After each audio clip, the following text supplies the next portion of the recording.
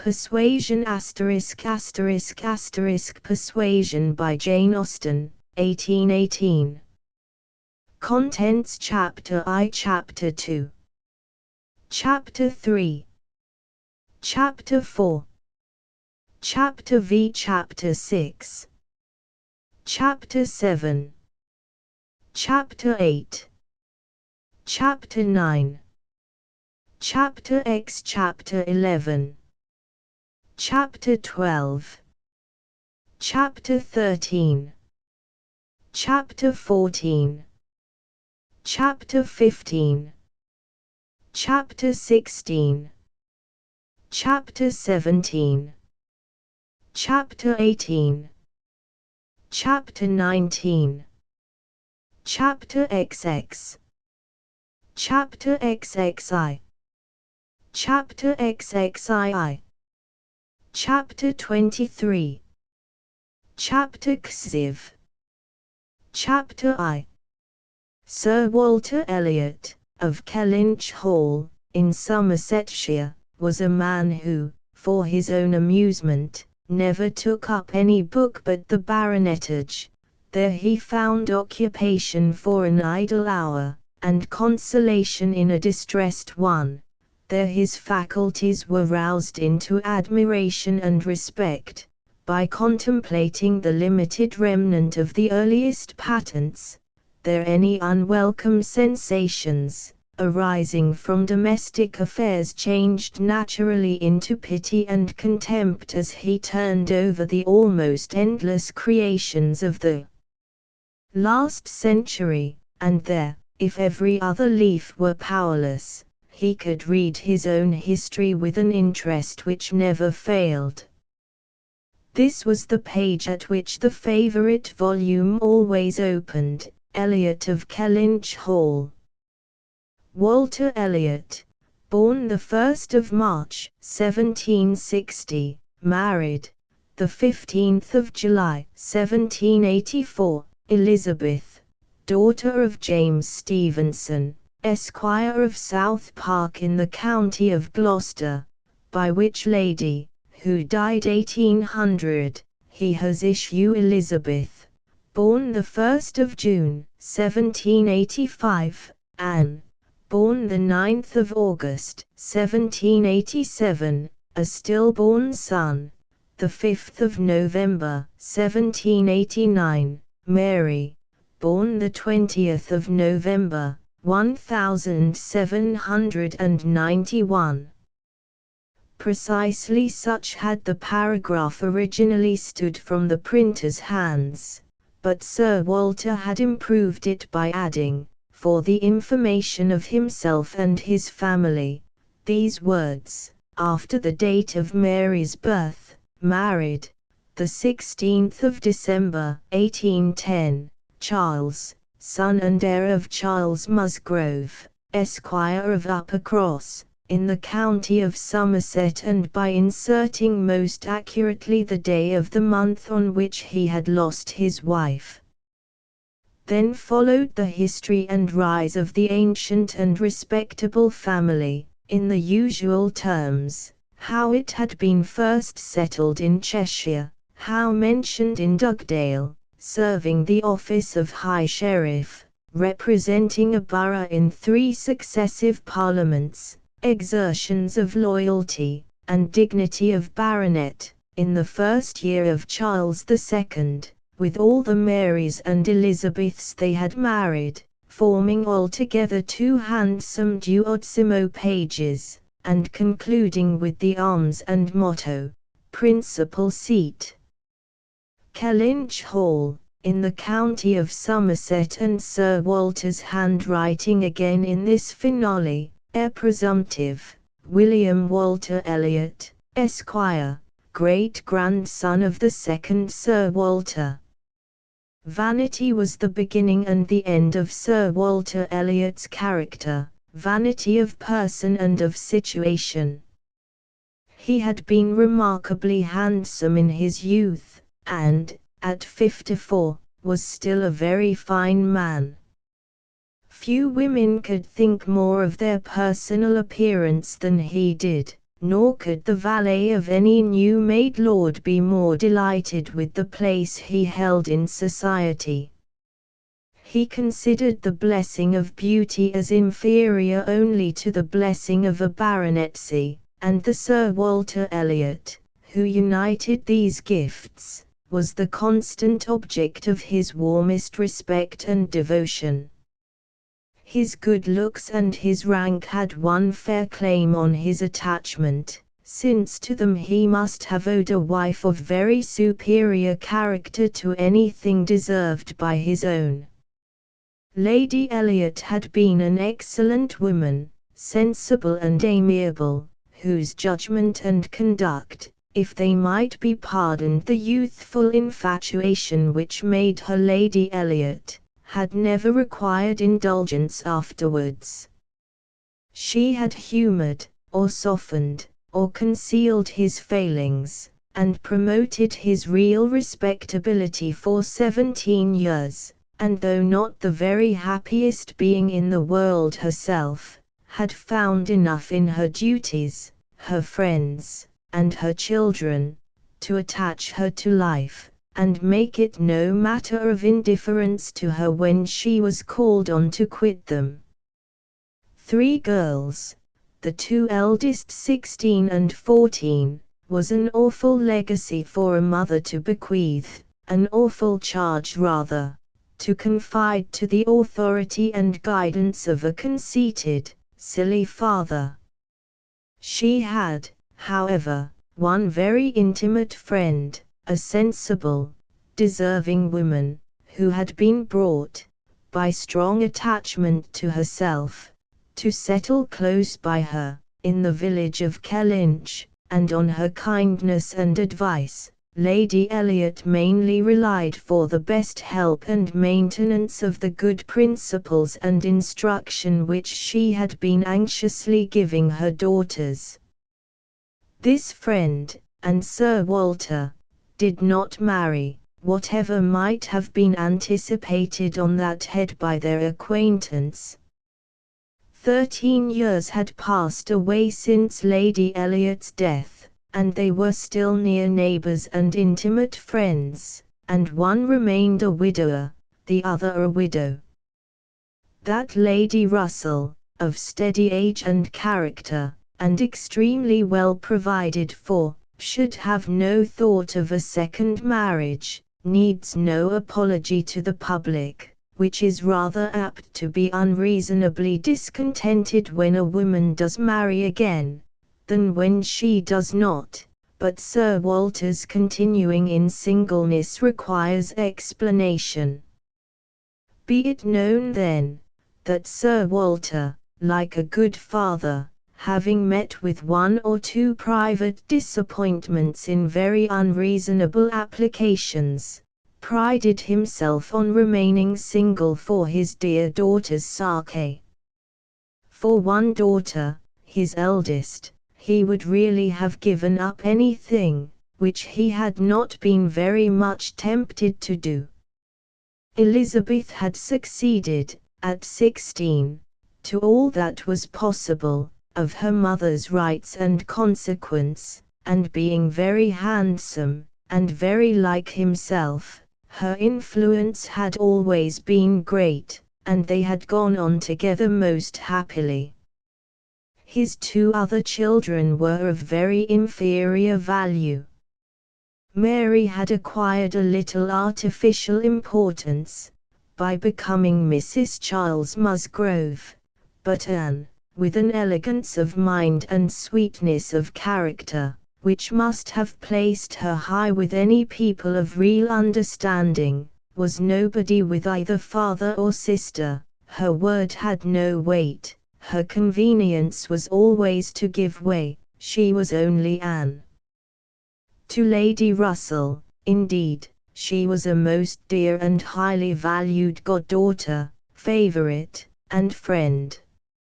Lady Russell loved them all, but it was only in Anne that she could fancy the mother to revive again. A few years before, Anne Elliot had been a very pretty girl, but her bloom had vanished early, and as even in its height, Her father had found little to admire in her, so totally different were her delicate features and mild dark eyes from his own. There could be nothing in them, now that she was faded and thin, to excite his esteem. He had never indulged much hope, he had now none, of ever reading her name in any other page of his favorite work. All equality of alliance must rest with Elizabeth, for Mary had merely connected herself with an old country family of respectability and large fortune, and had therefore given all the honor and received none. Elizabeth would, one day or other, marry suitably. It sometimes happens that a woman is handsomer at 29 than she was 10 years before, and, generally speaking, if there has been neither ill health nor anxiety, it is a time of life at which scarcely any charm is lost. It was so with Elizabeth, still the same handsome Miss Elliot that she had begun to be 13 years ago, and Sir Walter might be excused, therefore, in forgetting her age, or, at least, be deemed only half a fool, for thinking himself and Elizabeth as blooming as ever, amidst the wreck of the good looks of everybody else, for he could plainly see how old all the rest of his family and acquaintance were growing. Anne haggard, Mary coarse, every face in the neighborhood worsting, and the rapid increase of the crow's foot about Lady Russell's temples had long been a distress to him. Elizabeth did not quite equal her father in personal contentment. 13 years had seen her mistress of Kellynch Hall, presiding and directing with a self-possession and decision which could never have given the idea of her being younger than she was. For 13 years had she been doing the honors, and laying down the domestic law at home, and leading the way to the chaise and four, and walking immediately after Lady Russell out of all the drawing-rooms and dining-rooms in the country. 13 winters' revolving frosts had seen her opening every ball of credit which a scanty neighborhood afforded, and 13 springs shewn their blossoms, as she traveled up to London with her father, for a few weeks' annual enjoyment of the great world. She had the remembrance of all this, she had the consciousness of being 29 to give her some regrets and some apprehensions. She was fully satisfied of being still quite as handsome as ever, but she felt her approach to the years of danger, and would have rejoiced to be certain of being properly solicited by baronet blood within the next 12-month or two. Then might she again take up the book of books with as much enjoyment as in her early youth, but now she liked it not. Always to be presented with the date of her own birth and see no marriage follow but that of a youngest sister, made the book an evil, and more than once, when her father had left it open on the table near her, had she closed it, with averted eyes, and pushed it away. She had had a disappointment, moreover, which that book, and especially the history of her own family, must ever present the remembrance of. The heir presumptive, the very William Walter Elliot, Esquire, whose rights had been so generously supported by her father, had disappointed her. She had, while a very young girl, as soon as she had known him to be, in the event of her having no brother, the future baronet, meant to marry him, and her father had always meant that she should. He had not been known to them as a boy, but soon after Lady Elliot's death, Sir Walter had sought the acquaintance, and though his overtures had not been met with any warmth, he had persevered in seeking it, making allowance for the modest drawing back of youth, and, in one of their spring excursions to London, when Elizabeth was in her first bloom, Mr. Elliot had been forced into the introduction. He was at that time a very young man, just engaged in the study of the law, and Elizabeth found him extremely agreeable, and every plan in his favour was confirmed. He was invited to Kellynch Hall, he was talked of and expected all the rest of the year, but he never came. The following spring he was seen again in town, found equally agreeable, again encouraged, invited, and expected, and again he did not come, and the next tidings were that he was married. Instead of pushing his fortune in the line marked out for the heir of the House of Elliot, he had purchased independence by uniting himself to a rich woman of inferior birth. Sir Walter had resented it. As the head of the house, he felt that he ought to have been consulted, especially after taking the young man so publicly by the hand, for they must have been seen together, he observed, once at Tattersall's, and twice in the lobby of the House of Commons. His disapprobation was expressed, but apparently very little regarded. Mr. Elliot had attempted no apology, and shewn himself as unsolicitous of being longer noticed by the family, as Sir Walter considered him unworthy of it. All acquaintance between them had ceased. This very awkward history of Mr. Elliot was still, after an interval of several years, felt with anger by Elizabeth, who had liked the man for himself, and still more for being her father's heir, and whose strong family pride could see only in him a proper match for Sir Walter Elliot's eldest daughter. There was not a baronet from A to Z whom her feelings could have so willingly acknowledged as an equal.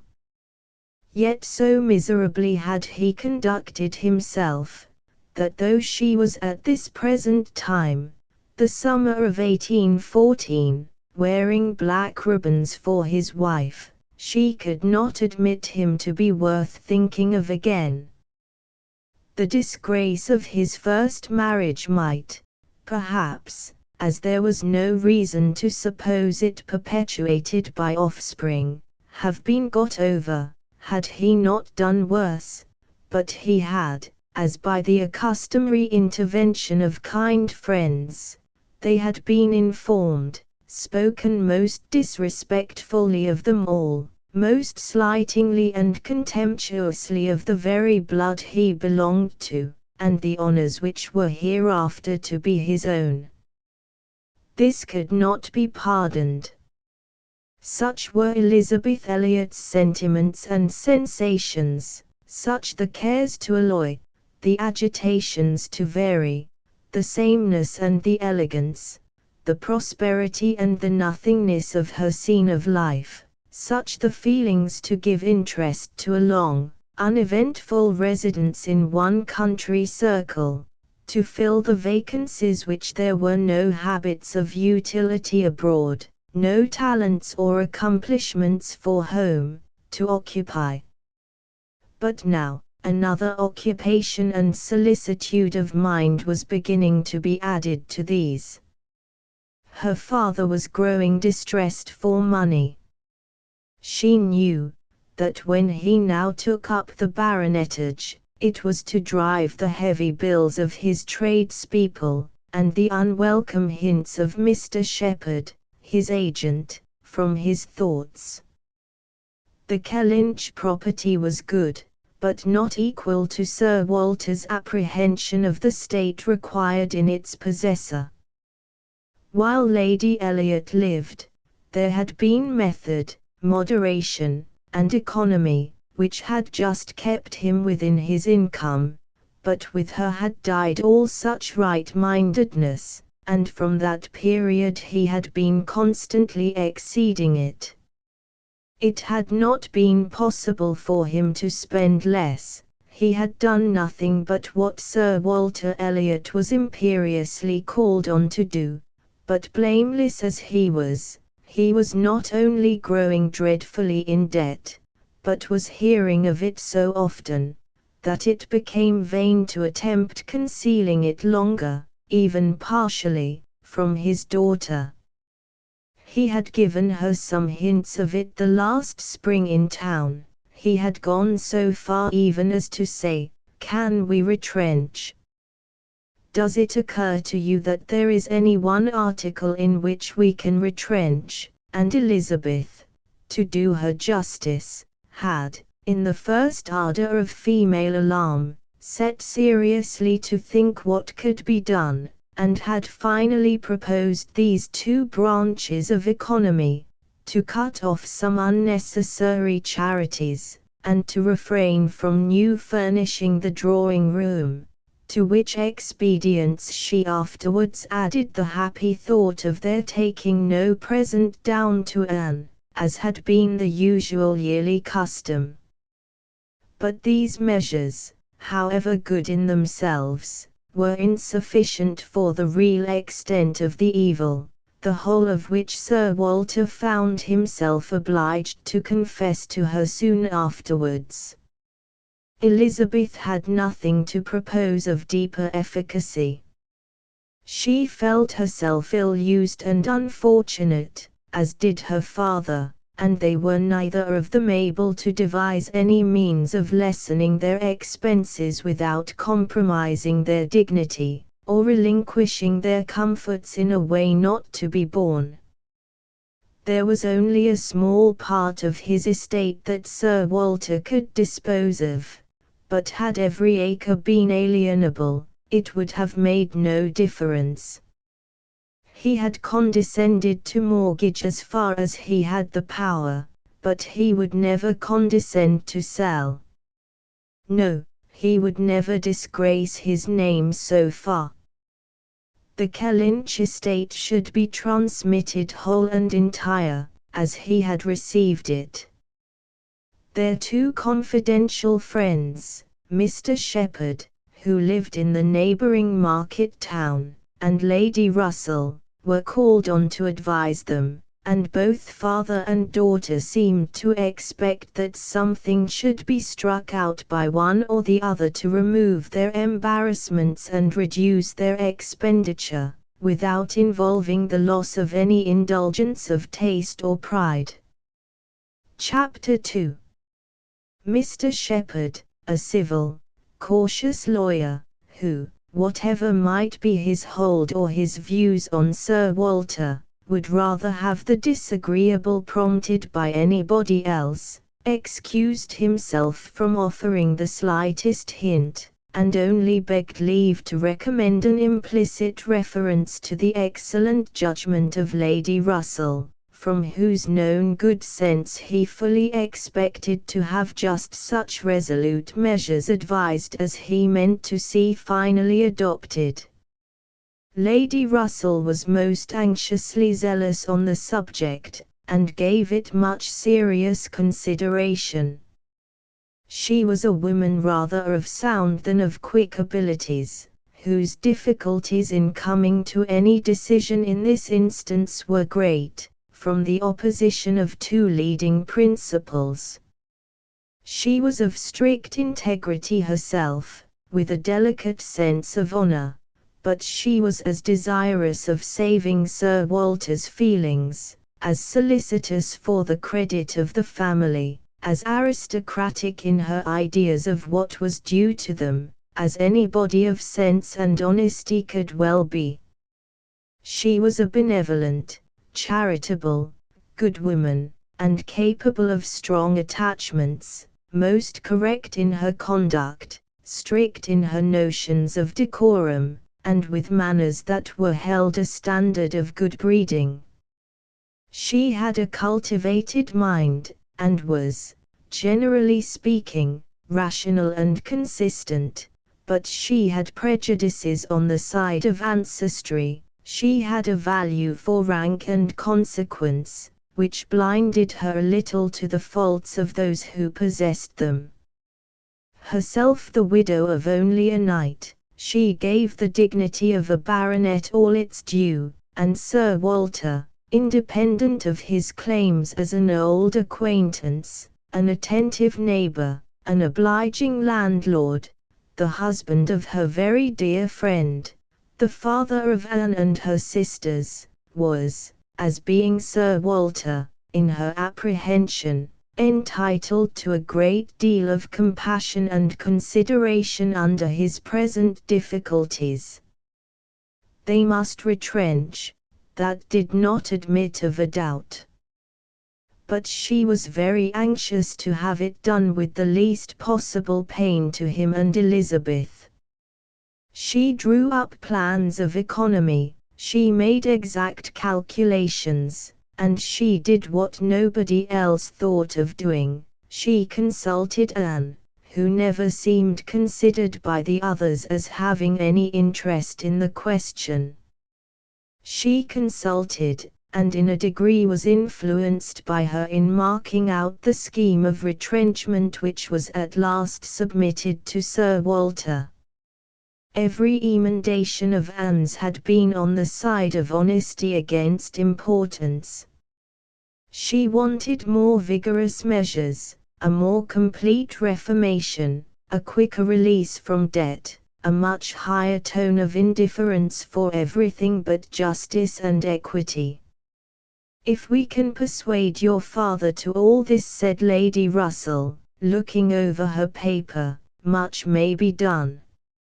If he will adopt these regulations, in 7 years he will be clear, and I hope we may be able to convince him and Elizabeth, that Kellynch Hall has a respectability in itself which cannot be affected by these reductions, and that the true dignity of Sir Walter Elliot will be very far from lessened in the eyes of sensible people, by acting like a man of principle. What will he be doing, in fact, but what very many of our first families have done, or ought to do? There will be nothing singular in his case, and it is singularity which often makes the worst part of our suffering, as it always does of our conduct. I have great hope of prevailing. We must be serious and decided, for after all, the person who has contracted debts must pay them, and though a great deal is due to the feelings of the gentleman, and the head of a house, like your father, there is still more due to the character of an honest man." This was the principle on which Anne wanted her father to be proceeding, his friends to be urging him. She considered it as an act of indispensable duty to clear away the claims of creditors with all the expedition which the most comprehensive retrenchments could secure, and saw no dignity in anything short of it. She wanted it to be prescribed, and felt as a duty. She rated Lady Russell's influence highly, and as to the severe degree of self-denial which her own conscience prompted, she believed there might be little more difficulty in persuading them to a complete, than to half a reformation. Her knowledge of her father and Elizabeth inclined her to think that the sacrifice of one pair of horses would be hardly less painful than of both, and so on, through the whole list of Lady Russell's too gentle reductions. How Anne's more rigid requisitions might have been taken is of little consequence. Lady Russell's had no success at all, could not be put up with, were not to be borne. What, every comfort of life knocked off? Journeys, London, servants, horses, table, contractions and restrictions everywhere. To live no longer with the decencies even of a private gentleman. No, he would sooner quit Kellynch Hall at once, than remain in it on such disgraceful terms. Quit Kellynch Hall. The hint was immediately taken up by Mr. Shepherd, whose interest was involved in the reality of Sir Walter's retrenching, and who was perfectly persuaded that nothing would be done without a change of abode. Since the idea had been started in the very quarter which ought to dictate, he had no scruple, he said, in confessing his judgment to be entirely on that side. It did not appear to him that Sir Walter could materially alter his style of living in a house which had such a character of hospitality and ancient dignity to support. In any other place Sir Walter might judge for himself, and would be looked up to, as regulating the modes of life in whatever way he might choose to model his household. Sir Walter would quit Kellynch Hall, and after a very few days more of doubt and indecision, the great question of whither he should go was settled, and the first outline of this important change made out. There had been 3 alternatives: London, Bath, or another house in the country. All Anne's wishes had been for the latter. A small house in their own neighbourhood, where they might still have Lady Russell's society, still be near Mary, and still have the pleasure of sometimes seeing the lawns and groves of Kellynch, was the object of her ambition. But the usual fate of Anne attended her, in having something very opposite from her inclination fixed on. She disliked Bath, and did not think it agreed with her, and Bath was to be her home. Sir Walter had at first thought more of London, but Mr. Shepherd felt that he could not be trusted in London, and had been skilful enough to dissuade him from it, and make Bath preferred. It was a much safer place for a gentleman in his predicament. He might there be important at comparatively little expense. 2 material advantages of Bath over London had of course been given all their weight: its more convenient distance from Kellynch, only 50 miles, and Lady Russell's spending some part of every winter there, and to the very great satisfaction of Lady Russell, whose first views on the projected change had been for Bath, Sir Walter and Elizabeth were induced to believe that they should lose neither consequence nor enjoyment by settling there. Lady Russell felt obliged to oppose her dear Anne's known wishes. It would be too much to expect Sir Walter to descend into a small house in his own neighbourhood. Anne herself would have found the mortifications of it more than she foresaw, and to Sir Walter's feelings they must have been dreadful.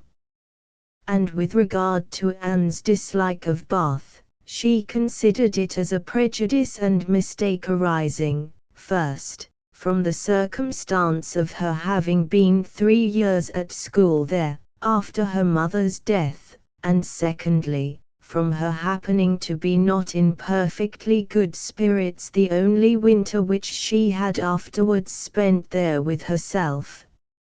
Lady Russell was fond of Bath, in short, and disposed to think it must suit them all, and as to her young friend's health, by passing all the warm months with her at Kellynch Lodge, every danger would be avoided, and it was in fact a change which must do both health and spirits good. Anne had been too little from home, too little seen. Her spirits were not high. A larger society would improve them. She wanted her to be more known. The undesirableness of any other house in the same neighbourhood for Sir Walter was certainly much strengthened by one part, and a very material part of the scheme, which had been happily engrafted on the beginning. He was not only to quit his home, but to see it in the hands of others, a trial of fortitude, which stronger heads than Sir Walter's have found too much. Kellynch Hall was to be let. This, however, was a profound secret, not to be breathed beyond their own circle.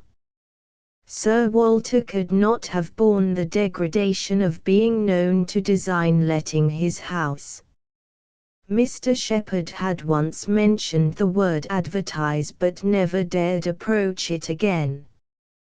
Sir Walter spurned the idea of its being offered in any manner, forbade the slightest hint being dropped of his having such an intention, and it was only on the supposition of his being spontaneously solicited by some most unexceptionable applicant, on his own terms, and as a great favour, that he would let it at all. How quick come the reasons for approving what we like! Lady Russell had another excellent one at hand, for being extremely glad that Sir Walter and his family were to remove from the country. Elizabeth had been lately forming an intimacy, which she wished to see interrupted. It was with the daughter of Mr. Shepherd, who had returned, after an unprosperous marriage, to her father's house, with the additional burden of 2 children. She was a clever young woman, who understood the art of pleasing, at least, at Kellynch Hall, and who had made herself so acceptable to Miss Elliot, as to have been already staying there more than once, in spite of all that Lady Russell, who thought it a friendship quite out of place, could hint of caution and reserve. Lady Russell, indeed, had scarcely any influence with Elizabeth, and seemed to love her, rather because she would love her, than because Elizabeth deserved it.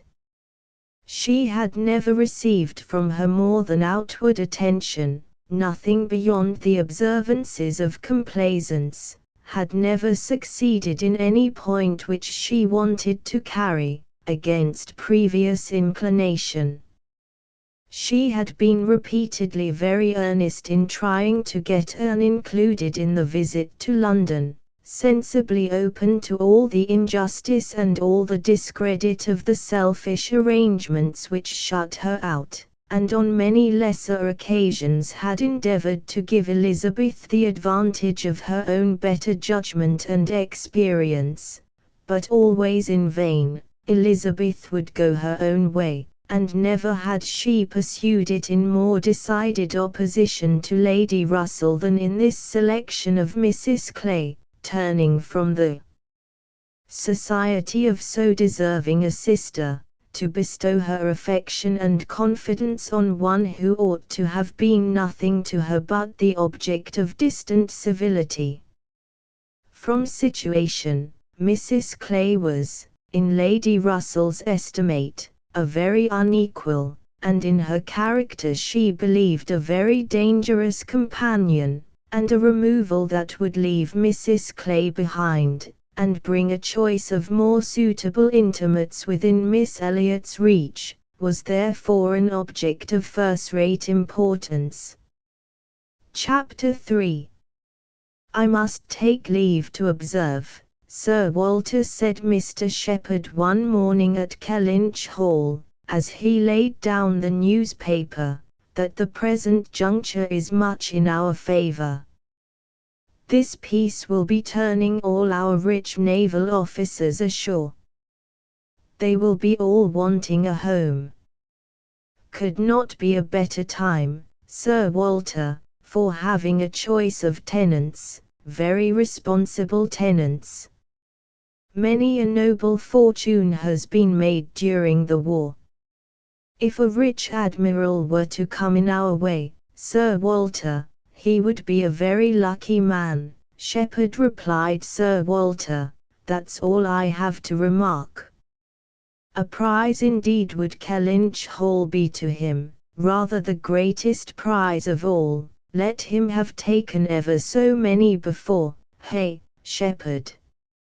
Mr. Shepherd laughed, as he knew he must, at this wit, and then added, I presume to observe, Sir Walter, that, in the way of business, gentlemen of the navy are well to deal with.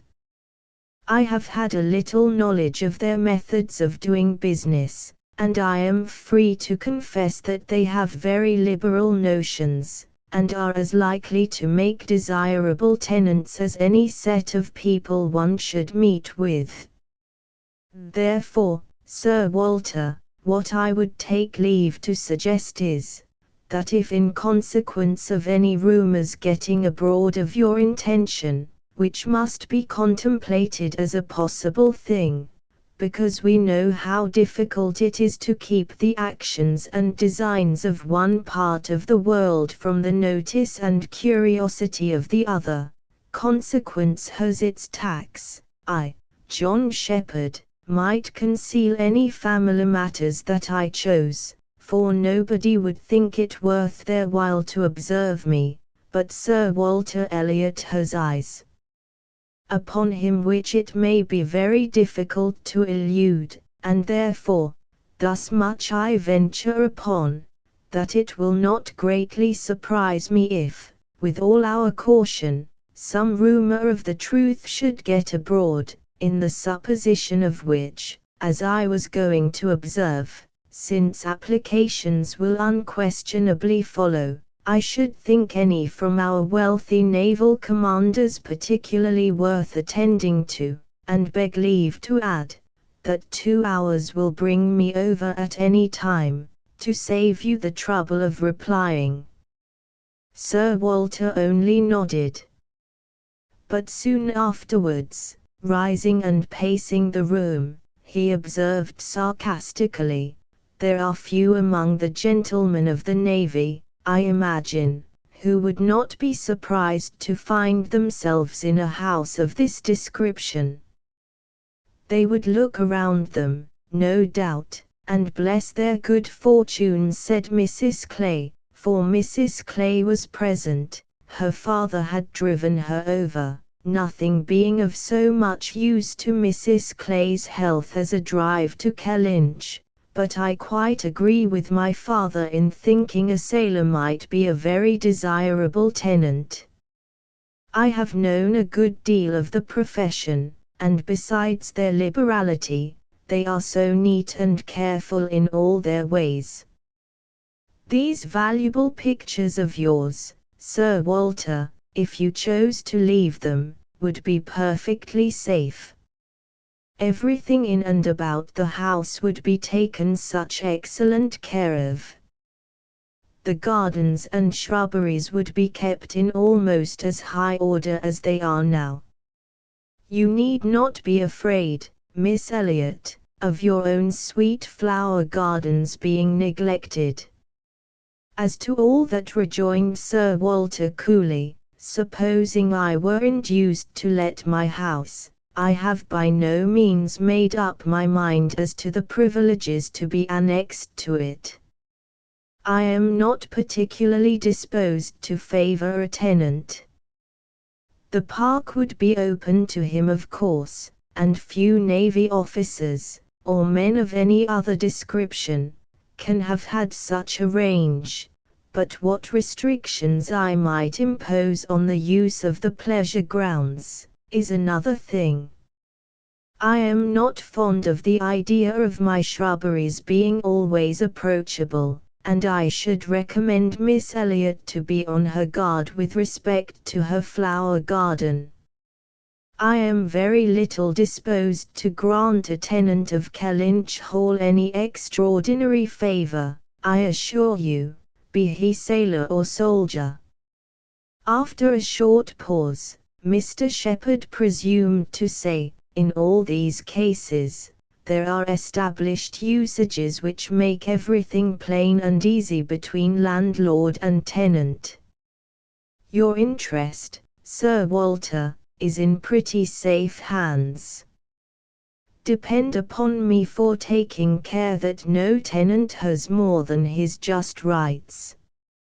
I venture to hint that Sir Walter Elliot cannot be half so jealous for his own, as John Shepherd will be for him. Here Anne spoke.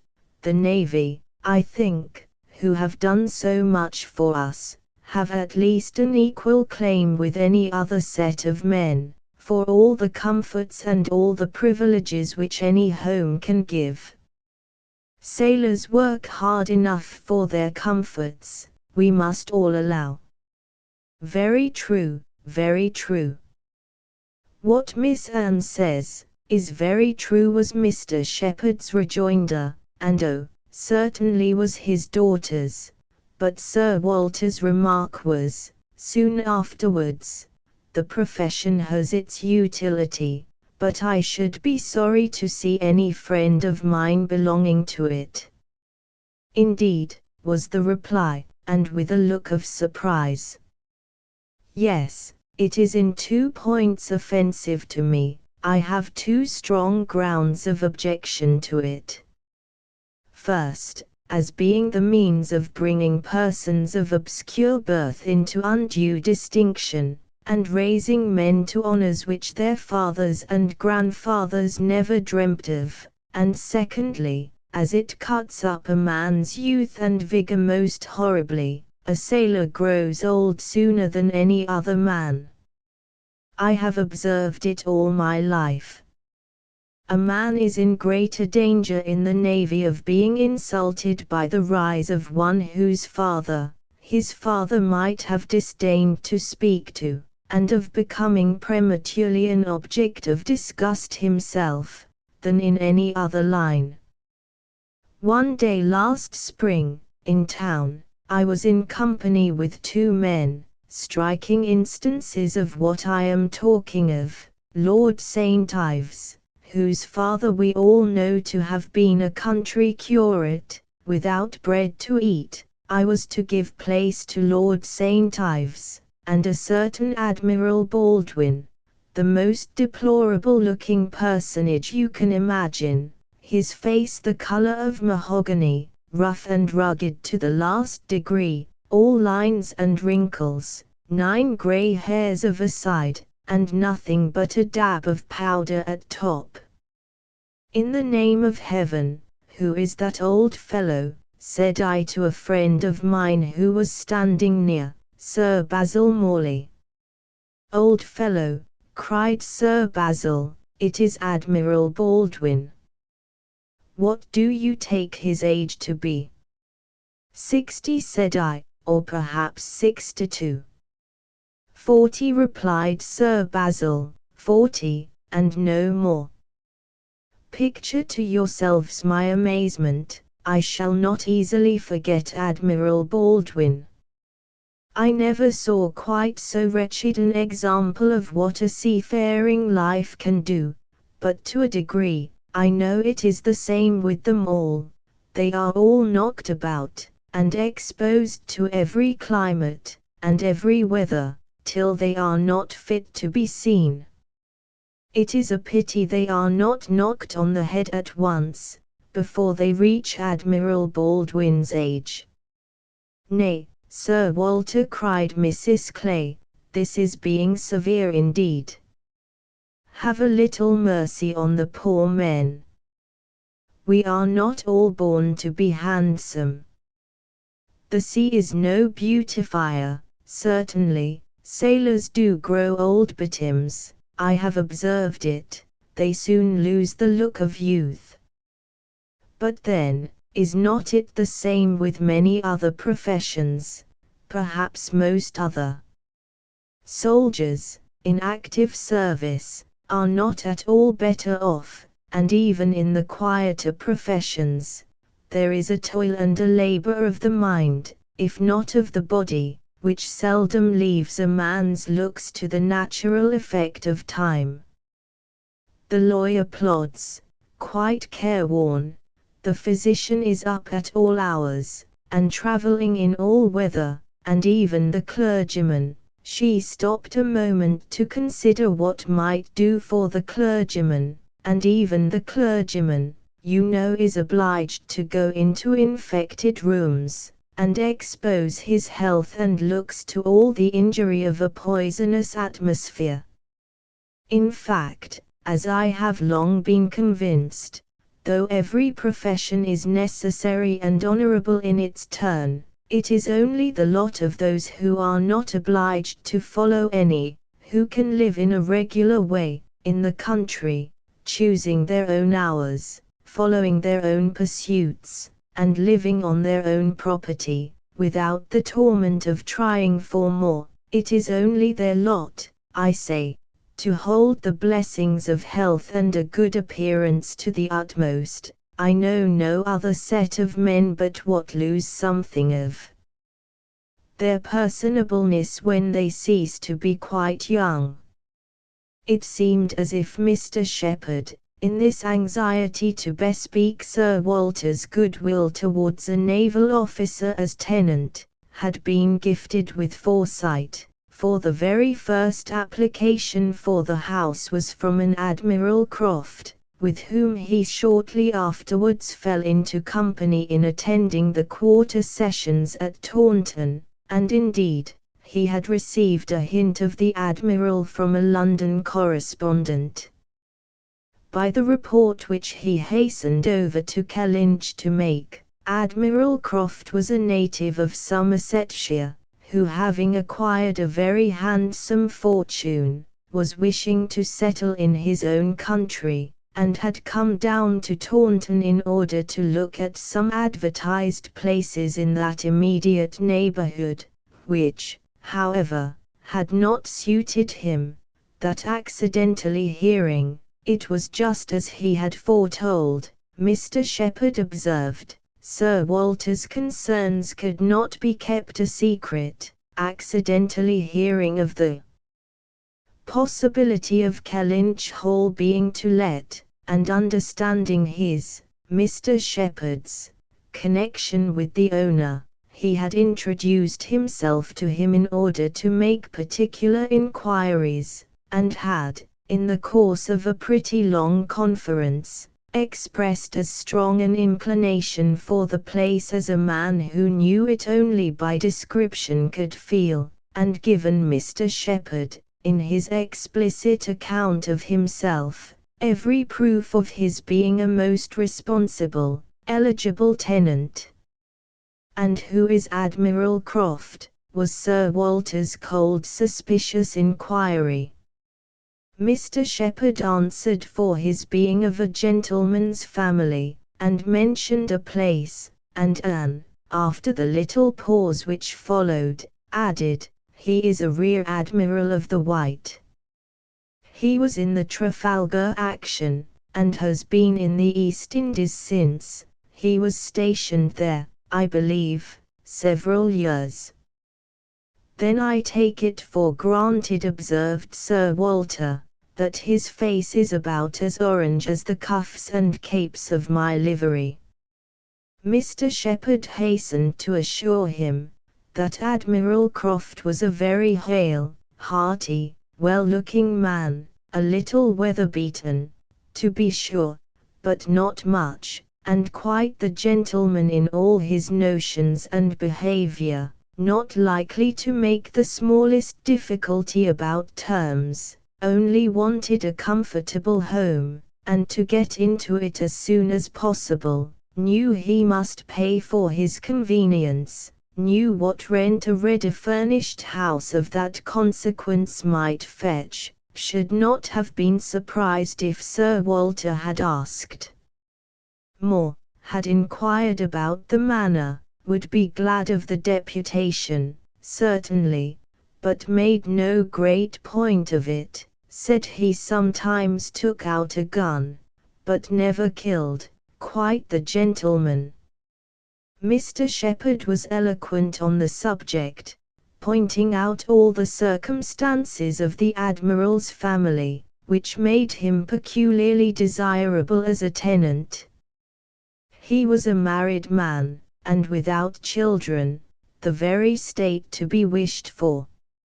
A house was never taken good care of, Mr. Shepherd observed. Without a lady, he did not know whether furniture might not be in danger of suffering as much where there was no lady, as where there were many children.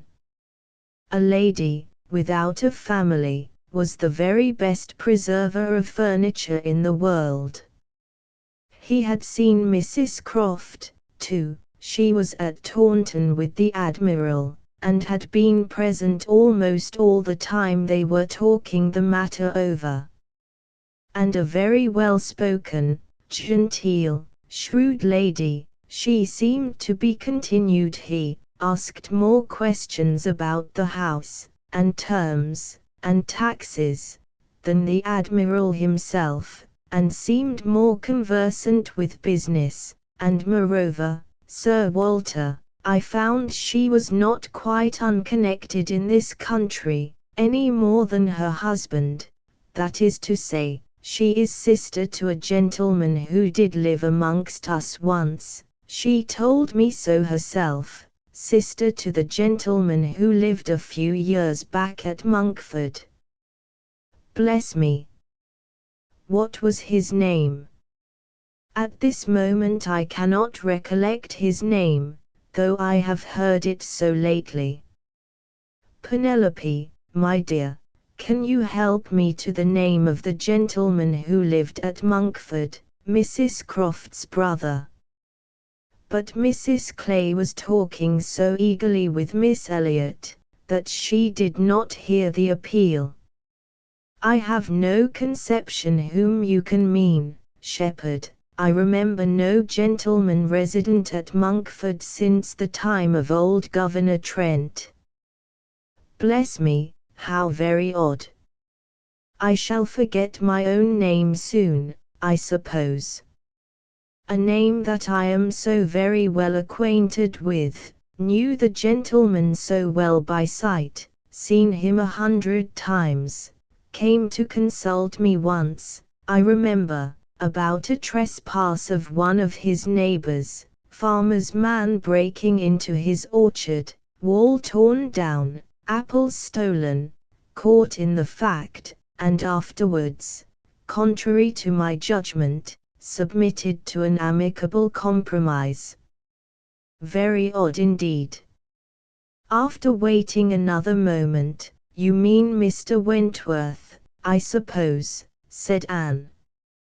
Mr. Shepherd was all gratitude. Wentworth was the very name. Mr. Wentworth was the very man.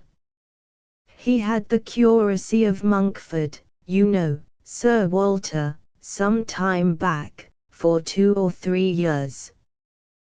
Came there about the year 5, I take it.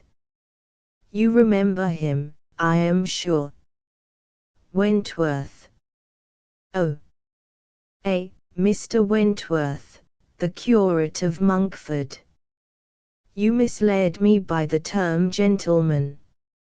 I thought you were speaking of some man of property. Mr. Wentworth was nobody, I remember, quite unconnected, nothing to do with the Strafford family. One wonders how the names of many of our nobility become so common.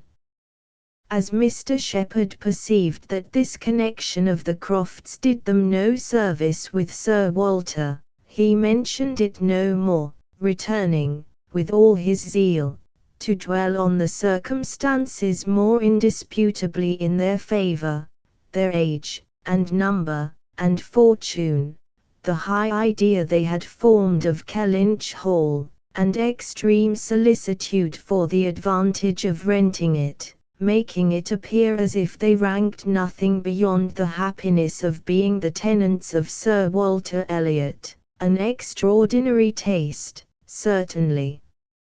Could they have been supposed in the secret of Sir Walter's estimate of the dues of a tenant? It succeeded, however, and though Sir Walter must ever look with an evil eye on anyone intending to inhabit that house, and think them infinitely too well off in being permitted to rent it on the highest terms, he was talked into allowing Mr. Shepherd to proceed in the treaty, and authorizing him to wait on Admiral Croft, who still remained at Taunton, and fix a day for the house being seen. Sir Walter was not very wise, but still he had experience enough of the world to feel that a more unobjectionable tenant, in all essentials, than Admiral Croft bid fair to be, could hardly offer. So far went his understanding, and his vanity supplied a little additional soothing, in the Admiral's situation in life, which was just high enough, and not too high. "I have let my house to Admiral Croft" would sound extremely well, very much better than to any mere Mr. A Mr. save, perhaps, some half-dozen in the nation, always needs a note of explanation. An admiral speaks his own consequence, and, at the same time, can never make a baronet look small. In all their dealings and intercourse, Sir Walter Elliot must ever have the precedence. Nothing could be done without a reference to Elizabeth, but her inclination was growing so strong for a removal, that she was happy to have it fixed and expedited by a tenant at hand, and not a word to suspend decision was uttered by her. Mr. Shepherd was completely empowered to act, and no sooner had such an end been reached, than Anne, who had been a most attentive listener to the whole, left the room, to seek the comfort of cool air for her flushed cheeks, and as she walked along a favorite grove, said, with a gentle sigh, "A few months more, and he, perhaps, may be walking here." Chapter 4. He was not Mr. Wentworth, the former curate of Monkford, however suspicious appearances may be, but a Captain Frederick Wentworth, his brother, who being made commander in consequence of the action off St. Domingo, and not immediately employed, had come into Somersetshire, in the summer of 1806, and having no parent living, found a home for half a year at Monkford. He was, at that time, a remarkably fine young man, with a great deal of intelligence, spirit, and brilliancy, and an extremely pretty girl, with gentleness, modesty, taste, and feeling. Half the sum of attraction, on either side, might have been enough, for he had nothing to do, and she had hardly anybody to love, but the encounter of such lavish recommendations could not fail. They were gradually acquainted, and when acquainted, rapidly and deeply in love. It would be difficult to say which had seen highest perfection in the other, or which had been the happiest, she, in receiving his declarations and proposals, or he in having them accepted. A short period of exquisite felicity followed, and but a short one. Trouble soon arose. Sir Walter, on being applied to, without actually withholding his consent, or saying it should never be, gave it all the negative of great astonishment, great coldness, great silence, and a professed resolution of doing nothing for his daughter. He thought it a very degrading alliance, and Lady Russell, though with more tempered and pardonable pride, received it as a most unfortunate one. Anne Elliot, with all her claims of birth, beauty, and mind, to throw herself away at 19, involve herself at 19 in an engagement with a young man, who had nothing but himself to recommend him, and no hopes of attaining affluence, but in the chances of a most uncertain profession, and no connections to secure even his farther rise in the profession, would be, indeed, a throwing away, which she grieved to think of. Anne Elliot, so young, known to so few, to be snatched off by a stranger without alliance or fortune, or rather sunk by him into a state of most wearing, anxious, youth-killing dependence. It must not be, if by any fair interference of friendship, any representations from one who had almost a mother's love, and mother's rights, it would be prevented. Captain Wentworth had no fortune. He had been lucky in his profession, but spending freely, what had come freely, had realized nothing. But he was confident that he should soon be rich, full of life and ardor. He knew that he should soon have a ship, and soon be on a station that would lead to everything he wanted. He had always been lucky, he knew he should be so still. Such confidence, powerful in its own warmth, and bewitching in the wit which often expressed it, must have been enough for Anne, but Lady Russell saw it very differently. His sanguine temper, and fearlessness of mind, operated very differently on her. She saw in it but an aggravation of the evil. It only added a dangerous character to himself. He was brilliant, he was headstrong. Lady Russell had little taste for wit, and of anything approaching to imprudence a horror. She deprecated the connection in every light. Such opposition, as these feelings produced, was more than Anne could combat. Young and gentle as she was, it might yet have been possible to withstand her father's ill will, though unsoftened by one kind word or look on the part of her sister, but Lady Russell, whom she had always loved and relied on, could not, with such steadiness of opinion, and such tenderness of manner, be continually advising her in vain. She was persuaded to believe the engagement a wrong thing, indiscreet, improper, hardly capable of success, and not deserving it. But it was not a merely selfish caution, under which she acted, in putting an end to it.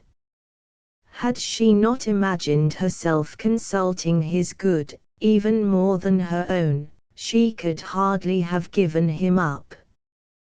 The belief of being prudent, and self-denying, principally for his advantage, was her chief consolation, under the misery of a parting, a final parting, and every consolation was required, for she had to encounter all the additional pain of opinions, on his side, totally unconvinced and unbending, and of his feeling himself ill-used by so forced a relinquishment.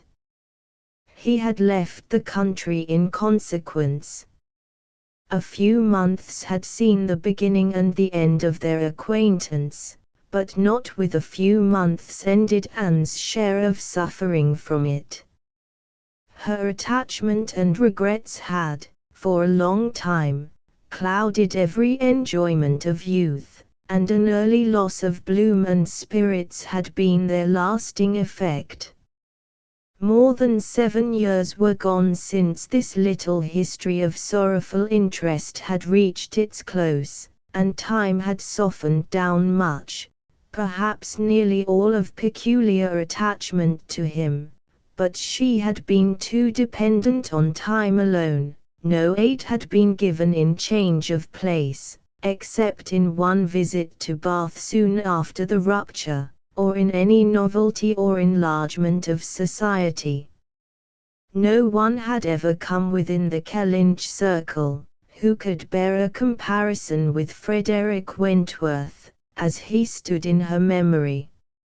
No second attachment, the only thoroughly natural, happy, and sufficient cure, at her time of life, had been possible to the nice tone of her mind, the fastidiousness of her taste, in the small limits of the society around them. She had been solicited, when about 22, to change her name, by the young man, who not long afterwards found a more willing mind in her younger sister, and Lady Russell had lamented her refusal, for Charles Musgrove was the eldest son of a man, whose landed property and general importance were second in that country, only to Sir Walter's, and of good character and appearance, and however Lady Russell might have asked yet for something more, while Anne was 19, she would have rejoiced to see her at 22 so respectably removed from the partialities and injustice of her father's house, and settled so permanently near herself.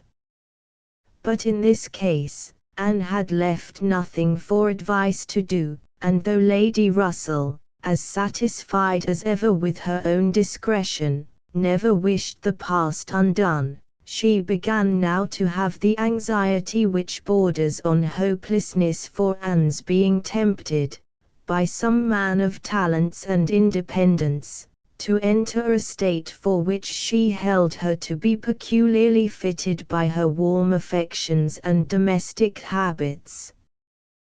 They knew not each other's opinion, either its constancy or its change, on the one leading point of Anne's conduct, for the subject was never alluded to, but Anne, at 27, thought very differently from what she had been made to think at 19.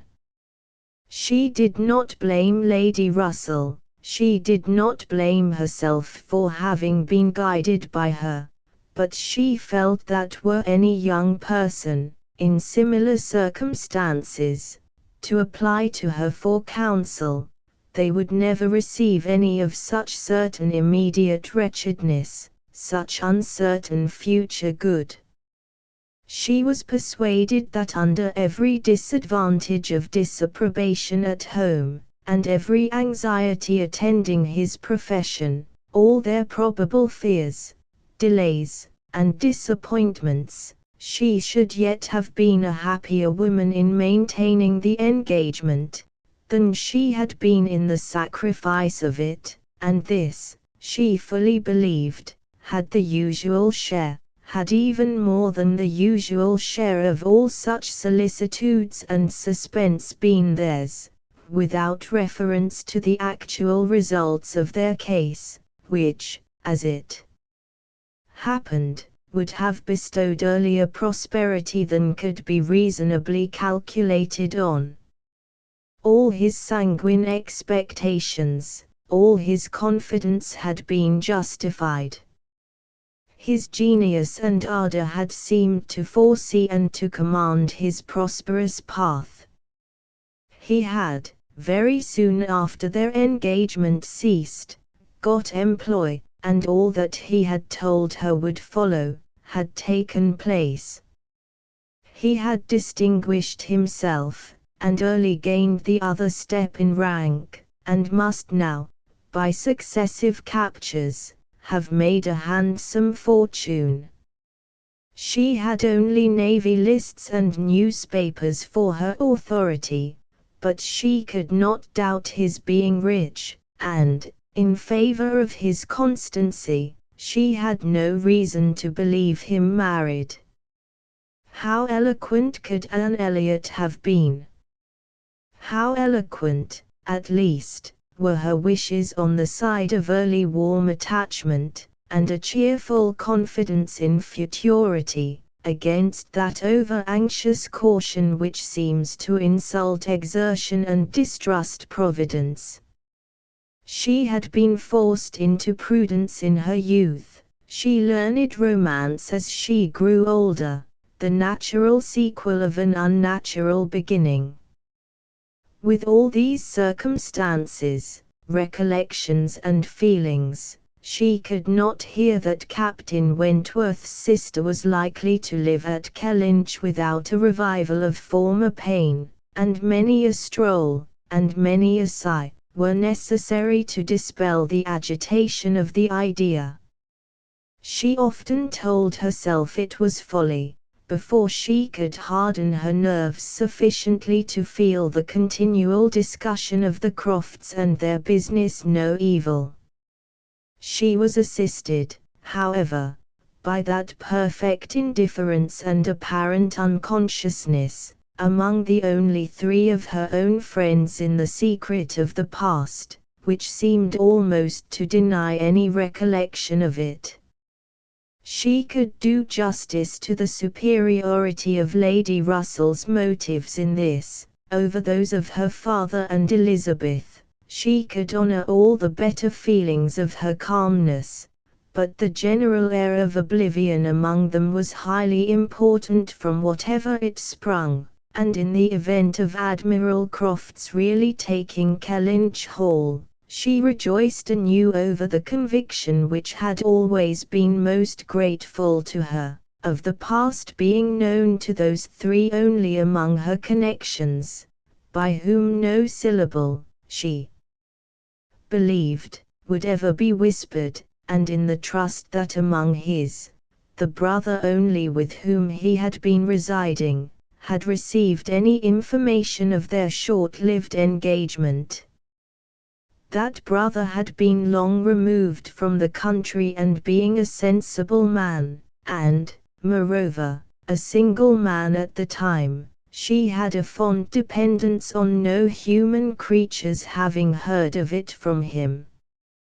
The sister, Mrs. Croft, had then been out of England, accompanying her husband on a foreign station, and her own sister, Mary, had been at school while it all occurred, and never admitted by the pride of some, and the delicacy of others, to the smallest knowledge of it afterwards. With these supports, she hoped that the acquaintance between herself and the Crofts, which, with Lady Russell, still resident in Kellynch, and Mary fixed only 3 miles off, must be anticipated, need not involve any particular awkwardness. Chapter V. On the morning appointed for Admiral and Mrs. Croft's seeing Kellynch Hall, Anne found it most natural to take her almost daily walk to Lady Russell's, and keep out of the way till all was over, when she found it most natural to be sorry that she had missed the opportunity of seeing them. This meeting of the two parties proved highly satisfactory, and decided the whole business at once. Each lady was previously well disposed for an agreement, and saw nothing, therefore, but good manners in the other, and with regard to the gentleman, there was such an hearty good humour, such an open, trusting liberality on the Admiral's side, as could not but influence Sir Walter, who had besides been flattered into his very best and most polished behaviour by Mr. Shepherd's assurances of his being known, by report, to the Admiral, as a model of good breeding. The house and grounds, and furniture, were approved, the Crofts were approved, terms, time, everything, and everybody, was right, and Mr. Shepherd's clerks were set to work, without there having been a single preliminary difference to modify of all that this indenture sheweth. Sir Walter, without hesitation, declared the Admiral to be the best-looking sailor he had ever met with, and went so far as to say, that if his own man might have had the arranging of his hair, he should not be ashamed of being seen with him anywhere, and the Admiral, with sympathetic cordiality, observed to his wife as they drove back through the park, "I thought we should soon come to a deal, my dear, in spite of what they told us at Taunton. The baronet will never set the Thames on fire, but there seems to be no harm in him." Reciprocal compliments, which would have been esteemed about equal. The Crofts were to have possession at Michaelmas, and as Sir Walter proposed removing to Bath in the course of the preceding month, there was no time to be lost in making every dependent arrangement. Lady Russell, convinced that Anne would not be allowed to be of any use, or any importance, in the choice of the house which they were going to secure, was very unwilling to have her hurried away so soon, and wanted to make it possible for her to stay behind till she might convey her to Bath herself after Christmas. But having engagements of her own which must take her from Kellynch for several weeks, she was unable to give the full invitation she wished, and Anne, though dreading the possible heats of September in all the white glare of Bath, and grieving to forego all the influence so sweet and so sad of the autumnal months in the country, did not think that, everything considered, she wished to remain. It would be most right, and most wise, and, therefore must involve least suffering to go with the others. Something occurred, however, to give her a different duty. Mary, often a little unwell, and always thinking a great deal of her own complaints, and always in the habit of claiming Anne when anything was the matter, was indisposed, and foreseeing that she should not have a day's health all the autumn, entreated, or rather required her, for it was hardly entreaty, to come to Uppercross Cottage, and bear her company as long as she should want her, instead of going to Bath. "I cannot possibly do without Anne," was Mary's reasoning, and Elizabeth's reply was, "Then I am sure Anne had better stay, for nobody will want her in Bath." To be claimed as a good, though in an improper style, is at least better than being rejected as no good at all, and Anne, glad to be thought of some use, glad to have anything marked out as a duty, and certainly not sorry to have the scene of it in the country, and her own dear country, readily agreed to stay. This invitation of Mary's removed all Lady Russell's difficulties, and it was consequently soon settled that Anne should not go to Bath till Lady Russell took her, and that all the intervening time should be divided between Uppercross Cottage and Kellynch Lodge.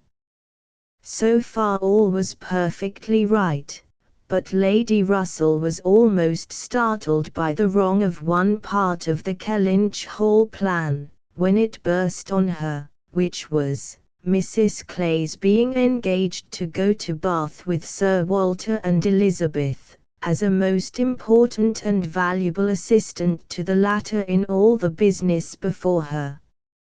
Lady Russell was extremely sorry that such a measure should have been resorted to at all, wondered, grieved, and feared, and the affront it contained to Anne, in Mrs. Clay's being of so much use, while Anne could be of none, was a very sore aggravation. Anne herself was become hardened to such affronts, but she felt the imprudence of the arrangement quite as keenly as Lady Russell. With a great deal of quiet observation, and a knowledge, which she often wished less, of her father's character, she was sensible that results the most serious to his family from the intimacy were more than possible. She did not imagine that her father had at present an idea of the kind. Mrs. Clay had freckles, and a projecting tooth, and a clumsy wrist, which he was continually making severe remarks upon, in her absence, but she was young, and certainly altogether well-looking, and possessed, in an acute mind and assiduous pleasing manners, infinitely more dangerous attractions than any merely personal might have been. Anne was so impressed by the degree of their danger, that she could not excuse herself from trying to make it perceptible to her sister. She had little hope of success, but Elizabeth, who in the event of such a reverse would be so much more to be pitied than herself, should never, she thought, have reason to reproach her for giving no warning. She spoke, and seemed only to offend. Elizabeth could not conceive how such an absurd suspicion should occur to her, and indignantly answered for each party's perfectly knowing their situation. Mrs. Clay, said she, warmly, never forgets who she is, and as I am rather better acquainted with her sentiments than you can be, I can assure you, that upon the subject of marriage they are particularly nice, and that she reprobates all inequality of condition and rank more strongly than most people. And as to my father, I really should not have thought that he, who has kept himself single so long for our sakes, need be suspected now. If Mrs. Clay were a very beautiful woman, I grant you, it might be wrong to have her so much with me, not that anything in the world, I am sure, would induce my father to make a degrading match, but he might be rendered unhappy. But poor Mrs. Clay, who, with all her merits, can never have been reckoned tolerably pretty, I really think poor Mrs. Clay may be staying here in perfect safety. One would imagine you had never heard my father speak of her personal misfortunes, though I know you must 50 times. That tooth of hers and those freckles. Freckles do not disgust me so very much as they do him. I have known a face not materially disfigured by a few, but he abominates them. You must have heard him notice Mrs. Clay's freckles. There is hardly any personal defect, replied Anne, which an agreeable manner might not gradually reconcile one to. I think very differently, answered Elizabeth, shortly. An agreeable manner may set off handsome features, but can never alter plain ones. However, at any rate, as I have a great deal more at stake on this point than anybody else can have, I think it rather unnecessary in you to be advising me. Anne had done, glad that it was over, and not absolutely hopeless of doing good. Elizabeth, though resenting the suspicion, might yet be made observant by it. The last office of the 4 carriage horses was to draw Sir Walter, Miss Elliot, and Mrs. Clay to Bath. The party drove off in very good spirits, Sir Walter prepared with condescending bows for all the afflicted tenantry and cottagers who might have had a hint to show themselves, and Anne walked up at the same time, in a sort of desolate tranquillity, to the lodge, where she was to spend the first week. Her friend was not in better spirits than herself. Lady Russell felt this break-up of the family exceedingly. Their respectability was as dear to her as her own, and a daily intercourse had become precious by habit.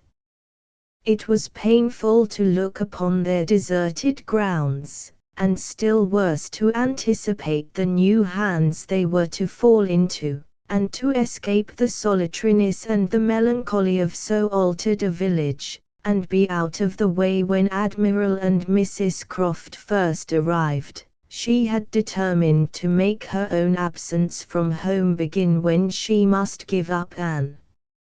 Accordingly their removal was made together, and Anne was set down at Uppercross Cottage, in the first stage of Lady Russell's journey. Uppercross was a moderate-sized village, which a few years back had been completely in the Old English style, containing only 2 houses superior in appearance to those of the yeomen and labourers, the mansion of the squire, with its high walls, great gates, and old trees, substantial and unmodernized, and the compact, tight parsonage, enclosed in its own neat garden, with a vine and a pear tree trained round its casements. But upon the marriage of the young squire, it had received the improvement of a farmhouse elevated into a cottage, for his residence, and Uppercross Cottage, with its veranda, French windows, and other prettiness, was quite as likely to catch the traveller's eye as the more consistent and considerable aspect and premises of the great house, about a quarter of a mile farther on. Here Anne had often been staying. She knew the ways of Uppercross as well as those of Kellynch. The 2 families were so continually meeting, so much in the habit of running in and out of each other's house at all hours, that it was rather a surprise to her to find Mary alone. But being alone, her being unwell and out of spirits was almost a matter of course. Though better endowed than the elder sister, Mary had not Anne's understanding nor temper. While well, and happy, and properly attended to, she had great good humour and excellent spirits, but any indisposition sunk her completely. She had no resources for solitude, and inheriting a considerable share of the Elliot self-importance, was very prone to add to every other distress that of fancying herself neglected and ill-used. In person, she was inferior to both sisters, and had, even in her bloom, only reached the dignity of being a fine girl. She was now lying on the faded sofa of the pretty little drawing-room, the once elegant furniture of which had been gradually growing shabby, under the influence of 4 summers and 2 children, and, on Anne's appearing, greeted her with, "So, you are come at last. I began to think I should never see you. I am so ill I can hardly speak. I have not seen a creature the whole morning." "I am sorry to find you unwell," replied Anne. "You sent me such a good account of yourself on Thursday." "Yes, I made the best of it, I always do, but I was very far from well at the time, and I do not think I ever was so ill in my life as I have been all this morning, very unfit to be left alone, I am sure. Suppose I were to be seized of a sudden in some dreadful way, and not able to ring the bell. So, Lady Russell would not get out. I do not think she has been in this house 3 times this summer." Anne said what was proper, and enquired after her husband. "Oh, Charles is out shooting. I have not seen him since 7 o'clock. He would go, though I told him how ill I was. He said he should not stay out long, but he has never come back, and now it is almost 1. I assure you, I have not seen a soul this whole long morning." "You have had your little boys with you?" "Yes, as long as I could bear their noise, but they are so unmanageable that they do me more harm than good. Little Charles does not mind a word I say, and Walter is growing quite as bad." "Well, you will soon be better now," replied Anne, cheerfully. "You know I always cure you when I come. How are your neighbors at the great house?" "I can give you no account of them. I have not seen one of them today, except Mr. Musgrove, who just stopped and spoke through the window, but without getting off his horse, and though I told him how ill I was, not one of them have been near me. It did not happen to suit the Miss Musgroves, I suppose, and they never put themselves out of their way. You will see them yet, perhaps, before the morning is gone. It is early. I never want them, I assure you. They talk and laugh a great deal too much for me. Oh, Anne, I am so very unwell. It was quite unkind of you not to come on Thursday. My dear Mary, recollect what a comfortable account you sent me of yourself. You wrote in the cheerfulest manner, and said you were perfectly well, and in no hurry for me, and that being the case, you must be aware that my wish would be to remain with Lady Russell to the last, and besides what I felt on her account, I have really been so busy, have had so much to do, that I could not very conveniently have left Kellynch sooner. Dear me, what can you possibly have to do? A great many things, I assure you. More than I can recollect in a moment, but I can tell you some. I have been making a duplicate of the catalogue of my father's books and pictures. I have been several times in the garden with Mackenzie, trying to understand, and make him understand, which of Elizabeth's plants are for Lady Russell. I have had all my own little concerns to arrange, books and music to divide, and all my trunks to repack, from not having understood in time what was intended as to the wagons, and one thing I have had to do, Mary, of a more trying nature, going to almost every house in the parish, as a sort of take leave. I was told that they wished it. But all these things took up a great deal of time. Oh, well, and after a moment's pause, but you have never asked me one word about our dinner at the Pools yesterday. Did you go then? I have made no enquiries, because I concluded you must have been obliged to give up the party. Oh yes. I went. I was very well yesterday, nothing at all the matter with me till this morning. It would have been strange if I had not gone. I am very glad you were well enough, and I hope you had a pleasant party. Nothing remarkable. One always knows beforehand what the dinner will be, and who will be there, and it is so very uncomfortable not having a carriage of one's own. Mr. and Mrs. Musgrove took me, and we were so crowded. They are both so very large, and take up so much room, and Mr. Musgrove always sits forward.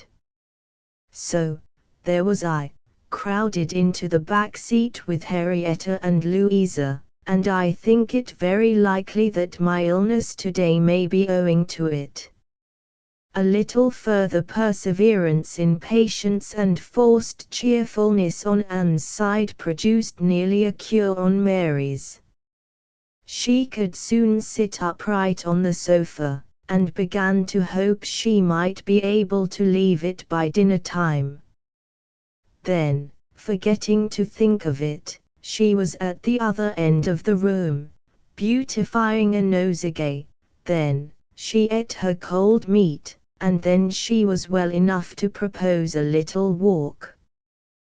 "Where shall we go?" said she, when they were ready. "I suppose you will not like to call at the great house before they have been to see you." "I have not the smallest objection on that account," replied Anne. "I should never think of standing on such ceremony with people I know so well as Mrs. and the Miss Musgroves." "Oh, but they ought to call upon you as soon as possible. They ought to feel what is due to you as my sister. However, we may as well go and sit with them a little while, and when we have that over, we can enjoy our walk." Anne had always thought such a style of intercourse highly imprudent, but she had ceased to endeavor to check it, from believing that, though there were on each side continual subjects of offense, neither family could now do without it. To the great house accordingly they went, to sit the full half-hour in the old-fashioned square parlor, with a small carpet and shining floor, to which the present daughters of the house were gradually giving the proper air of confusion by a grand pianoforte and a harp, flower stands and little tables placed in every direction. Oh, could the originals of the portraits against the wainscot, could the gentlemen in brown velvet and the ladies in blue satin have seen what was going on, have been conscious of such an overthrow of all order and neatness. The portraits themselves seemed to be staring in astonishment. The Musgroves, like their houses, were in a state of alteration, perhaps of improvement. The father and mother were in the old English style, and the young people in the new. Mr. and Mrs. Musgrove were a very good sort of people, friendly and hospitable, not much educated, and not at all elegant. Their children had more modern minds and manners. There was a numerous family, but the only two grown up, excepting Charles, were Henrietta and Louisa, young ladies of 19 and 20, who had brought from school at Exeter all the usual stock of accomplishments, and were now like thousands of other young ladies, living to be fashionable, happy, and merry. Their dress had every advantage, their faces were rather pretty, their spirits extremely good, their manner unembarrassed and pleasant. They were of consequence at home, and favorites abroad. Anne always contemplated them as some of the happiest creatures of her acquaintance, but still, saved as we all are, by some comfortable feeling of superiority from wishing for the possibility of exchange, she would not have given up her own more elegant and cultivated mind for all their enjoyments, and envied them nothing but that seemingly perfect good understanding and agreement together, that good-humored mutual affection, of which she had known so little herself with either of her sisters. They were received with great cordiality. Nothing seemed amiss on the side of the great house family, which was generally, as Anne very well knew, the least to blame. The half-hour was chatted away pleasantly enough, and she was not at all surprised, at the end of it, to have their walking party joined by both the Miss Musgroves, at Mary's particular invitation. Chapter 6. Anne had not wanted this visit to Uppercross, to learn that a removal from one set of people to another, though at a distance of only 3 miles, will often include a total change of conversation, opinion, and idea.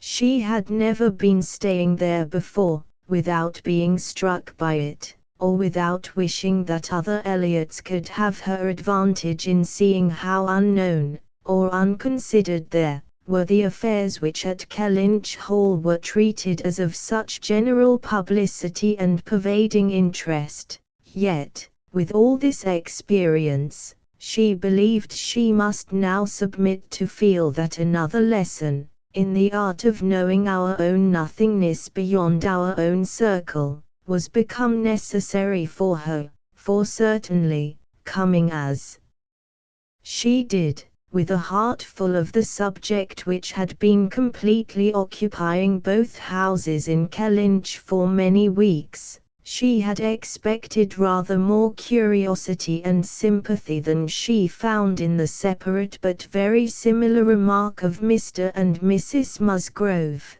"So, Miss Anne, Sir Walter and your sister are gone, and what part of Bath do you think they will settle in?" And this, without much waiting for an answer, or in the young lady's addition of, "I hope we shall be in Bath in the winter, but remember, Papa, if we do go, we must be in a good situation, none of your Queen Squares for us," or in the anxious supplement from Mary, of, "Upon my word, I shall be pretty well off, when you are all gone away to be happy at Bath."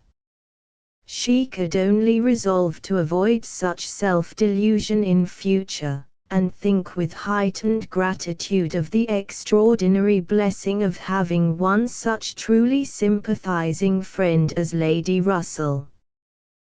The Mr. Musgroves had their own game to guard, and to destroy, their own horses, dogs, and newspapers to engage them, and the females were fully occupied in all the other common subjects of housekeeping, neighbors, dress, dancing, and music. She acknowledged it to be very fitting, that every little social commonwealth should dictate its own matters of discourse, and hoped, ere long, to become a not unworthy member of the one she was now transplanted into. With the prospect of spending at least 2 months at Uppercross, it was highly incumbent on her to clothe her imagination, her memory, and all her ideas in as much of Uppercross as possible. She had no dread of these 2 months. Mary was not so repulsive and unsisterly as Elizabeth, nor so inaccessible to all influence of hers, neither was there anything among the other component parts of the cottage inimical to comfort. She was always on friendly terms with her brother-in-law, and in the children, who loved her nearly as well, and respected her a great deal more than their mother, she had an object of interest, amusement, and wholesome exertion. Charles Musgrove was civil and agreeable. In sense and temper he was undoubtedly superior to his wife, but not of powers, or conversation, or grace, to make the past, as they were connected together, at all a dangerous contemplation, though, at the same time, Anne could believe, with Lady Russell, that a more equal match might have greatly improved him, and that a woman of real understanding might have given more consequence to his character, and more usefulness, rationality, and elegance to his habits and pursuits. As it was, he did nothing with much zeal, but sport, and his time was otherwise trifled away, without benefit from books or anything else. He had very good spirits, which never seemed much affected by his wife's occasional lowness, bore with her unreasonableness sometimes to Anne's admiration, and upon the whole, though there was very often a little disagreement, in which she had sometimes more share than she wished, being appealed to by both parties, they might pass for a happy couple. They were always perfectly agreed in the want of more money, and a strong inclination for a handsome present from his father, but here, as on most topics, he had the superiority, for while Mary thought it a great shame that such a present was not made, he always contended for his father's having many other uses for his money, and a right to spend it as he liked. As to the management of their children, his theory was much better than his wife's, and his practice not so bad.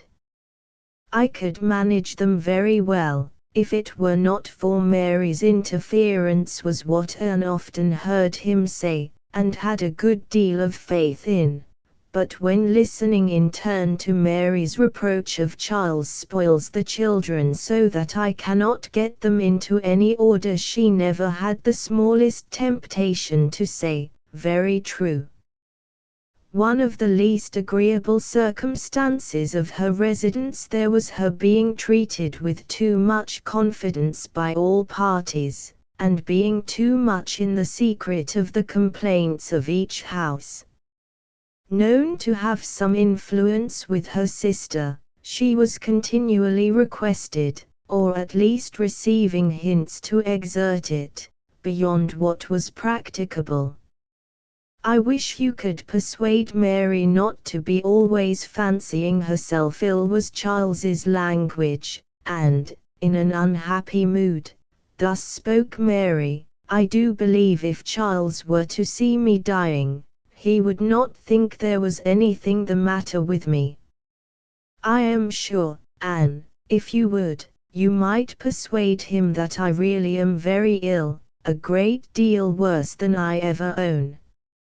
Mary's declaration was, "I hate sending the children to the great house, though their grandmamma is always wanting to see them, for she humors and indulges them to such a degree, and gives them so much trash and sweet things, that they are sure to come back sick and cross for the rest of the day." And Mrs. Musgrove took the first opportunity of being alone with Anne, to say, "Oh, Miss Anne, I cannot help wishing Mrs. Charles had a little of your method with those children. They are quite different creatures with you. But to be sure, in general they are so spoilt. It is a pity you cannot put your sister in the way of managing them. They are as fine healthy children as ever were seen, poor little dears." Without partiality, but Mrs. Charles knows no more how they should be treated. Bless me! How troublesome they are sometimes! I assure you, Miss Anne, it prevents my wishing to see them at our house so often as I otherwise should. I believe Mrs. Charles is not quite pleased with my not inviting them oftener, but you know it is very bad to have children with one that one is obligated to be checking every moment, don't do this and don't do that, or that one can only keep in tolerable order by more cake than is good for them. She had this communication, moreover, from Mary. Mrs. Musgrove thinks all her servants so steady, that it would be high treason to call it in question, but I am sure, without exaggeration, that her upper housemaid and laundrymaid, instead of being in their business, are gadding about the village, all day long. I meet them wherever I go, and I declare, I never go twice into my nursery without seeing something of them. If Jemima were not the trustiest, steadiest creature in the world, it would be enough to spoil her, for she tells me, they are always tempting her to take a walk with them. And on Mrs. Musgrove's side, it was, I make a rule of never interfering in any of my daughter-in-law's concerns, for I know it would not do, but I shall tell you, Miss Anne, because you may be able to set things to rights, that I have no very good opinion of Mrs. Charles's nursery maid. I hear strange stories of her. She is always upon the gad, and from my own knowledge, I can declare, she is such a fine dressing lady, that she is enough to ruin any servants she comes near. Mrs. Charles quite swears by her, I know, but I just give you this hint, that you may be upon the watch, because, if you see anything amiss, you need not be afraid of mentioning it. Again, it was Mary's complaint, that Mrs. Musgrove was very apt not to give her the precedence that was her due, when they dined at the great house with other families, and she did not see any reason why she was to be considered so much at home as to lose her place. And one day when Anne was walking with only the Musgroves, one of them, after talking of rank, people of rank, and jealousy of rank, said, I have no scruple of observing to you, how nonsensical some persons are about their place, because all the world knows how easy and indifferent you are about it. But I wish anybody could give Mary a hint that it would be a great deal better if she were not so very tenacious, especially if she would not be always putting herself forward to take place of Mamma. Nobody doubts her right to have precedence of Mamma, but it would be more becoming in her not to be always insisting on it. It is not that Mamma cares about it the least in the world, but I know it is taken notice of by many persons. How was Anne to set all these matters to rights? She could do little more than listen patiently, soften every grievance, and excuse each to the other, give them all hints of the forbearance necessary between such near neighbors, and make those hints broadest which were meant for her sister's benefit. In all other respects, her visit began and proceeded very well. Her own spirits improved by change of place and subject, by being removed 3 miles from Kellynch, Mary's ailments lessened by having a constant companion, and their daily intercourse with the other family, since there was neither superior affection, confidence, nor employment in the cottage, to be interrupted by it, was rather an advantage.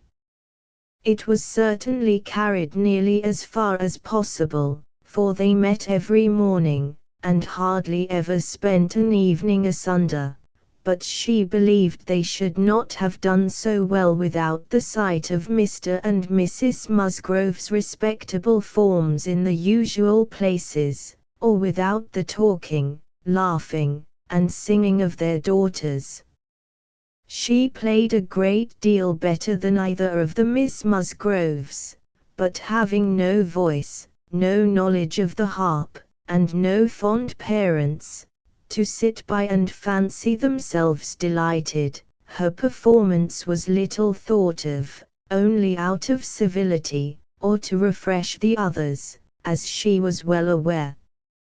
She knew that when she played she was giving pleasure only to herself, but this was no new sensation.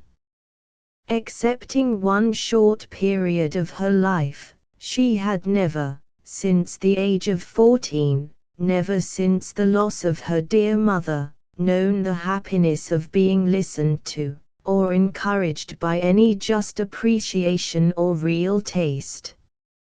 In music she had been always used to feel alone in the world, and Mr. and Mrs. Musgrove's fond partiality for their own daughter's performance, and total indifference to any other person's, gave her much more pleasure for their sakes, than mortification for her own. The party at the great house was sometimes increased by other company. The neighborhood was not large, but the Musgroves were visited by everybody, and had more dinner parties, and more callers, more visitors by invitation and by chance, than any other family. They were more completely popular. The girls were wild for dancing, and the evenings ended, occasionally, in an unpremeditated little ball. There was a family of cousins within a walk of Uppercross, in less affluent circumstances, who depended on the Musgroves for all their pleasures.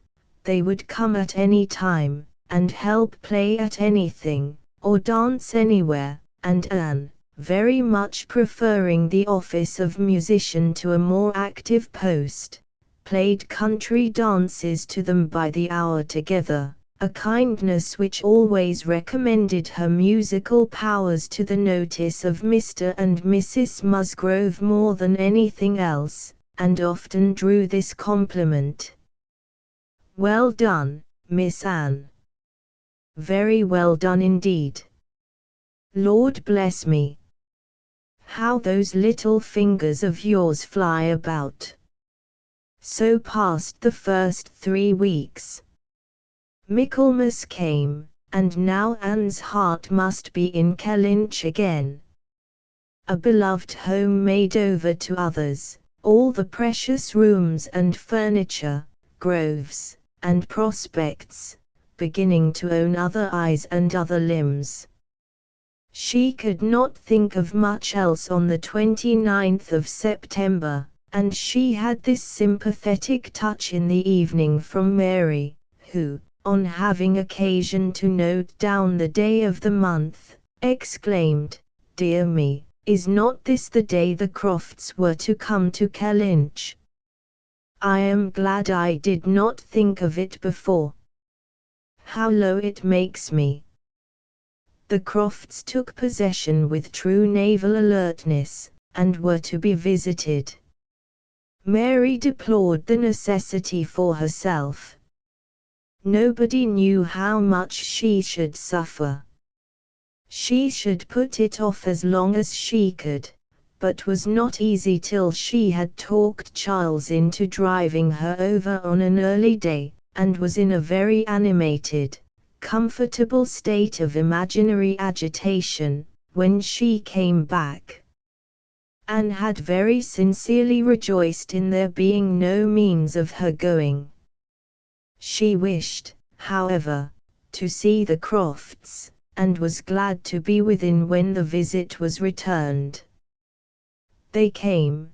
The master of the house was not at home, but the 2 sisters were together, and as it chanced that Mrs. Croft fell to the share of Anne, while the Admiral sat by Mary, and made himself very agreeable by his good-humoured notice of her little boys, she was well able to watch for a likeness, and if it failed her in the features, to catch it in the voice, or in the turn of sentiment and expression. Mrs. Croft, though neither tall nor fat, had a squareness, uprightness, and vigor of form, which gave importance to her person. She had bright dark eyes, good teeth, and altogether an agreeable face, though her reddened and weather-beaten complexion, the consequence of her having been almost as much at sea as her husband, made her seem to have lived some years longer in the world than her real 38.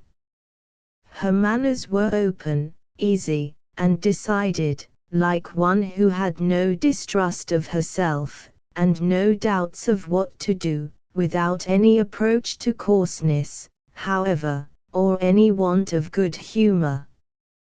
Anne gave her credit, indeed, for feelings of great consideration towards herself, in all that related to Kellynch, and it pleased her, especially, as she had satisfied herself in the very first half-minute, in the instant even of introduction, that there was not the smallest symptom of any knowledge or suspicion on Mrs. Croft's side, to give a bias of any sort.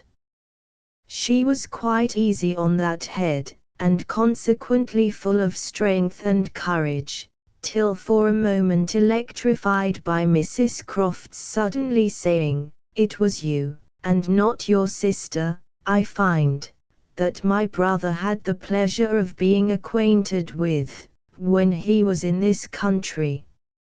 Anne hoped she had outlived the age of blushing, but the age of emotion she certainly had not. "Perhaps you may not have heard that he is married," added Mrs. Croft. She could now answer as she ought, and was happy to feel, when Mrs. Croft's next words explained it to be Mr. Wentworth of whom she spoke, that she had said nothing which might not do for either brother. She immediately felt how reasonable it was, that Mrs. Croft should be thinking and speaking of Edward, and not of Frederick, and with shame at her own forgetfulness applied herself to the knowledge of their former neighbour's present state with proper interest. The rest was all tranquillity, till, just as they were moving, she heard the Admiral say to Mary, "We are expecting a brother of Mrs. Croft's here soon. I dare say you know him by name." He was cut short by the eager attacks of the little boys, clinging to him like an old friend, and declaring he should not go, and being too much engrossed by proposals of carrying them away in his coat pockets, and to have another moment for finishing or recollecting what he had begun. Anne was left to persuade herself, as well as she could, that the same brother must still be in question. She could not, however, reach such a degree of certainty, as not to be anxious to hear whether anything had been said on the subject at the other house, where the Crofts had previously been calling. The folks of the great house were to spend the evening of this day at the cottage, and it being now too late in the year for such visits to be made on foot, the coach was beginning to be listened for, when the youngest Miss Musgrove walked in. That she was coming to apologize, and that they should have to spend the evening by themselves, was the first black idea, and Mary was quite ready to be affronted, when Louisa made all right by saying, that she only came on foot, to leave more room for the harp, which was bringing in the carriage. "And I will tell you our reason," she added, "and all about it. I am come on to give you notice, that Papa and Mamma are out of spirits this evening, especially Mamma. She is thinking so much of poor Richard. And we agreed it would be best to have the harp, for it seems to amuse her more than the pianoforte. I will tell you why she is out of spirits. When the Crofts called this morning, they called here afterwards, did not they?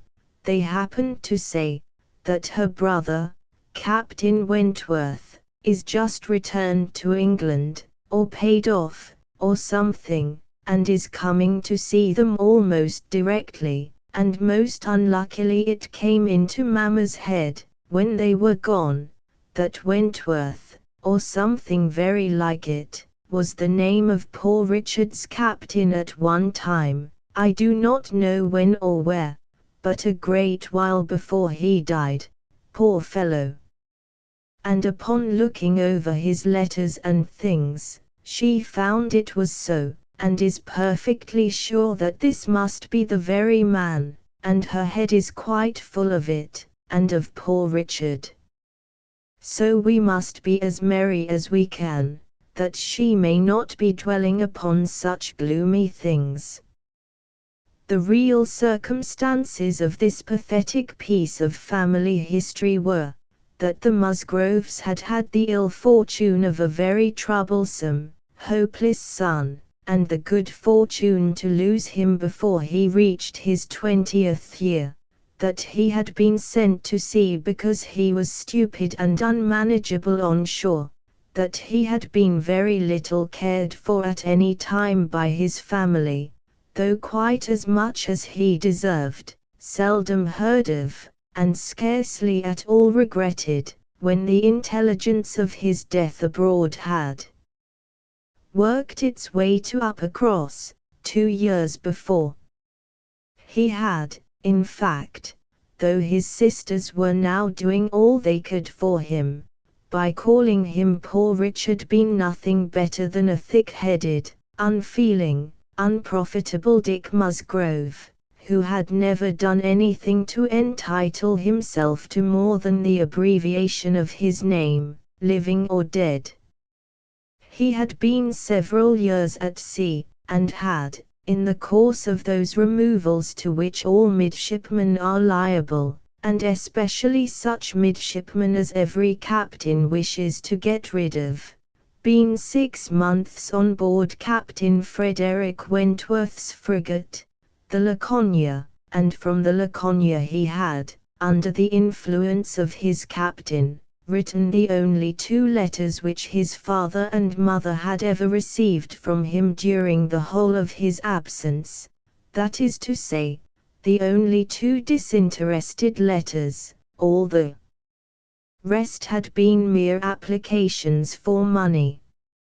In each letter he had spoken well of his captain, but yet, so little were they in the habit of attending to such matters, so unobservant and incurious were they as to the names of men or ships, that it had made scarcely any impression at the time, and that Mrs. Musgrove should have been suddenly struck, this very day, with a recollection of the name of Wentworth, as connected with her son, seemed one of those extraordinary bursts of mind which do sometimes occur. She had gone to her letters, and found it all as she supposed, and the reperusal of these letters, after so long an interval, her poor son gone forever, and all the strength of his faults forgotten, had affected her spirits exceedingly, and thrown her into greater grief for him than she had known on first hearing of his death.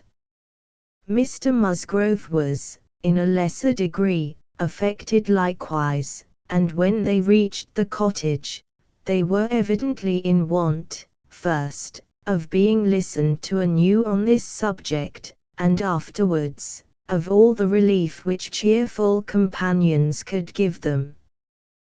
To hear them talking so much of Captain Wentworth, repeating his name so often, puzzling over past years, and at last ascertaining that it probably would, turn out to be the very same Captain Wentworth whom they recollected meeting, once or twice, after their coming back from Clifton, a very fine young man, but they could not say whether it was 7 or 8 years ago, was a new sort of trial to Anne's nerves.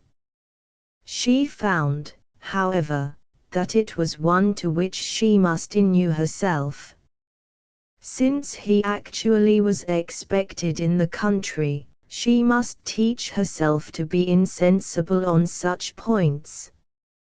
And not only did it appear that he was expected, and speedily, but the Musgroves, in their warm gratitude for the kindness he had shewn poor Dick, and very high respect for his character, stamped as it was by poor Dick's having been 6 months under his care, and mentioning him in strong, though not perfectly well spelled praise, as a fine dashing fellow, only too particular about the schoolmaster, were bent on introducing themselves, and seeking his acquaintance, as soon as they could hear of his arrival. The resolution of doing so helped to form the comfort of their evening. Chapter 7. A very few days more, and Captain Wentworth was known to be at Kellynch, and Mr. Musgrove had called on him, and come back warm in his praise, and he was engaged with the Crofts to dine at Uppercross, by the end of another week. It had been a great disappointment to Mr. Musgrove to find that no earlier day could be fixed, so impatient was he to show his gratitude, by seeing Captain Wentworth under his own roof, and welcoming him to all that was strongest and best in his cellars. But a week must pass, only a week, in Anne's reckoning, and then, she supposed, they must meet, and soon she began to wish that she could feel secure even for a week. Captain Wentworth made a very early return to Mr. Musgrove's civility, and she was all but calling there in the same half-hour. She and Mary were actually setting forward for the great house, where, as she afterwards learnt, they must inevitably have found him, when they were stopped by the eldest boy's being at that moment brought home in consequence of a bad fall. The child's situation put the visit entirely aside, but she could not hear of her escape with indifference, even in the midst of the serious anxiety which they afterwards felt on his account. His collarbone was found to be dislocated, and such injury received in the back, as roused the most alarming ideas. It was an afternoon of distress, and Anne had everything to do at once: the apothecary to send for, the father to have pursued and informed, the mother to support and keep from hysterics, the servants to control, the youngest child to banish, and the poor suffering one to attend and soothe, besides sending, as soon as she recollected it, proper notice to the other house, which brought her an accession rather of frightened, enquiring companions, than of very useful assistants. Her brother's return was the first comfort: he could take best care of his wife, and the second blessing was the arrival of the apothecary. Till he came and had examined the child, their apprehensions were the worse for being vague. They suspected great injury, but knew not where.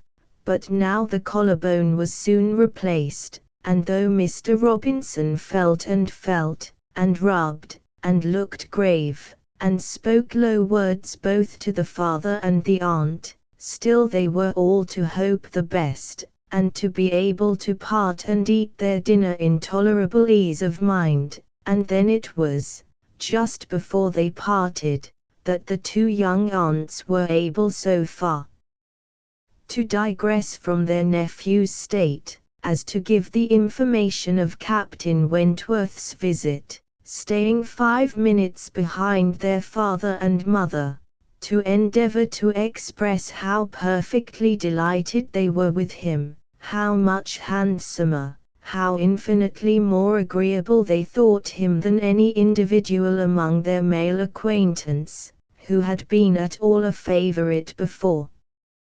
How glad they had been to hear Papa invite him to stay dinner, how sorry when he said it was quite out of his power, and how glad again when he had promised in reply to Papa and Mamma's farther pressing invitations to come and dine with them on the morrow, actually on the morrow, and he had promised it in so pleasant a manner, as if he felt all the motive of their attention just as he ought. And in short, he had looked and said everything with such exquisite grace, that they could assure them all, their heads were both turned by him, and off they ran, quite as full of glee as of love, and apparently more full of Captain Wentworth than of little Charles. The same story and the same raptures were repeated, when the two girls came with their father, through the gloom of the evening, to make enquiries, and Mr. Musgrove, no longer under the first uneasiness about his heir, could add his confirmation and praise, and hope there would be now no occasion for putting Captain Wentworth off, and only be sorry to think that the cottage party, probably, would not like to leave the little boy, to give him the meeting. Oh no, as to leaving the little boy, both father and mother were in much too strong and recent alarm to bear the thought, and Anne, in the joy of the escape, could not help adding her warm protestations to theirs. Charles Musgrove, indeed, afterwards, showed more of inclination. The child was going on so well, and he wished so much to be introduced to Captain Wentworth, that, perhaps, he might join them in the evening. He would not dine from home, but he might walk in for half an hour. But in this he was eagerly opposed by his wife, with "Oh, no, indeed, Charles, I cannot bear to have you go away. Only think if anything should happen." The child had a good night, and was going on well the next day. It must be a work of time to ascertain that no injury had been done to the spine, but Mr. Robinson found nothing to increase alarm, and Charles Musgrove began, consequently, to feel no necessity for longer confinement. The child was to be kept in bed and amused as quietly as possible, but what was there for a father to do? This was quite a female case, and it would be highly absurd in him, who could be of no use at home, to shut himself up. His father very much wished him to meet Captain Wentworth, and there being no sufficient reason against it, he ought to go, and it ended in his making a bold, public declaration, when he came in from shooting, of his meaning to dress directly, and dine at the other house. "Nothing can be going on better than the child," said he, "so I told my father, just now, that I would come, and he thought me quite right. Your sister being with you, my love, I have no scruple at all. You would not like to leave him yourself, but you see I can be of no use. Anne will send for me if anything is the matter." Husbands and wives generally understand when opposition will be vain. Mary knew, from Charles's manner of speaking, that he was quite determined on going, and that it would be of no use to tease him. She said nothing, therefore, till he was out of the room, but as soon as there was only Anne to hear, "So you and I are to be left to shift by ourselves, with this poor sick child, and not a creature coming near us all the evening. I knew how it would be. This is always my luck. If there is anything disagreeable going on, men are always sure to get out of it, and Charles is as bad as any of them. Very unfeeling. I must say it is very unfeeling of him to be running away from his poor little boy. Talks of his being going on so well.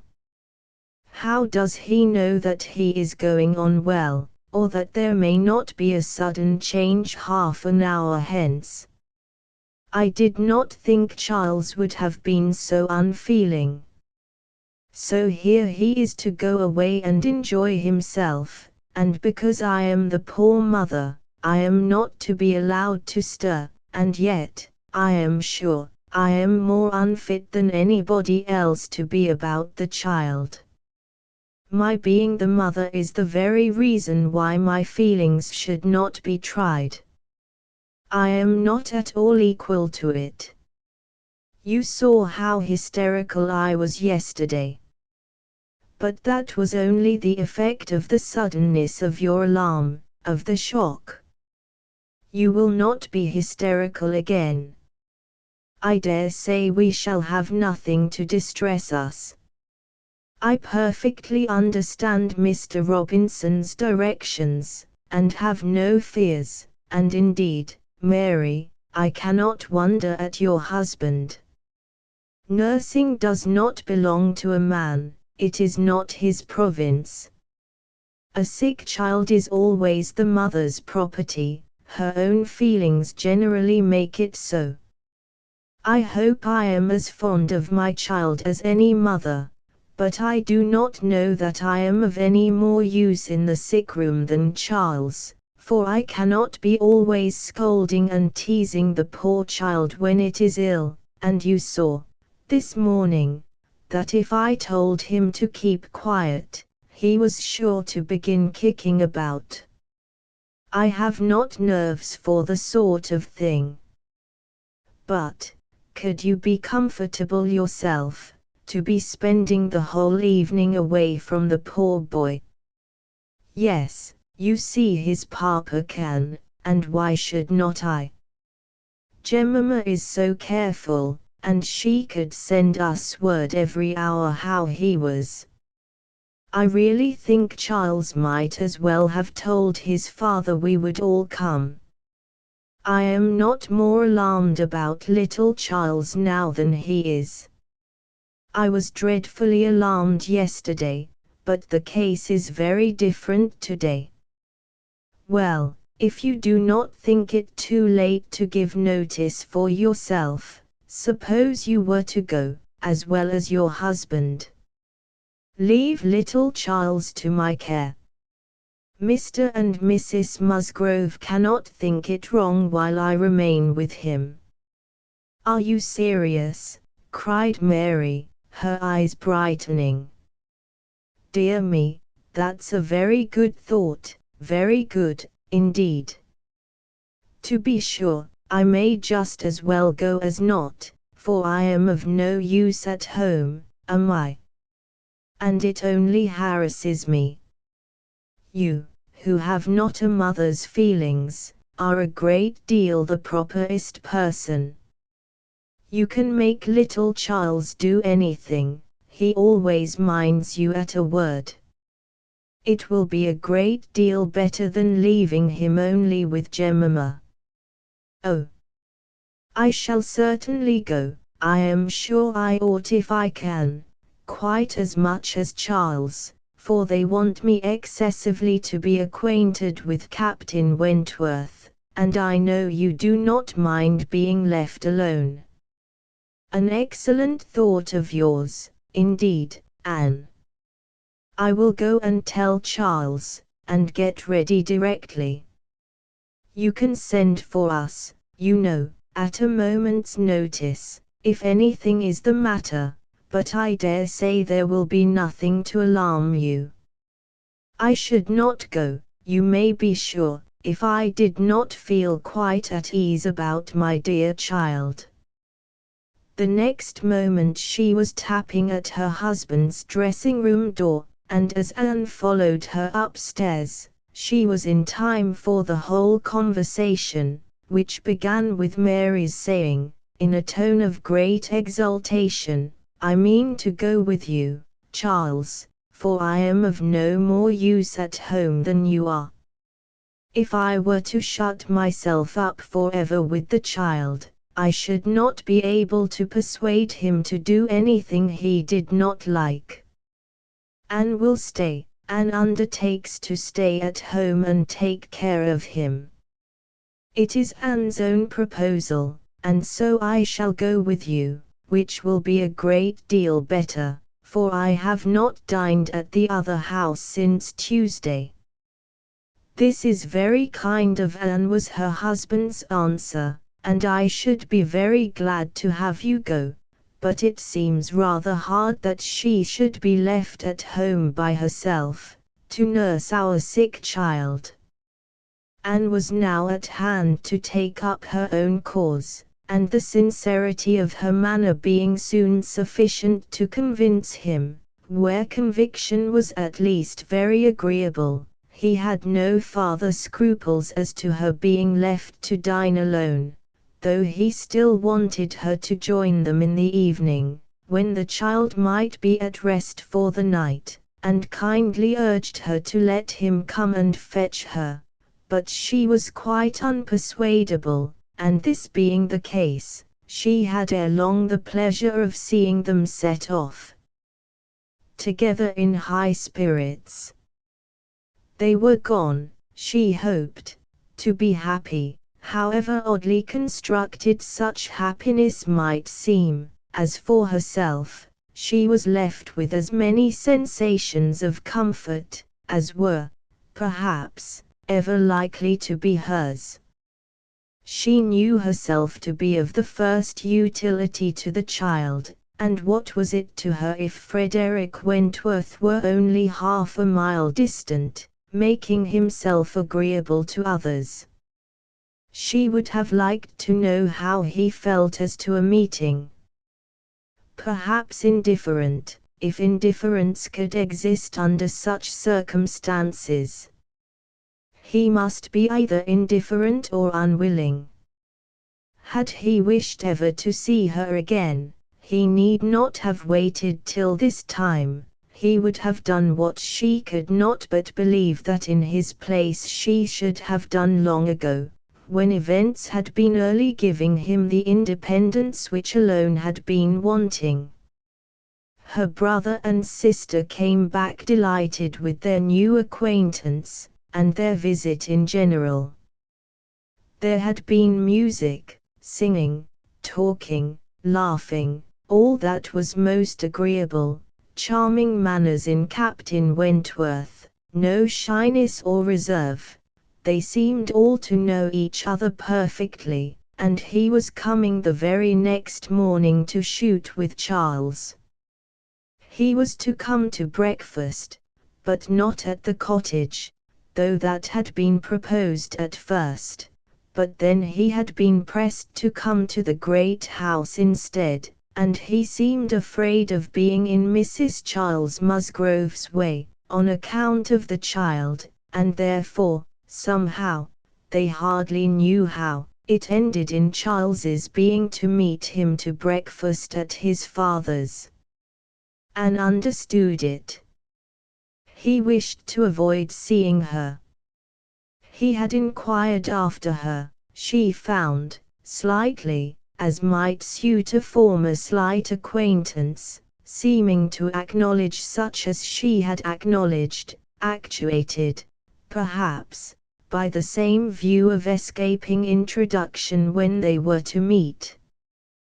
The morning hours of the cottage were always later than those of the other house, and on the morrow the difference was so great that Mary and Anne were not more than beginning breakfast when Charles came in to say that they were just setting off, that he was come for his dogs, that his sisters were following with Captain Wentworth, his sisters meaning to visit Mary and the child, and Captain Wentworth proposing also to wait on her for a few minutes if not inconvenient, and though Charles had answered for the child's being in no such state as could make it inconvenient, Captain Wentworth would not be satisfied without his running on to give notice.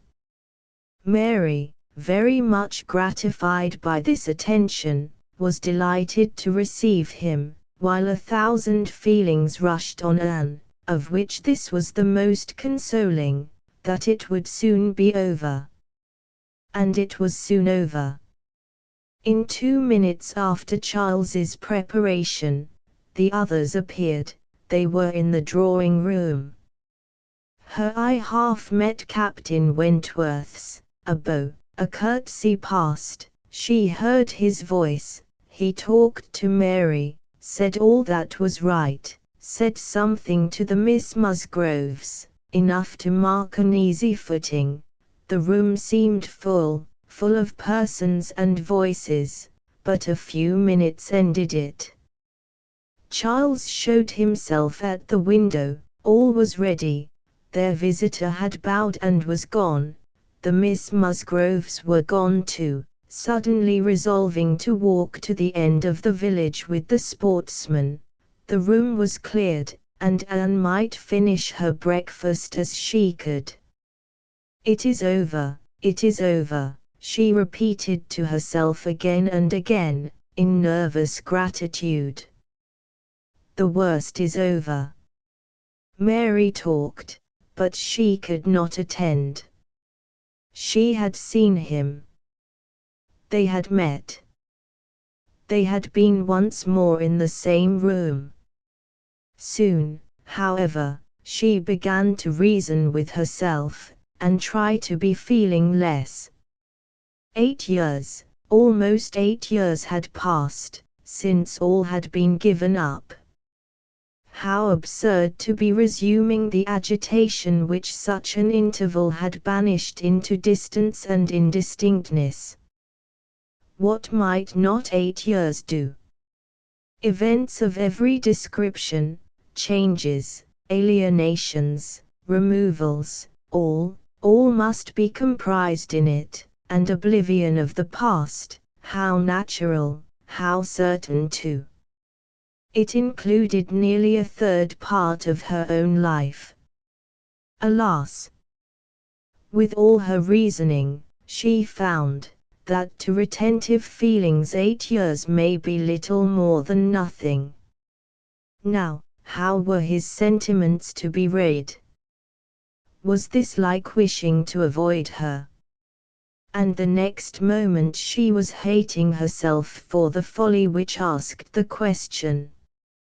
On one other question which perhaps her utmost wisdom might not have prevented, she was soon spared all suspense, for, after the Miss Musgroves had returned and finished their visit at the cottage, she had this spontaneous information from Mary: "Captain Wentworth is not very gallant by you, Anne, though he was so attentive to me.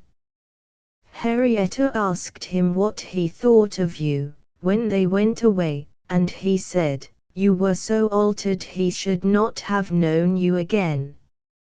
Mary had no feelings to make her respect her sisters in a common way, but she was perfectly unsuspicious of being inflicting any peculiar wound.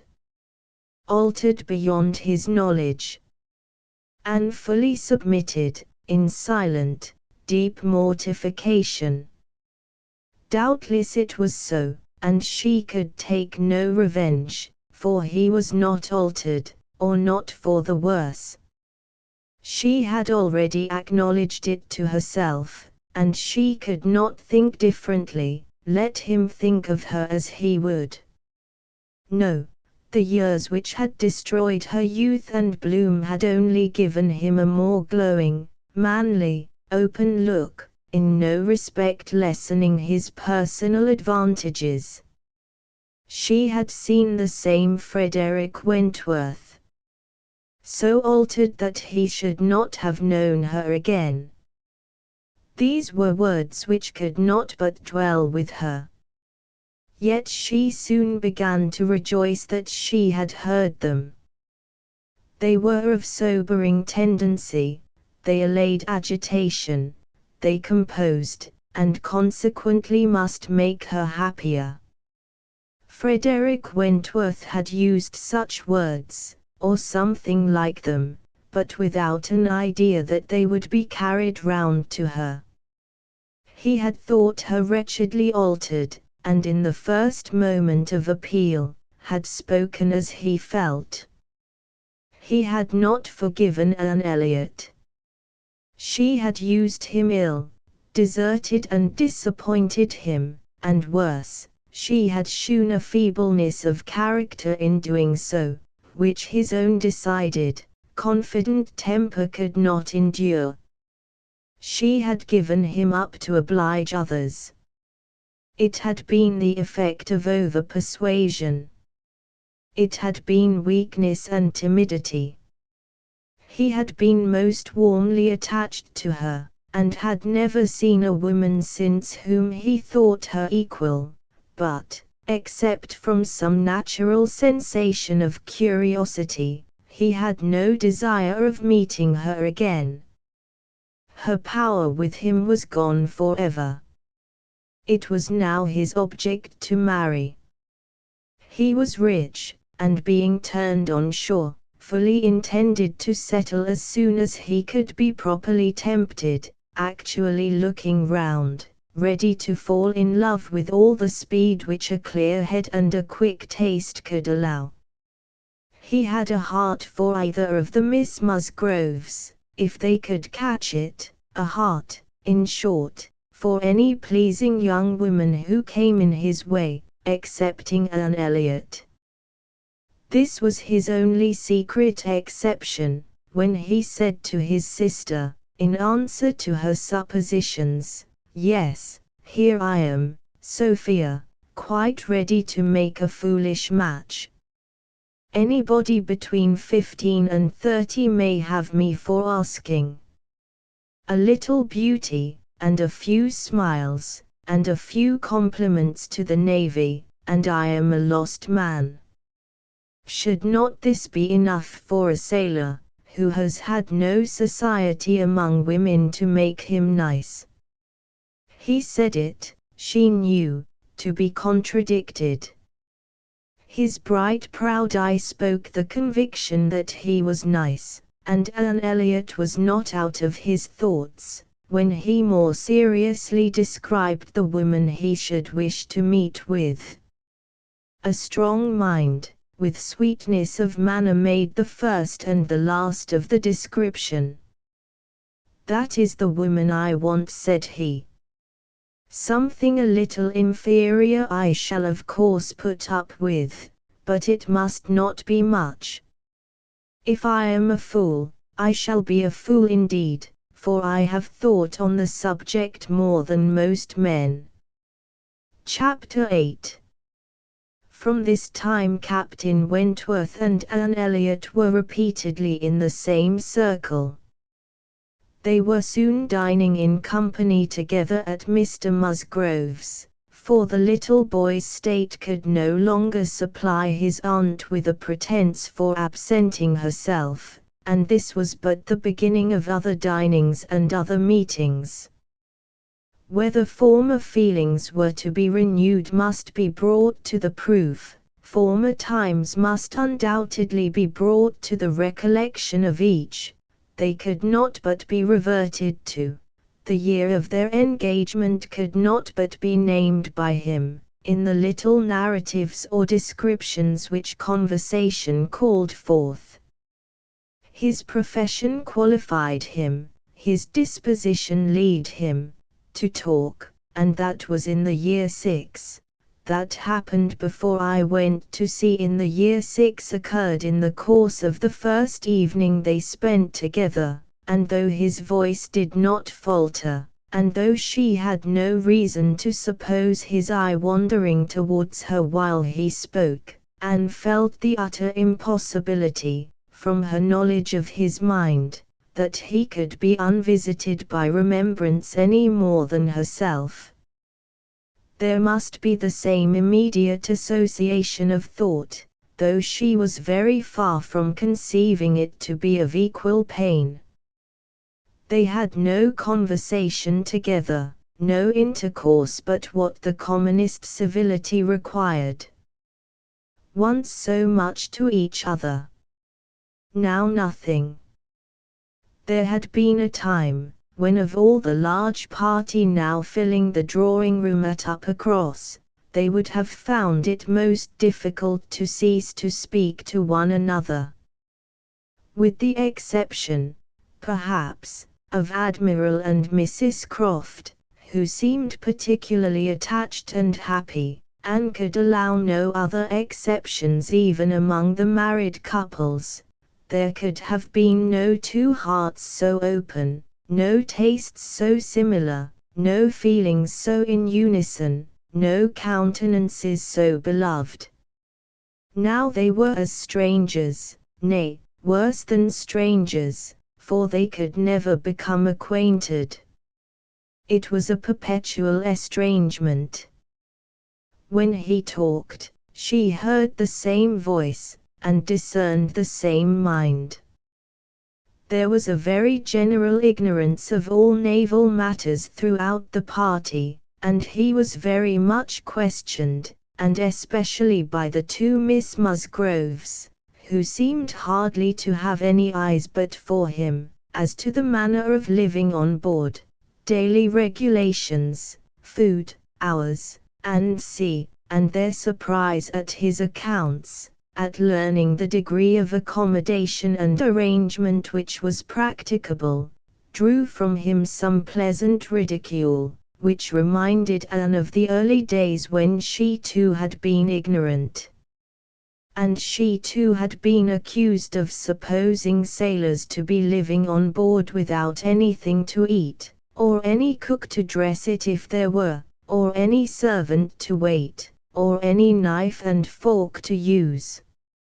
From thus listening and thinking, she was roused by a whisper of Mrs. Musgrove's who, overcome by fond regrets, could not help saying, "Ah, Miss Anne, if it had pleased Heaven to spare my poor son, I dare say he would have been just such another by this time."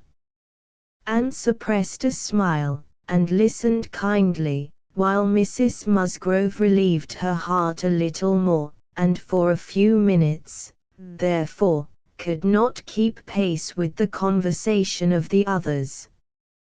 When she could let her attention take its natural course again, she found the Miss Musgroves just fetching the Navy List, their own Navy List, the first that had ever been at Uppercross, and sitting down together to pore over it, with the professed view of finding out the ships that Captain Wentworth had commanded. "Your first was the Asp, I remember. We will look for the Asp." "You will not find her there. Quite worn out and broken up. I was the last man who commanded her. Hardly fit for service then. Reported fit for home service for a year or two, and so I was sent off to the West Indies." The girls looked all amazement. "The Admiralty," he continued, "entertain themselves now and then, with sending a few hundred men to sea, in a ship not fit to be employed. But they have a great many to provide for, and among the thousands that may just as well go to the bottom as not, it is impossible for them to distinguish the very set who may be least missed." "Phoo, phoo," cried the Admiral, "what stuff these young fellows talk! Never was a better sloop than the Asp in her day. For an old-built sloop, you would not see her equal. Lucky fellow to get her. He knows there must have been 20 better men than himself applying for her at the same time. Lucky fellow to get anything so soon, with no more interest than his. I felt my luck, Admiral, I assure you," replied Captain Wentworth, seriously. "I was as well satisfied with my appointment as you can desire. It was a great object with me at that time to be at sea, a very great object. I wanted to be doing something." "To be sure you did. What should a young fellow like you do ashore for half a year together? If a man had not a wife, he soon wants to be afloat again." "But, Captain Wentworth," cried Louisa, "how vexed you must have been when you came to the Asp, to see what an old thing they had given you." "I knew pretty well what she was before that day," said he, smiling. "I had no more discoveries to make than you would have as to the fashion and strength of any old pelisse, which you had seen lent about among half your acquaintance ever since you could remember, and which at last, on some very wet day, is lent to yourself." "Ah! She was a dear old asp to me. She did all that I wanted. I knew she would. I knew that we should either go to the bottom together, or that she would be the making of me, and I never had 2 days of foul weather all the time I was at sea in her, and after taking privateers enough to be very entertaining, I had the good luck in my passage home the next autumn, to fall in with the very French frigate I wanted. I brought her into Plymouth, and here another instance of luck. We had not been 6 hours in the Sound, when a gale came on, which lasted 4 days and nights, and which would have done for poor old Asp in half the time, our touch with the great nation not having much improved our condition.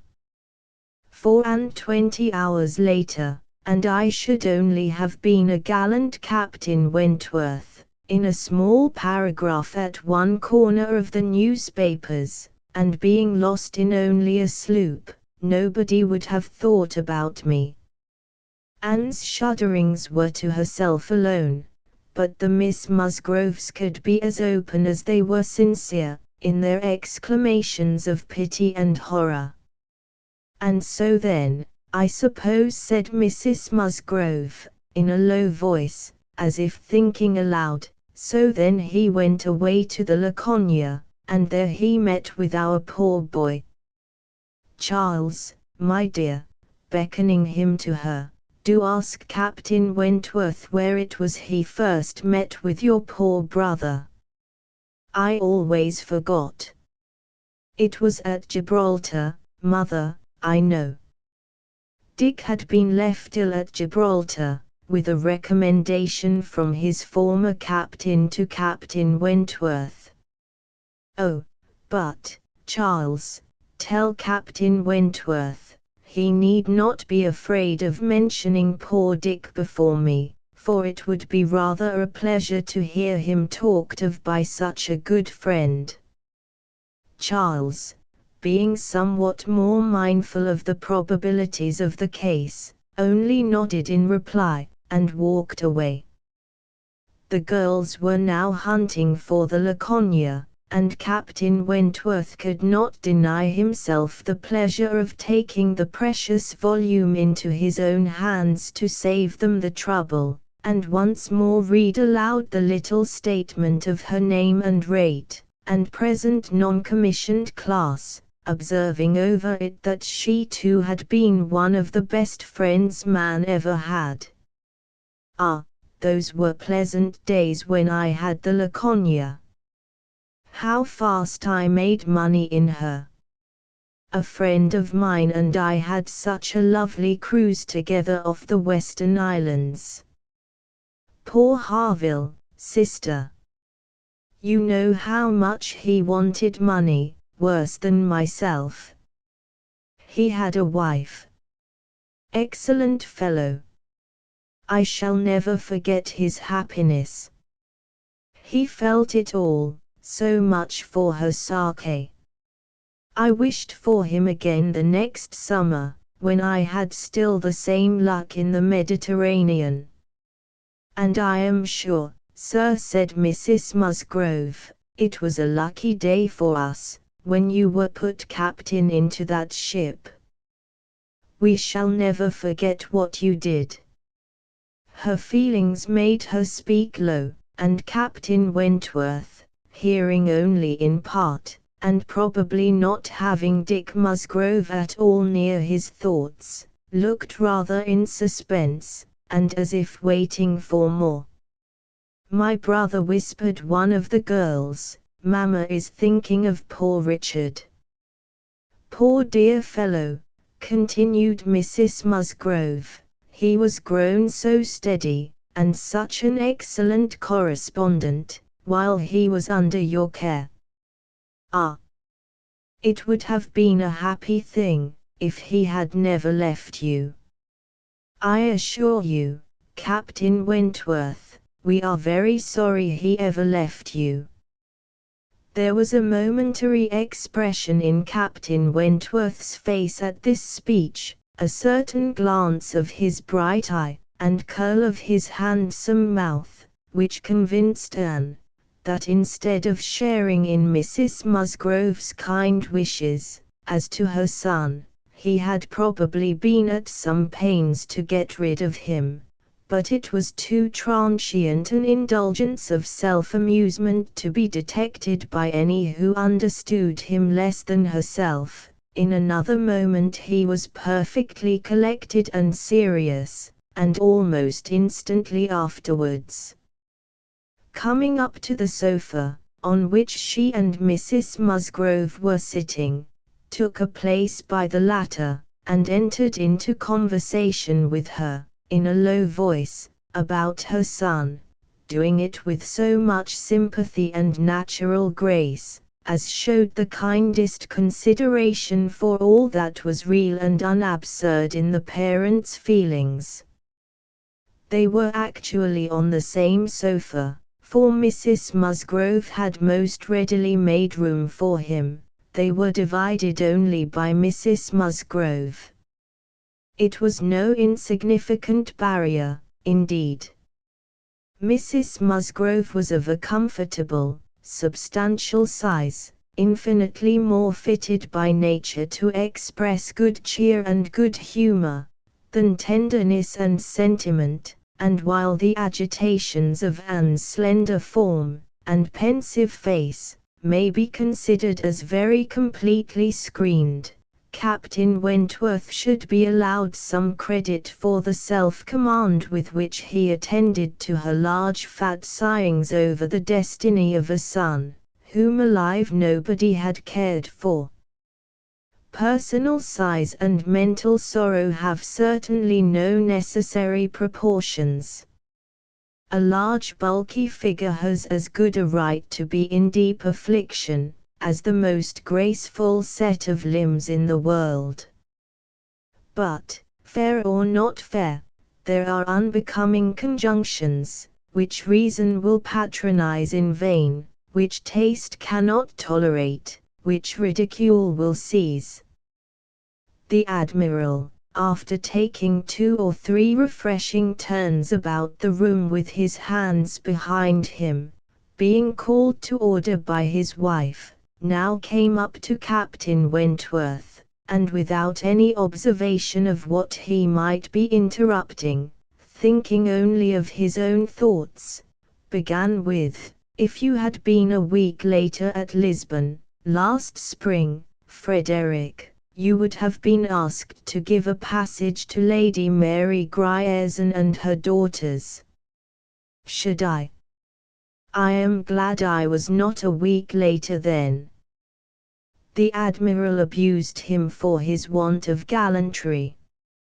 He defended himself, though professing that he would never willingly admit any ladies on board a ship of his, excepting for a ball, or a visit, which a few hours might comprehend. "But, if I know myself," said he, "this is from no want of gallantry towards them. It is rather from feeling how impossible it is, with all one's efforts, and all one's sacrifices, to make the accommodations on board such as women ought to have. There can be no want of gallantry, Admiral, in rating the claims of women to every personal comfort high, and this is what I do. I hate to hear of women on board, or to see them on board, and no ship under my command shall ever convey a family of ladies anywhere, if I can help it." This brought his sister upon him. "Oh, Frederick! But I cannot believe it of you. All idle refinement, women may be as comfortable on board, as in the best house in England. I believe I have lived as much on board as most women, and I know nothing superior to the accommodations of a man of war. I declare I have not a comfort or an indulgence about me, even at Kellynch Hall, with a kind bow to Anne, beyond what I always had in most of the ships I have lived in, and they have been 5 altogether. Nothing to the purpose, replied her brother. You were living with your husband, and were the only woman on board. But you, yourself, brought Mrs. Harville, her sister, her cousin, and 3 children, round from Portsmouth to Plymouth. Where was this superfine, extraordinary sort of gallantry of yours then?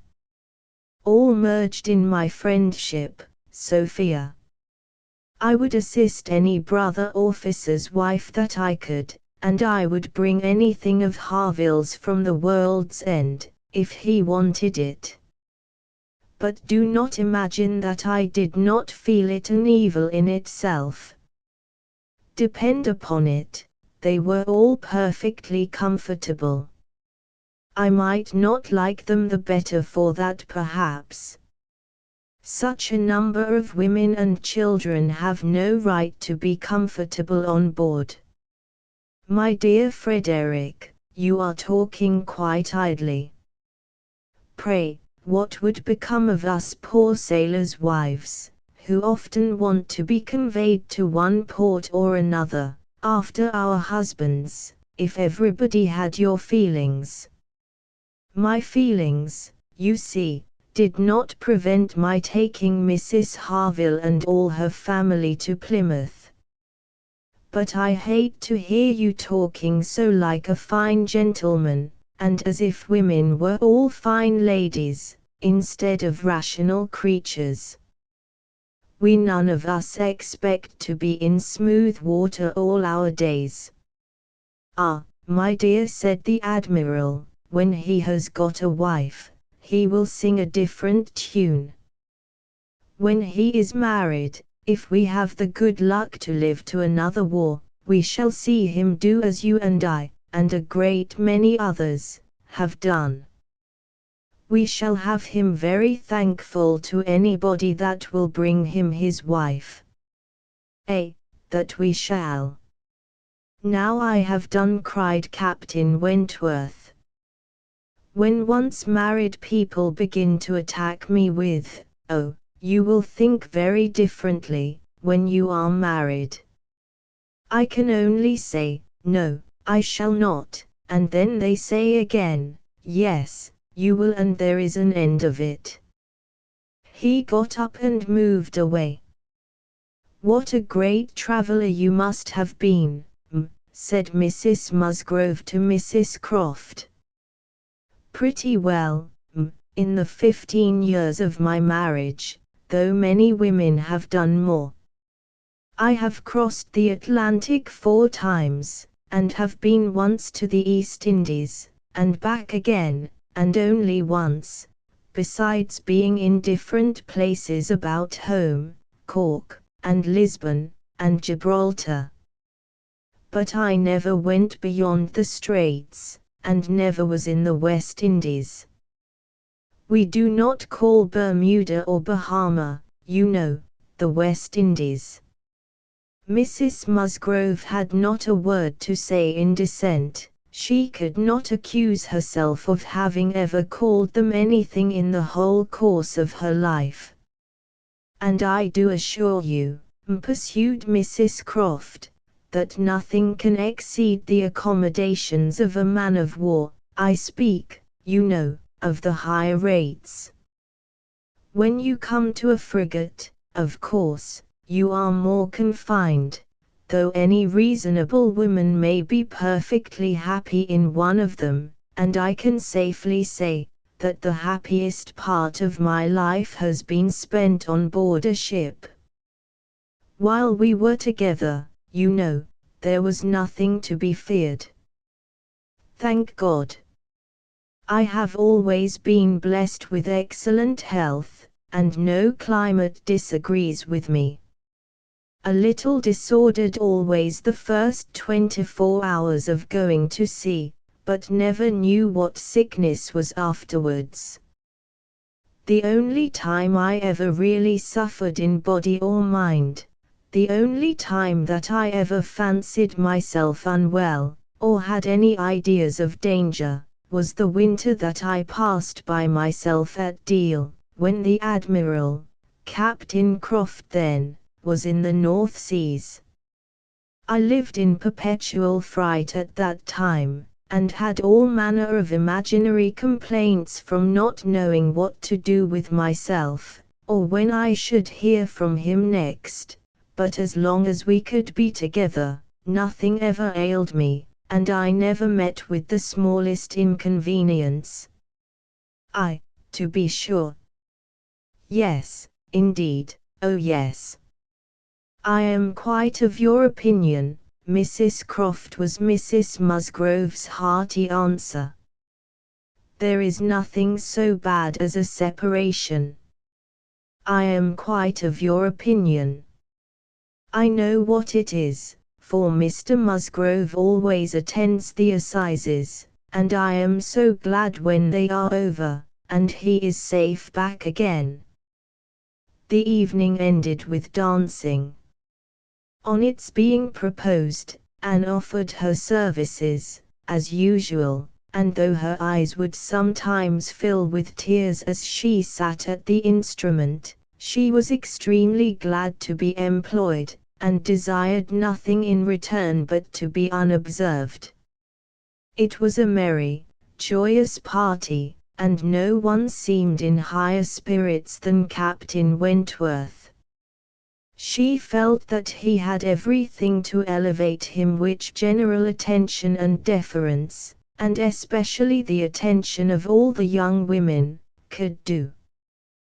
The Miss Hayters, the females of the family of cousins already mentioned, were apparently admitted to the honor of being in love with him, and as for Henrietta and Louisa, they both seemed so entirely occupied by him, that nothing but the continued appearance of the most perfect goodwill between themselves could have made it credible that they were not decided rivals. If he were a little spoilt by such universal, such eager admiration, who could wonder?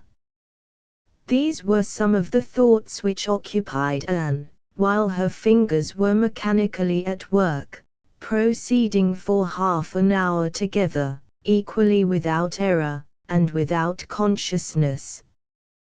Once she felt that he was looking at herself, observing her altered features, perhaps, trying to trace in them the ruins of the face which had once charmed him, and once she knew that he must have spoken of her. She was hardly aware of it, till she heard the answer, but then she was sure of his having asked his partner whether Miss Elliot never danced. The answer was, "Oh, no, never, she has quite given up dancing. She had rather play. She is never tired of playing." Once, too, he spoke to her. She had left the instrument on the dancing being over, and he had sat down to try to make out an air which he wished to give the Miss Musgroves an idea of. Unintentionally she returned to that part of the room. He saw her, and, instantly rising, said, with studied politeness, "I beg your pardon, madam, this is your seat," and though she immediately drew back with a decided negative, he was not to be induced to sit down again. Anne did not wish for more of such looks and speeches. His cold politeness, his ceremonious grace, were worse than anything. Chapter 9. Captain Wentworth was come to Kellynch as to a home, to stay as long as he liked, being as thoroughly the object of the Admiral's fraternal kindness as of his wife's. He had intended, on first arriving, to proceed very soon into Shropshire, and visit the brother settled in that country, but the attractions of Uppercross induced him to put this off. There was so much of friendliness, and of flattery, and of everything most bewitching in his reception there. The old were so hospitable, the young so agreeable, that he could not but resolve to remain where he was, and take all the charms and perfections of Edward's wife upon credit a little longer. It was soon Uppercross with him almost every day. The Musgroves could hardly be more ready to invite than he to come, particularly in the morning, when he had no companion at home, for the Admiral and Mrs. Croft were generally out of doors together, interesting themselves in their new possessions, their grass, and their sheep, and dawdling about in a way not endurable to a third person, or driving out in a gig, lately added to their establishment. Hitherto there had been but one opinion of Captain Wentworth among the Musgroves and their dependencies. It was unvarying, warm admiration everywhere, but this intimate footing was not more than established, when a certain Charles Hayter returned among them, to be a good deal disturbed by it, and to think Captain Wentworth very much in the way. Charles Hayter was the eldest of all the cousins, and a very amiable, pleasing young man, between whom and Henrietta there had been a considerable appearance of attachment previous to Captain Wentworth's introduction. He was in orders, and having a curacy in the neighbourhood, where residence was not required, lived at his father's house, only 2 miles from Uppercross. A short absence from home had left his fair one unguarded by his attentions at this critical period, and when he came back he had the pain of finding very altered manners, and of seeing Captain Wentworth. Mrs. Musgrove and Mrs. Hayter were sisters. They had each had money, but their marriages had made a material difference in their degree of consequence. Mr. Hayter had some property of his own, but it was insignificant compared with Mr. Musgrove's, and while the Musgroves were in the first class of society in the country, the young Hayters would, from their parents' inferior, retired, and unpolished way of living, and their own defective education, have been hardly in any class at all, but for their connection with Uppercross, this eldest son of course excepted, who had chosen to be a scholar and a gentleman, and who was very superior in cultivation and manners to all the rest. The two families had always been on excellent terms, there being no pride on one side, and no envy on the other, and only such a consciousness of superiority in the Miss Musgroves, as made them pleased to improve their cousins. Charles's attentions to Henrietta had been observed by her father and mother without any disapprobation. It would not be a great match for her, but if Henrietta liked him, and Henrietta did seem to like him. Henrietta fully thought so herself, before Captain Wentworth came, but from that time cousin Charles had been very much forgotten. Which of the two sisters was preferred by Captain Wentworth was as yet quite doubtful, as far as Anne's observation reached. Henrietta was perhaps the prettiest, Louisa had the higher spirits, and she knew not now, whether the more gentle or the more lively character were most likely to attract him. Mr. and Mrs. Musgrove, either from seeing little, or from an entire confidence in the discretion of both their daughters, and of all the young men who came near them, seemed to leave everything to take its chance. There was not the smallest appearance of solicitude or remark about them in the mansion house, but it was different at the cottage. The young couple there were more disposed to speculate and wonder, and Captain Wentworth had not been above 4 or 5 times in the Miss Musgroves' company, and Charles Hayter had but just reappeared, when Anne had to listen to the opinions of her brother and sister, as to which was the one liked best. Charles gave it for Louisa, Mary for Henrietta, but quite agreeing that to have him marry either could be extremely delightful.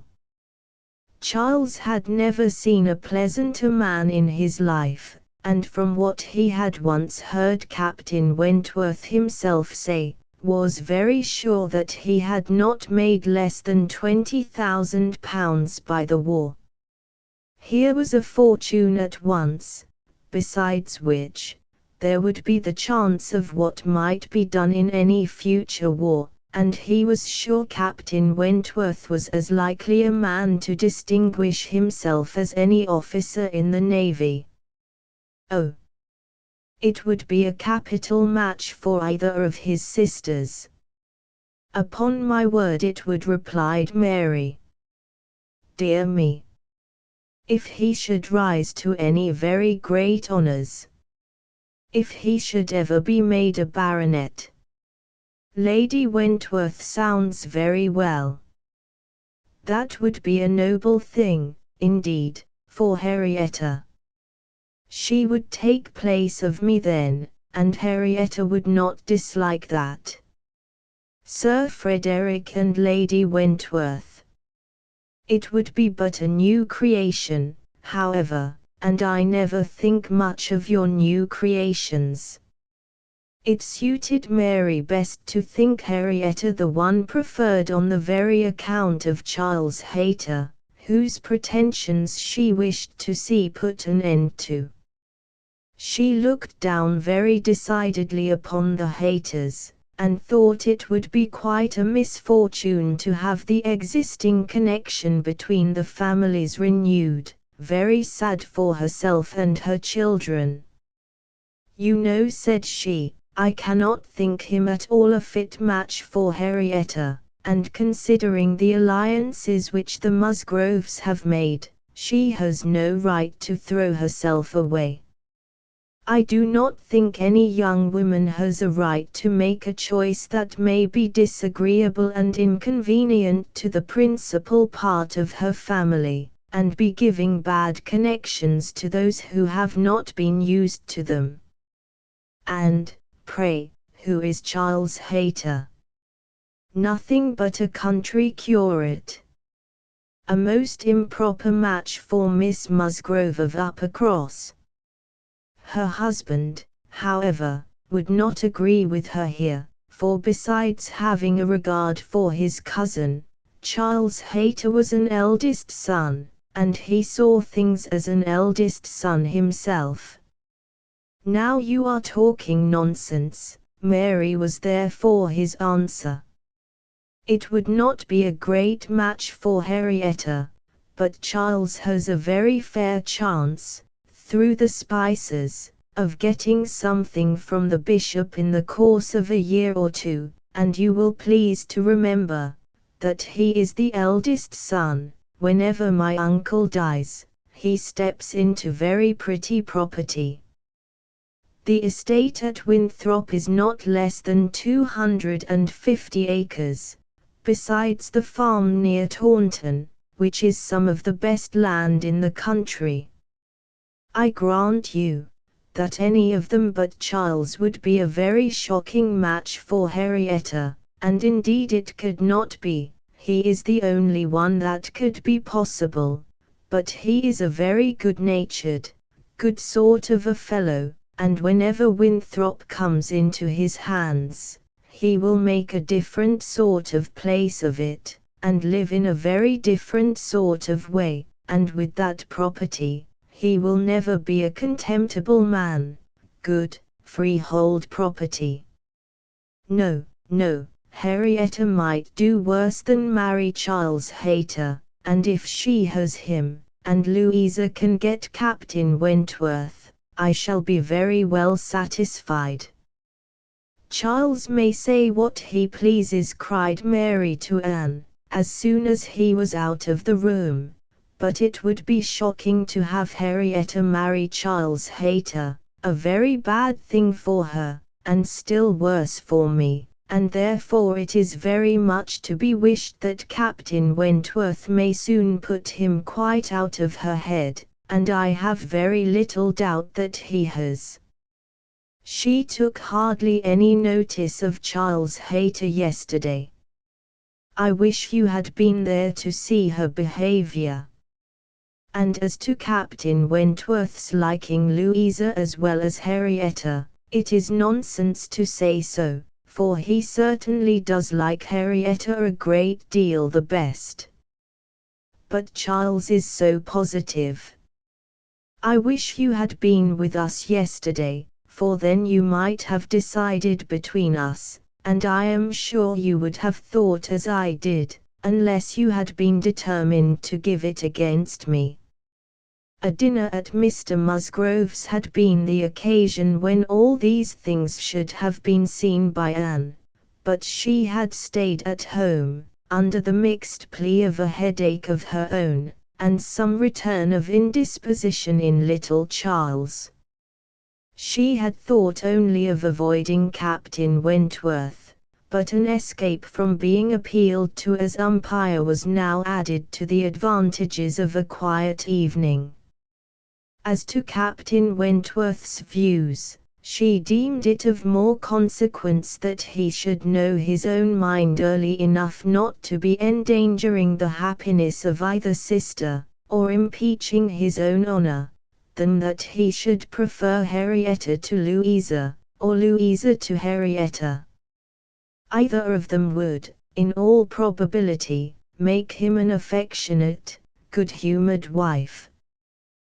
With regard to Charles Hayter, she had delicacy which must be pained by any lightness of conduct in a well-meaning young woman, and a heart to sympathize in any of the sufferings it occasioned. But if Henrietta found herself mistaken in the nature of her feelings, the alteration could not be understood too soon. Charles Hayter had met with much to disquiet and mortify him in his cousin's behavior. She had too old a regard for him to be so wholly estranged as might in two meetings extinguish every past hope, and leave him nothing to do but to keep away from Uppercross. But there was such a change as became very alarming, when such a man as Captain Wentworth was to be regarded as the probable cause.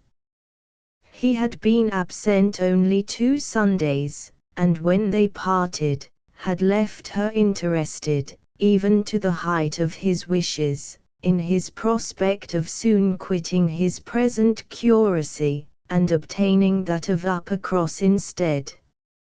It had then seemed the object nearest her heart, that Dr. Shirley, the rector, who for more than 40 years had been zealously discharging all the duties of his office, but was now growing too infirm for many of them, should be quite fixed on engaging a curate, should make his curacy quite as good as he could afford, and should give Charles Hayter the promise of it. The advantage of his having to come only to Uppercross, instead of going 6 miles another way, of his having, in every respect, a better curacy, of his belonging to their dear Dr. Shirley, and of dear, good Dr. Shirley's being relieved from the duty which he could no longer get through without most injurious fatigue, had been a great deal, even to Louisa, but had been almost everything to Henrietta. When he came back, alas! the zeal of the business was gone by. Louisa could not listen at all to his account of a conversation which he had just held with Dr. Shirley. She was at a window, looking out for Captain Wentworth, and even Henrietta had at best only a divided attention to give, and seemed to have forgotten all the former doubt and solicitude of the negotiation. "Well, I am very glad indeed, but I always thought you would have it, I always thought you sure. It did not appear to me that, in short, you know, Dr. Shirley must have a curate, and you had secured his promise.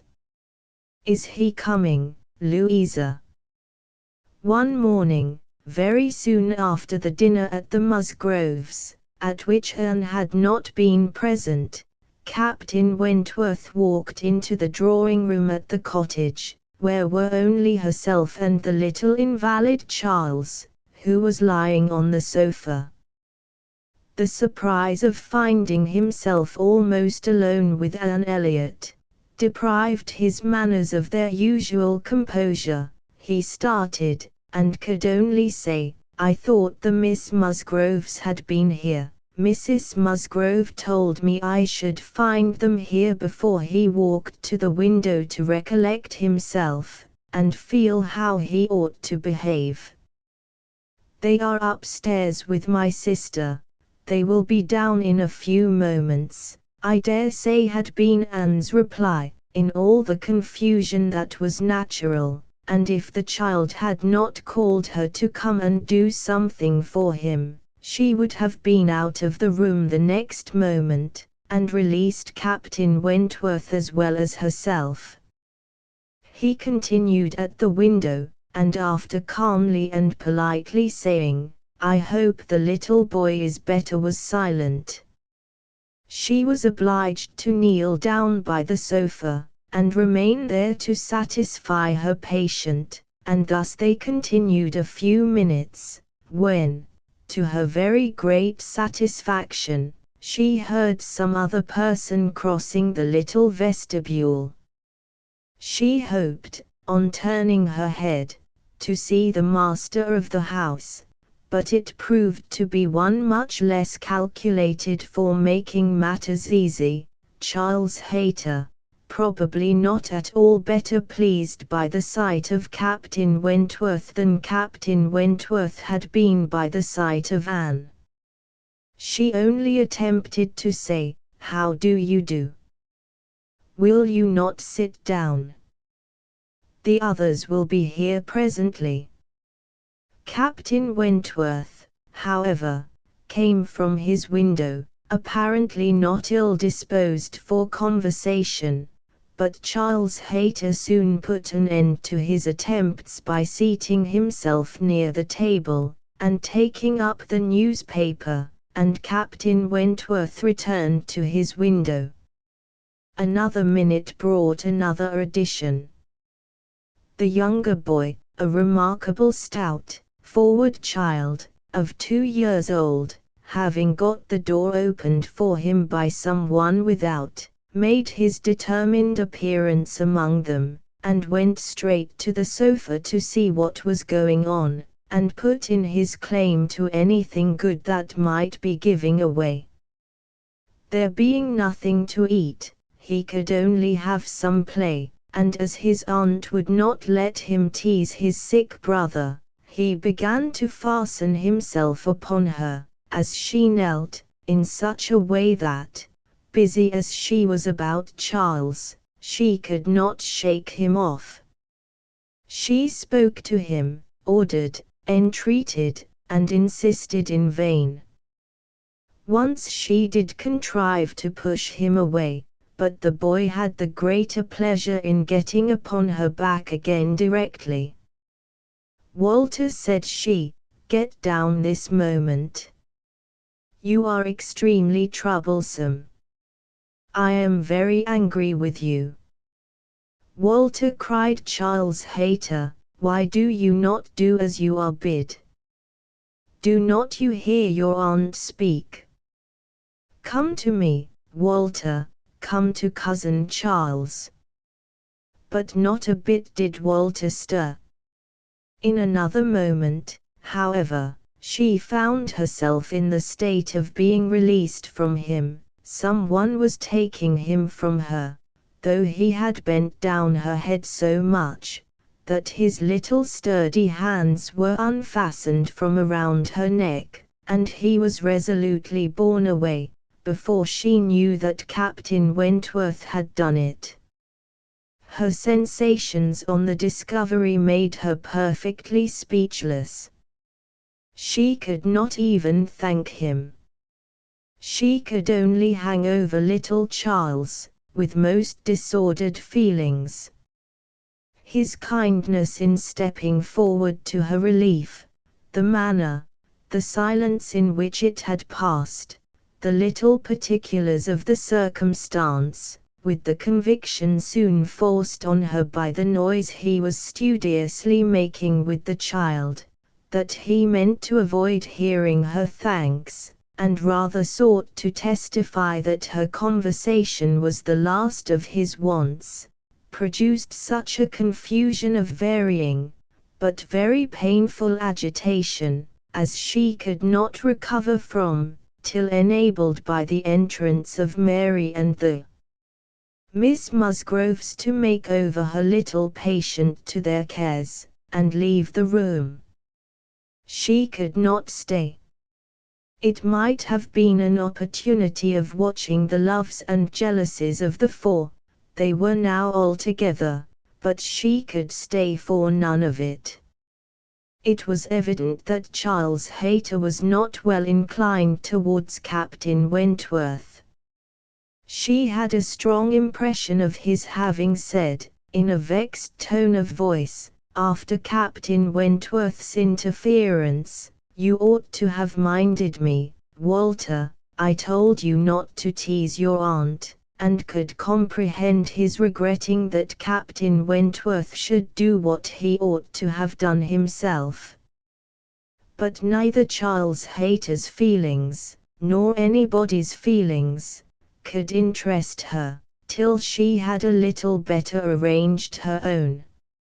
She was ashamed of herself, quite ashamed of being so nervous, so overcome by such a trifle, but so it was, and it required a long application of solitude and reflection to recover her. Chapter X. Other opportunities of making her observations could not fail to occur. Anne had soon been in company with all the four together often enough to have an opinion, though too wise to acknowledge as much at home, where she knew it would have satisfied neither husband nor wife, for while she considered Louisa to be rather the favorite, she could not but think, as far as she might dare to judge from memory and experience, that Captain Wentworth was not in love with either. They were more in love with him, yet there it was not love. It was a little fever of admiration, but it might, probably must, end in love with some. Charles Hayter seemed aware of being slighted, and yet Henrietta had sometimes the air of being divided between them. Anne longed for the power of representing to them all what they were about, and of pointing out some of the evils they were exposing themselves to. She did not attribute guile to any. It was the highest satisfaction to her to believe Captain Wentworth not in the least aware of the pain he was occasioning. There was no triumph, no pitiful triumph in his manner. He had, probably, never heard, and never thought of any claims of Charles Hayter. He was only wrong in accepting the attentions, for accepting must be the word, of two young women at once. After a short struggle, however, Charles Hayter seemed to quit the field. 3 days had passed without his coming once to Uppercross, a most decided change. He had even refused one regular invitation to dinner, and having been found on the occasion by Mr. Musgrove with some large books before him, Mr. and Mrs. Musgrove were sure all could not be right, and talked, with grave faces, of his studying himself to death.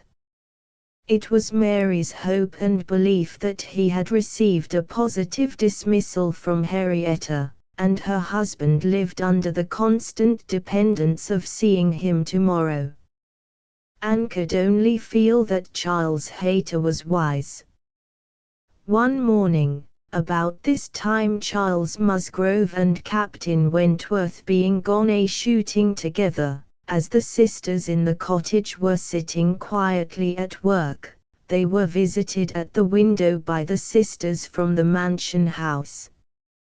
It was a very fine November day, and the Miss Musgroves came through the little grounds, and stopped for no other purpose than to say that they were going to take a long walk, and, therefore, concluded Mary could not like to go with them, and when Mary immediately replied, with some jealousy at not being supposed a good walker, "Oh, yes, I should like to join you very much, I am very fond of a long walk," Anne felt persuaded, by the looks of the two girls, that it was precisely what they did not wish, and admired again the sort of necessity which the family habits seemed to produce, of everything being to be communicated, and everything being to be done together, however undesired and inconvenient.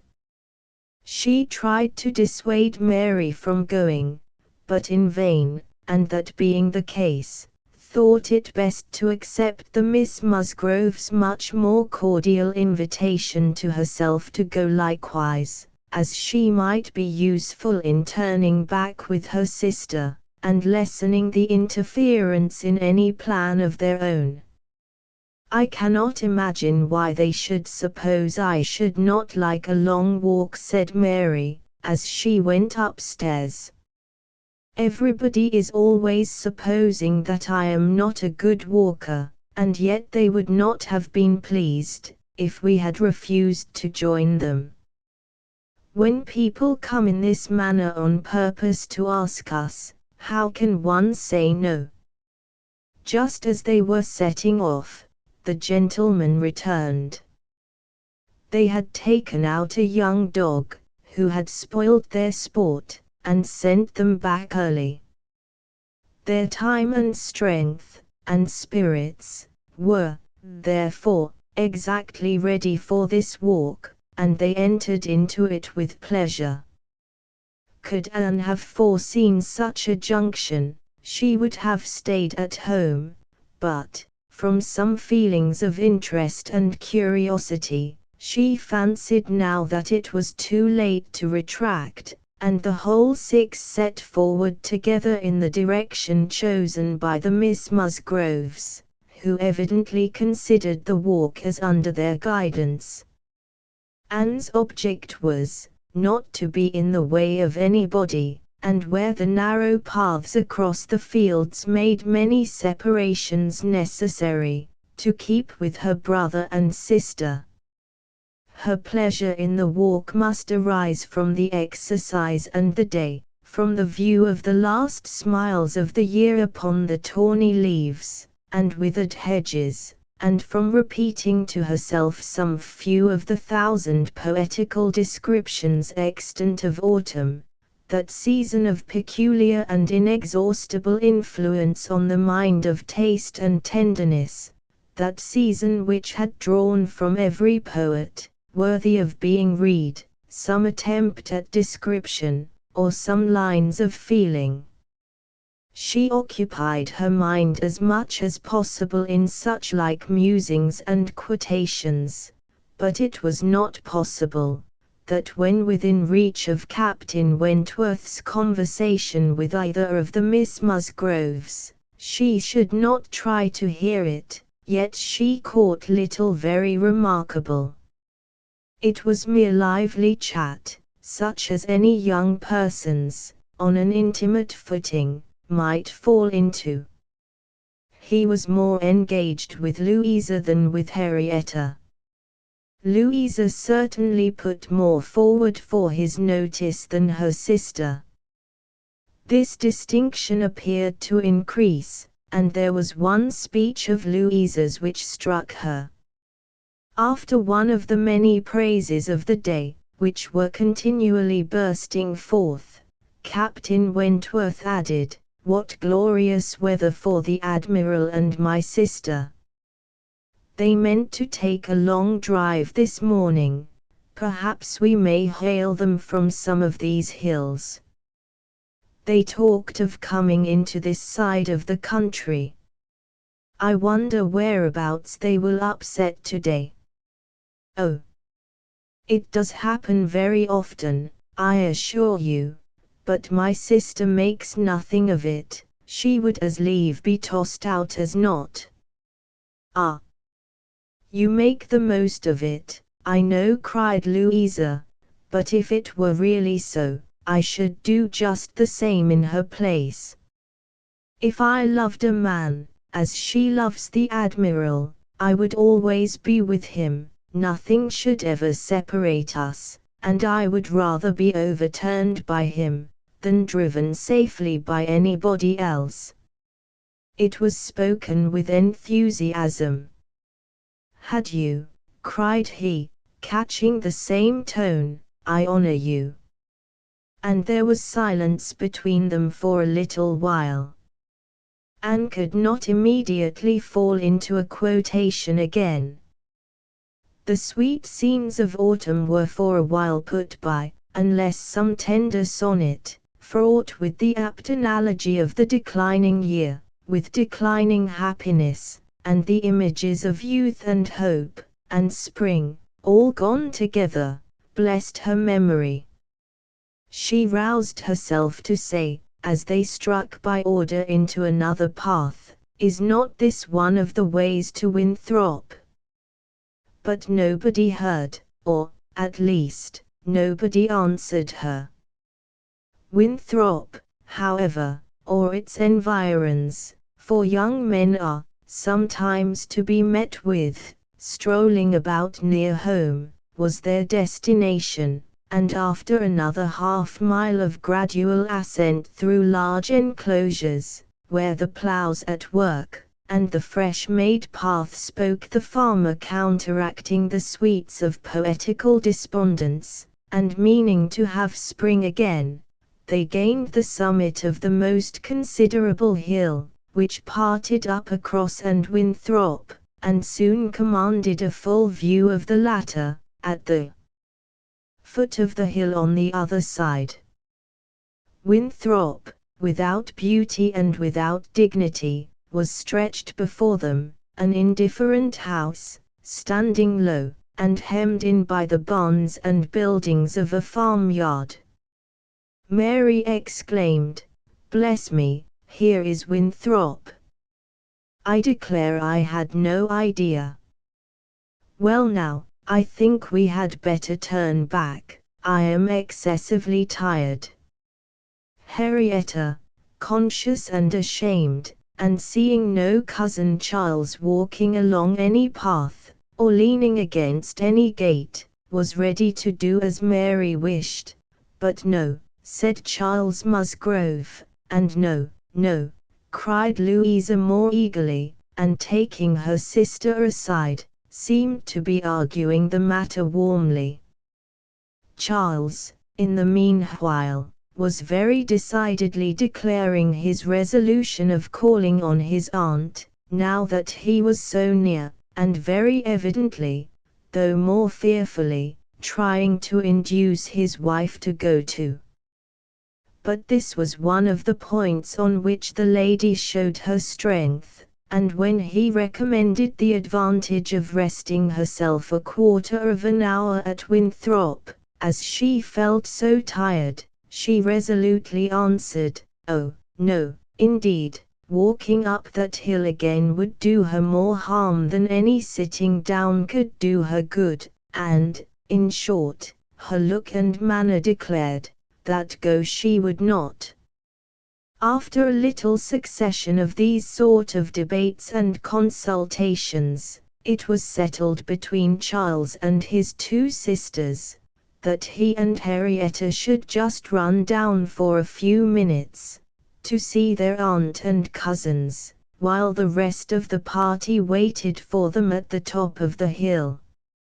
Louisa seemed the principal arranger of the plan, and, as she went a little way with them, down the hill, still talking to Henrietta, Mary took the opportunity of looking scornfully around her, and saying to Captain Wentworth, "It is very unpleasant, having such connections.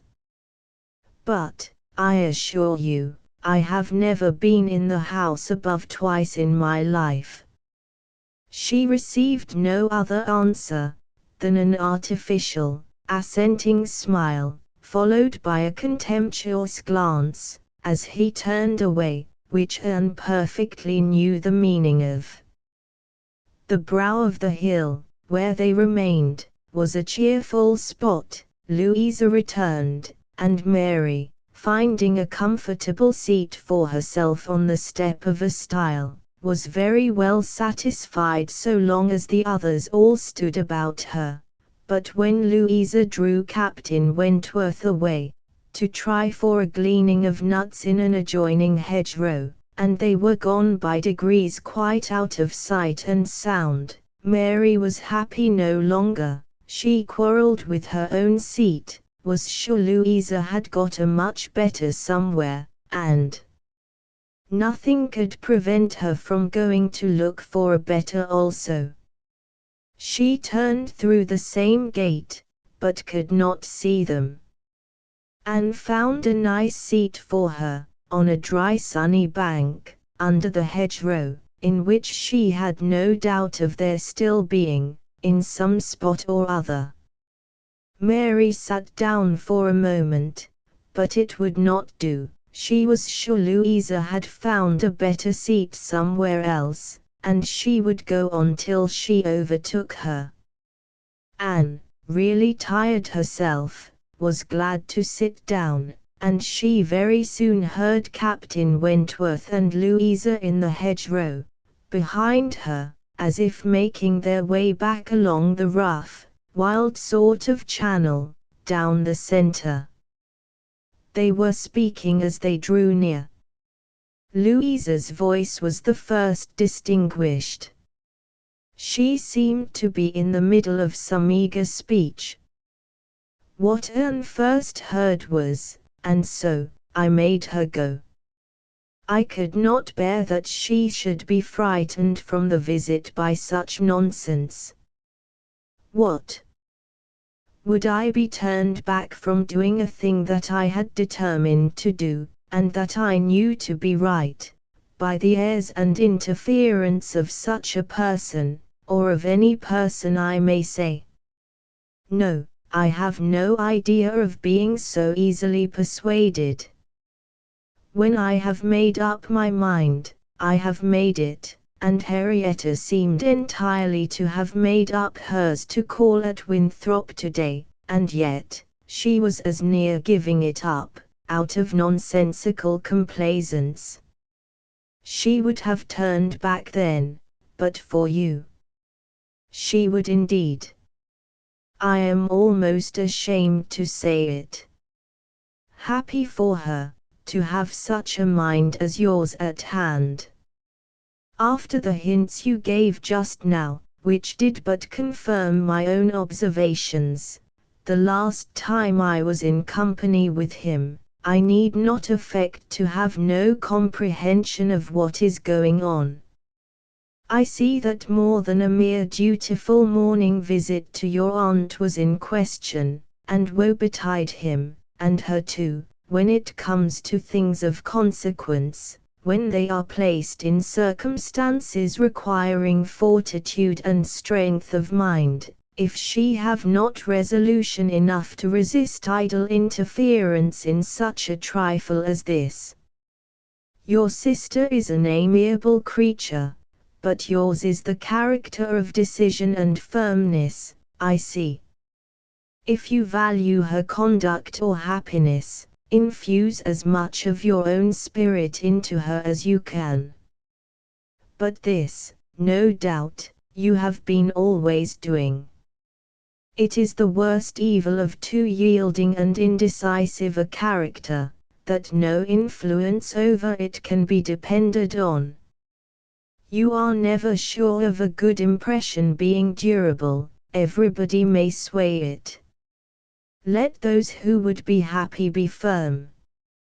Here is a nut, said he, catching one down from an upper bough, to exemplify, a beautiful glossy nut, which, blessed with original strength, has outlived all the storms of autumn. Not a puncture, not a weak spot anywhere. This nut, he continued, with playful solemnity, while so many of his brethren have fallen and been trodden under foot, is still in possession of all the happiness that a hazelnut can be supposed capable of. Then returning to his former earnest tone, my first wish for all whom I am interested in, is that they should be firm. If Louisa Musgrove would be beautiful and happy in her November of life, she will cherish all her present powers of mind. He had done, and was unanswered. It would have surprised Anne if Louisa could have readily answered such a speech, words of such interest, spoken with such serious warmth. She could imagine what Louisa was feeling. For herself, she feared to move, lest she should be seen. While she remained, a bush of low rambling holly protected her, and they were moving on. Before they were beyond her hearing, however, Louisa spoke again. Mary is good-natured enough in many respects, said she, but she does sometimes provoke me excessively, by her nonsense and pride, the Elliot pride. She has a great deal too much of the Elliot pride. We do so wish that Charles had married Anne instead. I suppose you know he wanted to marry Anne. After a moment's pause, Captain Wentworth said, "Do you mean that she refused him?" "Oh, yes, certainly." "When did that happen?" "I do not exactly know, for Henrietta and I were at school at the time, but I believe about a year before he married Mary. I wish she had accepted him. We should all have liked her a great deal better, and Papa and Mamma always think it was her great friend Lady Russell's doing, that she did not. They think Charles might not be learned and bookish enough to please Lady Russell, and that therefore, she persuaded Anne to refuse him." The sounds were retreating, and Anne distinguished no more. Her own emotions still kept her fixed. She had much to recover from, before she could move. The listener's proverbial fate was not absolutely hers. She had heard no evil of herself, but she had heard a great deal of very painful import. She saw how her own character was considered by Captain Wentworth, and there had been just that degree of feeling and curiosity about her in his manner which must give her extreme agitation. As soon as she could, she went after Mary, and having found, and walked back with her to their former station, by the stile, felt some comfort in their whole party being immediately afterwards collected, and once more in motion together. Her spirits wanted the solitude and silence which only numbers could give. Charles and Henrietta returned, bringing, as may be conjectured, Charles Hayter with them. The minutiae of the business Anne could not attempt to understand, Even Captain Wentworth did not seem admitted to perfect confidence here, but that there had been a withdrawing on the gentleman's side, and a relenting on the ladies', and that they were now very glad to be together again, did not admit a doubt. Henrietta looked a little ashamed, but very well pleased, Charles Hayter exceedingly happy, and they were devoted to each other almost from the first instant of their all setting forward for Uppercross. Everything now marked out Louisa for Captain Wentworth, nothing could be plainer, and where many divisions were necessary, or even where they were not, they walked side by side nearly as much as the other two. In a long strip of meadow land, where there was ample space for all, they were thus divided, forming three distinct parties, and to that party of the three which boasted least animation, and least complaisance, Anne necessarily belonged. She joined Charles and Mary, and was tired enough to be very glad of Charles's other arm, but Charles, though in very good humour with her, was out of temper with his wife. Mary had shewn herself disobliging to him, and was now to reap the consequence, which consequence was his dropping her arm almost every moment to cut off the heads of some nettles in the hedge with his switch, and when Mary began to complain of it, and lament her being ill-used, according to custom, in being on the hedge side, while Anne was never incommoded on the other, he dropped the arms of both to hunt after a weasel which he had a momentary glance of, and they could hardly get him along at all. This long meadow bordered a lane, which their footpath, at the end of it was to cross, and when the party had all reached the gate of exit, the carriage advancing in the same direction, which had been some time heard, was just coming up, and proved to be Admiral Croft's gig. He and his wife had taken their intended drive, and were returning home. Upon hearing how long a walk the young people had engaged in, they kindly offered a seat to any lady who might be particularly tired. It would save her a full mile, and they were going through Uppercross. The invitation was general, and generally declined. The Miss Musgroves were not at all tired, and Mary was either offended by not being asked before any of the others, or what Louisa called the Elliot pride could not endure to make a third in a one-horse chaise. The walking party had crossed the lane, and were surmounting an opposite stile, and the Admiral was putting his horse in motion again, when Captain Wentworth cleared the hedge in a moment to say something to his sister.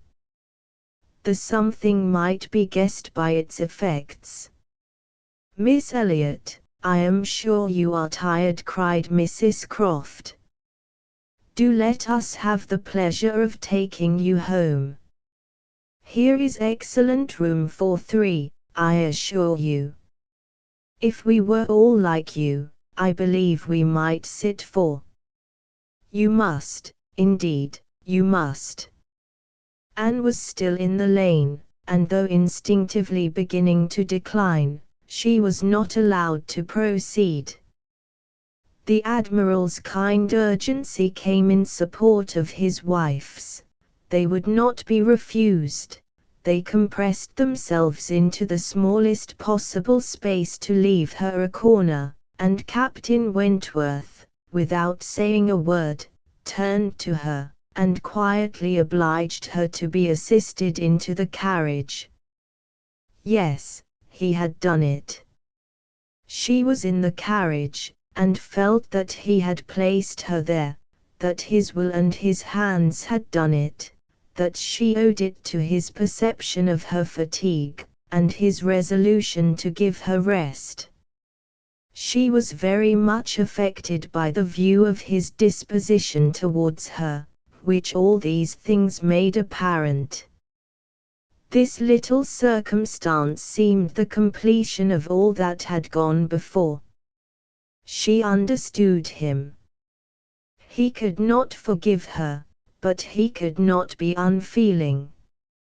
Though condemning her for the past, and considering it with high and unjust resentment, though perfectly careless of her, and though becoming attached to another, still he could not see her suffer, without the desire of giving her relief.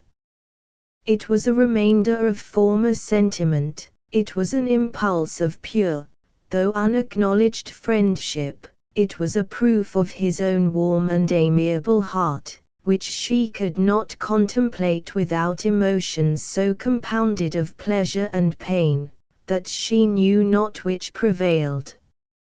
Her answers to the kindness and the remarks of her companions were at first unconsciously given. They had travelled half their way along the rough lane, before she was quite awake to what they said. She then found them talking of Frederick.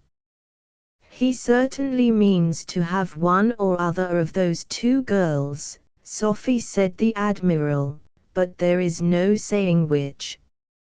He has been running after them, too, long enough, one would think, to make up his mind. This comes of the peace. If it were war now, he would have settled it long ago. We sailors, Miss Elliot, cannot afford to make long courtships in time of war. How many days was it, my dear, between the first time of my seeing you and our sitting down together in our lodgings at North Yarmouth?"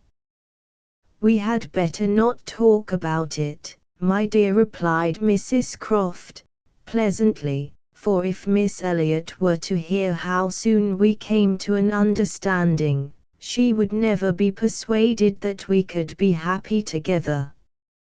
I had known you by character, however, long before. Well, and I had heard of you as a very pretty girl, and what were we to wait for besides?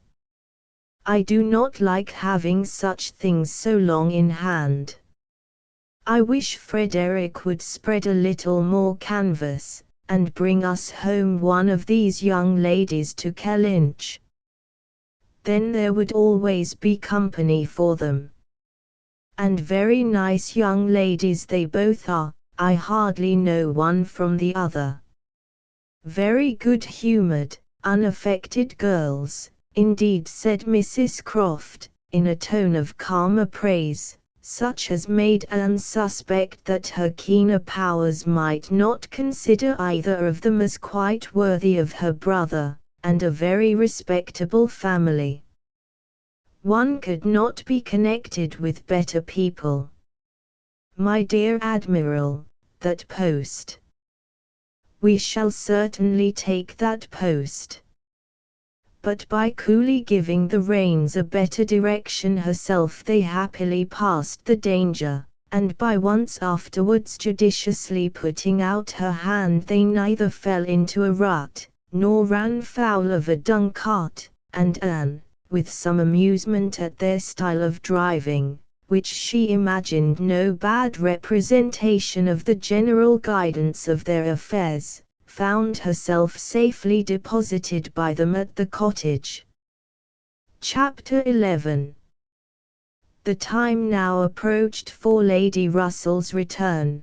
The day was even fixed, and Anne, being engaged to join her as soon as she was resettled, was looking forward to an early removal to Kellynch, and beginning to think how her own comfort was likely to be affected by it.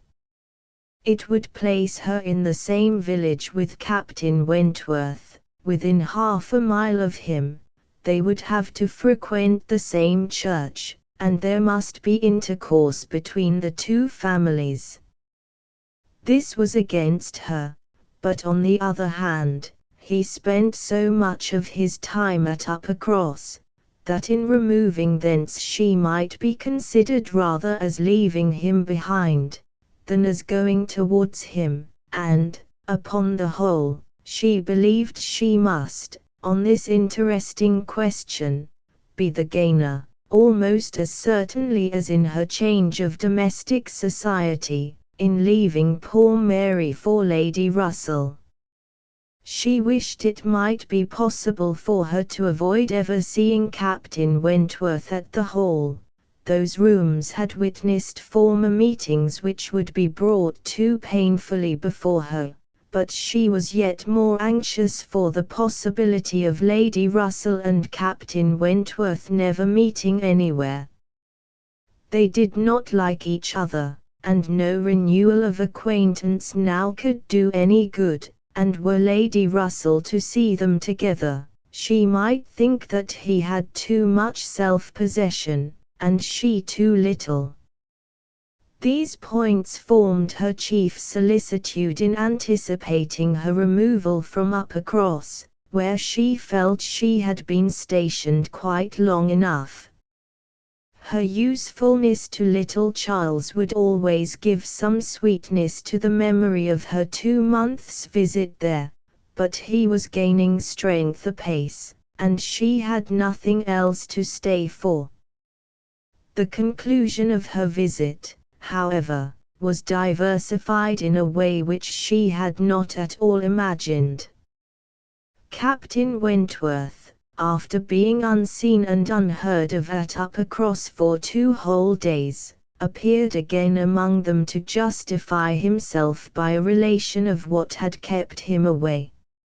A letter from his friend, Captain Harville, having found him out at last, had brought intelligence of Captain Harville's being settled with his family at Lyme for the winter, of their being therefore, quite unknowingly, within 20 miles of each other.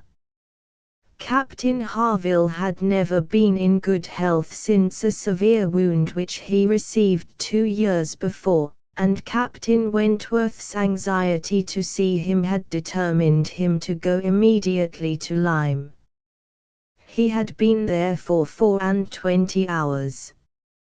His acquittal was complete, his friendship warmly honored, a lively interest excited for his friend, and his description of the fine country about Lyme so feelingly attended to by the party, that an earnest desire to see Lyme themselves, and a project for going thither was the consequence.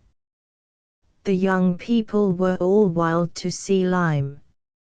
Captain Wentworth talked of going there again himself. It was only 17 miles from Uppercross, though November, the weather was by no means bad, and, in short, Louisa, who was the most eager of the eager, having formed the resolution to go, and besides the pleasure of doing as she liked, being now armed with the idea of merit in maintaining her own way, bore down all the wishes of her father and mother for putting it off till summer, and to Lyme they were to go, Charles, Mary, Anne, Henrietta, Louisa, and Captain Wentworth. The first heedless scheme had been to go in the morning and return at night, but to this Mr. Musgrove, for the sake of his horses, would not consent, and when it came to be rationally considered, a day in the middle of November would not leave much time for seeing a new place, after deducting 7 hours, as the nature of the country required, for going and returning. They were, consequently, to stay the night there, and not to be expected back till the next day's dinner. This was felt to be a considerable amendment, and though they all met at the great house at rather an early breakfast hour, and set off very punctually, it was so much past noon before the 2 carriages, Mr. Musgrove's coach containing the 4 ladies, and Charles's curricle, in which he drove Captain Wentworth, were descending the long hill into Lyme, and entering upon the still steeper street of the town itself, that it was very evident they would not have more than time for looking about them before the light and warmth of the day were gone. After securing accommodations, and ordering a dinner at one of the inns, the next thing to be done was unquestionably to walk directly down to the sea. They were come too late in the year for any amusement or variety which Lyme, as a public place, might offer. The rooms were shut up, the lodgers almost all gone, scarcely any family but of the residents left, and, as there is nothing to admire in the buildings themselves, the remarkable situation of the town, the principal street almost hurrying into the water, the walk to the Cobb, skirting round the pleasant little bay, which, in the season, is animated with bathing machines and company, the Cobb itself, its old wonders and new improvements, with the very beautiful line of cliffs stretching out to the east of the town, are what the stranger's eye will seek, and a very strange stranger it must be, who does not see charms in the immediate environs of Lyme, to make him wish to know it better. The scenes in its neighborhood, Charmouth, with its high grounds and extensive sweeps of country, and still more, its sweet, retired bay, backed by dark cliffs, where fragments of low rock among the sands, make it the happiest spot for watching the flow of the tide, for sitting in unwearied contemplation, the woody varieties of the cheerful village of Up Lyme, and, above all, Pinny, with its green chasms between romantic rocks, where the scattered forest trees and orchards of luxuriant growth declare that many a generation must have passed away since the first partial falling of the cliff prepared the ground for such a state, where a scene so wonderful and so lovely is exhibited, as may more than equal any of the resembling scenes of the far-famed Isle of Wight. These places must be visited, and visited again, to make the worth of Lyme understood. The party from Uppercross, passing down by the now deserted and melancholy-looking rooms, and still descending, soon found themselves on the seashore, and lingering only, as all must linger and gaze on a first return to the sea, whoever deserved to look on it at all, proceeded towards the Cobb, equally their object in itself and on Captain Wentworth's account, for in a small house, near the foot of an old pier of unknown date, were the Harvilles settled. Captain Wentworth turned in to call on his friend, the others walked on, and he was to join them on the Cobb. They were by no means tired of wondering and admiring, and not even Louisa seemed to feel that they had parted with Captain Wentworth long, when they saw him coming after them, with 3 companions, all well known already, by description, to be Captain and Mrs. Harville, and a Captain Benwick, who was staying with them. Captain Benwick had some time ago been first lieutenant of the Laconia, and the account which Captain Wentworth had given of him, on his return from Lyme before, his warm praise of him as an excellent young man and an officer, whom he had always valued highly, which must have stamped him well in the esteem of every listener, had been followed by a little history of his private life, which rendered him perfectly interesting in the eyes of all the ladies. He had been engaged to Captain Harville's sister, and was now mourning her loss. They had been a year or 2 waiting for fortune and promotion. Fortune came, his prize money as lieutenant being great. Promotion, too, came at last, but Fanny Harville did not live to know it. She had died the preceding summer while he was at sea. Captain Wentworth believed it impossible for man to be more attached to woman than poor Benwick had been to Fanny Harville, or to be more deeply afflicted under the dreadful change. He considered his disposition as of the sort which must suffer heavily, uniting very strong feelings with quiet, serious, and retiring manners, and a decided taste for reading and sedentary pursuits. To finish the interest of the story, the friendship between him and the Harvilles seemed, if possible, augmented by the event which closed all their views of alliance, and Captain Benwick was now living with them entirely. Captain Harville had taken his present house for half a year, his taste, and his health, and his fortune, all directing him to a residence inexpensive, and by the sea, and the grandeur of the country, and the retirement of Lyme in the winter, appeared exactly adapted to Captain Benwick's state of mind. The sympathy and goodwill excited towards Captain Benwick was very great. And yet, said Anne to herself, as they now moved forward to meet the party, he has not, perhaps, a more sorrowing heart than I have. I cannot believe his prospects so blighted forever. He is younger than I am, younger in feeling, if not in fact, younger as a man. He will rally again, and be happy with another.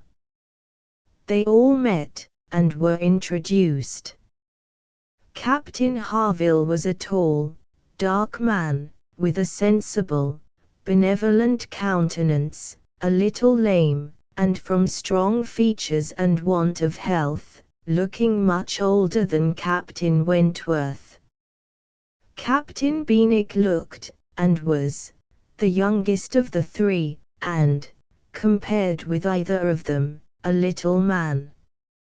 He had a pleasing face and a melancholy air, just as he ought to have, and drew back from conversation. Captain Harville, though not equaling Captain Wentworth in manners, was a perfect gentleman, unaffected, warm, and obliging. Mrs. Harville, a degree less polished than her husband, seemed, however, to have the same good feelings, and nothing could be more pleasant than their desire of considering the whole party as friends of their own, because the friends of Captain Wentworth, or more kindly hospitable than their entreaties for their all promising to dine with them. The dinner, already ordered at the inn, was at last, though unwillingly, accepted as an excuse, but they seemed almost hurt that Captain Wentworth should have brought any such party to Lyme, without considering it as a thing of course that they should dine with them. There was so much attachment to Captain Wentworth in all this, and such a bewitching charm in a degree of hospitality so uncommon, so unlike the usual style of give-and-take invitations, and dinners of formality and display, that Anne felt her spirits not likely to be benefited by an increasing acquaintance among his brother officers. These would have been all my friends, was her thought, and she had to struggle against a great tendency to lowness. On quitting the Cobb, they all went indoors with their new friends, and found rooms so small as none but those who invite from the heart could think capable of accommodating so many.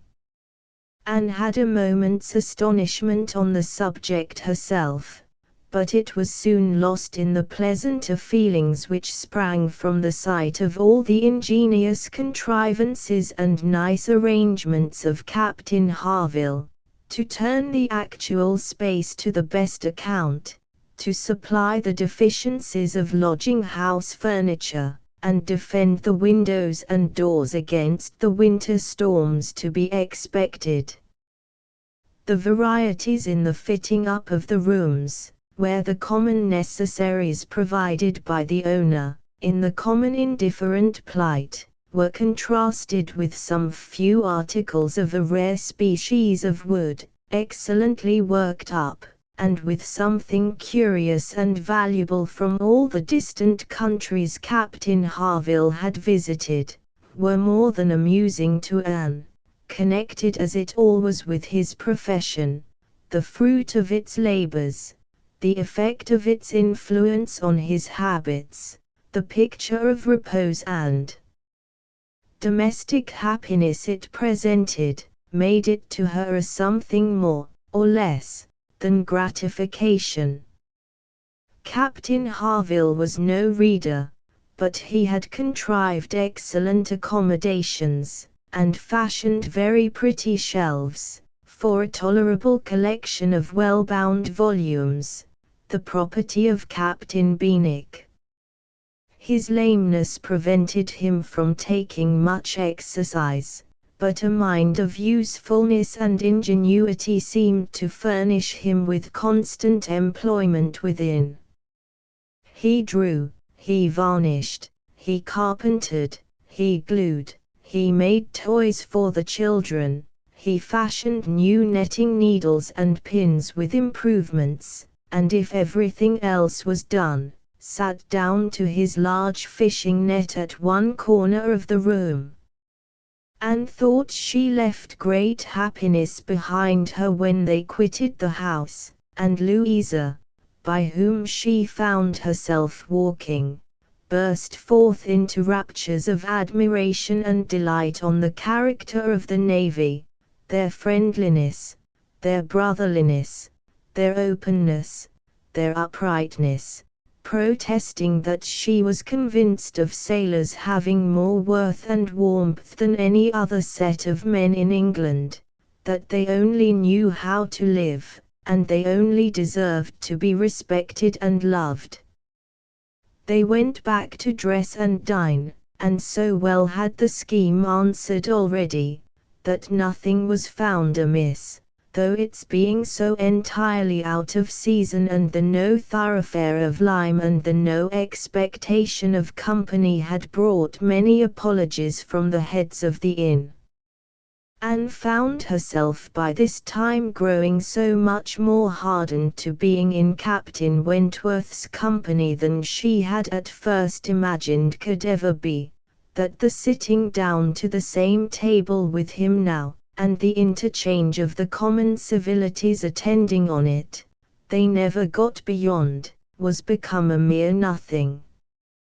The nights were too dark for the ladies to meet again till the morrow, but Captain Harville had promised them a visit in the evening, and he came, bringing his friend also, which was more than had been expected, it having been agreed that Captain Benwick had all the appearance of being oppressed by the presence of so many strangers. He ventured among them again, however, though his spirits certainly did not seem fit for the mirth of the party in general. While Captains Wentworth and Harville led the talk on one side of the room, and by recurring to former days, supplied anecdotes in abundance to occupy and entertain the others, it fell to Anne's lot to be placed rather apart with Captain Benwick, and a very good impulse of her nature obliged her to begin an acquaintance with him. He was shy, and disposed to abstraction, but the engaging mildness of her countenance, and gentleness of her manners, soon had their effect, and Anne was well repaid the first trouble of exertion. He was evidently a young man of considerable taste in reading, though principally in poetry, and besides the persuasion of having given him at least an evening's indulgence in the discussion of subjects, which his usual companions had probably no concern in, she had the hope of being of real use to him in some suggestions as to the duty and benefit of struggling against affliction, which had naturally grown out of their conversation. For, though shy, he did not seem reserved. It had rather the appearance of feelings glad to burst their usual restraints, and having talked of poetry, the richness of the present age, and gone through a brief comparison of opinion as to the first-rate poets, trying to ascertain whether Marmion or the Lady of the Lake were to be preferred, and how ranked the Giaour and the Bride of Abydos, and moreover, how the Giaour was to be pronounced, he showed himself so intimately acquainted with all the tenderest songs of the one poet, and all the impassioned descriptions of hopeless agony of the other. He repeated, with such tremulous feeling, the various lines which imaged a broken heart, or a mind destroyed by wretchedness, and looked so entirely as if he meant to be understood, that she ventured to hope he did not always read only poetry, and to say, that she thought it was the misfortune of poetry to be seldom safely enjoyed by those who enjoyed it completely, and that the strong feelings which alone could estimate it truly were the very feelings which ought to taste it but sparingly.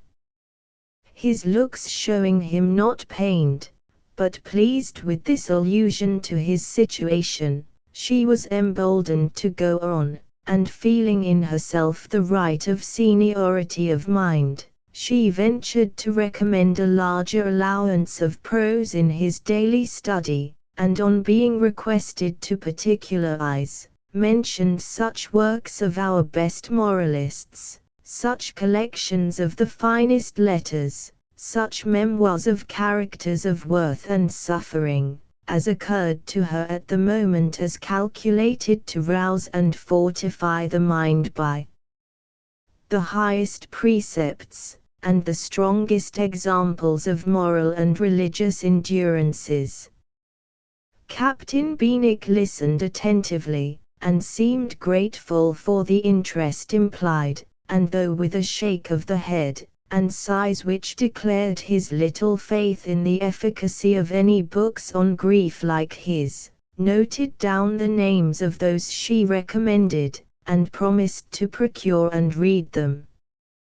When the evening was over, Anne could not but be amused at the idea of her coming to Lyme to preach patience and resignation to a young man whom she had never seen before, nor could she help fearing, on more serious reflection, that, like many other great moralists and preachers, she had been eloquent on a point in which her own conduct would ill bear examination. Chapter 12.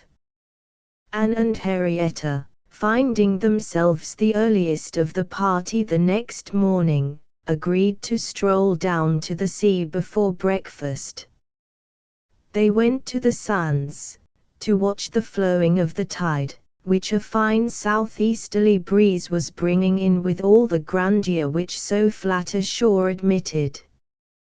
They praised the morning, gloried in the sea, sympathized in the delight of the fresh-feeling breeze, and were silent, till Henrietta suddenly began again with, "Oh, yes, I am quite convinced that, with very few exceptions, the sea air always does good.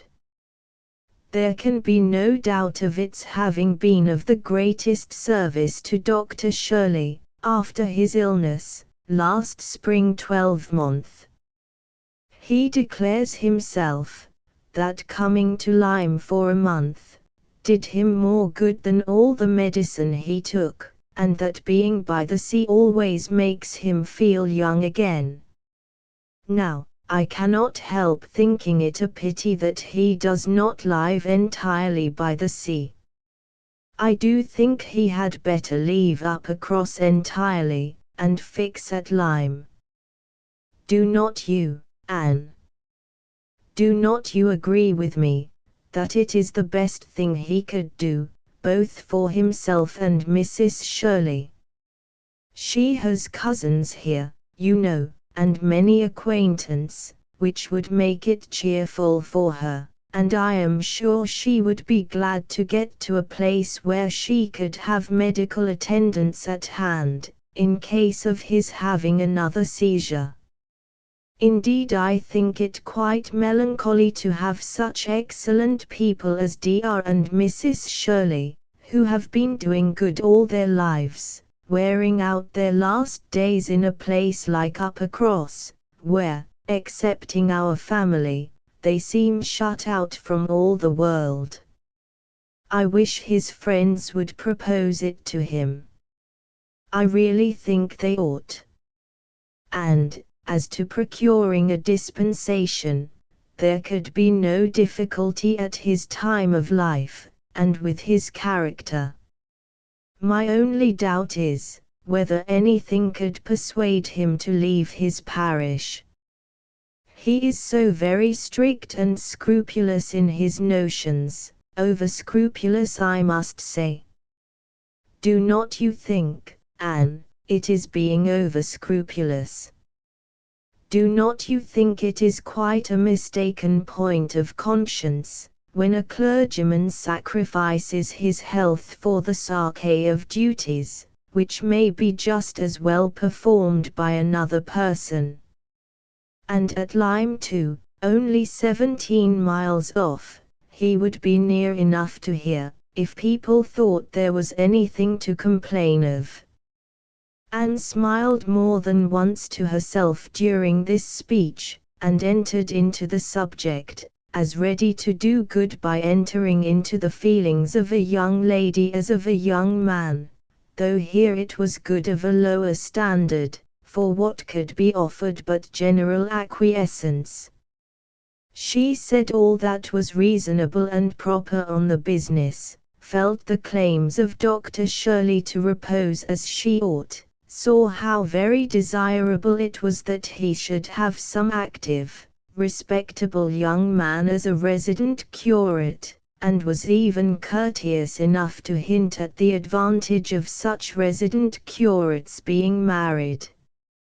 I wish, said Henrietta, very well pleased with her companion, I wish Lady Russell lived at Uppercross, and were intimate with Dr. Shirley. I have always heard of Lady Russell as a woman of the greatest influence with everybody.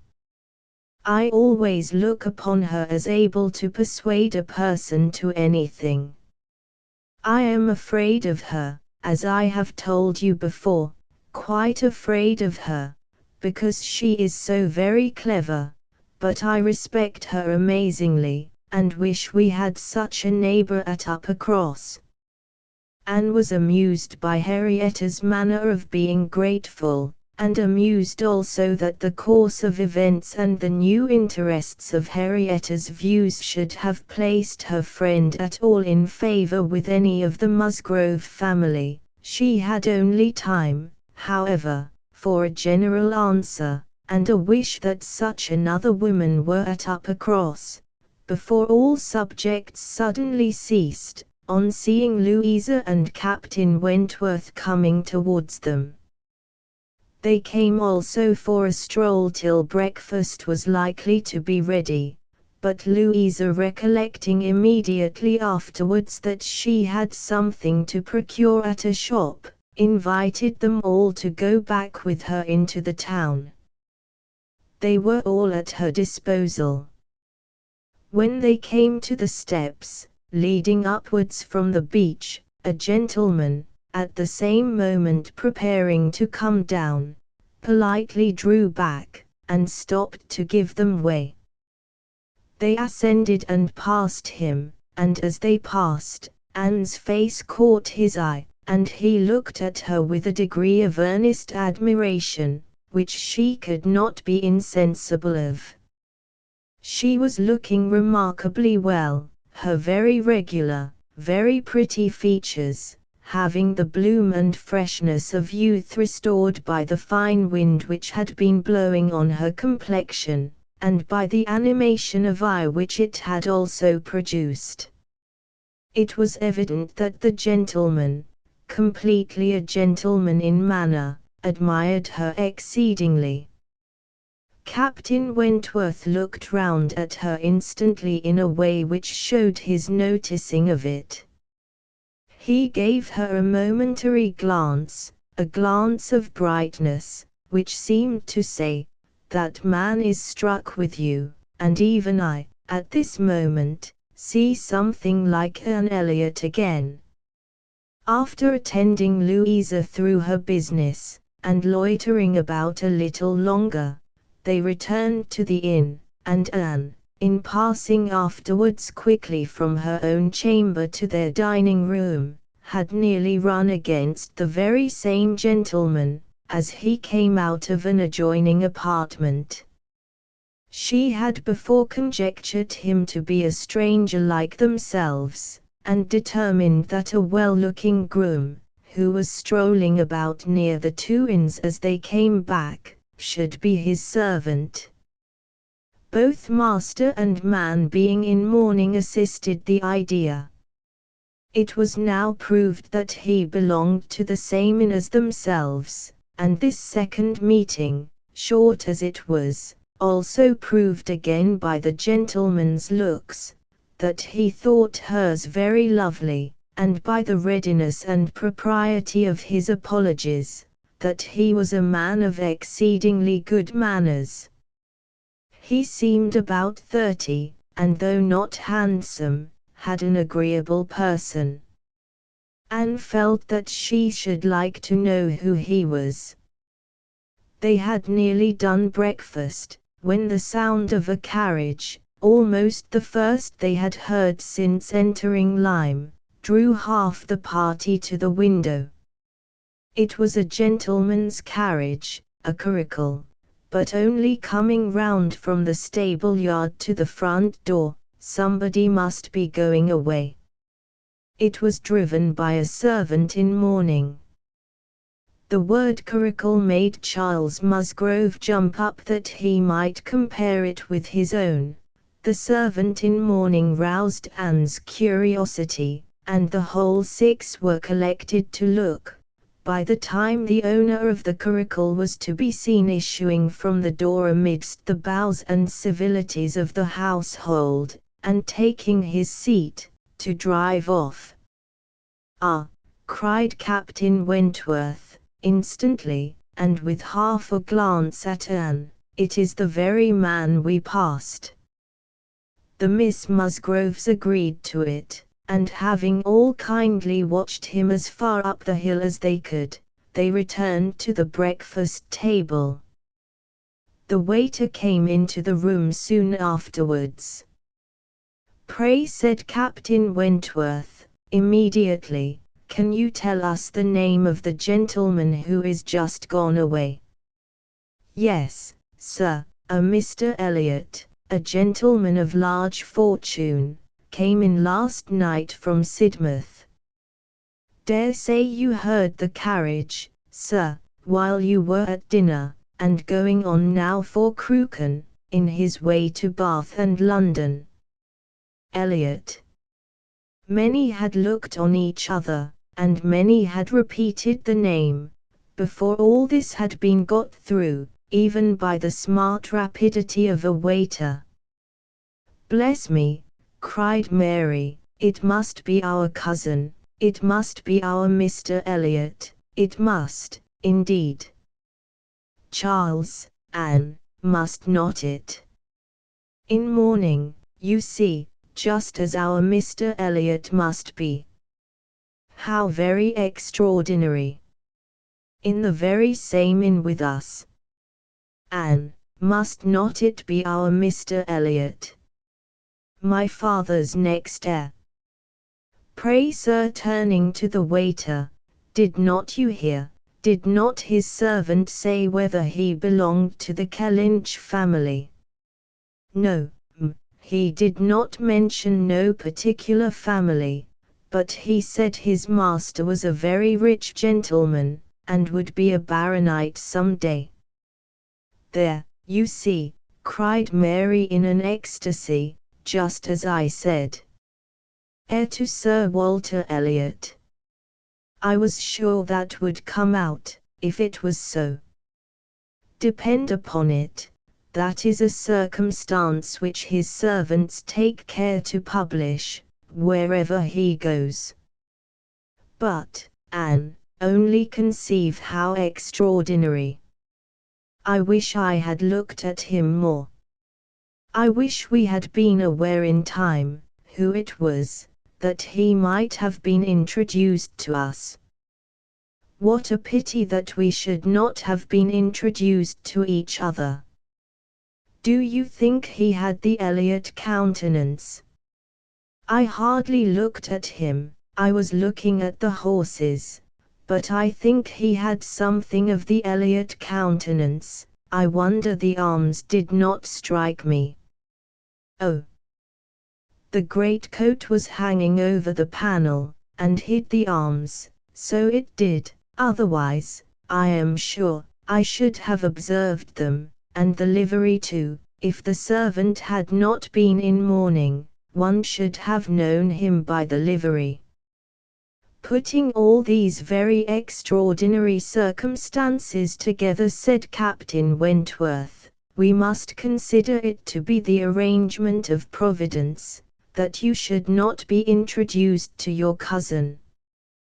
When she could command Mary's attention, Anne quietly tried to convince her that their father and Mr. Elliot had not, for many years, been on such terms as to make the power of attempting an introduction at all desirable. At the same time, however, it was a secret gratification to herself to have seen her cousin, and to know that the future owner of Kellynch was undoubtedly a gentleman, and had an air of good sense. She would not, upon any account, mention her having met with him the second time. Luckily Mary did not much attend to their having passed close by him in their earlier walk, but she would have felt quite ill-used by Anne's having actually run against him in the passage, and received his very polite excuses, while she had never been near him at all. No, that cousinly little interview must remain a perfect secret. Of course, said Mary, you will mention our seeing Mr. Elliot, the next time you write to Bath. I think my father certainly ought to hear of it. Do mention all about him.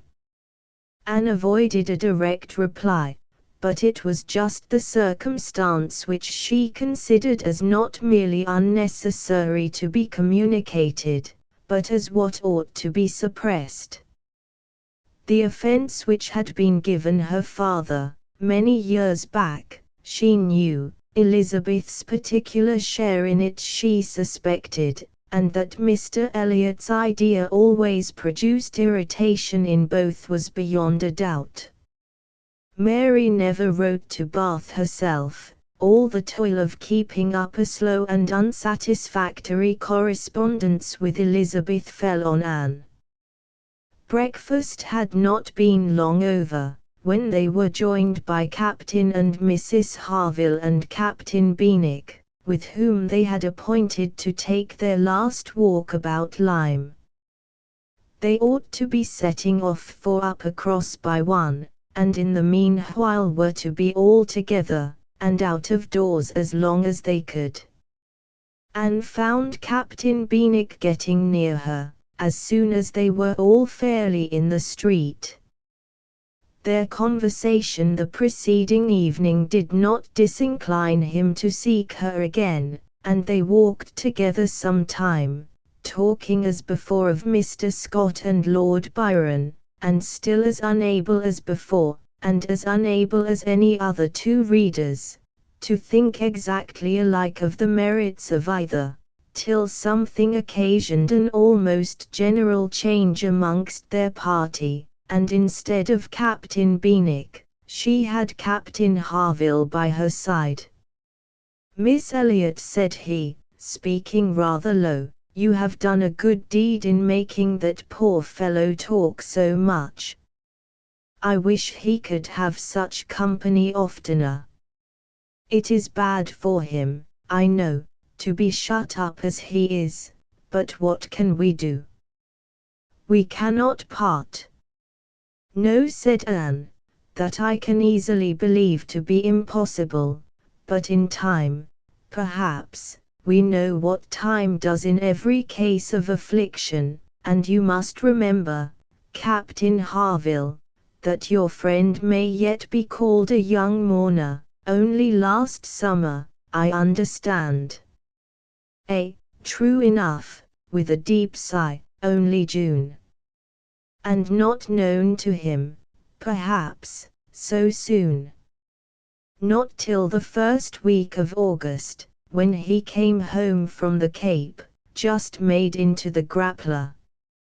I was at Plymouth dreading to hear of him. He sent in letters, but the Grappler was under orders for Portsmouth. There the news must follow him, but who was to tell it? Not I. I would as soon have been run up to the yardarm. Nobody could do it, but that good fellow," pointing to Captain Wentworth. The Laconia had come into Plymouth the week before, no danger of her being sent to sea again. He stood his chance for the rest, wrote up for leave of absence, but without waiting the return, travelled night and day till he got to Portsmouth, rowed off to the Grappler that instant, and never left the poor fellow for a week. That's what he did, and nobody else could have saved poor James. You may think, Miss Elliot, whether he is dear to us." Anne did think on the question with perfect decision, and said as much in reply as her own feeling could accomplish, or as his seemed able to bear, for he was too much affected to renew the subject, and when he spoke again, it was of something totally different. Mrs. Harville's giving it as her opinion that her husband would have quite walking enough by the time he reached home, determined the direction of all the party in what was to be their last walk. They would accompany them to their door, and then return and set off themselves. By all their calculations there was just time for this, but as they drew near the Cobb, there was such a general wish to walk along it once more, all were so inclined, and Louisa soon grew so determined, that the difference of a quarter of an hour, it was found, would be no difference at all. So with all the kind leave-taking, and all the kind interchange of invitations and promises which may be imagined, they parted from Captain and Mrs. Harville at their own door, and still accompanied by Captain Benwick, who seemed to cling to them to the last, proceeded to make the proper adieus to the Cobb. Anne found Captain Benwick again drawing near her. Lord Byron's dark blue seas could not fail of being brought forward by their present view, and she gladly gave him all her attention as long as attention was possible. It was soon drawn, perforce another way. There was too much wind to make the high part of the new Cobb pleasant for the ladies, and they agreed to get down the steps to the lower, and all were contented to pass quietly and carefully down the steep flight, excepting Louisa. She must be jumped down them by Captain Wentworth. In all their walks, he had had to jump her from the stiles. The sensation was delightful to her. The hardness of the pavement for her feet made him less willing upon the present occasion. He did it, however. She was safely down, and instantly, to show her enjoyment, ran up the steps to be jumped down again. He advised her against it, thought the jar too great, but no, he reasoned and talked in vain. She smiled and said, "I am determined I will." He put out his hands. She was too precipitate by half a second. She fell on the pavement on the lower cob, and was taken up lifeless. There was no wound, no blood, no visible bruise, but her eyes were closed, she breathed not, her face was like death. The horror of the moment to all who stood around. Captain Wentworth, who had caught her up, knelt with her in his arms, looking on her with a face as pallid as her own, in an agony of silence. "She is dead, she is dead," screamed Mary, catching hold of her husband, and contributing with his own horror to make him immovable, and in another moment, Henrietta, sinking under the conviction, lost her senses too, and would have fallen on the steps, but for Captain Benwick and Anne, who caught and supported her between them. "Is there no one to help me?" were the first words which burst from Captain Wentworth, in a tone of despair, and as if all his own strength were gone. Go to him," cried Anne, "for heaven's sake go to him. I can support her myself. Leave me, and go to him. Rub her hands, rub her temples, here are salts, take them, take them." Captain Benwick obeyed, and Charles at the same moment, disengaging himself from his wife, they were both with him, and Louisa was raised up and supported more firmly between them, and everything was done that Anne had prompted, but in vain, while Captain Wentworth, staggering against the wall for his support, exclaimed in the bitterest agony, "O God, her father and mother!" "A surgeon," said Anne. He caught the word, it seemed to rouse him at once, and saying only, "True, true, a surgeon," this instant was darting away, when Anne eagerly suggested, "Captain Benwick, would not it be better for Captain Benwick? He knows where a surgeon is to be found." Every one capable of thinking felt the advantage of the idea, and in a moment, it was all done in rapid moments. Captain Benwick had resigned the poor corpse-like figure entirely to the brothers' care, and was off for the town with the utmost rapidity. As to the wretched party left behind, it could scarcely be said which of the three, who were completely rational, was suffering most, Captain Wentworth, Anne, or Charles, who, really a very affectionate brother, hung over Louisa with sobs of grief, and could only turn his eyes from one sister, to see the other in a state as insensible, or to witness the hysterical agitations of his wife, calling on him for help which he could not give. Anne, attending with all the strength and zeal, and thought, which instinct supplied, to Henrietta, still tried, at intervals, to suggest comfort to the others, tried to quiet Mary, to animate Charles, to assuage the feelings of Captain Wentworth. Both seemed to look to her for directions. "Anne, Anne," cried Charles, "what is to be done next? What, in heaven's name, is to be done next?" Captain Wentworth's eyes were also turned towards her. Had not she better be carried to the inn?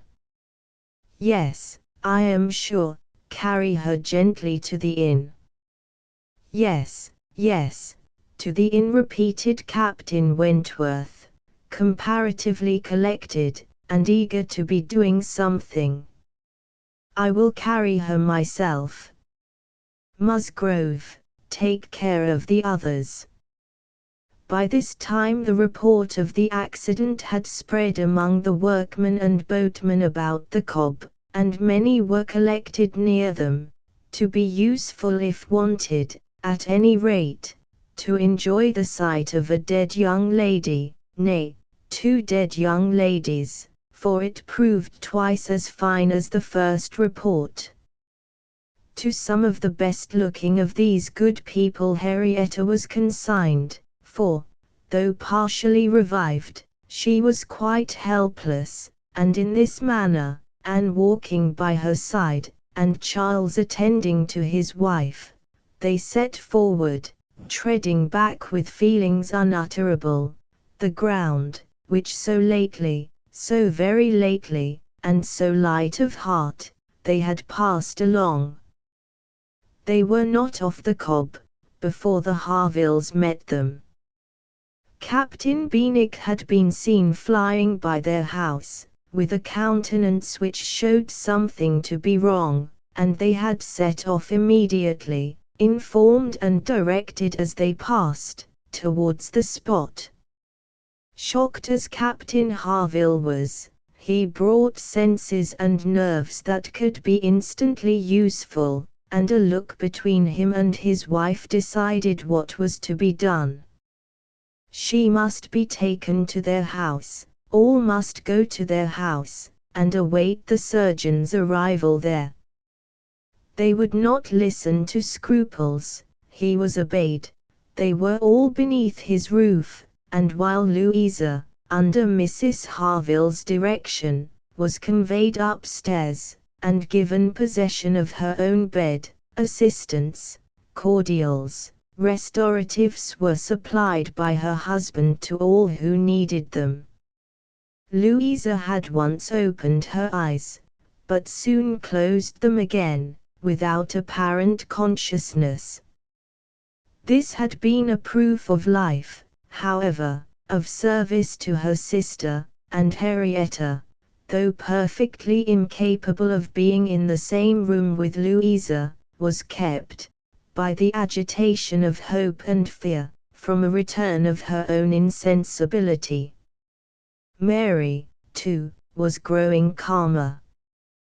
The surgeon was with them almost before it had seemed possible. They were sick with horror, while he examined, but he was not hopeless. The head had received a severe contusion, but he had seen greater injuries recovered from. He was by no means hopeless, he spoke cheerfully. That he did not regard it as a desperate case, that he did not say a few hours must end it, was at first felt, beyond the hope of most, and the ecstasy of such a reprieve, the rejoicing, deep and silent, after a few fervent ejaculations of gratitude to heaven had been offered, may be conceived. The tone, the look, with which "thank God" was uttered by Captain Wentworth, Anne was sure could never be forgotten by her, nor the sight of him afterwards, as he sat near a table, leaning over it with folded arms and face concealed, as if overpowered by the various feelings of his soul, and trying by prayer and reflection to calm them. Louisa's limbs had escaped. There was no injury but to the head. It now became necessary for the party to consider what was best to be done, as to their general situation.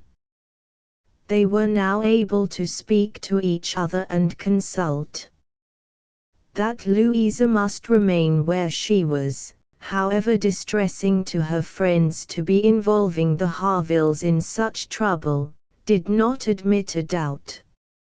Her removal was impossible. The Harvilles silenced all scruples, and, as much as they could, all gratitude. They had looked forward and arranged everything before the others began to reflect. Captain Benwick must give up his room to them, and get another bed elsewhere, and the whole was settled. They were only concerned that the house could accommodate no more, and yet perhaps, by putting the children away in the maid's room, or swinging a cot somewhere they could hardly bear to think of not finding room for 2 or 3 besides, supposing they might wish to stay, though, with regard to any attendance on Miss Musgrove, there need not be the least uneasiness in leaving her to Mrs. Harville's care entirely. Mrs. Harville was a very experienced nurse, and her nursery maid, who had lived with her long, and gone about with her everywhere, was just such another. Between these two, she could want no possible attendance by day or night. And all this was said with a truth and sincerity of feeling irresistible. Charles, Henrietta, and Captain Wentworth were the 3 in consultation, and for a little while it was only an interchange of perplexity and terror. Uppercross, the necessity of someone's going to Uppercross, the news to be conveyed, how it could be broken to Mr. and Mrs. Musgrove, the lateness of the morning, an hour already gone since they ought to have been off, the impossibility of being in tolerable time.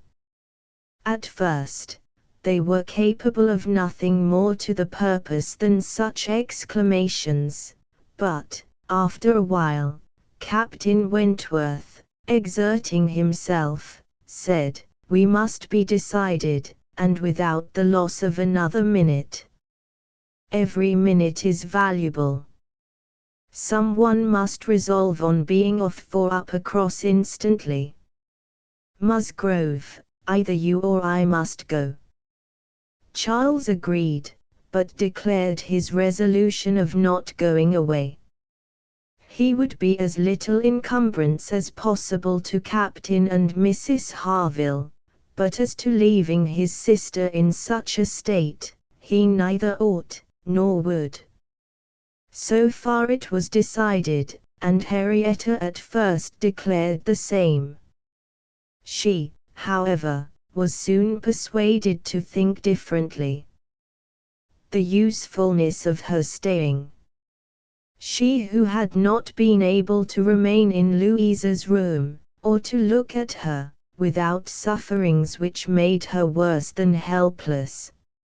She was forced to acknowledge that she could do no good, yet was still unwilling to be away, till, touched by the thought of her father and mother, she gave it up, she consented, she was anxious to be at home.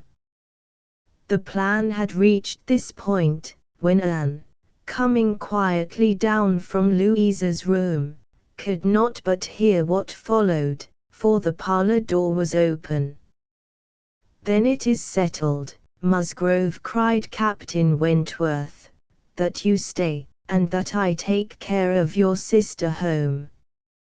But as to the rest, as to the others, if one stays to assist Mrs. Harville, I think it need be only one. Mrs. Charles Musgrove will, of course, wish to get back to her children, but if Anne will stay, no one so proper, so capable as Anne." She paused a moment to recover from the emotion of hearing herself so spoken of. The other 2 warmly agreed with what he said, and she then appeared. "You will stay, I am sure, you will stay and nurse her," cried he, turning to her and speaking with a glow, and yet a gentleness, which seemed almost restoring the past. She colored deeply, and he recollected himself and moved away. She expressed herself most willing, ready, happy to remain. It was what she had been thinking of, and wishing to be allowed to do. A bed on the floor in Louisa's room would be sufficient for her, if Mrs. Harville would but think so. One thing more, and all seemed arranged. Though it was rather desirable that Mr. and Mrs. Musgrove should be previously alarmed by some share of delay, yet the time required by the Uppercross horses to take them back would be a dreadful extension of suspense, and Captain Wentworth proposed, and Charles Musgrove agreed, that it would be much better for him to take a chaise from the inn, and leave Mr. Musgrove's carriage and horses to be sent home the next morning early, when there would be the farther advantage of sending an account of Louisa's night. Captain Wentworth now hurried off to get everything ready on his part, and to be soon followed by the two ladies. When the plan was made known to Mary, however, there was an end of all peace in it. She was so wretched and so vehement, complained so much of injustice in being expected to go away instead of Anne, who was nothing to Louisa, while she was her sister, and had the best right to stay in Henrietta's stead. Why was not she to be as useful as Anne? And to go home without Charles, too, without her husband? No, it was too unkind. And in short, she said more than her husband could long withstand, and as none of the others could oppose when he gave way, there was no help for it. The change of Mary for Anne was inevitable. Anne had never submitted more reluctantly to the jealous and ill-judging claims of Mary, but so it must be, and they set off for the town, Charles taking care of his sister, and Captain Benwick attending to her. She gave a moment's recollection, as they hurried along, to the little circumstances which the same spots had witnessed earlier in the morning. There she had listened to Henrietta's schemes for Dr. Shirley's leaving Uppercross. Farther on, she had first seen Mr. Elliot. A moment seemed all that could now be given to anyone but Louisa, or those who were wrapped up in her welfare. Captain Benwick was most considerately attentive to her, and, united as they all seemed by the distress of the day, she felt an increasing degree of goodwill towards him, and a pleasure even in thinking that it might, perhaps, be the occasion of continuing their acquaintance. Captain Wentworth was on the watch for them, and a chaise and four in waiting, stationed for their convenience in the lowest part of the street, but his evident surprise and vexation at the substitution of one sister for the other, the change in his countenance, the astonishment, the expressions begun and suppressed, with which Charles was listened to, made but a mortifying reception of Anne, or must at least convince her that she was valued only as she could be useful to Louisa. She endeavored to be composed, and to be just. Without emulating the feelings of an Emma towards her Henry, she would have attended on Louisa with a zeal above the common claims of regard for his Sake, and she hoped he would not long be so unjust as to suppose she would shrink unnecessarily from the office of a friend. In the meanwhile she was in the carriage. He had handed them both in, and placed himself between them, and in this manner, under these circumstances, full of astonishment and emotion to Anne, she quitted Lyme.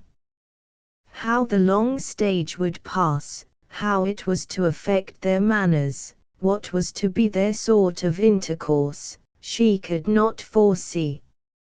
It was all quite natural, however. He was devoted to Henrietta, always turning towards her, and when he spoke at all, always with the view of supporting her hopes and raising her spirits.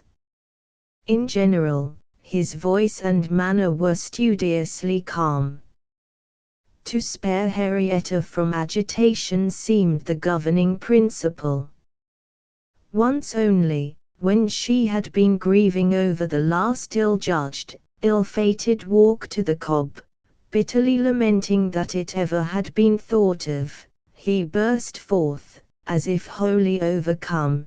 "Don't talk of it, don't talk of it," he cried. "O God, that I had not given way to her at the fatal moment! Had I done as I ought? But so eager and so resolute. Dear, sweet Louisa!" Anne wondered whether it ever occurred to him now, to question the justness of his own previous opinion as to the universal felicity and advantage of firmness of character, and whether it might not strike him that, like all other qualities of the mind, it should have its proportions and limits. She thought it could scarcely escape him to feel that a persuadable temper might sometimes be as much in favor of happiness as a very resolute character. They got on fast. Anne was astonished to recognize the same hills and the same objects so soon. Their actual speed, heightened by some dread of the conclusion, made the road appear but half as long as on the day before. It was growing quite dusk, however, before they were in the neighborhood of Uppercross, and there had been total silence among them for some time, Henrietta leaning back in the corner, with a shawl over her face, giving the hope of her having cried herself to sleep, when, as they were going up their last hill, Anne found herself all at once addressed by Captain Wentworth. In a low, cautious voice, he said, "I have been considering what we had best do. She must not appear at first. She could not stand it. I have been thinking whether you had not better remain in the carriage with her, while I go in and break it to Mr. and Mrs. Musgrove. Do you think this is a good plan?" She did. He was satisfied, and said no more. But the remembrance of the appeal remained a pleasure to her, as a proof of friendship, and of deference for her judgment, a great pleasure, and when it became a sort of parting proof, its value did not lessen. When the distressing communication at Uppercross was over, and he had seen the father and mother quite as composed as could be hoped, and the daughter all the better for being with them, he announced his intention of returning in the same carriage to Lyme, and when the horses were baited, he was off. End of Volume 1. Chapter 13. The remainder of Anne's time at Uppercross, comprehending only 2 days, was spent entirely at the mansion house, and she had the satisfaction of knowing herself extremely useful there, both as an immediate companion, and as assisting in all those arrangements for the future, which, in Mr. and Mrs. Musgrove's distressed state of spirits, would have been difficulties. They had an early account from Lyme the next morning. Louisa was much the same. No symptoms worse than before had appeared. Charles came a few hours afterwards, to bring a later and more particular account. He was tolerably cheerful. A speedy cure must not be hoped, but everything was going on as well as the nature of the case admitted. In speaking of the Harvilles, he seemed unable to satisfy his own sense of their kindness, especially of Mrs. Harville's exertions as a nurse. She really left nothing for Mary to do. He and Mary had been persuaded to go early to their inn last night. Mary had been hysterical again this morning. When he came away, she was going to walk out with Captain Benwick, which, he hoped, would do her good. He almost wished she had been prevailed on to come home the day before, but the truth was, that Mrs. Harville left nothing for anybody to do. Charles was to return to Lyme the same afternoon, and his father had at first half a mind to go with him, but the ladies could not consent. It would be going only to multiply trouble to the others, and increase his own distress, and a much better scheme followed and was acted upon. A chaise was sent for from Crewkerne, and Charles conveyed back a far more useful person in the old nursery maid of the family, one who, having brought up all the children, and seen the very last, the lingering and long-petted Master Harry, sent to school after his brothers, was now living in her deserted nursery to mend stockings and dress all the blains and bruises she could get near her, and who, consequently, was only too happy in being allowed to go and help nurse dear Miss Louisa. Vague wishes of getting Sarah thither had occurred before to Mrs. Musgrove and Henrietta, but without Anne, it would hardly have been resolved on, and found practicable so soon. They were indebted, the next day, to Charles Hayter, for all the minute knowledge of Louisa, which it was so essential to obtain every 24 hours. He made it his business to go to Lyme, and his account was still encouraging. The intervals of sense and consciousness were believed to be stronger. Every report agreed in Captain Wentworth's appearing fixed in Lyme. Anne was to leave them on the morrow, an event which they all dreaded. What should they do without her? They were wretched comforters for one another. And so much was said in this way, that Anne thought she could not do better than impart among them the general inclination to which she was privy, and persuaded them all to go to Lyme at once. She had little difficulty. It was soon determined that they would go tomorrow, fix themselves at the inn, or get into lodgings, as it suited, and there remain till dear Louisa could be moved. They must be taking off some trouble from the good people she was with. They might at least relieve Mrs. Harville from the care of her own children, and in short, they were so happy in the decision, that Anne was delighted with what she had done, and felt that she could not spend her last morning at Uppercross better than in assisting their preparations, and sending them off at an early hour, though her being left to the solitary range of the house was the consequence.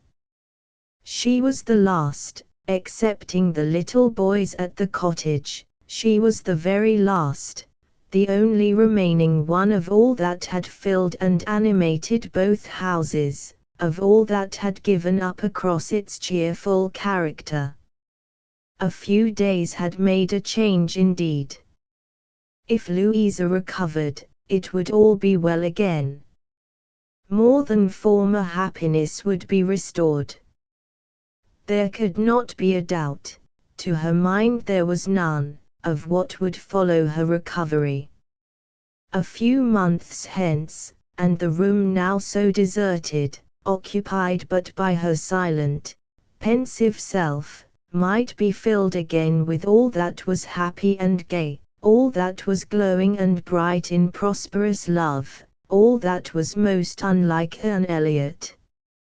An hour's complete leisure for such reflections as these, on a dark November day, a small thick rain almost blotting out the very few objects ever to be discerned from the windows, was enough to make the sound of Lady Russell's carriage exceedingly welcome, and yet, though desirous to be gone, she could not quit the mansion house, or look an adieu to the cottage, with its black, dripping and comfortless veranda, or even notice through the misty glasses the last humble tenements of the village, without a saddened heart.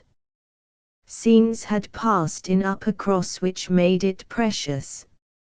It stood the record of many sensations of pain, once severe, but now softened, and of some instances of relenting feeling, some breathings of friendship and reconciliation, which could never be looked for again, and which could never cease to be dear. She left it all behind her, all but the recollection that such things had been. Anne had never entered Kellynch since her quitting Lady Russell's house in September. It had not been necessary, and the few occasions of its being possible for her to go to the Hall she had contrived to evade and escape from. Her first return was to resume her place in the modern and elegant apartments of the lodge, and to gladden the eyes of its mistress.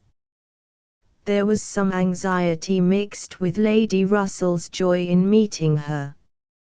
She knew who had been frequenting Uppercross.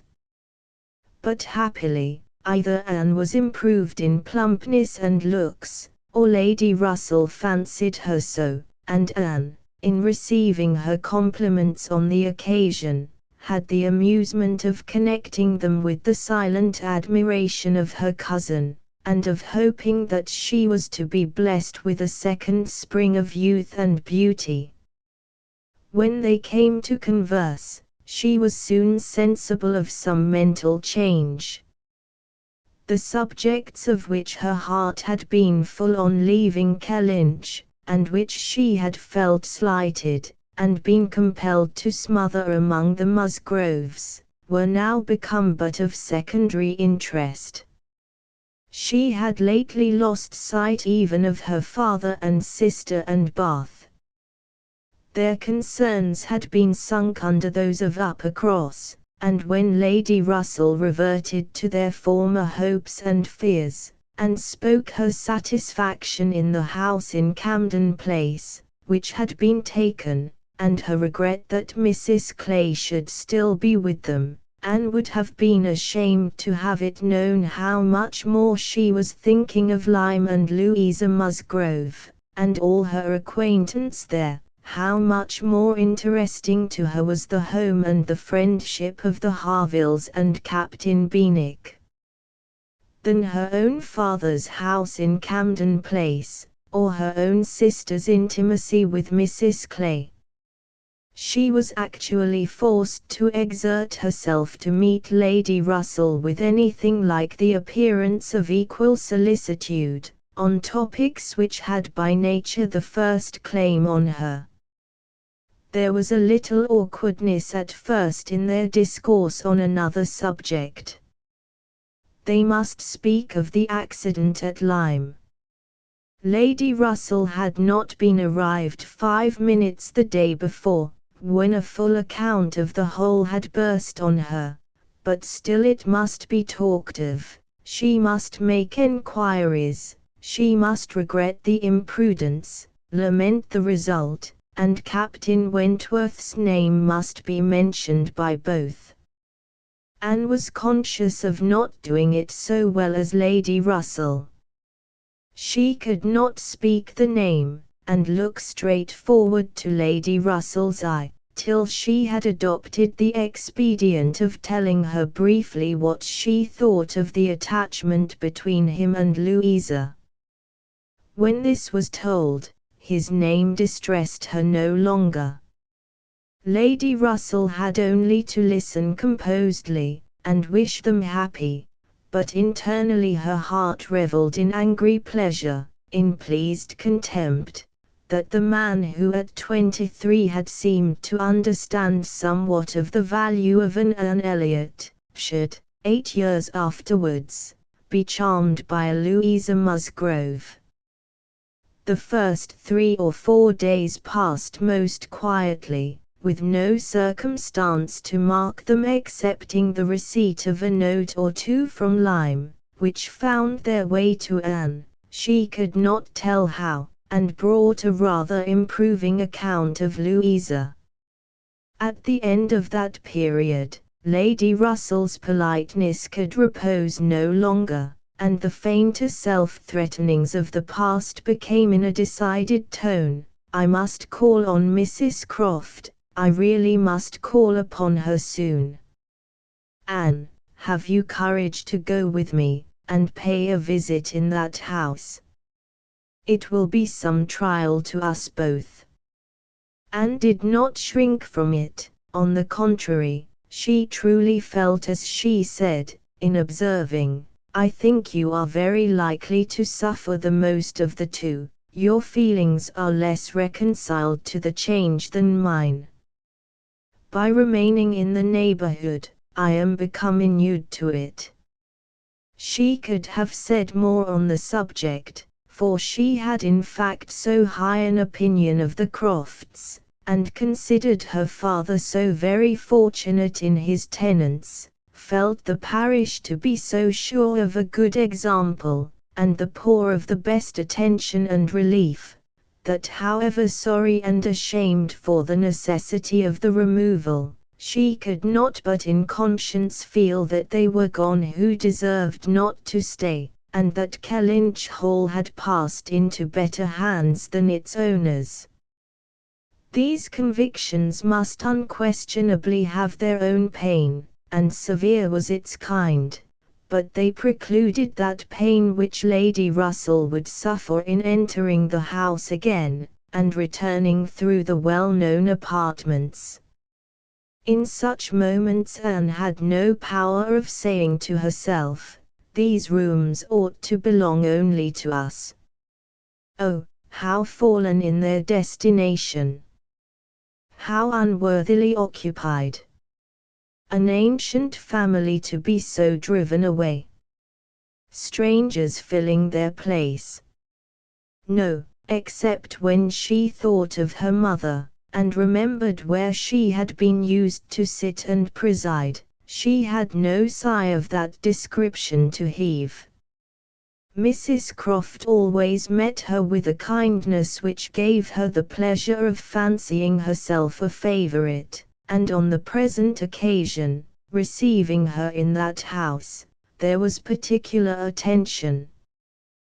The sad accident at Lyme was soon the prevailing topic, and on comparing their latest accounts of the invalid, it appeared that each lady dated her intelligence from the same hour of yestermorn, that Captain Wentworth had been in Kellynch yesterday, the first time since the accident, had brought Anne the last note, which she had not been able to trace the exact steps of, had stayed a few hours and then returned again to Lyme, and without any present intention of quitting it any more. He had enquired after her, she found, particularly, had expressed his hope of Miss Elliot's not being the worse for her exertions, and had spoken of those exertions as great. This was handsome, and gave her more pleasure than almost anything else could have done. As to the sad catastrophe itself, it could be canvassed only in one style by a couple of steady, sensible women, whose judgments had to work on ascertained events, and it was perfectly decided that it had been the consequence of much thoughtlessness and much imprudence, that its effects were most alarming, and that it was frightful to think how long Miss Musgrove's recovery might yet be doubtful, and how liable she would still remain to suffer from the concussion hereafter. The Admiral wound it up summarily by exclaiming, a very bad business indeed. A new sort of way this, for a young fellow to be making love, by breaking his mistress's head, is not it, Miss Elliot? This is breaking a head and giving a plaster, truly. Admiral Croft's manners were not quite of the tone to suit Lady Russell, but they delighted Anne. His goodness of heart and simplicity of character were irresistible. "Now, this must be very bad for you," said he, suddenly rousing from a little reverie, "to be coming and finding us here. I had not recollected it before, I declare, but it must be very bad. But now, do not stand upon ceremony. Get up and go over all the rooms in the house if you like it. Another time, sir, I thank you, not now. Well, whenever it suits you. You can slip in from the shrubbery at any time, and there you will find we keep our umbrellas hanging up by that door. A good place, is not it? But," checking himself, "you will not think it a good place, for yours were always kept in the butler's room." So it always is, I believe. One man's ways may be as good as another's, but we all like our own best. And so you must judge for yourself, whether it would be better for you to go about the house or not. Anne, finding she might decline it, did so, very gratefully. "We have made very few changes either," continued the Admiral, after thinking a moment. "Very few. We told you about the laundry door, at Uppercross. That has been a very great improvement. The wonder was, how any family upon earth could bear with the inconvenience of its opening as it did, so long. You will tell Sir Walter what we have done, and that Mr. Shepherd thinks it the greatest improvement the house ever had. Indeed, I must do ourselves the justice to say, that the few alterations we have made have been all very much for the better. My wife should have the credit of them, however. I have done very little besides sending away some of the large looking glasses from my dressing room, which was your father's. A very good man, and very much the gentleman, I am sure, but I should think, Miss Elliot, looking with serious reflection, I should think he must be rather a dressy man for his time of life. Such a number of looking glasses. Oh Lord! There was no getting away from one's self.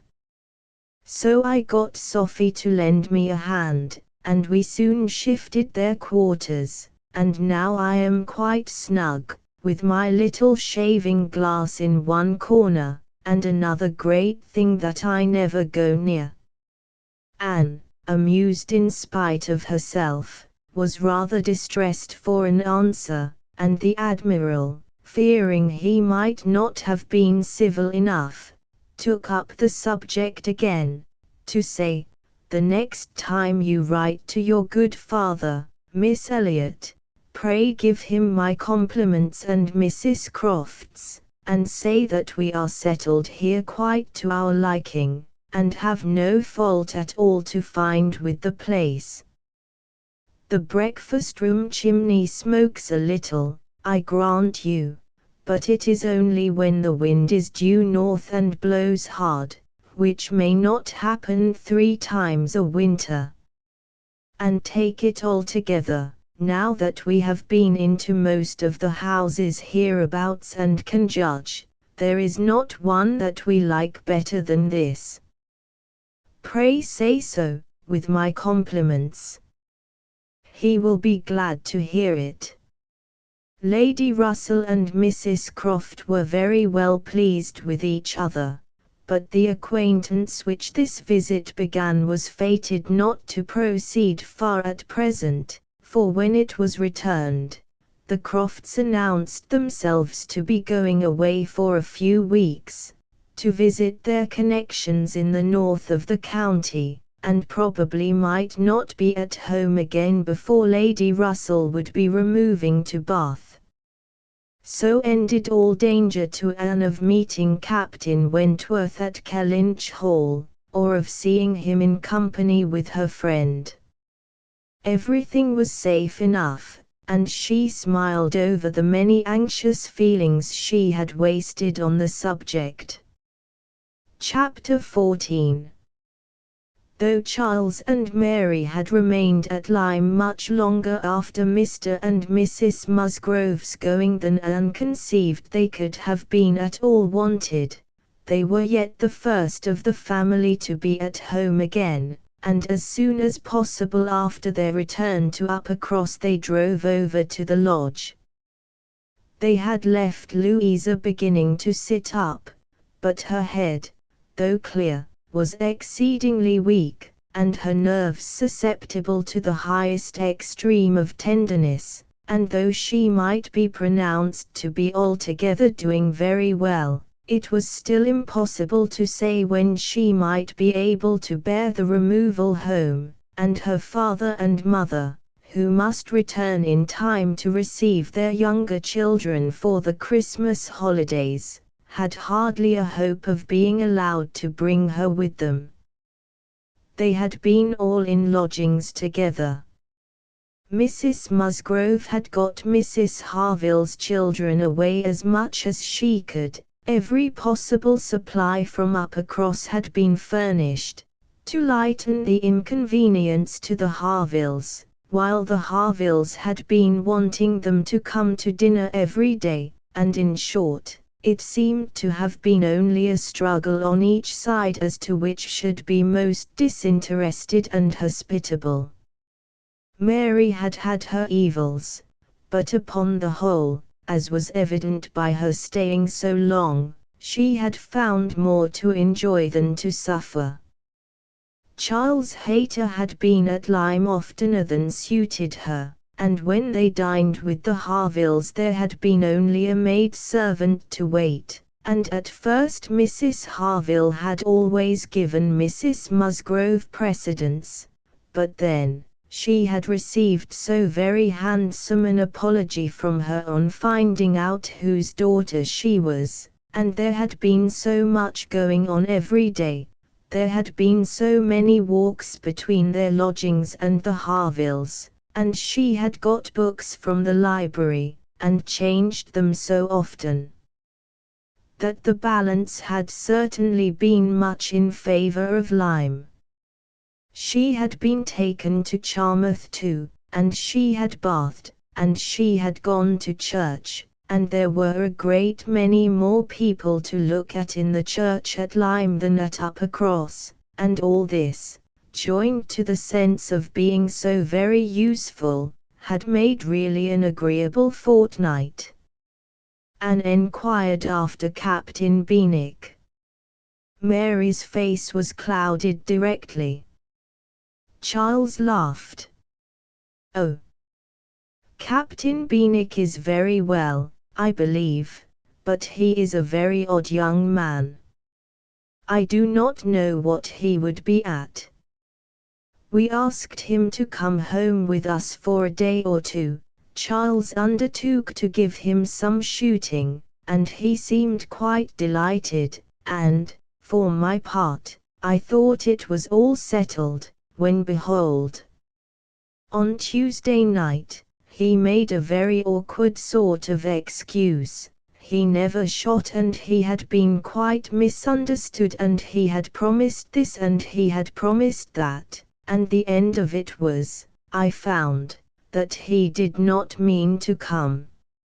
I suppose he was afraid of finding it dull, but upon my word I should have thought we were lively enough at the cottage for such a heartbroken man as Captain Benwick." Charles laughed again and said, "Now Mary, you know very well how it really was. It was all your doing, turning to Anne. He fancied that if he went with us, he should find you close by. He fancied everybody to be living in Uppercross, and when he discovered that Lady Russell lived 3 miles off, his heart failed him, and he had not courage to come. That is the fact, upon my honor. Mary knows it is. But Mary did not give in to it very graciously, whether from not considering Captain Benwick entitled by birth and situation to be in love with an Elliot, or from not wanting to believe Anne a greater attraction to Uppercross than herself, must be left to be guessed. Anne's goodwill, however, was not to be lessened by what she heard. She boldly acknowledged herself flattered, and continued her enquiries. "Oh, he talks of you," cried Charles, in such terms. Mary interrupted him. "I declare, Charles, I never heard him mention Anne twice all the time I was there." "I declare, Anne, he never talks of you at all." "No," admitted Charles, "I do not know that he ever does, in a general way, but however, it is a very clear thing that he admires you exceedingly. His head is full of some books that he is reading upon your recommendation, and he wants to talk to you about them. He has found out something or other in one of them which he thinks, oh, I cannot pretend to remember it, but it was something very fine. I overheard him telling Henrietta all about it, and then Miss Elliot was spoken of in the highest terms. Now Mary, I declare it was so. I heard it myself, and you were in the other room. Elegance, sweetness, beauty. Oh, there was no end of Miss Elliot's charms. And I am sure," cried Mary, warmly, "it was a very little to his credit, if he did. Miss Harville only died last June. Such a heart is very little worth having, is it, Lady Russell? I am sure you will agree with me." "I must see Captain Benwick before I decide," said Lady Russell, smiling. "And that you are very likely to do very soon, I can tell you," said Charles.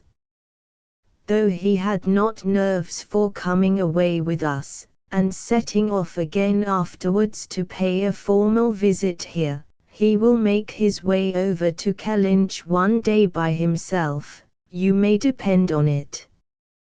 I told him the distance and the road, and I told him of the churches being so very well worth seeing, for as he has a taste for those sort of things, I thought that would be a good excuse, and he listened with all his understanding and soul, and I am sure from his manner that you will have him calling here soon.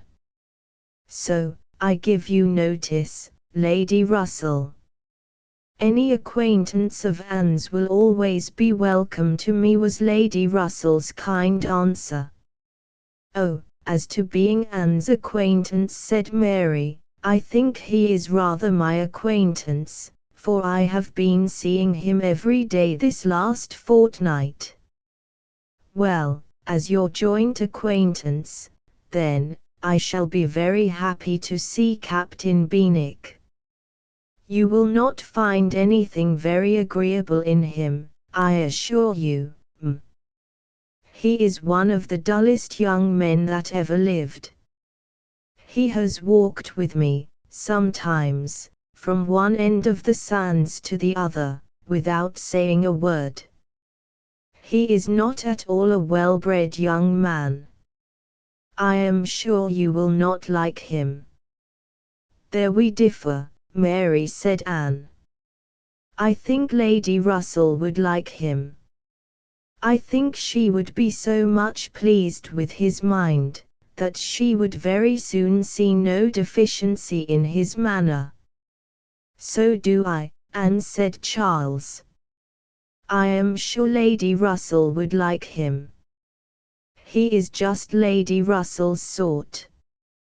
Give him a book, and he will read all day long. Yes, that he will, exclaimed Mary, tauntingly. He will sit poring over his book, and not know when a person speaks to him, or when one drops one's scissors, or anything that happens. Do you think Lady Russell would like that? Lady Russell could not help laughing. Upon my word, said she, I should not have supposed that my opinion of any one could have admitted of such difference of conjecture, steady and matter of fact as I may call myself. I have really a curiosity to see the person who can give occasion to such directly opposite notions. I wish he may be induced to call here. And when he does, Mary, you may depend upon hearing my opinion, but I am determined not to judge him beforehand. You will not like him, I will answer for it. Lady Russell began talking of something else. Mary spoke with animation of their meeting with, or rather missing, Mr. Elliot so extraordinarily. He is a man, said Lady Russell, whom I have no wish to see. His declining to be on cordial terms with the head of his family, has left a very strong impression in his disfavor with me. This decision checked Mary's eagerness, and stopped her short in the midst of the Elliot countenance. With regard to Captain Wentworth, though Anne hazarded no enquiries, there was voluntary communication sufficient. His spirits had been greatly recovering lately, as might be expected. As Louisa improved, he had improved, and he was now quite a different creature from what he had been the first week. He had not seen Louisa, and was so extremely fearful of any ill consequence to her from an interview, that he did not press for it at all, and, on the contrary, seemed to have a plan of going away for a week or 10 days, till her head was stronger. He had talked of going down to Plymouth for a week, and wanted to persuade Captain Benwick to go with him, but, as Charles maintained to the last, Captain Benwick seemed much more disposed to ride over to Kellynch. There can be no doubt that Lady Russell and Anne were both occasionally thinking of Captain Benwick, from this time. Lady Russell could not hear the doorbell without feeling that it might be his herald, nor could Anne return from any stroll of solitary indulgence in her father's grounds, or any visit of charity in the village, without wondering whether she might see him or hear of him.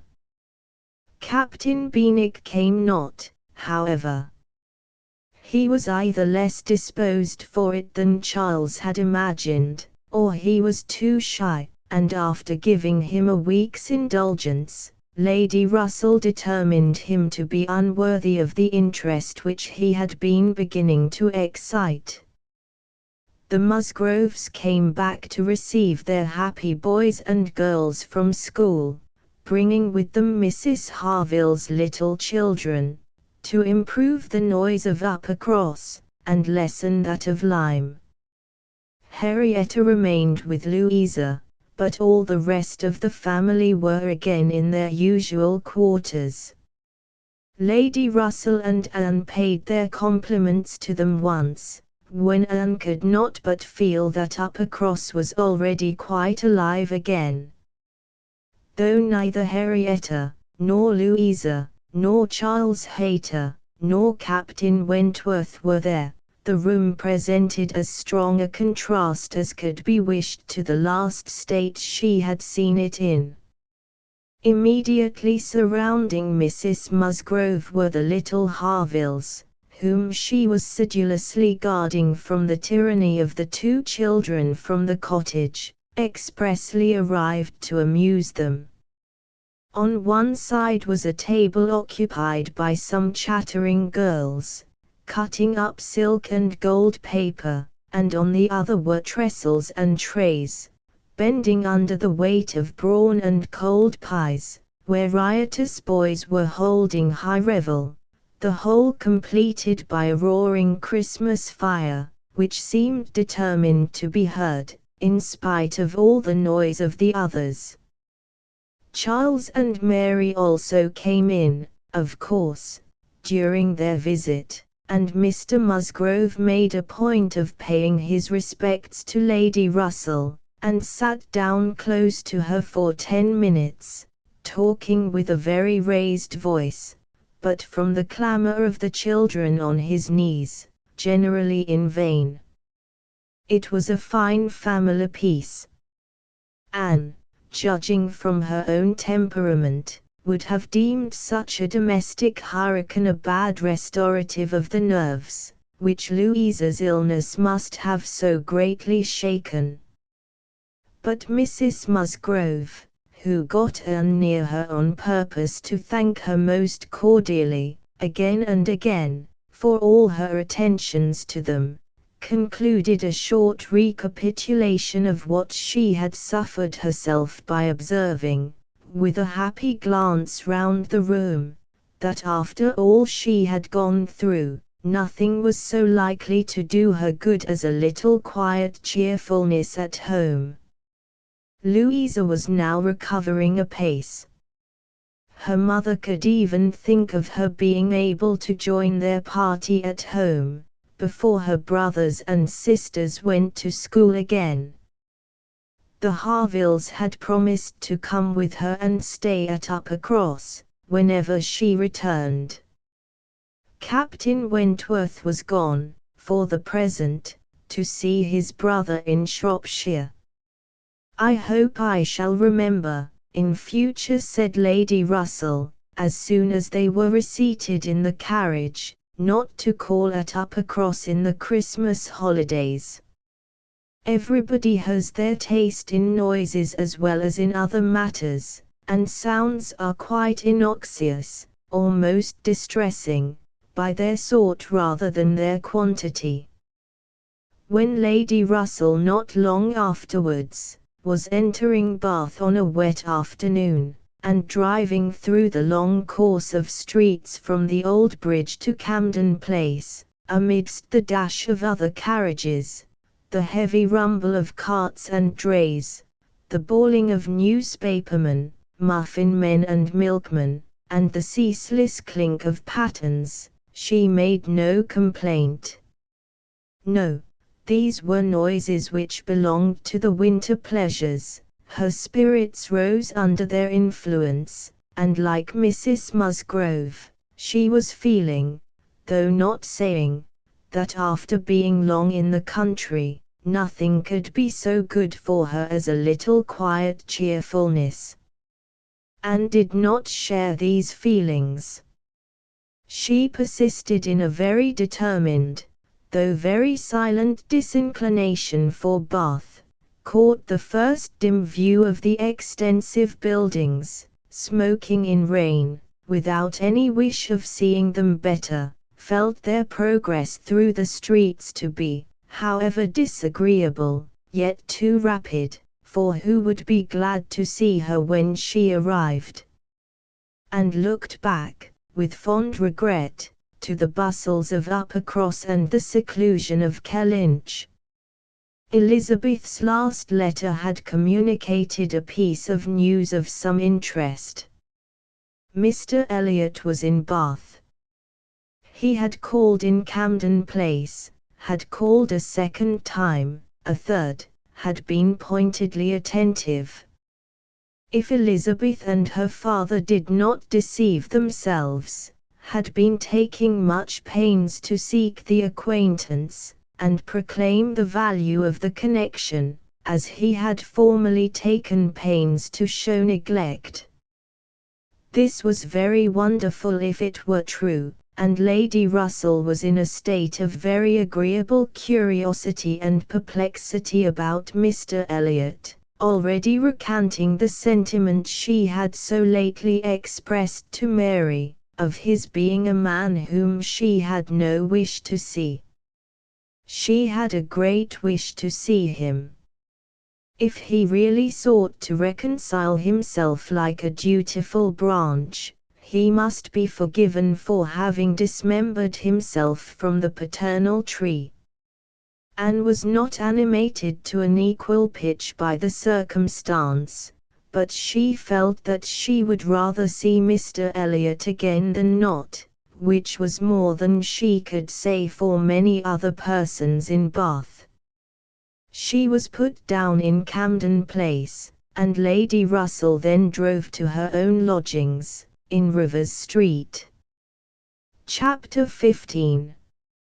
Sir Walter had taken a very good house in Camden Place, a lofty dignified situation, such as becomes a man of consequence, and both he and Elizabeth were settled there, much to their satisfaction. Anne entered it with a sinking heart, anticipating an imprisonment of many months, and anxiously saying to herself, "Oh, when shall I leave you again?" A degree of unexpected cordiality, however, in the welcome she received, did her good. Her father and sister were glad to see her, for the sake of showing her the house and furniture, and met her with kindness. Her making a fourth, when they sat down to dinner, was noticed as an advantage.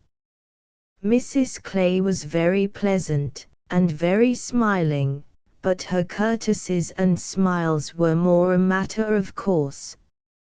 Anne had always felt that she would pretend what was proper on her arrival, but the complaisance of the others was unlooked for.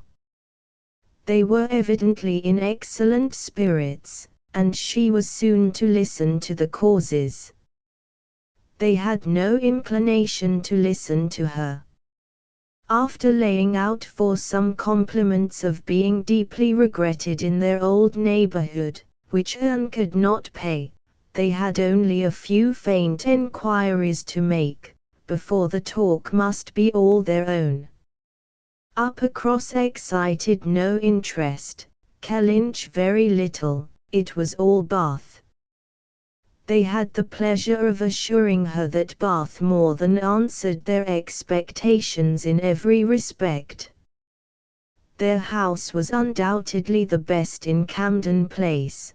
Their drawing rooms had many decided advantages over all the others which they had either seen or heard of, and the superiority was not less in the style of the fitting up, or the taste of the furniture. Their acquaintance was exceedingly sought after. Everybody was wanting to visit them. They had drawn back from many introductions, and still were perpetually having cards left by people of whom they knew nothing. Here were funds of enjoyment. Could Anne wonder that her father and sister were happy? She might not wonder, but she must sigh that her father should feel no degradation in his change, should see nothing to regret in the duties and dignity of the resident landholder, should find so much to be vain of in the littlenesses of a town, and she must sigh, and smile, and wonder too, as Elizabeth threw open the folding doors and walked with exultation from one drawing-room to the other, boasting of their space, at the possibility of that woman, who had been mistress of Kellynch Hall, finding extent to be proud of between two walls, perhaps 30 feet asunder. But this was not all which they had to make them happy. They had Mr. Elliot too. Anne had a great deal to hear of Mr. Elliot. He was not only pardoned, they were delighted with him. He had been in Bath about a fortnight. He had passed through Bath in November, in his way to London, when the intelligence of Sir Walter's being settled there had of course reached him, though only 24 hours in the place, but he had not been able to avail himself of it. Winking slyly, but he had now been a fortnight in Bath, and his first object on arriving had been to leave his card in Camden Place, following it up by such assiduous endeavours to meet, and when they did meet, by such great openness of conduct, such readiness to apologize for the past, such solicitude to be received as a relation again, that their former good understanding was completely re-established. They had not a fault to find in him. He had explained away all the appearance of neglect on his own side. It had originated in misapprehension entirely. He had never had an idea of throwing himself off. He had feared that he was thrown off, but knew not why, and delicacy had kept him silent. Upon the hint of having spoken disrespectfully or carelessly of the family and the family honours, he was quite indignant. He, who had ever boasted of being an Elliot, and whose feelings, as to connection, were only too strict to suit the unfeudal tone of the present day. He was astonished, indeed, but his character and general conduct must refute it. He could refer Sir Walter to all who knew him, and certainly, the pains he had been taking on this, the first opportunity of reconciliation, to be restored to the footing of a relation and heir presumptive, was a strong proof of his opinions on the subject. The circumstances of his marriage, too, were found to admit of much extenuation.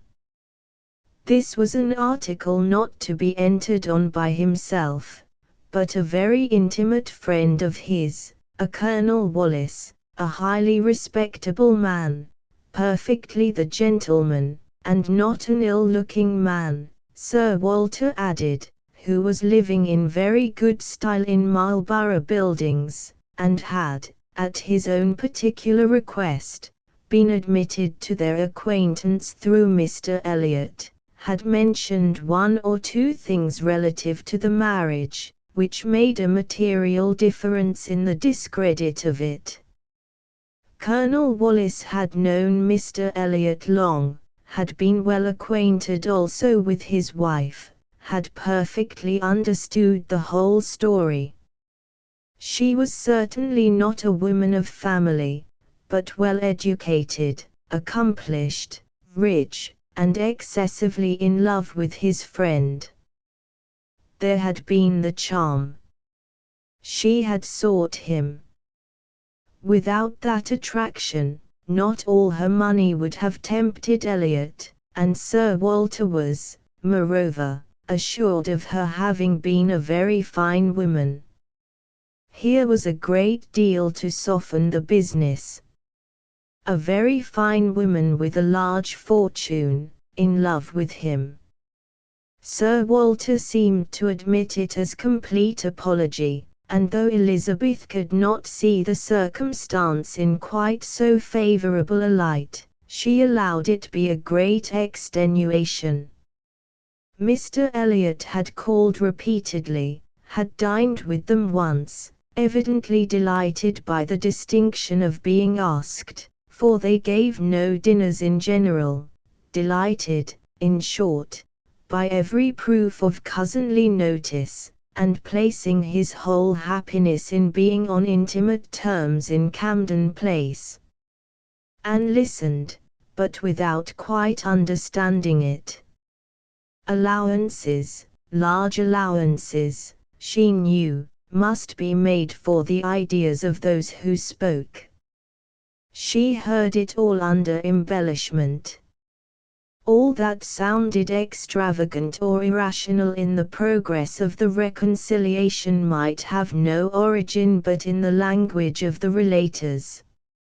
Still, however, she had the sensation of there being something more than immediately appeared, in Mr. Elliot's wishing, after an interval of so many years, to be well received by them. In a worldly view, he had nothing to gain by being on terms with Sir Walter, nothing to risk by a state of variance. In all probability he was already the richer of the two, and the Kellynch estate would as surely be his hereafter as the title. A sensible man, and he had looked like a very sensible man, why should it be an object to him? She could only offer one solution. It was, perhaps, for Elizabeth's sake. There might really have been a liking formerly, though convenience and accident had drawn him a different way, and now that he could afford to please himself, he might mean to pay his addresses to her.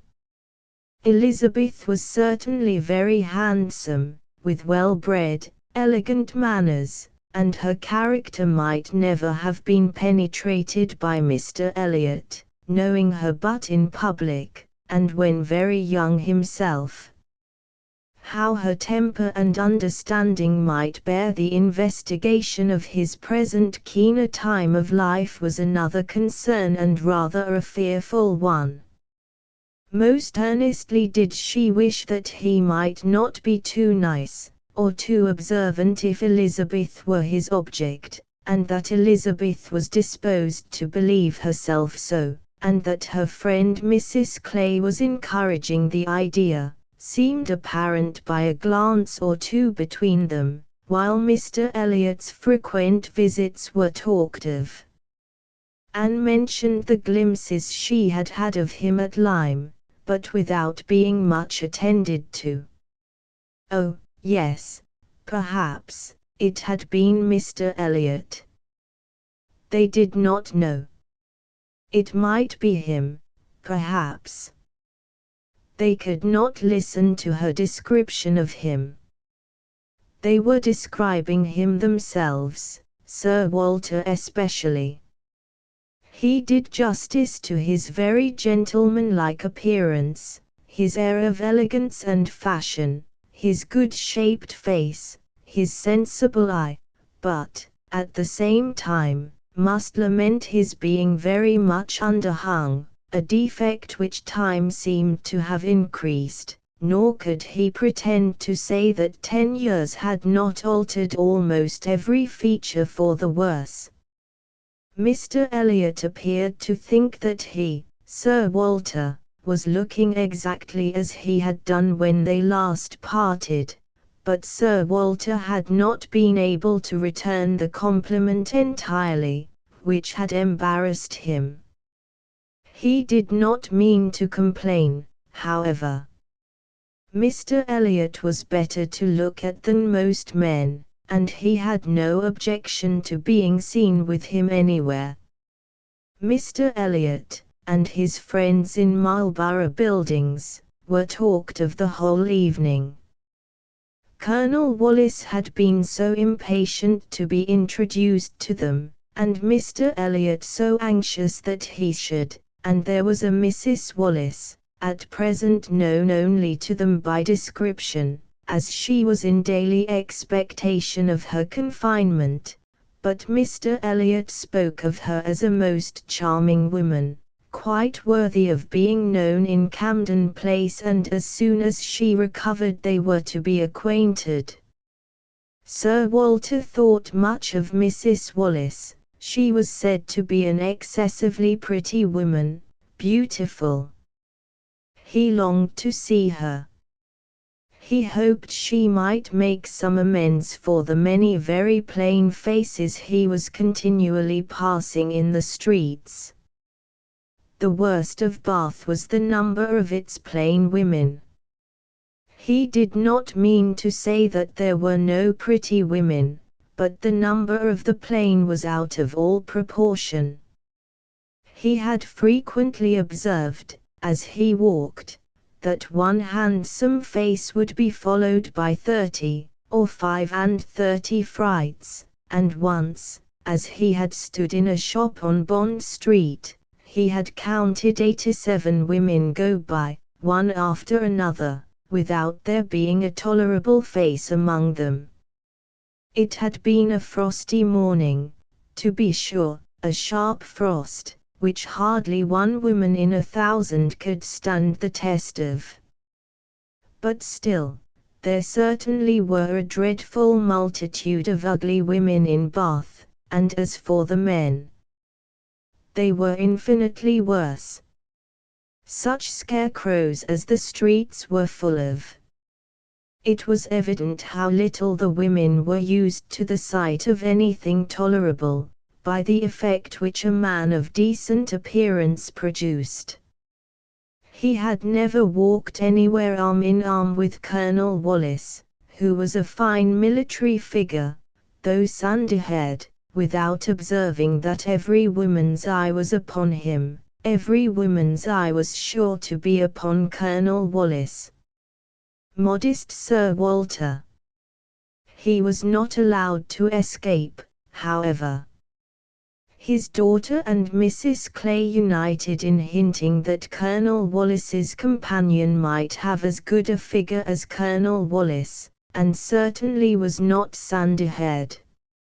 "How is Mary looking?" said Sir Walter, in the height of his good humour. "The last time I saw her she had a red nose, but I hope that may not happen every day." "Oh, no, that must have been quite accidental. In general she has been in very good health and very good looks since Michaelmas. If I thought it would not tempt her to go out in sharp winds, and grow coarse, I would send her a new hat and pelisse." Anne was considering whether she should venture to suggest that a gown, or a cap, would not be liable to any such misuse, when a knock at the door suspended everything. A knock at the door, and so late. It was 10 o'clock. Could it be Mr. Elliot? They knew he was to dine in Lansdowne Crescent. It was possible that he might stop in his way home to ask them how they did. They could think of no one else. Mrs. Clay decidedly thought it Mr. Elliot's knock. Mrs. Clay was right. With all the state which a butler and footboy could give, Mr. Elliot was ushered into the room. It was the very same man, with no difference but of dress. Anne drew a little back, while the others received his compliments, and her sister his apologies for calling at so unusual an hour. But he could not be so near without wishing to know that neither she nor her friend had taken cold the day before, and see, which was all as politely done, and as politely taken, as possible, but her part must follow then. Sir Walter talked of his youngest daughter. Mr. Elliot must give him leave to present him to his youngest daughter. There was no occasion for remembering Mary, and Anne, smiling and blushing, very becomingly showed to Mr. Elliot the pretty features which he had by no means forgotten, and instantly saw, with amusement at his little start of surprise, that he had not been at all aware of who she was. He looked completely astonished, but not more astonished than pleased. His eyes brightened, and with the most perfect alacrity he welcomed the relationship, alluded to the past, and entreated to be received as an acquaintance already. He was quite as good-looking as he had appeared at Lyme, his countenance improved by speaking, and his manners were so exactly what they ought to be, so polished, so easy, so particularly agreeable, that she could compare them in excellence to only one person's manners. They were not the same, but they were, perhaps, equally good. He sat down with them, and improved their conversation very much. There could be no doubt of his being a sensible man. 10 minutes were enough to certify that. His tone, his expressions, his choice of subject, his knowing where to stop, it was all the operation of a sensible, discerning mind. As soon as he could, he began to talk to her of Lyme, wanting to compare opinions respecting the place, but especially wanting to speak of the circumstance of their happening to be guests in the same inn at the same time, to give his own route, understand something of hers, and regret that he should have lost such an opportunity of paying his respects to her. She gave him a short account of her party and business at Lyme. His regret increased as he listened. He had spent his whole solitary evening in the room adjoining theirs, had heard voices, mirth continually, thought they must be a most delightful set of people, longed to be with them, but certainly without the smallest suspicion of his possessing the shadow of a right to introduce himself. If he had but asked who the party were, the name of Musgrove would have told him enough. Well, it would serve to cure him of an absurd practice of never asking a question at an inn, which he had adopted, when quite a young man, on the principle of its being very ungenteel to be curious. The notions of a young man of 21 said he, as to what is necessary in manners to make him quite the thing, are more absurd, I believe, than those of any other set of beings in the world. The folly of the means they often employ is only to be equalled by the folly of what they have in view. But he must not be addressing his reflections to Anne alone, he knew it, he was soon diffused again among the others, and it was only at intervals that he could return to Lyme. His enquiries, however, produced at length an account of the scene she had been engaged in there, soon after his leaving the place. Having alluded to an accident, he must hear the whole. When he questioned, Sir Walter and Elizabeth began to question also, but the difference in their manner of doing it could not be unfelt. She could only compare Mr. Elliot to Lady Russell, in the wish of really comprehending what had passed, and in the degree of concern for what she must have suffered in witnessing it. He stayed an hour with them. The elegant little clock on the mantelpiece had struck 11 with its silver sounds, and the watchman was beginning to be heard at a distance telling the same tale, before Mr. Elliot or any of them seemed to feel that he had been there long. Anne could not have supposed it possible that her first evening in Camden Place could have passed so well. Chapter 16. There was one point which Anne, on returning to her family, would have been more thankful to ascertain even than Mr. Elliot's being in love with Elizabeth, which was, her father's not being in love with Mrs. Clay, and she was very far from easy about it, when she had been at home a few hours. On going down to breakfast the next morning, she found there had just been a decent pretence on the ladies' side of meaning to leave them. She could imagine Mrs. Clay to have said, that now Miss Anne was come, she could not suppose herself at all wanted, for Elizabeth was replying in a sort of whisper, that must not be any reason, indeed. I assure you I feel it none. She is nothing to me, compared with you, and she was in full time to hear her father say, my dear madam, this must not be.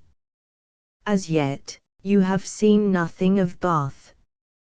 You have been here only to be useful. You must not run away from us now. You must stay to be acquainted with Mrs. Wallace, the beautiful Mrs. Wallace. To your fine mind, I well know the sight of beauty is a real gratification. He spoke and looked so much in earnest, that Anne was not surprised to see Mrs. Clay stealing a glance at Elizabeth and herself.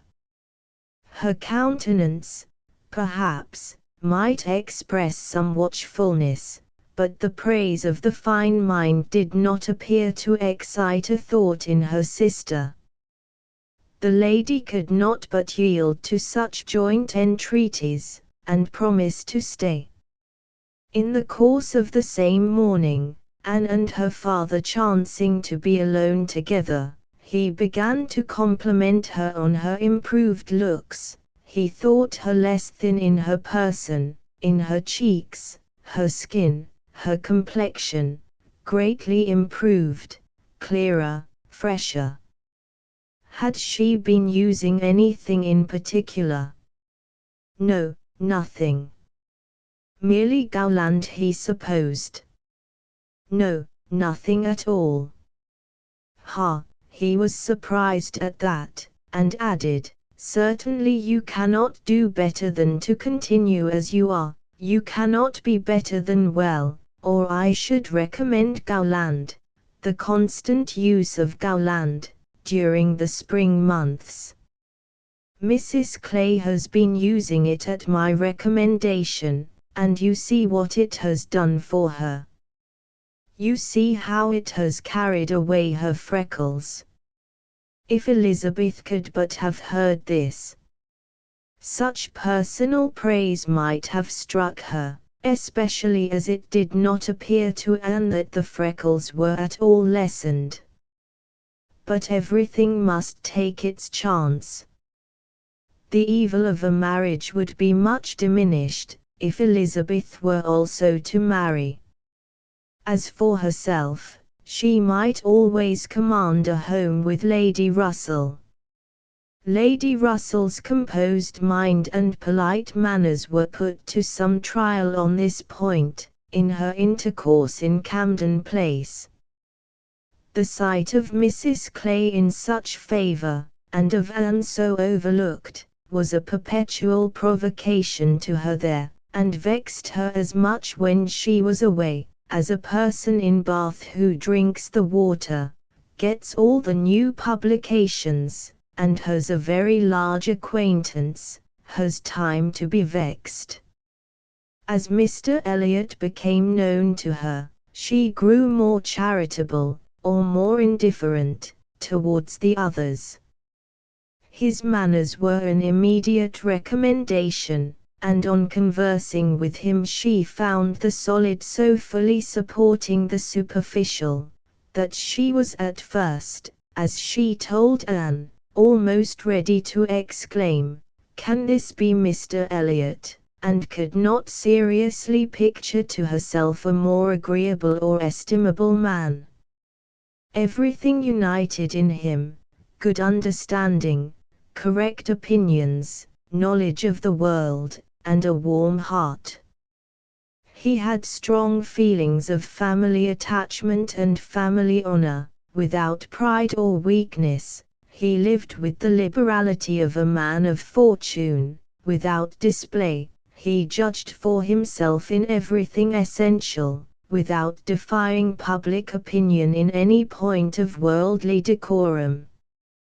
He was steady, observant, moderate, candid, never run away with by spirits or by selfishness, which fancied itself strong feeling, and yet, with a sensibility to what was amiable and lovely, and a value for all the felicities of domestic life, which characters of fancied enthusiasm and violent agitation seldom really possess. She was sure that he had not been happy in marriage.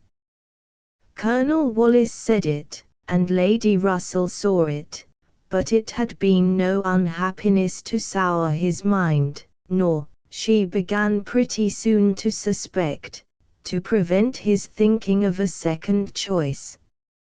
Her satisfaction in Mr. Elliot outweighed all the plague of Mrs. Clay. It was now some years since Anne had begun to learn that she and her excellent friend could sometimes think differently, and it did not surprise her, therefore, that Lady Russell should see nothing suspicious or inconsistent, nothing to require more motives than appeared, in Mr. Elliot's great desire of a reconciliation. In Lady Russell's view, it was perfectly natural that Mr. Elliot, at a mature time of life, should feel it a most desirable object, and what would very generally recommend him among all sensible people, to be on good terms with the head of his family, the simplest process in the world of time upon a head naturally clear, and only erring in the heyday of youth. Anne presumed, however, still to smile about it, and at last to mention Elizabeth. Lady Russell listened, and looked, and made only this cautious reply, "Elizabeth, very well, time will explain." It was a reference to the future, which Anne, after a little observation, felt she must submit to. She could determine nothing at present. In that house Elizabeth must be first, and she was in the habit of such general observance as Miss Elliot that any particularity of attention seemed almost impossible. Mr. Elliot, too, it must be remembered, had not been a widower 7 months. A little delay on his side might be very excusable. In fact, Anne could never see the crape round his hat, without fearing that she was the inexcusable one, in attributing to him such imaginations, for though his marriage had not been very happy, still it had existed so many years that she could not comprehend a very rapid recovery from the awful impression of its being dissolved. However it might end, he was without any question their pleasantest acquaintance in Bath. She saw nobody equal to him, and it was a great indulgence now and then to talk to him about Lyme, which he seemed to have as lively a wish to see again, and to see more of, as herself. They went through the particulars of their first meeting a great many times. He gave her to understand that he had looked at her with some earnestness. She knew it well, and she remembered another person's look also. They did not always think alike. His value for rank and connection she perceived was greater than hers. It was not merely complaisance, it must be a liking to the cause, which made him enter warmly into her father and sister's solicitudes on a subject which she thought unworthy to excite them. The Bath paper one morning announced the arrival of the Dowager Viscountess Dalrymple, and her daughter, the Honourable Miss Carteret, and all the comfort of No. Camden Place, was swept away for many days, for the Dalrymples, in Anne's opinion, most unfortunately, were cousins of the Elliots, and the agony was how to introduce themselves properly. Anne had never seen her father and sister before in contact with nobility, and she must acknowledge herself disappointed. She had hoped better things from their high ideas of their own situation in life, and was reduced to form a wish which she had never foreseen, a wish that they had more pride, for our cousins Lady Dalrymple and Miss Carteret, our cousins. The Dalrymples sounded in her ears all day long. Sir Walter had once been in company with the late Viscount, but had never seen any of the rest of the family, and the difficulties of the case arose from there having been a suspension of all intercourse by letters of ceremony, ever since the death of that said late Viscount, when, in consequence of a dangerous illness of Sir Walter's at the same time, there had been an unlucky omission at Kellynch. No letter of condolence had been sent to Ireland. The neglect had been visited on the head of the sinner, for when poor Lady Elliot died herself, no letter of condolence was received at Kellynch, and, consequently, there was but too much reason to apprehend that the Dalrymples considered the relationship as closed. How to have this anxious business set to rights, and be admitted as cousins again, was the question, and it was a question which, in a more rational manner, neither Lady Russell nor Mr. Elliot thought unimportant. Family connections were always worth preserving, good company always worth seeking. Lady Dalrymple had taken a house, for 3 months, in Laura Place, and would be living in style. She had been at Bath the year before, and Lady Russell had heard her spoken of as a charming woman. It was very desirable that the connection should be renewed, if it could be done, without any compromise of propriety on the side of the Elliots. Sir Walter, however, would choose his own means, and at last wrote a very fine letter of ample explanation, regret, and entreaty, to his right honourable cousin. Neither Lady Russell nor Mr. Elliot could admire the letter, but it did all that was wanted, in bringing 3 lines of scrawl from the Dowager Viscountess. She was very much honoured, and should be happy in their acquaintance. The toils of the business were over, the sweets began.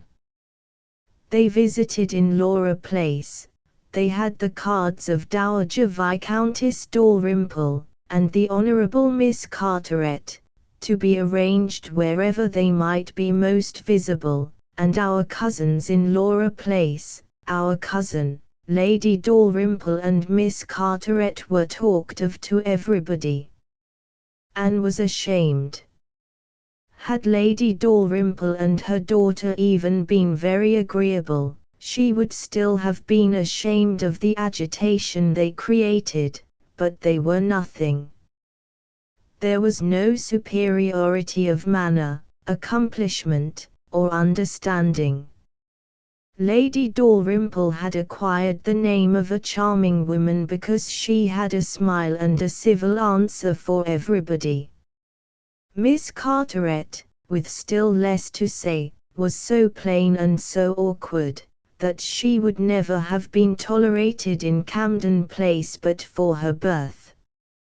Lady Russell confessed she had expected something better, but yet it was an acquaintance worth having, and when Anne ventured to speak her opinion of them to Mr. Elliot, he agreed to their being nothing in themselves, but still maintained that, as a family connection, as good company, as those who would collect good company around them, they had their value. Anne smiled and said, "My idea of good company, Mr. Elliot, is the company of clever, well-informed people, who have a great deal of conversation. That is what I call good company." "You are mistaken," said he gently. "That is not good company, that is the best. Good company requires only birth, education, and manners, and with regard to education is not very nice. Birth and good manners are essential, but a little learning is by no means a dangerous thing in good company. On the contrary, it will do very well." My cousin Anne shakes her head. She is not satisfied. She is fastidious. My dear cousin, sitting down by her, "You have a better right to be fastidious than almost any other woman I know, but will it answer? Will it make you happy? Will it not be wiser to accept the society of those good ladies in Laura Place, and enjoy all the advantages of the connection as far as possible? You may depend upon it, that they will move in the first set in Bath this winter, and as rank is rank, your being known to be related to them will have its use in fixing your family, our family let me say, in that degree of consideration which we must all wish for." "Yes," sighed Anne, "we shall, indeed, be known to be related to them." Then recollecting herself, and not wishing to be answered, she added, "I certainly do think there has been by far too much trouble taken to procure the acquaintance. I suppose," smiling, "I have more pride than any of you, but I confess it does vex me, that we should be so solicitous to have the relationship acknowledged, which we may be very sure is a matter of perfect indifference to them. Pardon me, dear cousin, you are unjust in your own claims. In London, perhaps, in your present quiet style of living, it might be as you say, but in Bath, Sir Walter Elliot and his family will always be worth knowing, always acceptable as acquaintance." "Well," said Anne, "I certainly am proud, too proud to enjoy a welcome which depends so entirely upon place." "I love your indignation," said he, "it is very natural. But here you are in Bath, and the object is to be established here with all the credit and dignity which ought to belong to Sir Walter Elliot. You talk of being proud. I am called proud, I know, and I shall not wish to believe myself otherwise, for our pride, if investigated, would have the same object, I have no doubt, though the kind may seem a little different. In one point, I am sure, my dear cousin," he continued, speaking lower, though there was no one else in the room, "in one point, I am sure, we must feel alike.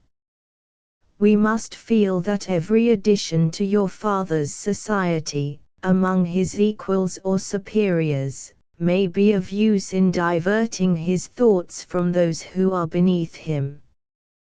He looked, as he spoke, to the seat which Mrs. Clay had been lately occupying, a sufficient explanation of what he particularly meant. And though Anne could not believe in their having the same sort of pride, she was pleased with him for not liking Mrs. Clay, and her conscience admitted that his wishing to promote her father's getting great acquaintance was more than excusable in the view of defeating her.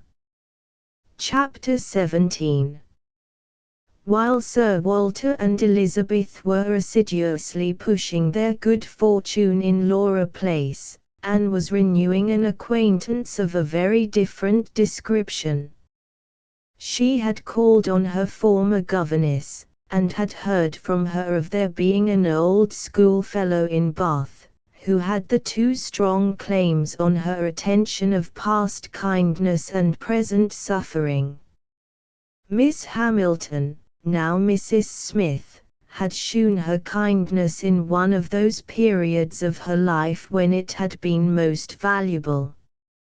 Anne had gone unhappy to school, grieving for the loss of a mother whom she had dearly loved, feeling her separation from home, and suffering as a girl of 14, of strong sensibility and not high spirits, must suffer at such a time, and Miss Hamilton, 3 years older than herself, but still from the want of near relations and a settled home, remaining another year at school, had been useful and good to her in a way which had considerably lessened her misery, and could never be remembered with indifference. Miss Hamilton had left school, had married not long afterwards, was said to have married a man of fortune, and this was all that Anne had known of her, till now that their governess's account brought her situation forward in a more decided but very different form. She was a widow and poor. Her husband had been extravagant, and at his death, about 2 years before, had left his affairs dreadfully involved. She had had difficulties of every sort to contend with, and in addition to these distresses had been afflicted with a severe rheumatic fever, which, finally settling in her legs, had made her for the present a cripple. She had come to Bath on that account, and was now in lodgings near the hot baths, living in a very humble way, unable even to afford herself the comfort of a servant, and of course almost excluded from society.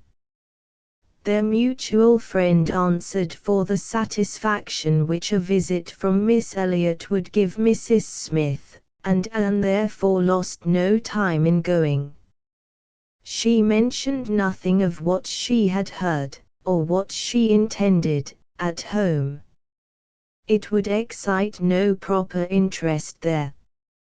She only consulted Lady Russell, who entered thoroughly into her sentiments, and was most happy to convey her as near to Mrs. Smith's lodgings in Westgate Buildings, as Anne chose to be taken. The visit was paid, their acquaintance re-established, their interest in each other more than rekindled. The first 10 minutes had its awkwardness and its emotion. 12 years were gone since they had parted, and each presented a somewhat different person from what the other had imagined. 12 years had changed Anne from the blooming, silent, unformed girl of 15, to the elegant little woman of 27, with every beauty except bloom, and with manners as consciously right as they were invariably gentle, and 12 years had transformed the fine-looking, well-grown Miss Hamilton, in all the glow of health and confidence of superiority, into a poor, infirm, helpless widow, receiving the visit of her former protégé as a favor, but all that was uncomfortable in the meeting had soon passed away, and left only the interesting charm of remembering former partialities and talking over old times. Anne found in Mrs. Smith the good sense and agreeable manners which she had almost ventured to depend on, and a disposition to converse and be cheerful beyond her expectation. Neither the dissipations of the past, and she had lived very much in the world, nor the restrictions of the present, neither sickness nor sorrow seemed to have closed her heart or ruined her spirits. In the course of a second visit she talked with great openness, and Anne's astonishment increased. She could scarcely imagine a more cheerless situation in itself than Mrs. Smith's. She had been very fond of her husband, she had buried him. She had been used to affluence, it was gone. She had no child to connect her with life and happiness again, no relations to assist in the arrangement of perplexed affairs, no health to make all the rest supportable. Her accommodations were limited to a noisy parlor, and a dark bedroom behind, with no possibility of moving from one to the other without assistance, which there was only one servant in the house to afford, and she never quitted the house but to be conveyed into the warm bath. Yet, in spite of all this, Anne had reason to believe that she had moments only of languor and depression, 2 hours of occupation and enjoyment. How could it be? She watched, observed, reflected, and finally determined that this was not a case of fortitude or of resignation only. A submissive spirit might be patient, a strong understanding would supply resolution, but here was something more, here was that elasticity of mind, that disposition to be comforted, that power of turning readily from evil to good, and of finding employment which carried her out of herself, which was from nature alone. It was the choicest gift of heaven, and Anne viewed her friend as one of those instances in which, by a merciful appointment, it seems designed to counterbalance almost every other want. There had been a time, Mrs. Smith told her, when her spirits had nearly failed. She could not call herself an invalid now, compared with her state on first reaching Bath. Then she had, indeed, been a pitiable object, for she had caught cold on the journey, and had hardly taken possession of her lodgings before she was again confined to her bed and suffering under severe and constant pain, and all this among strangers, with the absolute necessity of having a regular nurse, and finances at that moment particularly unfit to meet any extraordinary expense. She had weathered it, however, and could truly say that it had done her good. It had increased her comforts by making her feel herself to be in good hands. She had seen too much of the world to expect sudden or disinterested attachment anywhere, but her illness had proved to her that her landlady had a character to preserve, and would not use her ill, and she had been particularly fortunate in her nurse, as a sister of her landlady, a nurse by profession, and who had always a home in that house when unemployed, chanced to be at liberty just in time to attend her.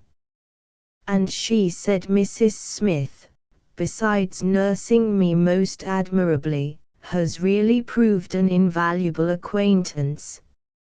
As soon as I could use my hands she taught me to knit, which has been a great amusement, and she put me in the way of making these little thread cases, pincushions and card racks, which you always find me so busy about, and which supply me with the means of doing a little good to 1 or 2 very poor families in this neighborhood.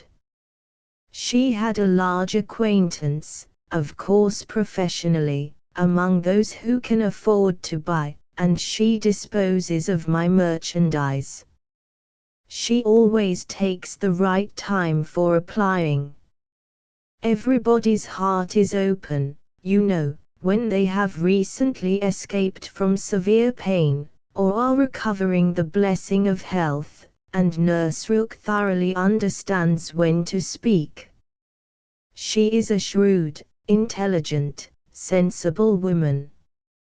Hers is a line for seeing human nature, and she has a fund of good sense and observation, which, as a companion, make her infinitely superior to thousands of those who, having only received the best education in the world, know nothing worth attending to.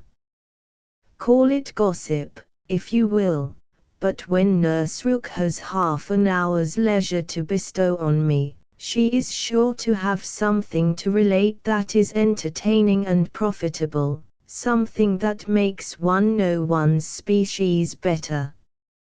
One likes to hear what is going on, to be au fait as to the newest modes of being trifling and silly. To me, who live so much alone, her conversation, I assure you, is a treat. Anne, far from wishing to cavil at the pleasure, replied, I can easily believe it. Women of that class have great opportunities, and if they are intelligent may be well worth listening to. Such varieties of human nature as they are in the habit of witnessing. And it is not merely in its follies that they are well read, for they see it occasionally under every circumstance that can be most interesting or affecting. What instances must pass before them of ardent, disinterested, self-denying attachment, of heroism, fortitude, patience, resignation, of all the conflicts and all the sacrifices that ennoble us most. A sick chamber may often furnish the worth of volumes. Yes, said Mrs. Smith more doubtingly, sometimes it may, though I fear its lessons are not often in the elevated style you describe. Here and there, human nature may be great in times of trial, but generally speaking, it is its weakness and not its strength that appears in a sick chamber. It is selfishness and impatience rather than generosity and fortitude that one hears of. There is so little real friendship in the world. And unfortunately, speaking low and tremulously, there are so many who forget to think seriously till it is almost too late. Anne saw the misery of such feelings. The husband had not been what he ought, and the wife had been led among that part of mankind which made her think worse of the world than she hoped it deserved. It was but a passing emotion, however, with Mrs. Smith. She shook it off, and soon added in a different tone, I do not suppose the situation my friend Mrs. Rook is in at present will furnish much either to interest or edify me. She is only nursing Mrs. Wallace of Marlborough Buildings, a mere pretty, silly, expensive, fashionable woman, I believe, and of course will have nothing to report but of lace and finery. I mean to make my profit of Mrs. Wallace, however. She has plenty of money, and I intend she shall buy all the high-priced things I have in hand now.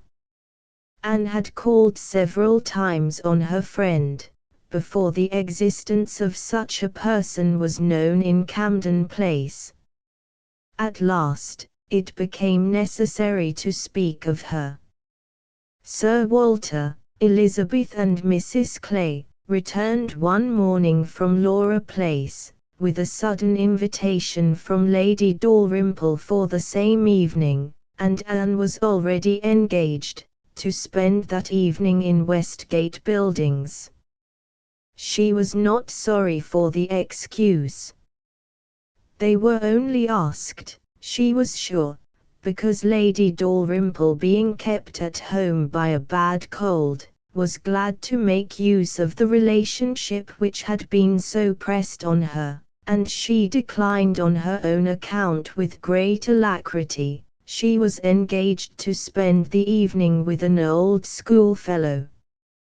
They were not much interested in anything relative to Anne, but still there were questions enough asked to make it understood what this old schoolfellow was, and Elizabeth was disdainful, and Sir Walter severe.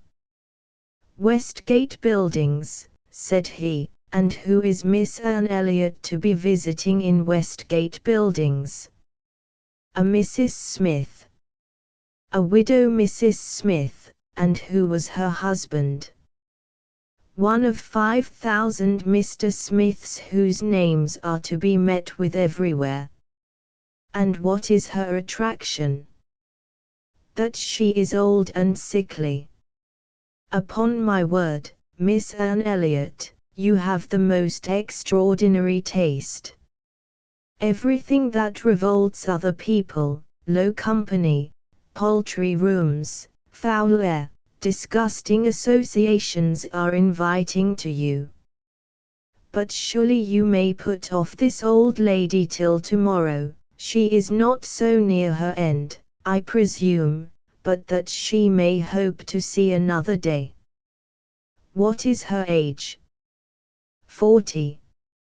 No, sir, she is not 31, but I do not think I can put off my engagement, because it is the only evening for some time which will at once suit her and myself.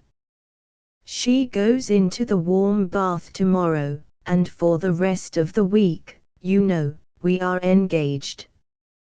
But what does Lady Russell think of this acquaintance? Asked Elizabeth.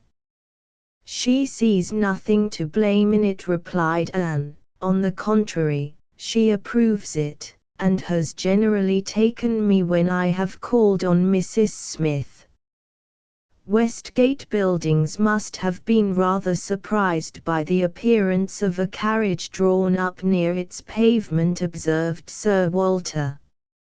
Sir Henry Russell's widow, indeed, has no honours to distinguish her arms, but still it is a handsome equipage, and no doubt is well known to convey a Miss Elliot. A widow Mrs. Smith lodging in Westgate Buildings. A poor widow barely able to live, between 30 and 40, a mere Mrs. Smith, an everyday Mrs. Smith, of all people and all names in the world, to be the chosen friend of Miss Anne Elliot, and to be preferred by her to her own family connections among the nobility of England and Ireland. Mrs. Smith. Such a name. Mrs. Clay, who had been present while all this passed, now thought it advisable to leave the room, and Anne could have said much, and did long to say a little in defense of her friend's not very dissimilar claims to theirs, but her sense of personal respect to her father prevented her. She made no reply. She left it to himself to recollect that Mrs. Smith was not the only widow in Bath between 30 and 40, with little to live on, and no surname of dignity. Anne kept her appointment, the others kept theirs, and of course she heard the next morning that they had had a delightful evening. She had been the only one of the set absent, for Sir Walter and Elizabeth had not only been quite at her ladyship's service themselves, but had actually been happy to be employed by her in collecting others, and had been at the trouble of inviting both Lady Russell and Mr. Elliot, and Mr. Elliot had made a point of leaving Colonel Wallis early, and Lady Russell had fresh arranged all her evening engagements in order to wait on her.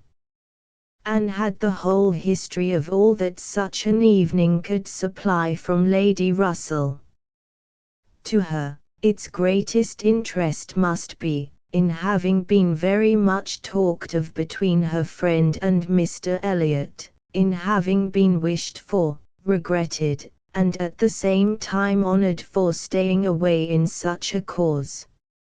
Her kind, compassionate visits to this old schoolfellow, sick and reduced, seemed to have quite delighted Mr. Elliot. He thought her a most extraordinary young woman, in her temper, manners, mind, a model of female excellence. He could meet even Lady Russell in a discussion of her merits, and Anne could not be given to understand so much by her friend, could not know herself to be so highly rated by a sensible man, without many of those agreeable sensations which her friend meant to create. Lady Russell was now perfectly decided in her opinion of Mr. Elliot. She was as much convinced of his meaning to gain Anne in time as of his deserving her, and was beginning to calculate the number of weeks which would free him from all the remaining restraints of widowhood, and leave him at liberty to exert his most open powers of pleasing. She would not speak to Anne with half the certainty she felt on the subject. She would venture on little more than hints of what might be hereafter, of a possible attachment on his side, of the desirableness of the alliance, supposing such attachment to be real and returned. Anne heard her, and made no violent exclamations. She only smiled, blushed, and gently shook her head. "I am no matchmaker, as you well know," said Lady Russell, being much too well aware of the uncertainty of all human events and calculations. "I only mean that if Mr. Elliot should some time hence pay his addresses to you, and if you should be disposed to accept him, I think there would be every possibility of your being happy together. A most suitable connection, everybody must consider it, but I think it might be a very happy one. Mr. Elliot is an exceedingly agreeable man, and in many respects I think highly of him," said Anne, "but we should not suit." Lady Russell let this pass, and only said in rejoinder, "I own that to be able to regard you as the future mistress of Kellynch, the future Lady Elliot, to look forward and see you occupying your dear mother's place, succeeding to all her rights, and all her popularity, as well as to all her virtues, would be the highest possible gratification to me. You are your mother's self in countenance and disposition, and if I might be allowed to fancy you such as she was, in situation and name, and home, presiding and blessing in the same spot, and only superior to her in being more highly valued. My dearest Anne, it would give me more delight than is often felt at my time of life." Anne was obliged to turn away, to rise, to walk to a distant table, and, leaning there in pretended employment, try to subdue the feelings this picture excited. For a few moments her imagination and her heart were bewitched. The idea of becoming what her mother had been, of having the precious name of Lady Elliot first revived in herself, of being restored to Kellynch, calling it her home again, her home forever, was a charm which she could not immediately resist. Lady Russell said not another word, willing to leave the matter to its own operation, and believing that, could Mr. Elliot at that moment with propriety have spoken for himself, she believed, in short, what Anne did not believe. The same image of Mr. Elliot speaking for himself brought Anne to composure again. The charm of Kellynch and of Lady Elliot all faded away. She never could accept him. And it was not only that her feelings were still adverse to any man save one, her judgment, on a serious consideration of the possibilities of such a case, was against Mr. Elliot. Though they had now been acquainted a month, she could not be satisfied that she really knew his character. That he was a sensible man, an agreeable man, that he talked well, professed good opinions, seemed to judge properly and as a man of principle, This was all clear enough. He certainly knew what was right, nor could she fix on any one article of moral duty evidently transgressed, but yet she would have been afraid to answer for his conduct. She distrusted the past, if not the present.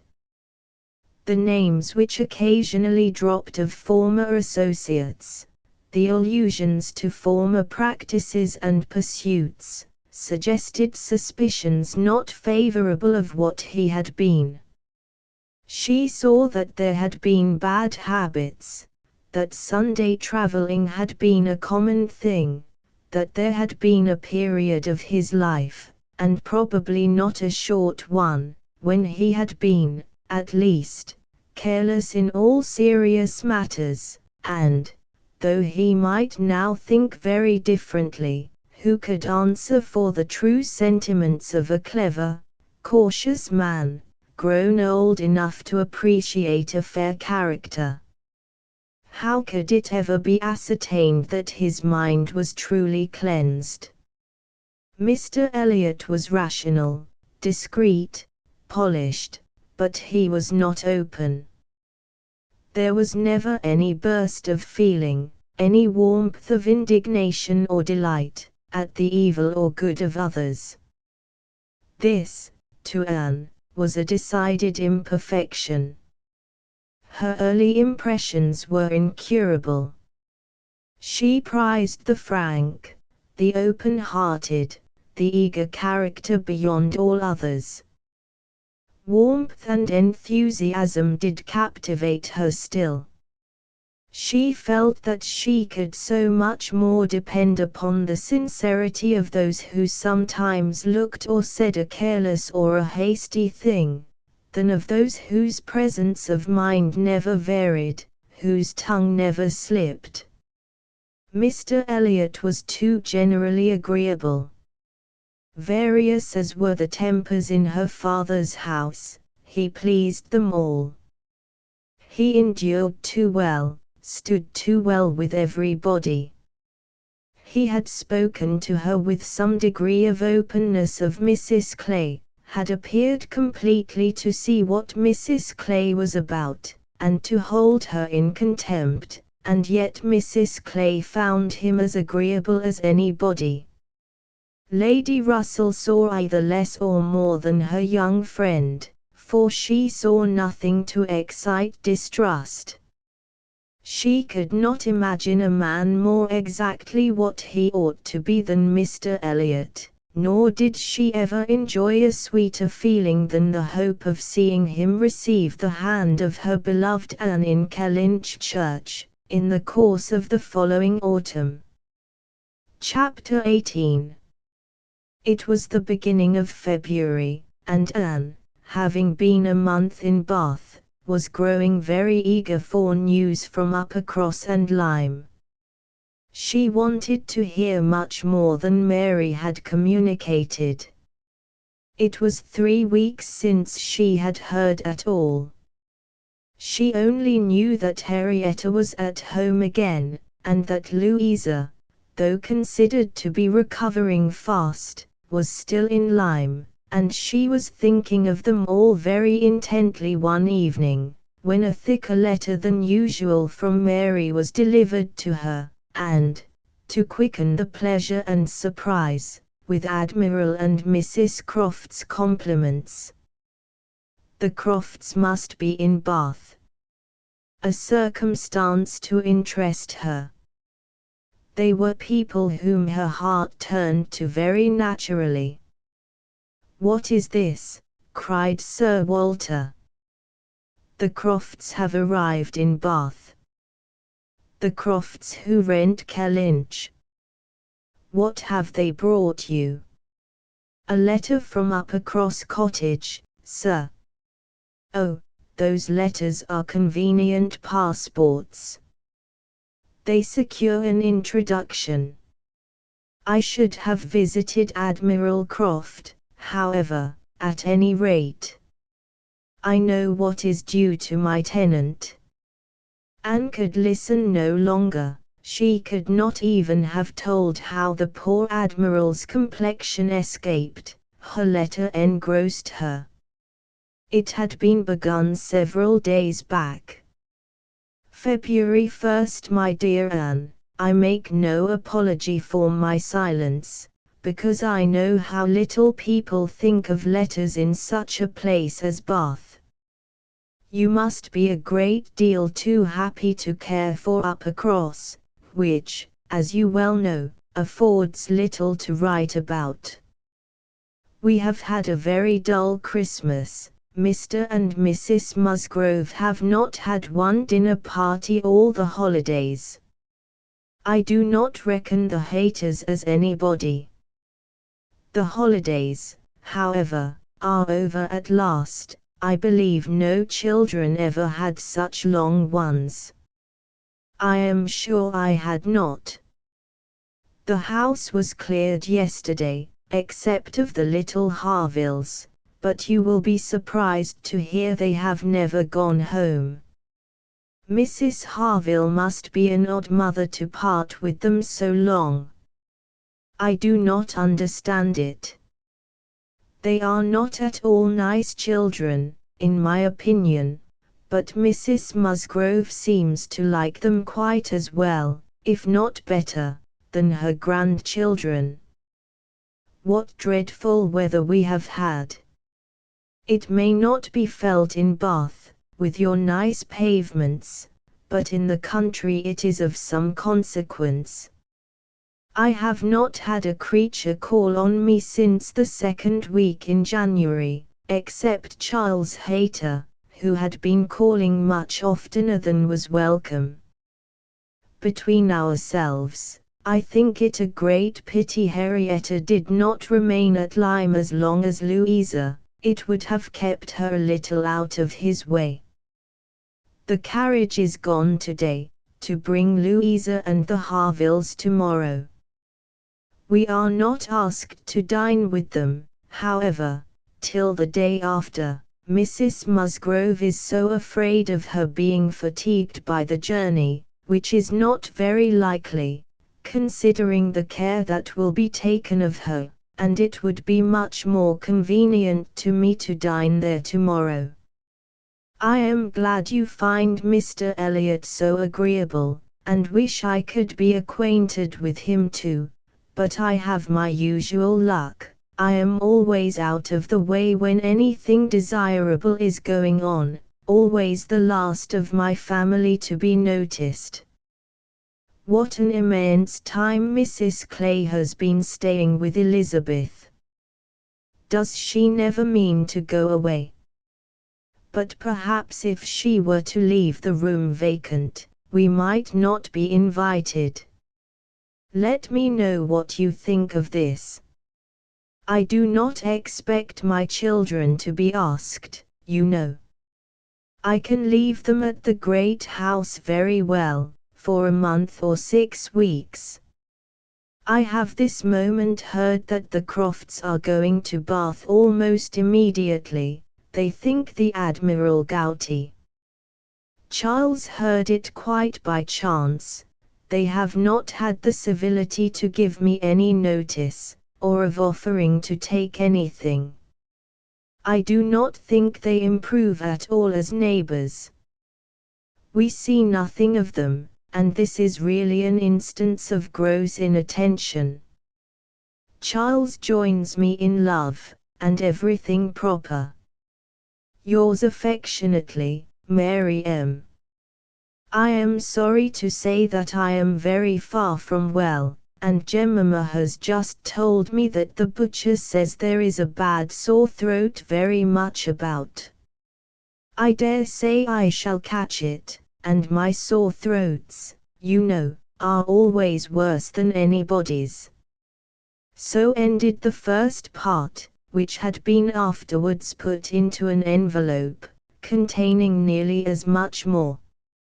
I kept my letter open, that I might send you word how Louisa bore her journey, and now I am extremely glad I did, having a great deal to add.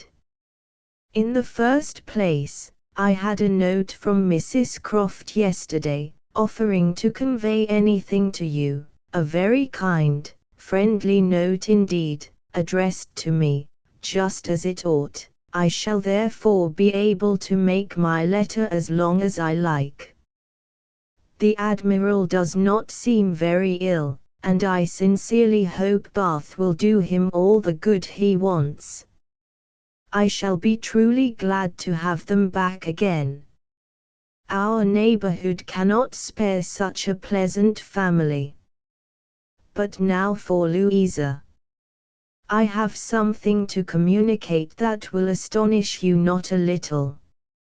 She and the Harvilles came on Tuesday very safely, and in the evening we went to ask her how she did, when we were rather surprised not to find Captain Benwick of the party, for he had been invited as well as the Harvilles. And what do you think was the reason?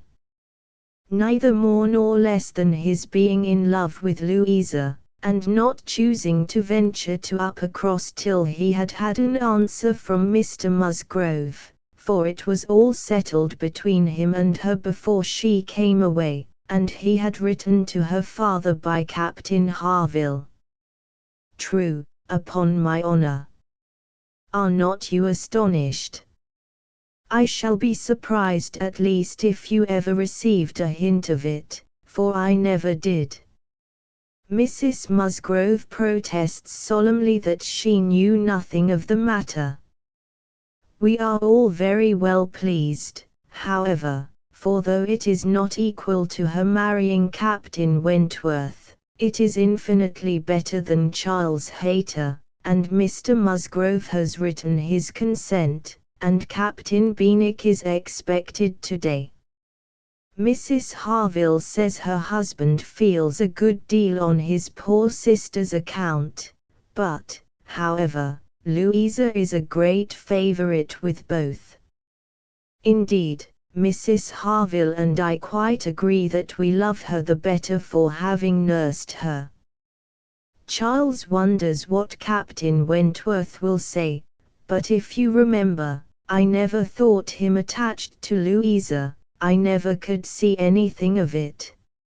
And this is the end, you see, of Captain Benwick's being supposed to be an admirer of yours. How Charles could take such a thing into his head was always incomprehensible to me. I hope he will be more agreeable now. Certainly not a great match for Louisa Musgrove, but a million times better than marrying among the Hayters. Mary need not have feared her sister's being in any degree prepared for the news. She had never in her life been more astonished. Captain Benwick and Louisa Musgrove. It was almost too wonderful for belief, and it was with the greatest effort that she could remain in the room, preserve an air of calmness, and answer the common questions of the moment. Happily for her, they were not many. Sir Walter wanted to know whether the Crofts travelled with 4 horses, and whether they were likely to be situated in such a part of Bath as it might suit Miss Elliot and himself to visit in, but had little curiosity beyond. "How is Mary?" said Elizabeth, and without waiting for an answer, "and pray what brings the Crofts to Bath?" "They come on the Admiral's account. He is thought to be gouty." "Gout and decrepitude," said Sir Walter. "Poor old gentleman." "Have they any acquaintance here?" asked Elizabeth. "I do not know, but I can hardly suppose that, at Admiral Croft's time of life, and in his profession, he should not have many acquaintance in such a place as this." "I suspect," said Sir Walter coolly, "that Admiral Croft will be best known in Bath as the renter of Kellynch Hall." "Elizabeth," may we venture to present him and his wife in Laura Place? Oh, no. I think not. Situated as we are with Lady Dalrymple, cousins, we ought to be very careful not to embarrass her with acquaintance she might not approve. If we were not related, it would not signify, but as cousins, she would feel scrupulous as to any proposal of ours. We had better leave the Crofts to find their own level. There are several odd-looking men walking about here, who, I am told, are sailors. The Crofts will associate with them. This was Sir Walter and Elizabeth's share of interest in the letter, when Mrs. Clay had paid her tribute of more decent attention, in an enquiry after Mrs. Charles Musgrove, and her fine little boys. Anne was at liberty. In her own room, she tried to comprehend it. Well might Charles wonder how Captain Wentworth would feel. Perhaps he had quitted the field, had given Louisa up, had ceased to love, had found he did not love her. She could not endure the idea of treachery or levity, or anything akin to ill usage between him and his friend. She could not endure that such a friendship as theirs should be severed unfairly. Captain Benwick and Louisa Musgrove. The high-spirited, joyous-talking Louisa Musgrove, and the dejected, thinking, feeling, reading, Captain Benwick, seemed each of them everything that would not suit the other. Their minds most dissimilar. Where could have been the attraction? The answer soon presented itself. It had been in situation. They had been thrown together several weeks, they had been living in the same small family party, since Henrietta's coming away, they must have been depending almost entirely on each other, and Louisa, just recovering from illness, had been in an interesting state, and Captain Benwick was not inconsolable. That was a point which Anne had not been able to avoid suspecting before, and instead of drawing the same conclusion as Mary, from the present course of events, they served only to confirm the idea of his having felt some dawning of tenderness toward herself. She did not mean, however, to derive much more from it to gratify her vanity, than Mary might have allowed. She was persuaded that any tolerably pleasing young woman who had listened and seemed to feel for him would have received the same compliment. He had an affectionate heart. He must love somebody. She saw no reason against their being happy. Louisa had fine naval fervour to begin with, and they would soon grow more alike. He would gain cheerfulness, and she would learn to be an enthusiast for Scott and Lord Byron. Nay, that was probably learnt already. Of course they had fallen in love over poetry.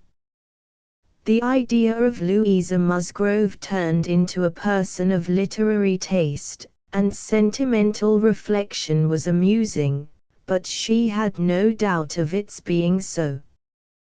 The day at Lyme, the fall from the cob, might influence her health, her nerves, her courage, her character to the end of her life, as thoroughly as it appeared to have influenced her fate. The conclusion of the whole was, that if the woman who had been sensible of Captain Wentworth's merits could be allowed to prefer another man, there was nothing in the engagement to excite lasting wonder, and if Captain Wentworth lost no friend by it, certainly nothing to be regretted. No, it was not regret which made Anne's heart beat in spite of herself, and brought the colour into her cheeks when she thought of Captain Wentworth unshackled and free. She had some feelings which she was ashamed to investigate. They were too much like joy, senseless joy. She longed to see the Crofts, but when the meeting took place, it was evident that no rumour of the news had yet reached them. The visit of ceremony was paid and returned, and Louisa Musgrove was mentioned, and Captain Benwick, too, without even half a smile. The Crofts had placed themselves in lodgings in Gay Street, perfectly to Sir Walter's satisfaction. He was not at all ashamed of the acquaintance, and did, in fact, think and talk a great deal more about the Admiral, than the Admiral ever thought or talked about him. The Crofts knew quite as many people in Bath as they wished for, and considered their intercourse with the Elliots as a mere matter of form, and not in the least likely to afford them any pleasure. They brought with them their country habit of being almost always together. He was ordered to walk to keep off the gout, and Mrs. Croft seemed to go shares with him in everything, and to walk for her life to do him good. Anne saw them wherever she went. Lady Russell took her out in her carriage almost every morning, and she never failed to think of them, and never failed to see them. Knowing their feelings as she did, it was a most attractive picture of happiness to her. She always watched them as long as she could, delighted to fancy she understood what they might be talking of, as they walked along in happy independence, or equally delighted to see the Admiral's hearty shake of the hand when he encountered an old friend, and observe their eagerness of conversation when occasionally forming into a little knot of the navy, Mrs. Croft looking as intelligent and keen as any of the officers around her. Anne was too much engaged with Lady Russell to be often walking herself, but it so happened that one morning, about a week or 10 days after the Crofts' arrival, it suited her best to leave her friend, or her friend's carriage, in the lower part of the town, and return alone to Camden Place, and in walking up Milsom Street she had the good fortune to meet with the Admiral. He was standing by himself at a print-shop window, with his hands behind him, in earnest contemplation of some print, and she not only might have passed him unseen, but was obliged to touch as well as address him before she could catch his notice. When he did perceive and acknowledge her, however, it was done with all his usual frankness and good humour. "Ha, is it you? Thank you, thank you. This is treating me like a friend. Here I am, you see, staring at a picture. I can never get by this shop without stopping.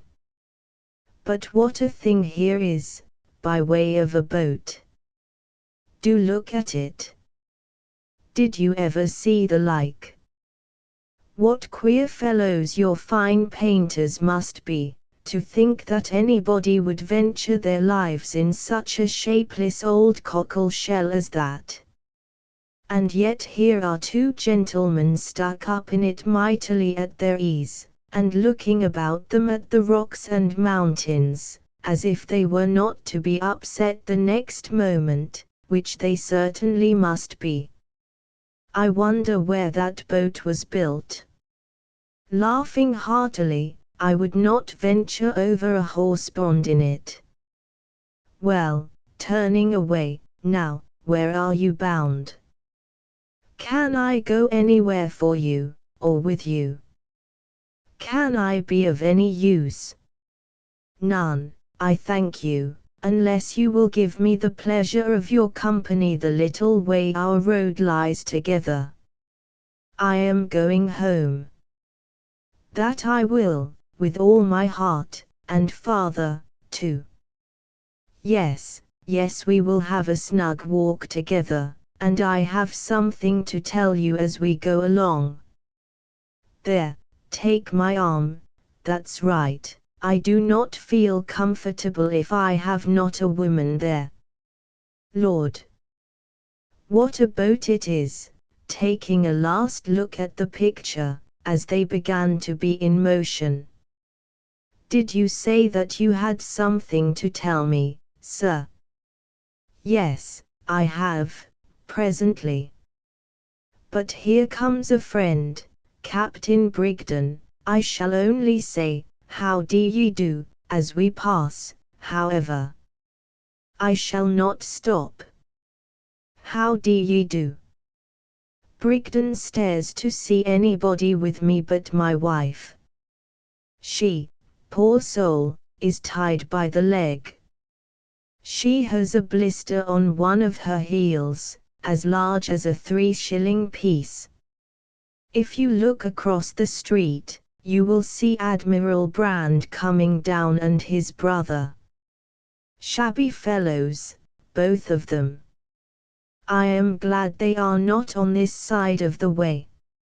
Sophie cannot bear them. They played me a pitiful trick once, got away with some of my best men. I will tell you the whole story another time. There comes old Sir Archibald Drew and his grandson. Look, he sees us, he kisses his hand to you, he takes you for my wife. Ah! The peace has come too soon for that younker. Poor old Sir Archibald. How do you like Bath, Miss Elliot? It suits us very well. We are always meeting with some old friend or other, the streets full of them every morning, sure to have plenty of chat, and then we get away from them all, and shut ourselves in our lodgings, and draw in our chairs, and are as snug as if we were at Kellynch, or as we used to be even at North Yarmouth and Deal. We do not like our lodgings here the worse, I can tell you, for putting us in mind of those we first had at North Yarmouth. The wind blows through one of the cupboards just in the same way. When they were got a little farther, Anne ventured to press again for what he had to communicate. She hoped when clear of Milsom Street to have her curiosity gratified, but she was still obliged to wait, for the Admiral had made up his mind not to begin till they had gained the greater space and quiet of Belmont, and as she was not really Mrs. Croft, she must let him have his own way. As soon as they were fairly ascending Belmont, he began, "Well, now you shall hear something that will surprise you. But first of all, you must tell me the name of the young lady I am going to talk about. That young lady, you know, that we have all been so concerned for.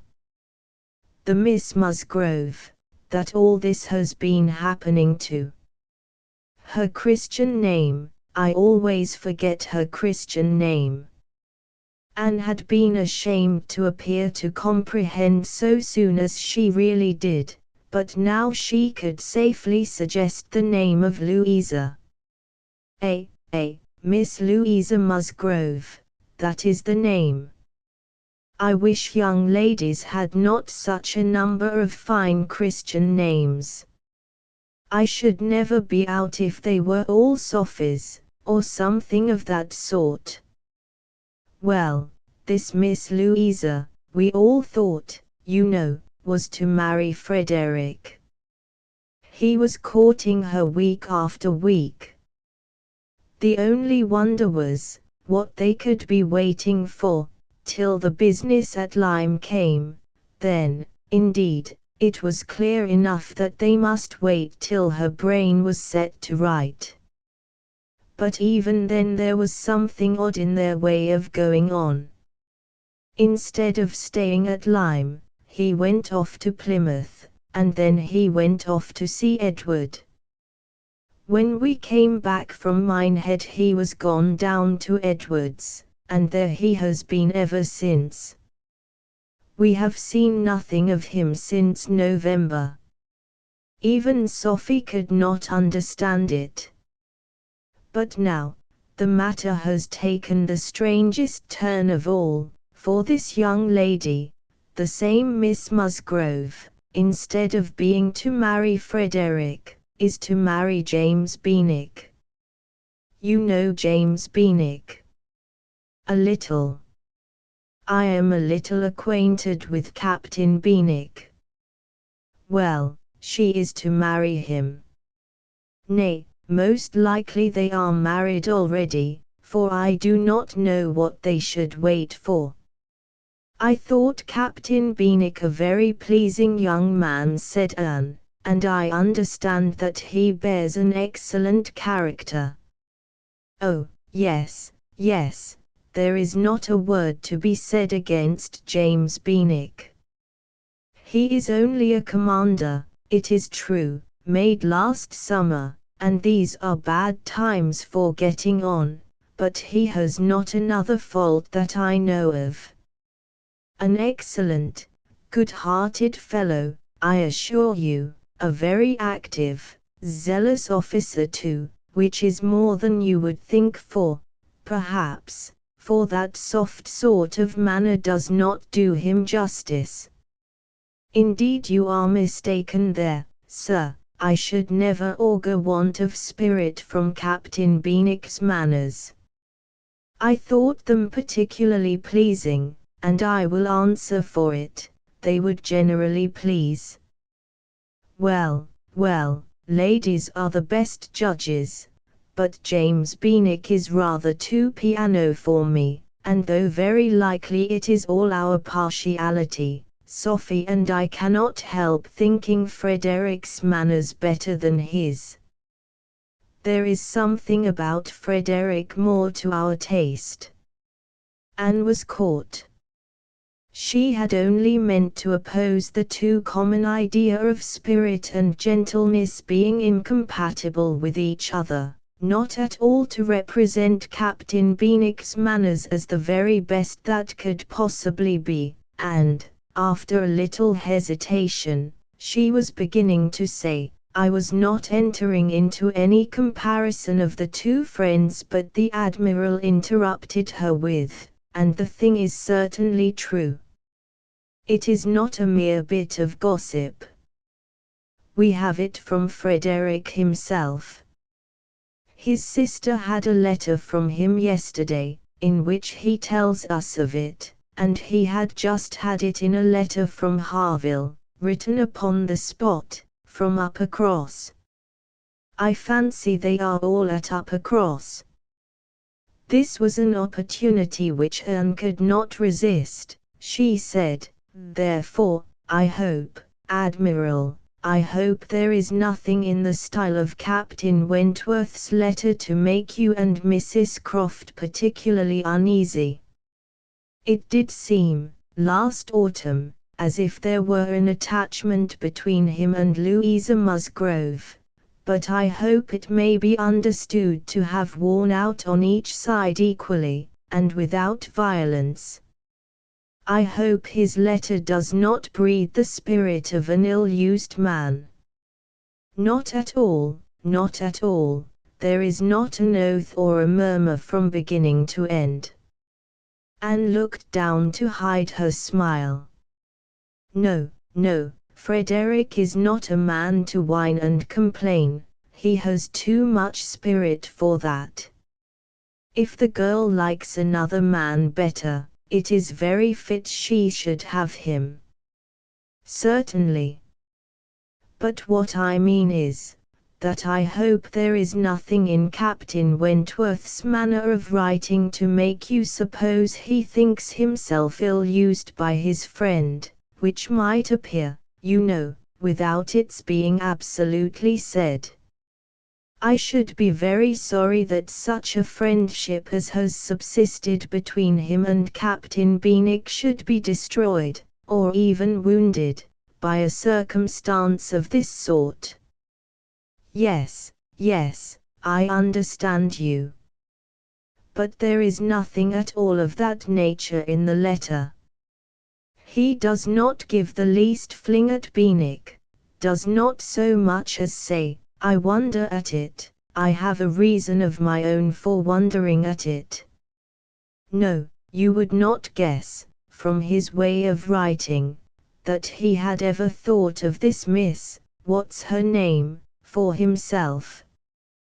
He very handsomely hopes they will be happy together, and there is nothing very unforgiving in that, I think. Anne did not receive the perfect conviction which the Admiral meant to convey, but it would have been useless to press the enquiry farther.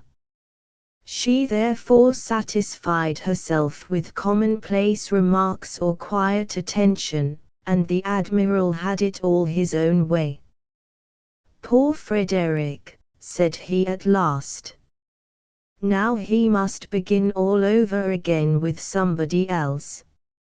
I think we must get him to Bath. Sophie must write, and beg him to come to Bath. Here are pretty girls enough, I am sure. It would be of no use to go to Uppercross again, for that other Miss Musgrove, I find, is bespoke by her cousin, the young parson. Do not you think, Miss Elliot, we had better try to get him to Bath?" Chapter 19. While Admiral Croft was taking this walk with Anne, and expressing his wish of getting Captain Wentworth to Bath, Captain Wentworth was already on his way thither.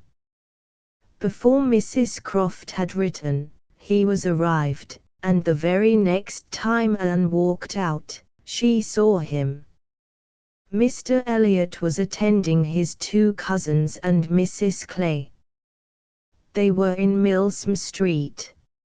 It began to rain, not much, but enough to make shelter desirable for women, and quite enough to make it very desirable for Miss Elliot to have the advantage of being conveyed home in Lady Dalrymple's carriage, which was seen waiting at a little distance. She, Anne, and Mrs. Clay, therefore, turned into Mollen's, while Mr. Elliot stepped to Lady Dalrymple, to request her assistance.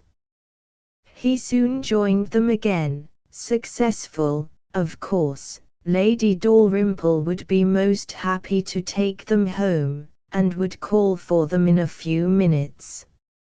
Her ladyship's carriage was a barouche, and did not hold more than 4 with any comfort.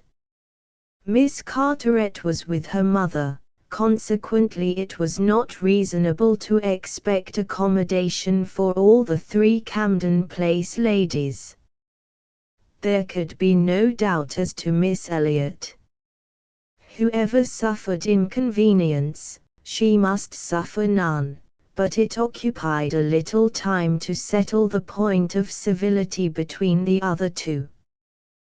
The rain was a mere trifle, and Anne was most sincere in preferring a walk with Mr. Elliot. But the rain was also a mere trifle to Mrs. Clay. She would hardly allow it even to drop at all, and her boots were so thick. Much thicker than Miss Anne's, and, in short, her civility rendered her quite as anxious to be left to walk with Mr. Elliot as Anne could be, and it was discussed between them with a generosity so polite and so determined, that the others were obliged to settle it for them. Miss Elliot maintaining that Mrs. Clay had a little cold already, and Mr. Elliot deciding on appeal, that his cousin Anne's boots were rather the thickest. It was fixed accordingly, that Mrs. Clay should be of the party in the carriage, and they had just reached this point, when Anne, as she sat near the window, descried, most decidedly and distinctly, Captain Wentworth walking down the street. Her start was perceptible only to herself, but she instantly felt that she was the greatest simpleton in the world, the most unaccountable and absurd. For a few minutes she saw nothing before her, it was all confusion. She was lost, and when she had scolded back her senses, she found the others still waiting for the carriage, and Mr. Elliot, always obliging, just setting off for Union Street on a commission of Mrs. Clay's. She now felt a great inclination to go to the outer door. She wanted to see if it rained. Why was she to suspect herself of another motive? Captain Wentworth must be out of sight. She left her seat. She would go. One half of her should not be always so much wiser than the other half, or always suspecting the other of being worse than it was. She would see if it rained. She was sent back, however, in a moment by the entrance of Captain Wentworth himself, among a party of gentlemen and ladies, evidently his acquaintance, and whom he must have joined a little below Milsom Street. He was more obviously struck and confused by the sight of her than she had ever observed before. He looked quite red.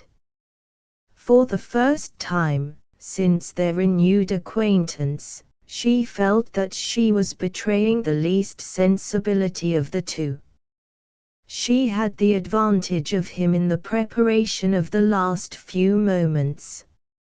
All the overpowering, blinding, bewildering, first effects of strong surprise were over with her.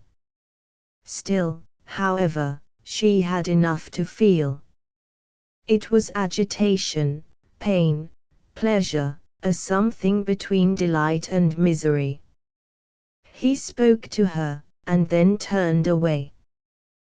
The character of his manner was embarrassment. She could not have called it either cold or friendly, or anything so certainly as embarrassed. After a short interval, however, he came towards her, and spoke again. Mutual enquiries on common subjects passed, neither of them, probably, much the wiser for what they heard, and Anne continuing fully sensible of his being less at ease than formerly. They had by dint of being so very much together, got to speak to each other with a considerable portion of apparent indifference and calmness, but he could not do it now. Time had changed him, or Louisa had changed him. There was consciousness of some sort or other. He looked very well, not as if he had been suffering in health or spirits, and he talked of Uppercross, of the Musgroves, nay, even of Louisa, and had even a momentary look of his own arch significance as he named her, but yet it was Captain Wentworth not comfortable, not easy, not able to feign that he was. It did not surprise, but it grieved Anne to observe that Elizabeth would not know him. She saw that he saw Elizabeth, that Elizabeth saw him, that there was complete internal recognition on each side. She was convinced that he was ready to be acknowledged as an acquaintance, expecting it, and she had the pain of seeing her sister turn away with unalterable coldness. Lady Dalrymple's carriage, for which Miss Elliot was growing very impatient, now drew up. The servant came in to announce it.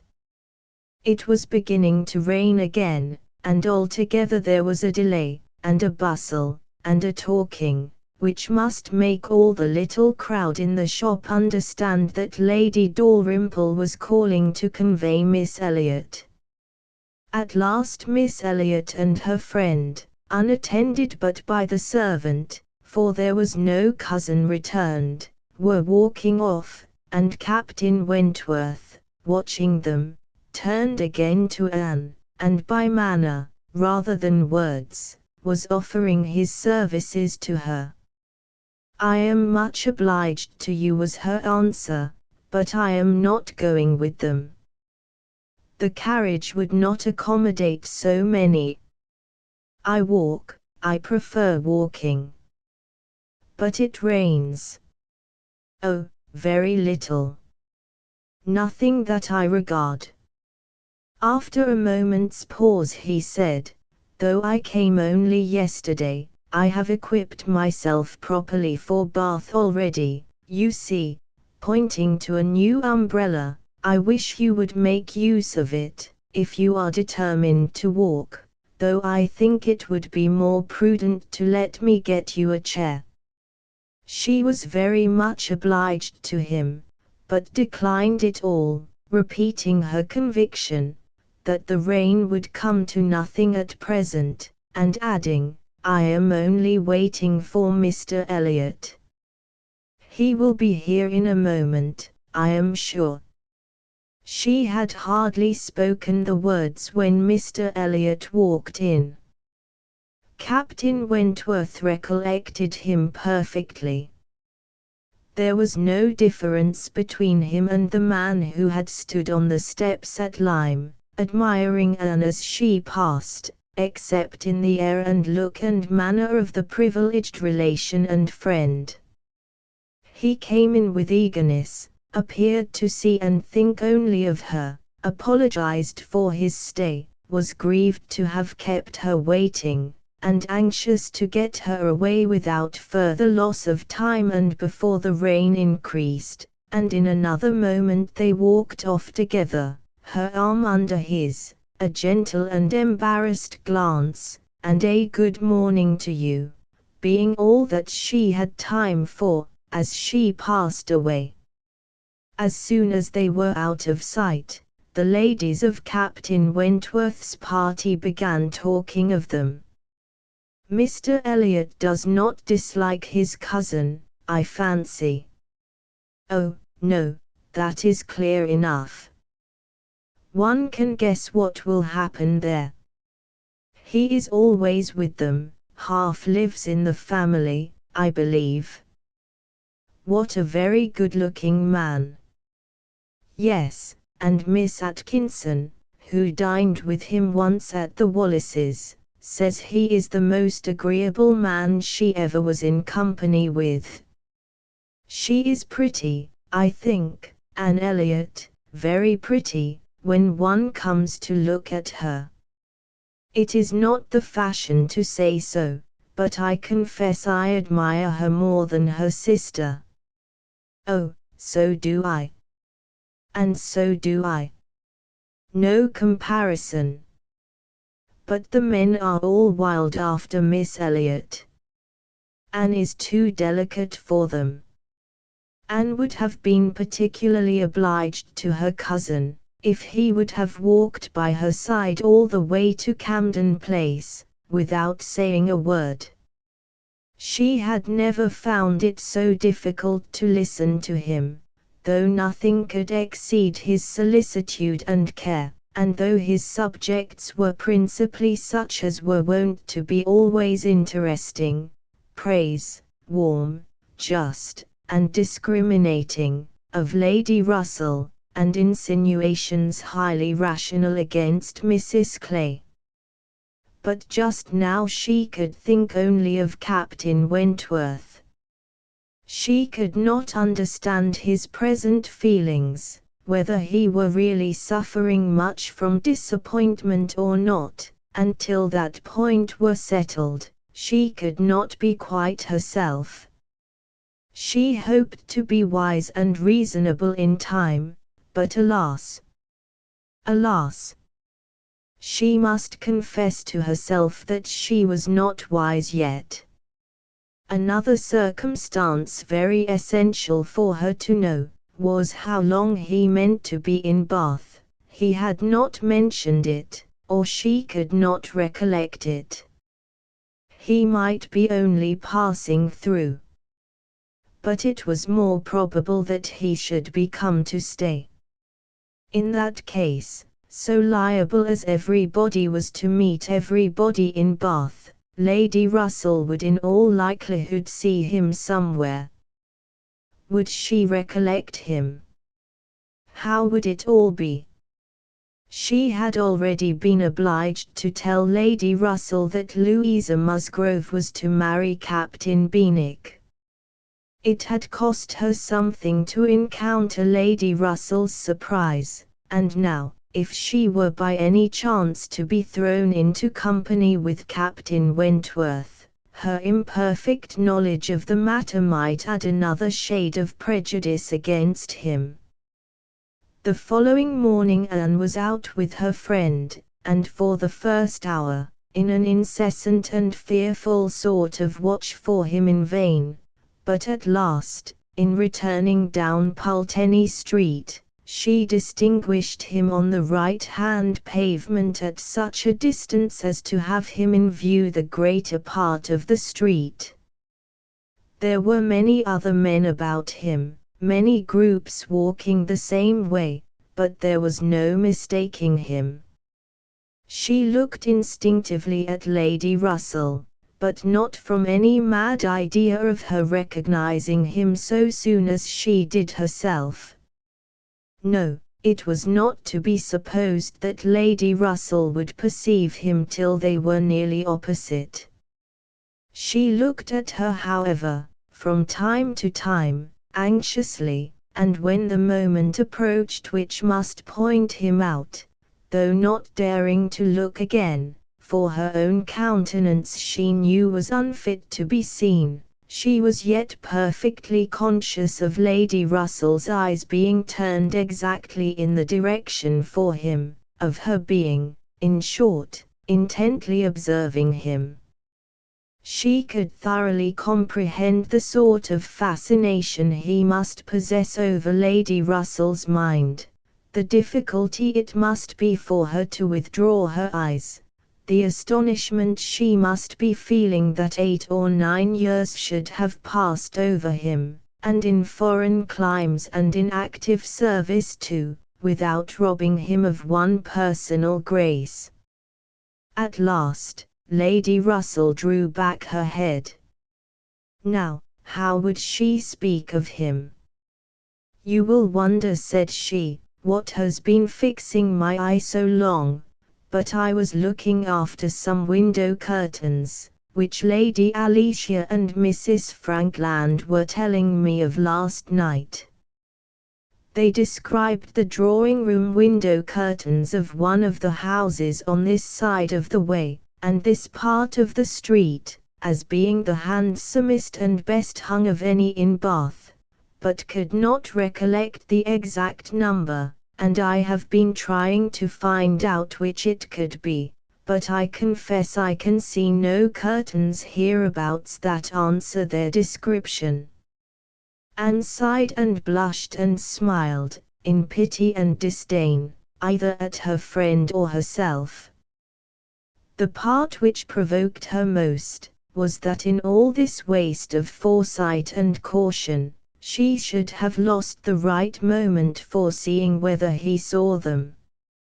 A day or two passed without producing anything. The theatre or the rooms, where he was most likely to be, were not fashionable enough for the Elliots, whose evening amusements were solely in the elegant stupidity of private parties, in which they were getting more and more engaged, and Anne, wearied of such a state of stagnation, sick of knowing nothing, and fancying herself stronger because her strength was not tried, was quite impatient for the concert evening. It was a concert for the benefit of a person patronized by Lady Dalrymple. Of course they must attend. It was really expected to be a good one, and Captain Wentworth was very fond of music. If she could only have a few minutes' conversation with him again, she fancied she should be satisfied, and as to the power of addressing him, she felt all over courage if the opportunity occurred.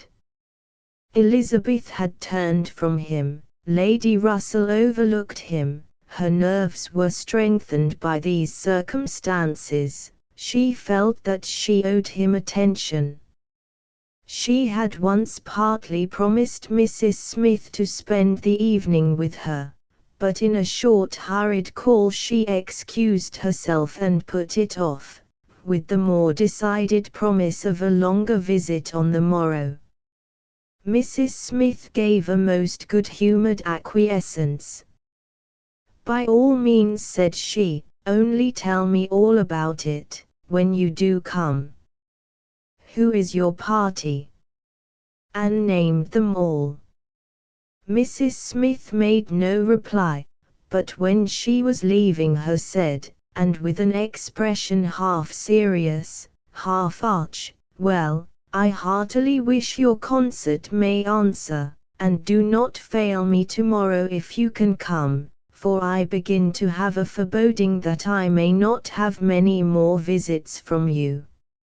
Anne was startled and confused, but after standing in a moment's suspense, was obliged, and not sorry to be obliged, to hurry away. Chapter XX.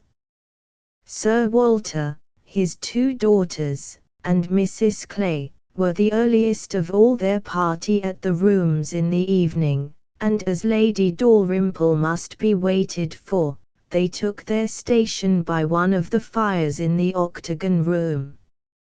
But hardly were they so settled, when the door opened again, and Captain Wentworth walked in alone. Anne was the nearest to him, and making yet a little advance, she instantly spoke. He was preparing only to bow and pass on, but her gentle "How do you do?"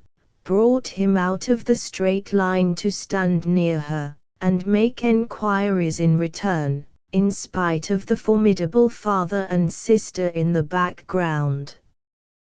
Their being in the background was a support to Anne. She knew nothing of their looks, and felt equal to everything which she believed right to be done. While they were speaking, a whispering between her father and Elizabeth caught her ear. She could not distinguish, but she must guess the subject, and on Captain Wentworth's making a distant bow, she comprehended that her father had judged so well as to give him that simple acknowledgment of acquaintance, and she was just in time by a side glance to see a slight curtsy from Elizabeth herself.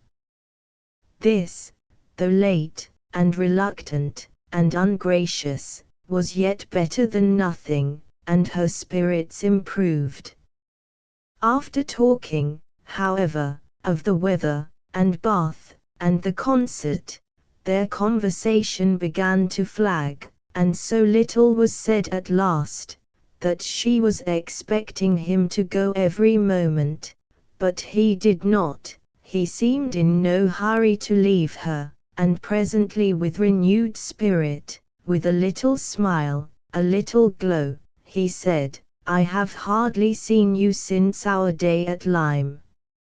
I am afraid you must have suffered from the shock, and the more from its not overpowering you at the time." She assured him that she had not.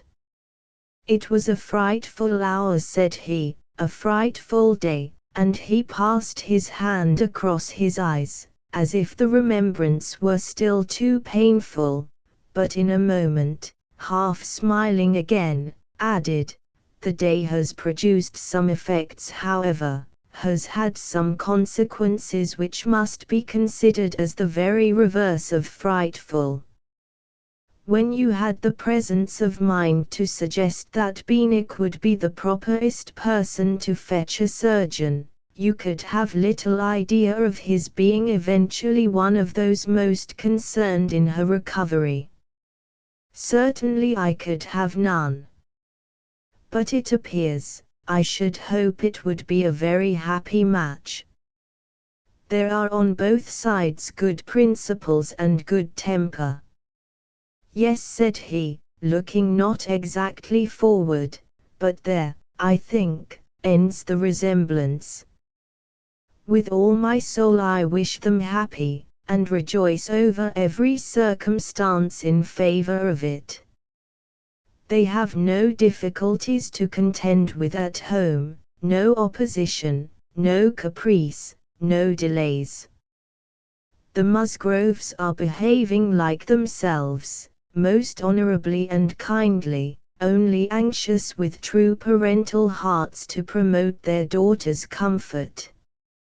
All this is much, very much in favor of their happiness, more than perhaps. He stopped.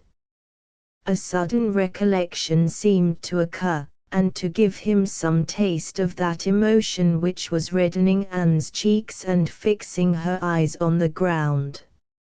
After clearing his throat, however, he proceeded thus: I confess that I do think there is a disparity, too great a disparity, and in a point no less essential than mind.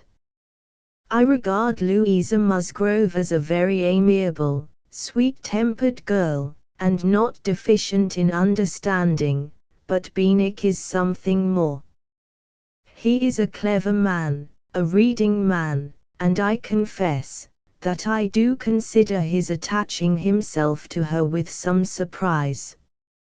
Had it been the effect of gratitude, had he learned to love her, because he believed her to be preferring him, it would have been another thing. But I have no reason to suppose it so. It seems, on the contrary, to have been a perfectly spontaneous, untaught feeling on his side, and this surprises me. A man like him, in his situation, with a heart pierced, wounded, almost broken. Fanny Harville was a very superior creature, and his attachment to her was indeed attachment. A man does not recover from such a devotion of the heart to such a woman. He ought not, he does not. Either from the consciousness, however, that his friend had recovered, or from other consciousness, he went no farther, and Anne, who, in spite of the agitated voice in which the latter part had been uttered, and in spite of all the various noises of the room, the almost ceaseless slam of the door, and ceaseless buzz of persons walking through, had distinguished every word, was struck, gratified, confused, and beginning to breathe very quick, and feel 100 things in a moment. It was impossible for her to enter on such a subject, and yet, after a pause, feeling the necessity of speaking, and having not the smallest wish for a total change, she only deviated so far as to say, "You were a good while at Lyme, I think." "About a fortnight. I could not leave it till Louisa's doing well was quite ascertained. I had been too deeply concerned in the mischief to be soon at peace. It had been my doing, solely mine. She would not have been obstinate if I had not been weak. The country round Lyme is very fine. I walked and rode a great deal, and the more I saw, the more I found to admire. I should very much like to see Lyme again," said Anne. "Indeed." I should not have supposed that you could have found anything in Lyme to inspire such a feeling. The horror and distress you were involved in, the stretch of mind, the wear of spirits. I should have thought your last impressions of Lyme must have been strong disgust. The last hours were certainly very painful, replied Anne, but when pain is over, the remembrance of it often becomes a pleasure. One does not love a place the less for having suffered in it, unless it has been all suffering, nothing but suffering, which was by no means the case at Lyme. We were only in anxiety and distress during the last 2 hours, and previously there had been a great deal of enjoyment. So much novelty and beauty. I have travelled so little, that every fresh place would be interesting to me, but there is real beauty at Lyme, and in short, with a faint blush at some recollections, altogether my impressions of the place are very agreeable. As she ceased, the entrance door opened again, and the very party appeared for whom they were waiting. Lady Dalrymple was the rejoicing sound, and with all the eagerness compatible with anxious elegance, Sir Walter and his 2 ladies stepped forward to meet her. Lady Dalrymple and Miss Carteret, escorted by Mr. Elliot and Colonel Wallis, who had happened to arrive nearly at the same instant, advanced into the room. The others joined them, and it was a group in which Anne found herself also necessarily included. She was divided from Captain Wentworth. Their interesting, almost too interesting conversation must be broken up for a time, but slight was the penance compared with the happiness which brought it on. She had learnt, in the last 10 minutes, more of his feelings towards Louisa, more of all his feelings than she dared to think of, and she gave herself up to the demands of the party, to the needful civilities of the moment, with exquisite, though agitated sensations. She was in good humour with all. She had received ideas which disposed her to be courteous and kind to all, and to pity every one, as being less happy than herself. The delightful emotions were a little subdued, when on stepping back from the group, to be joined again by Captain Wentworth, she saw that he was gone. She was just in time to see him turn into the concert room. He was gone, he had disappeared. She felt a moment's regret. But they should meet again. He would look for her, he would find her out before the evening were over, and at present, perhaps, it was as well to be asunder. She was in need of a little interval for recollection. Upon Lady Russell's appearance soon afterwards, the whole party was collected, and all that remained was to marshal themselves, and proceed into the concert room, and be of all the consequence in their power, draw as many eyes, excite as many whispers, and disturb as many people as they could. Very, very happy were both Elizabeth and Anne Elliot as they walked in. Elizabeth arm in arm with Miss Carteret, and looking on the broad back of the Dowager Viscountess Dalrymple before her, had nothing to wish for which did not seem within her reach, and Anne, but it would be an insult to the nature of Anne's felicity, to draw any comparison between it and her sister's, the origin of one all selfish vanity, of the other all generous attachment. Anne saw nothing, thought nothing of the brilliancy of the room. Her happiness was from within. Her eyes were bright and her cheeks glowed, but she knew nothing about it.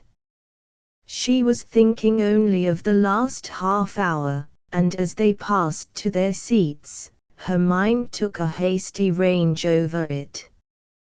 His choice of subjects, his expressions, and still more his manner and look, had been such as she could see in only one light.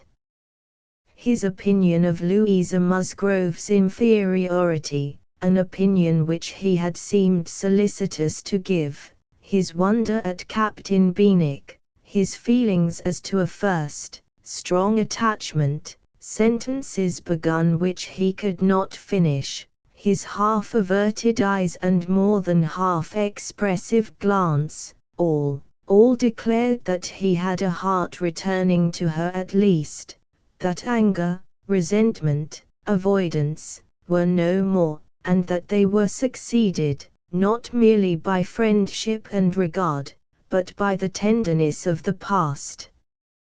Yes, some share of the tenderness of the past. She could not contemplate the change as implying less.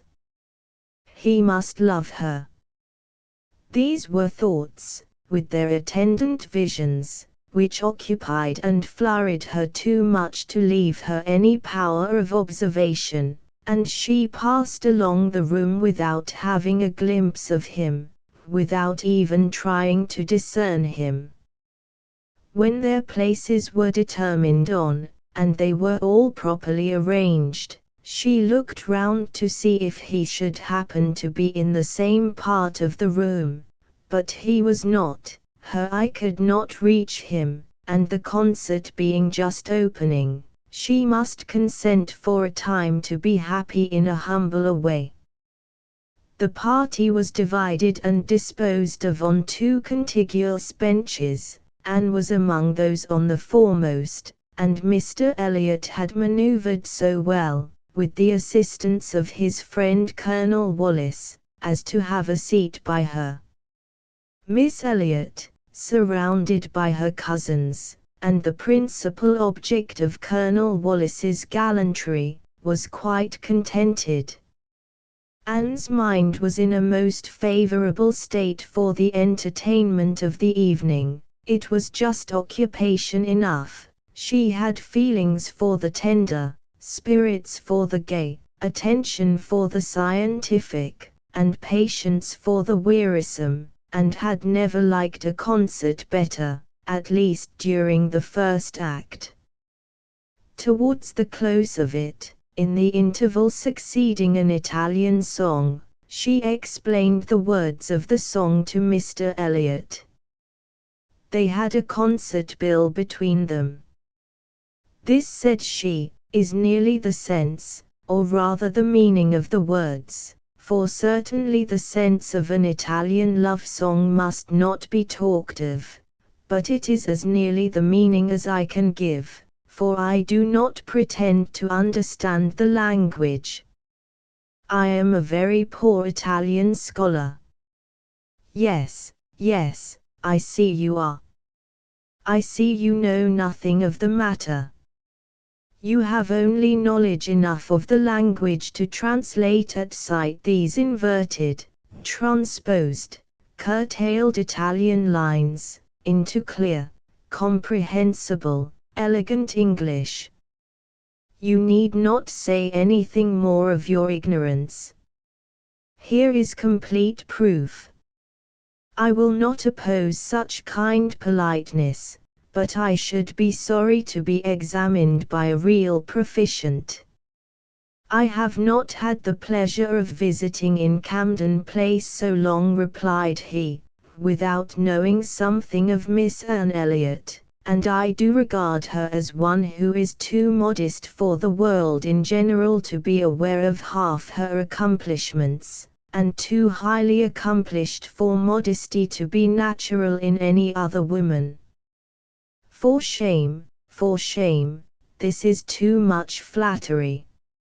I forget what we are to have next, turning to the bill.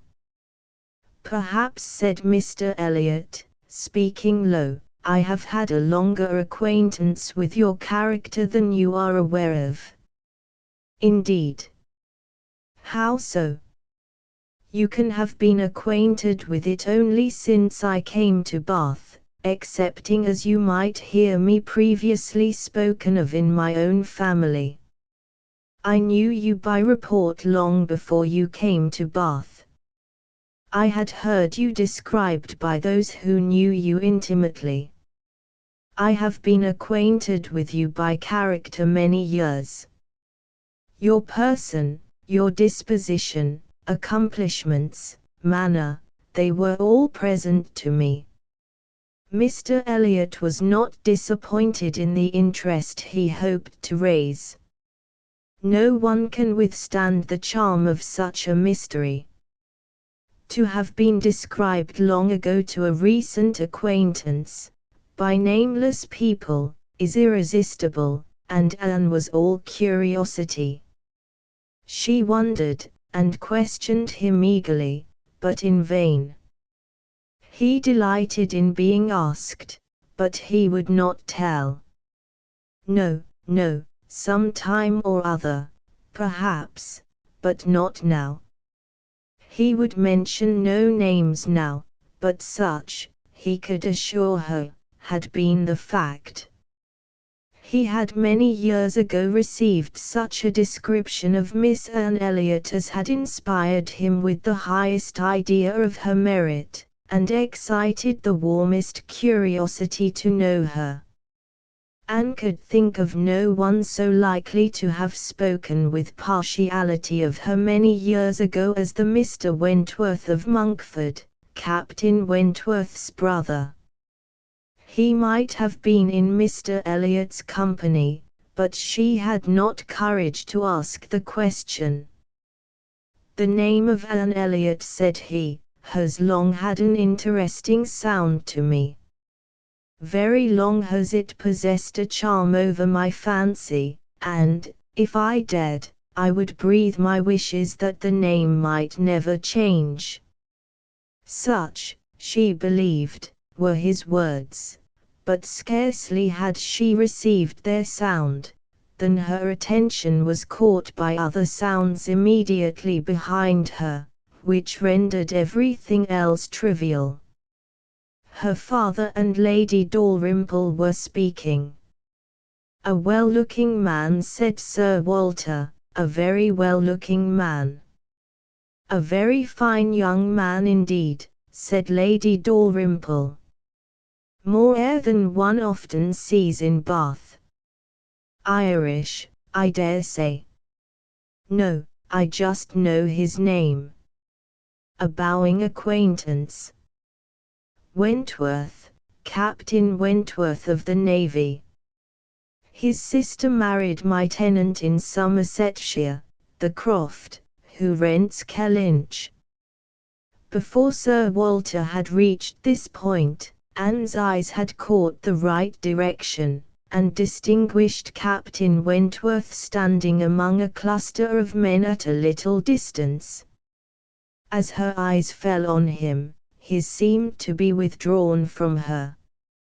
It had that appearance.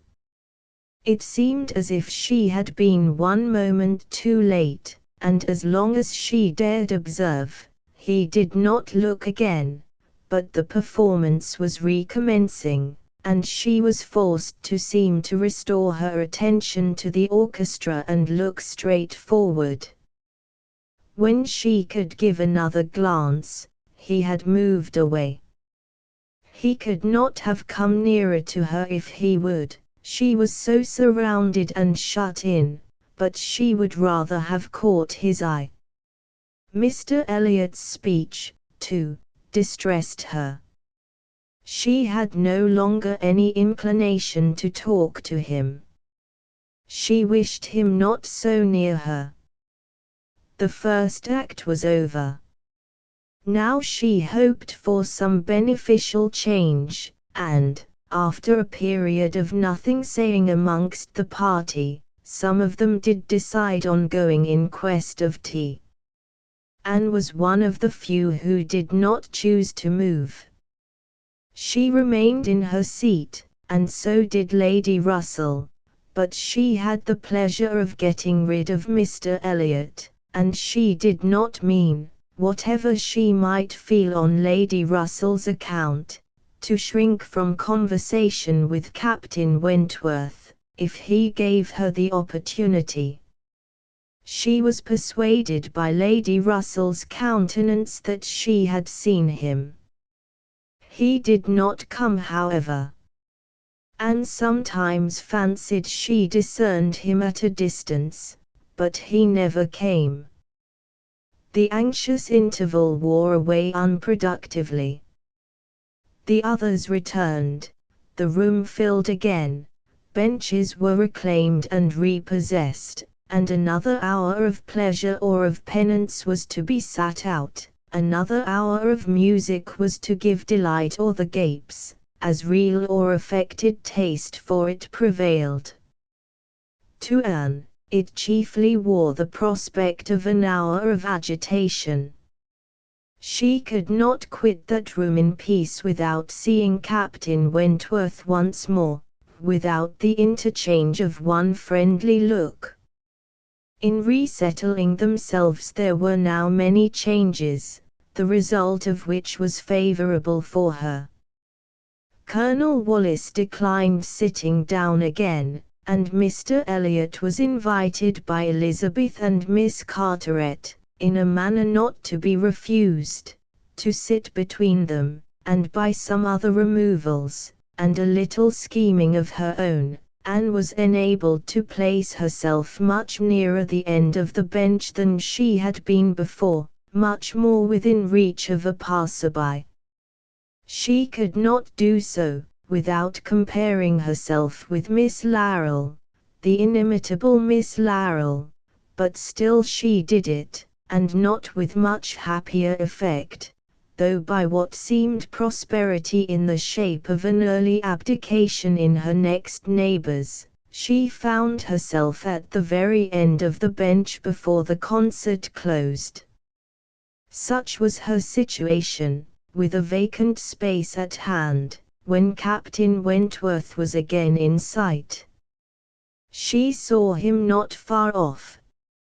He saw her too, yet he looked grave, and seemed irresolute, and only by very slow degrees came at last near enough to speak to her.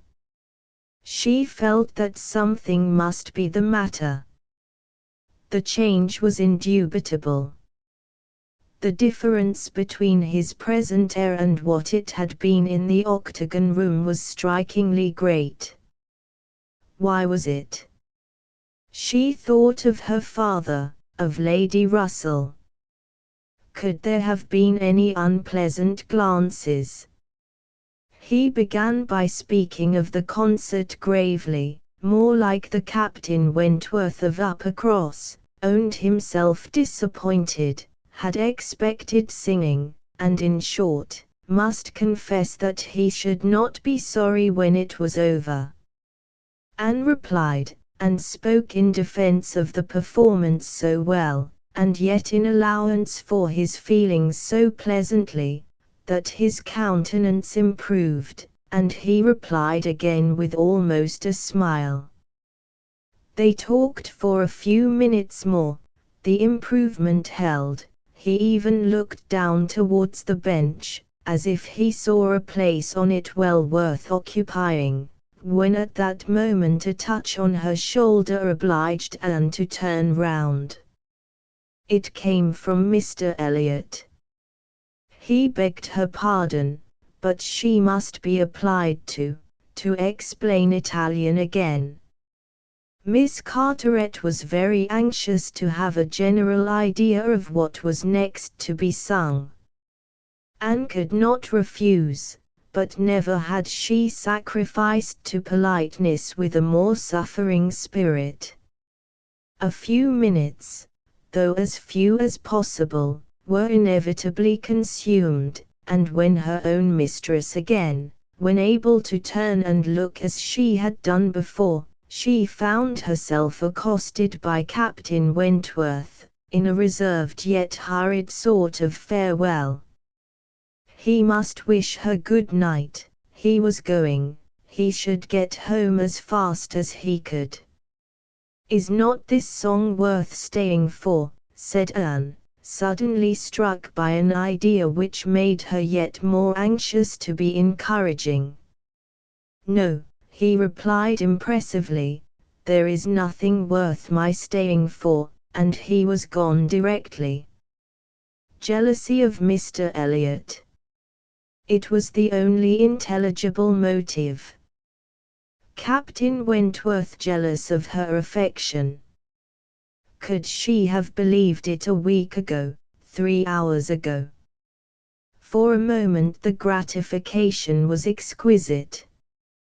But, alas! There were very different thoughts to succeed. How was such jealousy to be quieted? How was the truth to reach him? How, in all the peculiar disadvantages of their respective situations, would he ever learn of her real sentiments? It was misery to think of Mr. Elliot's attentions. Their evil was incalculable. Chapter XXI. Anne recollected with pleasure the next morning her promise of going to Mrs. Smith, meaning that it should engage her from home at the time when Mr. Elliot would be most likely to call, for to avoid Mr. Elliot was almost a first object. She felt a great deal of goodwill towards him. In spite of the mischief of his attentions, she owed him gratitude and regard, perhaps compassion. She could not help thinking much of the extraordinary circumstances attending their acquaintance, of the right which he seemed to have to interest her, by everything in situation, by his own sentiments, by his early prepossession. It was altogether very extraordinary, flattering, but painful. There was much to regret. How she might have felt had there been no Captain Wentworth in the case, was not worth enquiry, for there was a Captain Wentworth, and be the conclusion of the present suspense good or bad, her affection would be his forever. Their union, she believed, could not divide her more from other men, than their final separation. Prettier musings of high-wrought love and eternal constancy could never have passed along the streets of Bath, than Anne was sporting with from Camden Place to Westgate Buildings. It was almost enough to spread purification and perfume all the way. She was sure of a pleasant reception, and her friend seemed this morning particularly obliged to her for coming, seemed hardly to have expected her, though it had been an appointment. An account of the concert was immediately claimed, and Anne's recollections of the concert were quite happy enough to animate her features and make her rejoice to talk of it. All that she could tell she told most gladly, but the all was little for one who had been there, and unsatisfactory for such an enquirer as Mrs. Smith, who had already heard, through the short cut of a laundress and a waiter, rather more of the general success and produce of the evening than Anne could relate, and who now asked in vain for several particulars of the company. Everybody of any consequence or notoriety in Bath was well known by name to Mrs. Smith. The little Durans were there, I conclude, said she, with their mouths open to catch the music, like unfledged sparrows ready to be fed. They never miss a concert. Yes, I did not see them myself, but I heard Mr. Elliot say they were in the room. The Ibbotsons, were they there? and the two new beauties, with the tall Irish officer, who is talked of for one of them? I do not know.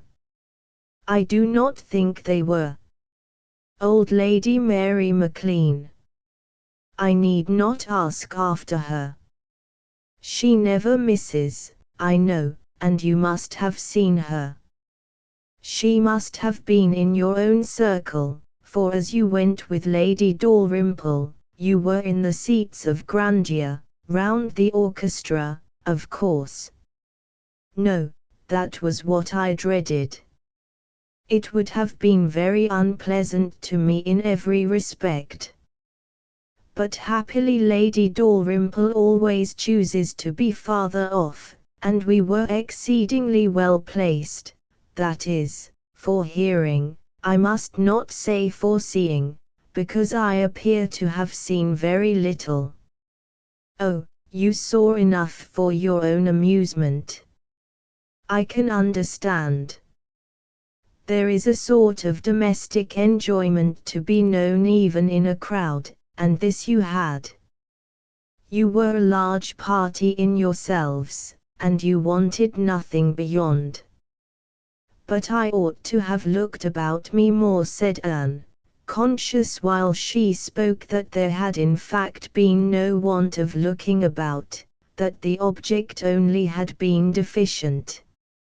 No, no, you were better employed. You need not tell me that you had a pleasant evening.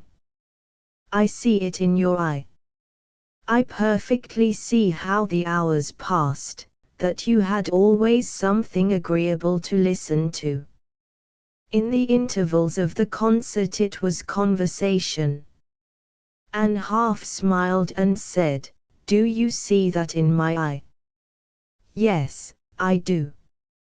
Your countenance perfectly informs me that you were in company last night with the person whom you think the most agreeable in the world, the person who interests you at this present time more than all the rest of the world put together."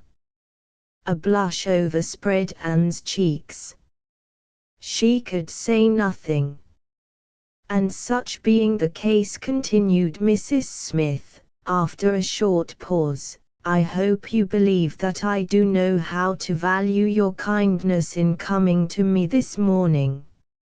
It is really very good of you to come and sit with me, when you must have so many pleasanter demands upon your time."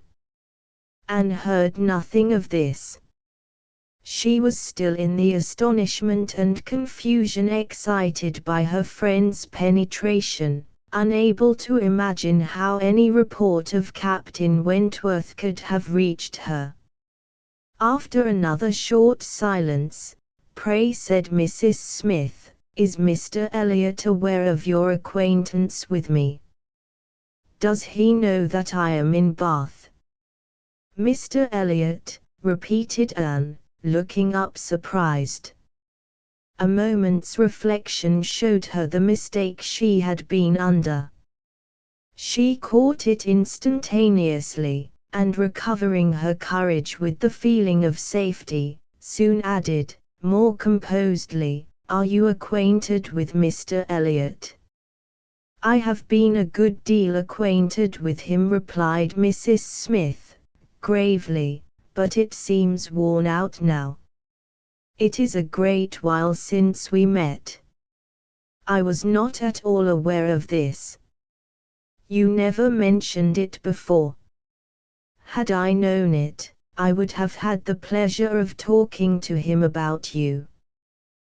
"To confess the truth," said Mrs. Smith, assuming her usual air of cheerfulness, "that is exactly the pleasure I want you to have.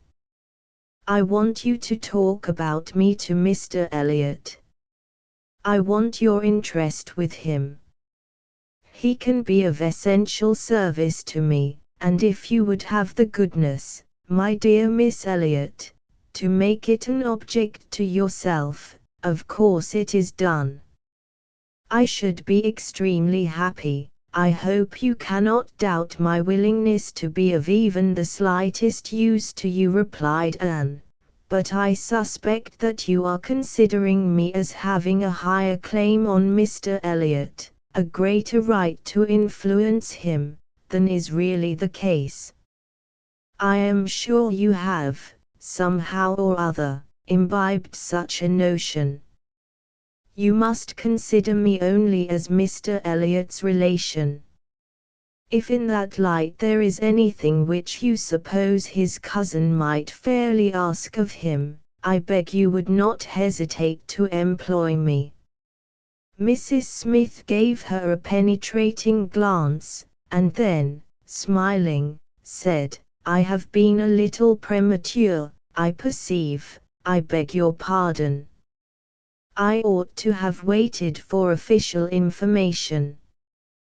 But now, my dear Miss Elliot, as an old friend, do give me a hint as to when I may speak. Next week. To be sure, by next week I may be allowed to think it all settled, and build my own selfish schemes on Mr. Elliot's good fortune.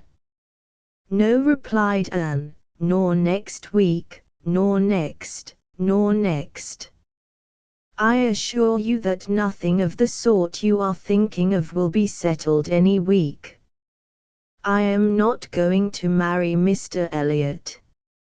I should like to know why you imagine I am. Mrs. Smith looked at her again, looked earnestly, smiled, shook her head, and exclaimed, Now, how I do wish I understood you. How I do wish I knew what you were at. I have a great idea that you do not design to be cruel, when the right moment occurs. Till it does come, you know, we women never mean to have anybody. It is a thing of course among us, that every man is refused, till he offers. But why should you be cruel? Let me plead for my present friend, I cannot call him, but for my former friend. Where can you look for a more suitable match? Where could you expect a more gentlemanlike, agreeable man? Let me recommend Mr. Elliot. I am sure you hear nothing but good of him from Colonel Wallis, and who can know him better than Colonel Wallis? My dear Mrs. Smith, Mr. Elliot's wife has not been dead much above half a year. He ought not to be supposed to be paying his addresses to anyone. Oh, if these are your only objections, cried Mrs. Smith, archly, Mr. Elliot is safe, and I shall give myself no more trouble about him. Do not forget me when you are married, that's all. Let him know me to be a friend of yours, and then he will think little of the trouble required, which it is very natural for him now, with so many affairs and engagements of his own, to avoid and get rid of as he can, very natural, perhaps. 99 out of 100 would do the same. Of course, he cannot be aware of the importance to me. Well, my dear Miss Elliot, I hope and trust you will be very happy. Mr. Elliot has sense to understand the value of such a woman. Your peace will not be shipwrecked as mine has been. You are safe in all worldly matters, and safe in his character. He will not be led astray, he will not be misled by others to his ruin. No, said Anne, I can readily believe all that of my cousin. He seems to have a calm, decided temper, not at all open to dangerous impressions. I consider him with great respect. I have no reason, from anything that has fallen within my observation, to do otherwise. But I have not known him long, and he is not a man, I think, to be known intimately soon. Will not this manner of speaking of him, Mrs. Smith, convince you that he is nothing to me? Surely this must be calm enough. And, upon my word, he is nothing to me. Should he ever propose to me, which I have very little reason to imagine he has any thought of doing, I shall not accept him. I assure you I shall not. I assure you, Mr. Elliot had not the share which you have been supposing, in whatever pleasure the concert of last night might afford. Not Mr. Elliot, it is not Mr. Elliot that, she stopped, regretting with a deep blush that she had implied so much, but less would hardly have been sufficient. Mrs. Smith would hardly have believed so soon in Mr. Elliot's failure, but from the perception of there being a somebody else. As it was, she instantly submitted, and with all the semblance of seeing nothing beyond, and Anne, eager to escape farther notice, was impatient to know why Mrs. Smith should have fancied she was to marry Mr. Elliot, where she could have received the idea, or from whom she could have heard it. Do tell me how it first came into your head. It first came into my head, replied Mrs. Smith, upon finding how much you were together, and feeling it to be the most probable thing in the world to be wished for by everybody belonging to either of you, and you may depend upon it that all your acquaintance have disposed of you in the same way. But I never heard it spoken of till 2 days ago. And has it indeed been spoken of? Did you observe the woman who opened the door to you when you called yesterday? No. Was not it Mrs. Speed, as usual, or the maid? I observed no one in particular. It was my friend Mrs. Rook, Nurse Rook, who, by the by, had a great curiosity to see you, and was delighted to be in the way to let you in. She came away from Marlborough Buildings only on Sunday, and she it was who told me you were to marry Mr. Elliot.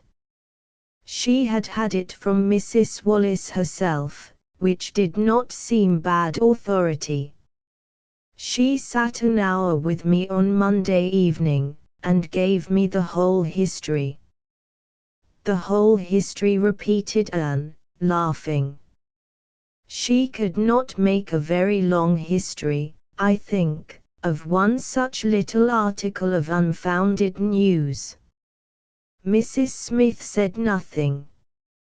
But continued Anne, presently, though there is no truth in my having this claim on Mr. Elliot, I should be extremely happy to be of use to you in any way that I could. Shall I mention to him your being in Bath? Shall I take any message? No, I thank you, no, certainly not. In the warmth of the moment, and under a mistaken impression, I might, perhaps, have endeavored to interest you in some circumstances, but not now. No, I thank you, I have nothing to trouble you with. I think you spoke of having known Mr. Elliot many years. I did. Not before he was married, I suppose. Yes, he was not married when I knew him first. And, were you much acquainted? Intimately. Indeed. Then do tell me what he was at that time of life. I have a great curiosity to know what Mr. Elliot was as a very young man. Was he at all such as he appears now?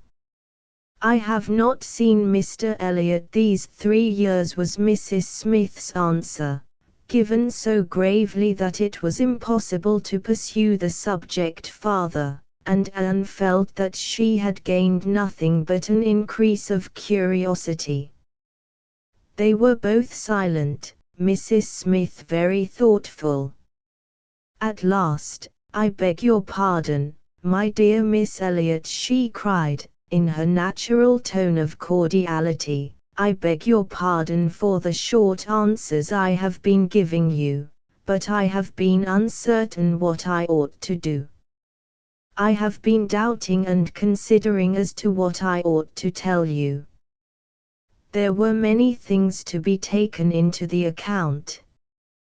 One hates to be officious, to be giving bad impressions, making mischief.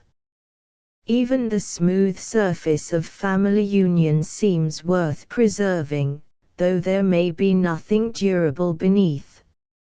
However, I have determined, I think I am right, I think you ought to be made acquainted with Mr. Elliot's real character. Though I fully believe that, at present, you have not the smallest intention of accepting him, there is no saying what may happen. You might, some time or other, be differently affected towards him. Hear the truth, therefore, now, while you are unprejudiced. Mr. Elliot is a man without heart or conscience, a designing, wary, cold-blooded being, who thinks only of himself, whom for his own interest or ease, would be guilty of any cruelty, or any treachery, that could be perpetrated without risk of his general character. He has no feeling for others. Those whom he has been the chief cause of leading into ruin, he can neglect and desert without the smallest compunction. He is totally beyond the reach of any sentiment of justice or compassion. Oh! He is black at heart, hollow and black. Anne's astonished air, and exclamation of wonder, made her pause, and in a calmer manner, she added, "My expressions startle you. You must allow for an injured, angry woman. But I will try to command myself. I will not abuse him. I will only tell you what I have found him. Facts shall speak. He was the intimate friend of my dear husband, who trusted and loved him, and thought him as good as himself. The intimacy had been formed before our marriage. I found them most intimate friends, and I, too, became excessively pleased with Mr. Elliot, and entertained the highest opinion of him. At 19, you know, one does not think very seriously, but Mr. Elliot appeared to me quite as good as others, and much more agreeable than most others, and we were almost always together. We were principally in town, living in very good style. He was then the inferior in circumstances, he was then the poor one, he had chambers in the Temple, and it was as much as he could do to support the appearance of a gentleman. He had always a home with us whenever he chose it, he was always welcome, he was like a brother. My poor Charles, who had the finest, most generous spirit in the world, would have divided his last farthing with him, and I know that his purse was open to him, I know that he often assisted him. This must have been about that very period of Mr. Elliot's life, said Anne, which has always excited my particular curiosity. It must have been about the same time that he became known to my father and sister. I never knew him myself, I only heard of him, but there was a something in his conduct then, with regard to my father and sister, and afterwards in the circumstances of his marriage, which I never could quite reconcile with present times. It seemed to announce a different sort of man. "I know it all, I know it all," cried Mrs. Smith. "He had been introduced to Sir Walter and your sister before I was acquainted with him, but I heard him speak of them forever. I know he was invited and encouraged, and I know he did not choose to go.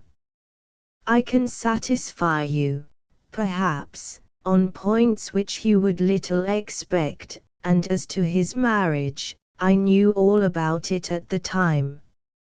I was privy to all the fors and againsts. I was the friend to whom he confided his hopes and plans, and though I did not know his wife previously, her inferior situation in society, indeed, rendered that impossible, yet I knew her all her life afterwards, or at least till within the last 2 years of her life, and can answer any question you may wish to put."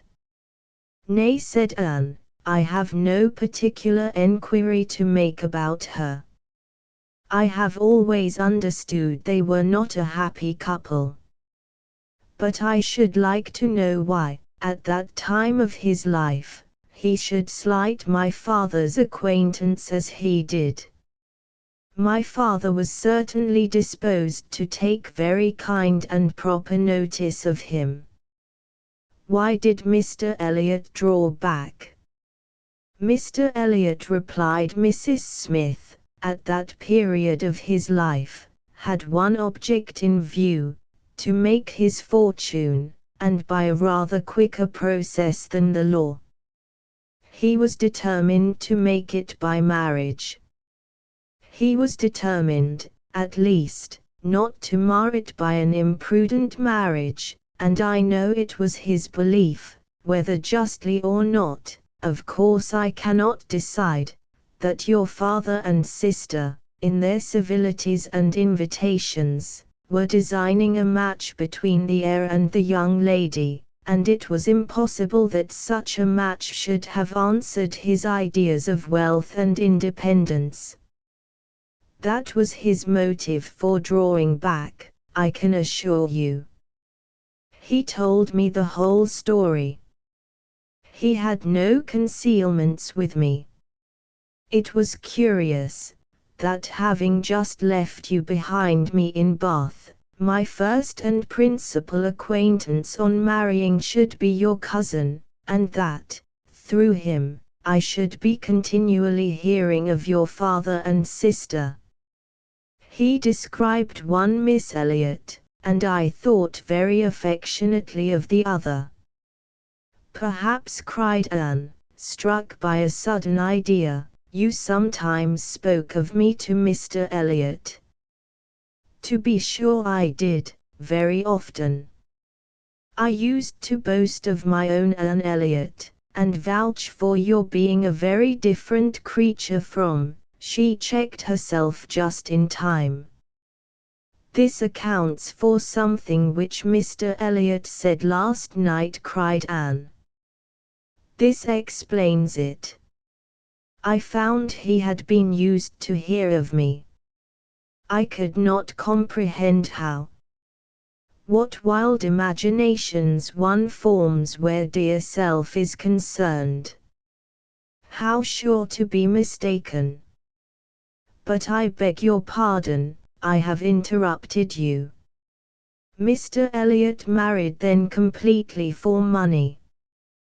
The circumstances, probably, which first opened your eyes to his character."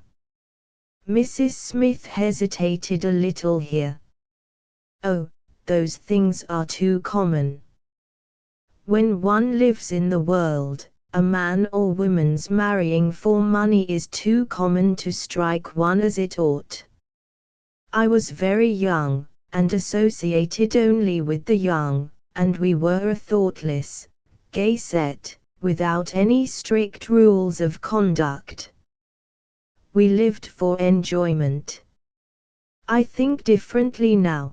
Time and sickness and sorrow have given me other notions, but at that period I must own I saw nothing reprehensible in what Mr. Elliot was doing. To do the best for himself passed as a duty. But was not she a very low woman? Yes, which I objected to, but he would not regard. Money, money, was all that he wanted. Her father was a grazier, her grandfather had been a butcher, but that was all nothing. She was a fine woman, had had a decent education, was brought forward by some cousins, thrown by chance into Mr. Elliot's company, and fell in love with him, and not a difficulty or a scruple was there on his side, with respect to her birth. All his caution was spent in being secured of the real amount of her fortune, before he committed himself.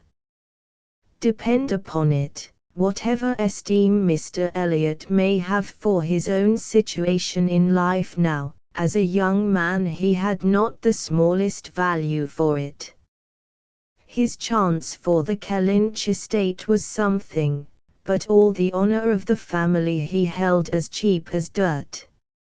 I have often heard him declare, that if baronetcies were saleable, anybody should have his for £50, arms and motto, name and livery included, but I will not pretend to repeat half that I used to hear him say on that subject. It would not be fair, and yet you ought to have proof, for what is all this but assertion, and you shall have proof. Indeed, my dear Mrs. Smith, I want none, cried Anne. You have asserted nothing contradictory to what Mr. Elliot appeared to be some years ago. This is all in confirmation, rather, of what we used to hear and believe.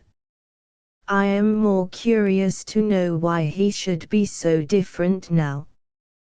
But for my satisfaction, if you will have the goodness to ring for Mary, stay, I am sure you will have the still greater goodness of going yourself into my bedroom, and bringing me the small inlaid box which you will find on the upper shelf of the closet. Anne, seeing her friend to be earnestly bent on it, did as she was desired. The box was brought and placed before her, and Mrs. Smith, sighing over it as she unlocked it, said, "This is full of papers belonging to him, to my husband, a small portion only of what I had to look over when I lost him. The letter I am looking for was one written by Mr. Elliot to him before our marriage, and happened to be saved. Why, one can hardly imagine. But he was careless and methodical, like other men, about those things, and when I came to examine his papers, I found it with others still more trivial, from different people scattered here and there, while many letters and memorandums of real importance had been destroyed. Here it is. I would not burn it, because being even then very little satisfied with Mr. Elliot, I was determined to preserve every document of former intimacy. I have now another motive for being glad that I can produce it." This was the letter, directed to Charles Smith, Esquire, Tunbridge Wells, and dated from London, as far back as July, 1803. Dear Smith, I have received yours. Your kindness almost overpowers me. I wish nature had made such hearts as yours more common, but I have lived 23 years in the world, and have seen none like it. At present, believe me, I have no need of your services, being in cash again. Give me joy, I have got rid of Sir Walter and Miss They are gone back to Kellynch, and almost made me swear to visit them this summer, but my first visit to Kellynch will be with a surveyor, to tell me how to bring it with best advantage to the hammer. The baronet, nevertheless, is not unlikely to marry again, he is quite fool enough. If he does, however, they will leave me in peace, which may be a decent equivalent for the reversion. He is worse than last year. I wish I had any name but Elliot. I am sick of it. The name of Walter I can drop, thank God. And I desire you will never insult me with my second W again, meaning, for the rest of my life, to be only yours truly, W.M. Elliot.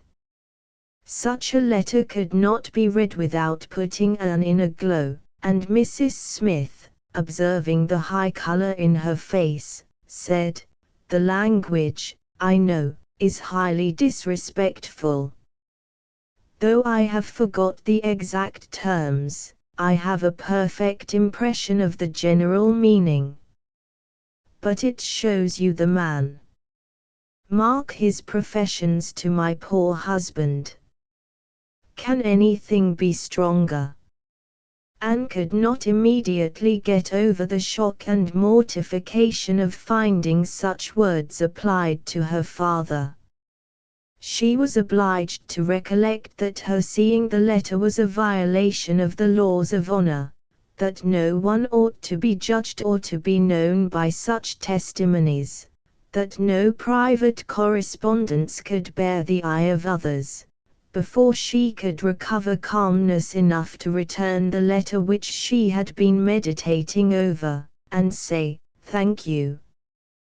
This is full proof undoubtedly, proof of everything you were saying.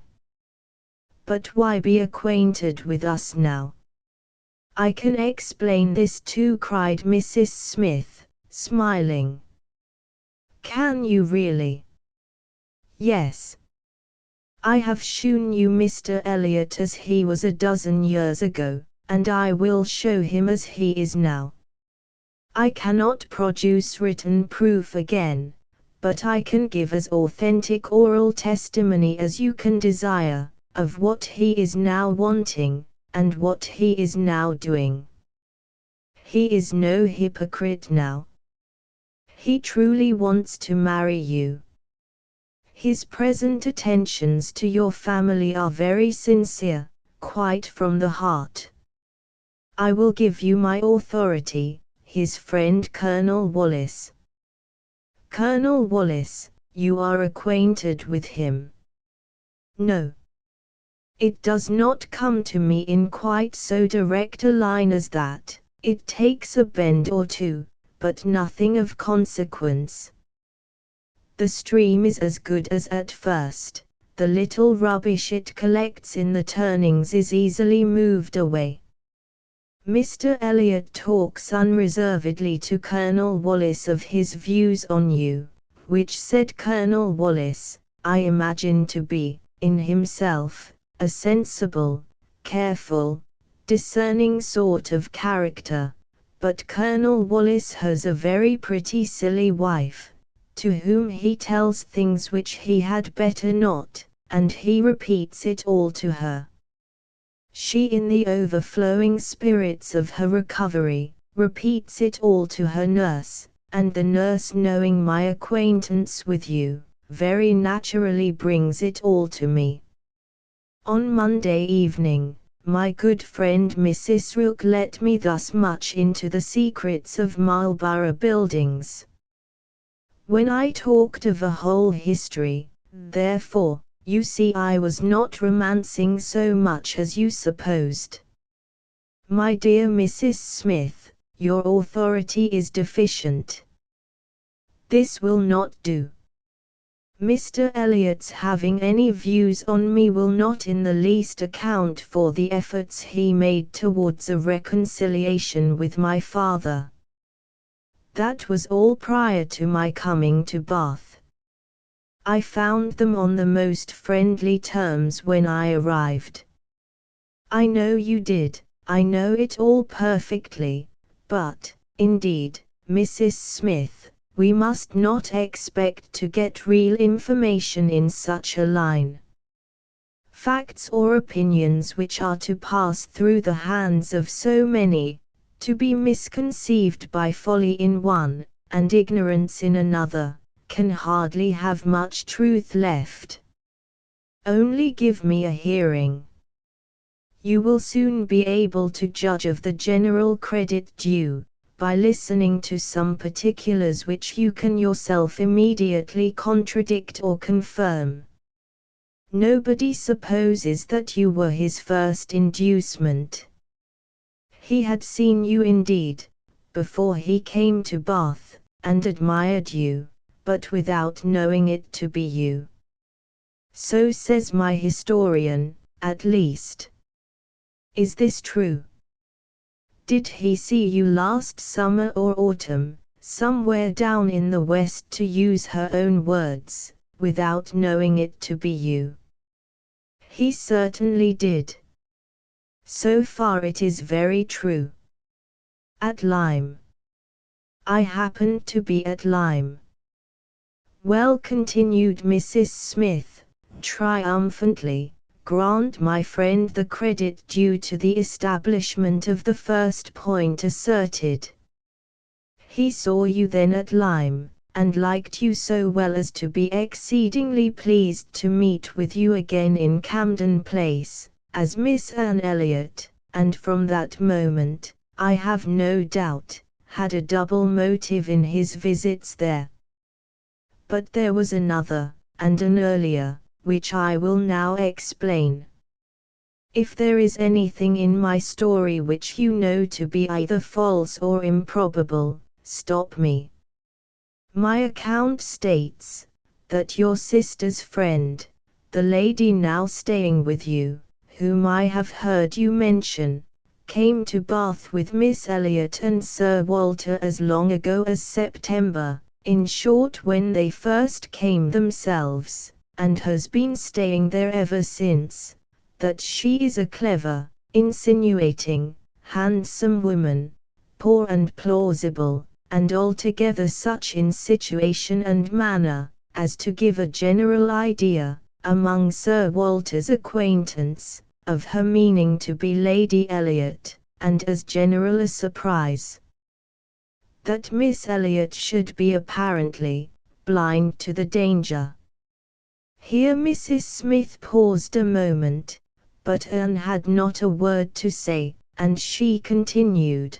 This was the light in which it appeared to those who knew the family, long before you returned to it, and Colonel Wallis had his eye upon your father enough to be sensible of it, though he did not then visit in Camden Place, but his regard for Mr. Elliot gave him an interest in watching all that was going on there, and when Mr. Elliot came to Bath for a day or two, as he happened to do a little before Christmas, Colonel Wallis made him acquainted with the appearance of things, and the reports beginning to prevail.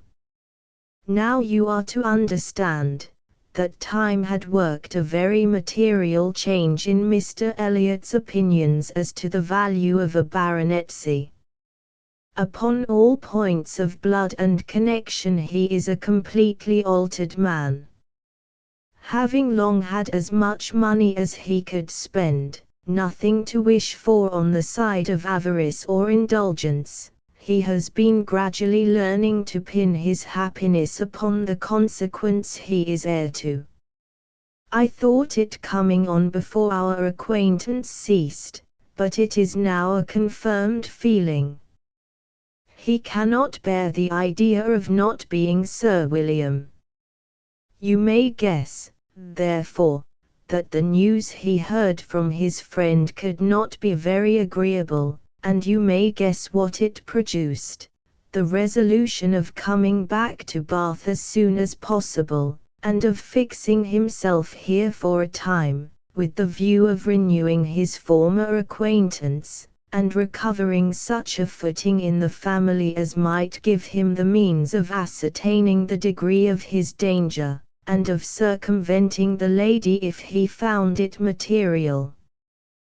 This was agreed upon between the two friends as the only thing to be done, and Colonel Wallis was to assist in every way that he could. He was to be introduced, and Mrs. Wallis was to be introduced, and everybody was to be introduced.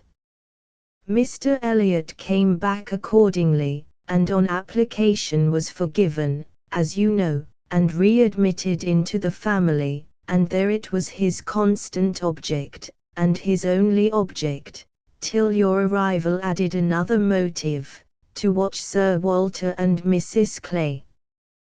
He omitted no opportunity of being with them, threw himself in their way, called at all hours, but I need not be particular on this subject. You can imagine what an artful man would do, and with this guide, perhaps, may recollect what you have seen him do. Yes, said Anne, you tell me nothing which does not accord with what I have known, or could imagine. There is always something offensive in the details of cunning. The maneuvers of selfishness and duplicity must ever be revolting, but I have heard nothing which really surprises me. I know those who would be shocked by such a representation of Mr. Elliot, who would have difficulty in believing it, but I have never been satisfied. I have always wanted some other motive for his conduct than appeared. I should like to know his present opinion, as to the probability of the event he has been in dread of, whether he considers the danger to be lessening or not. Lessening, I understand, replied Mrs. Smith. He thinks Mrs. Clay afraid of him, aware that he sees through her, and not daring to proceed as she might do in his absence. But since he must be absent some time or other, I do not perceive how he can ever be secure while she holds her present influence. Mrs. Wallis has an amusing idea, as nurse tells me, that it is to be put into the marriage articles when you and Mr. Elliot marry, that your father is not to marry Mrs. Clay. A scheme, worthy of Mrs. Wallis's understanding, by all accounts, but my sensible nurse Rook sees the absurdity of it. Why, to be sure, said she, it would not prevent his marrying anybody else. And, indeed, to own the truth, I do not think nurse, in her heart, is a very strenuous opposer of Sir Walter's making a second match. She must be allowed to be a favourer of matrimony, you know, and, since self will intrude, who can say that she may not have some flying visions of attending the next Lady Elliot, through Mrs. Wallis's recommendation? I am very glad to know all this, said Anne, after a little thoughtfulness. It will be more painful to me in some respects to be in company with him, but I shall know better what to do. My line of conduct will be more direct. Mr. Elliot is evidently a disingenuous, artificial, worldly man, who has never had any better principle to guide him than selfishness. But Mr. Elliot was not done with. Mrs. Smith had been carried away from her first direction, and Anne had forgotten, in the interest of her own family concerns, how much had been originally implied against him, but her attention was now called to the explanation of those first hints, and she listened to a recital which, if it did not perfectly justify the unqualified bitterness of Mrs. Smith, proved him to have been very unfeeling in his conduct towards her, very deficient both in justice and compassion. She learned that, the intimacy between them continuing unimpaired by Mr. Elliot's marriage, they had been as before always together, and Mr. Elliot had led his friend into expenses much beyond his fortune. Mrs. Smith did not want to take blame to herself, and was most tender of throwing any on her husband, but Anne could collect that their income had never been equal to their style of living, and that from the first there had been a great deal of general and joint extravagance. From his wife's account of him she could discern Mr. Smith to have been a man of warm feelings, easy temper, careless habits, and not strong understanding, much more amiable than his friend, and very unlike him, led by him, and probably despised by him. Mr. Elliot, raised by his marriage to great affluence, and disposed to every gratification of pleasure and vanity which could be commanded without involving himself, for with all his self-indulgence he had become a prudent man, and beginning to be rich, just as his friend ought to have found himself to be poor, seemed to have had no concern at all for that friend's probable finances, but, on the contrary, had been prompting and encouraging expenses which could end only in ruin, and the Smiths accordingly had been ruined. The husband had died just in time to be spared the full knowledge of it. They had previously known embarrassments enough to try the friendship of their friends, and to prove that Mr. Elliot's had better not be tried, but it was not till his death that the wretched state of his affairs was fully known.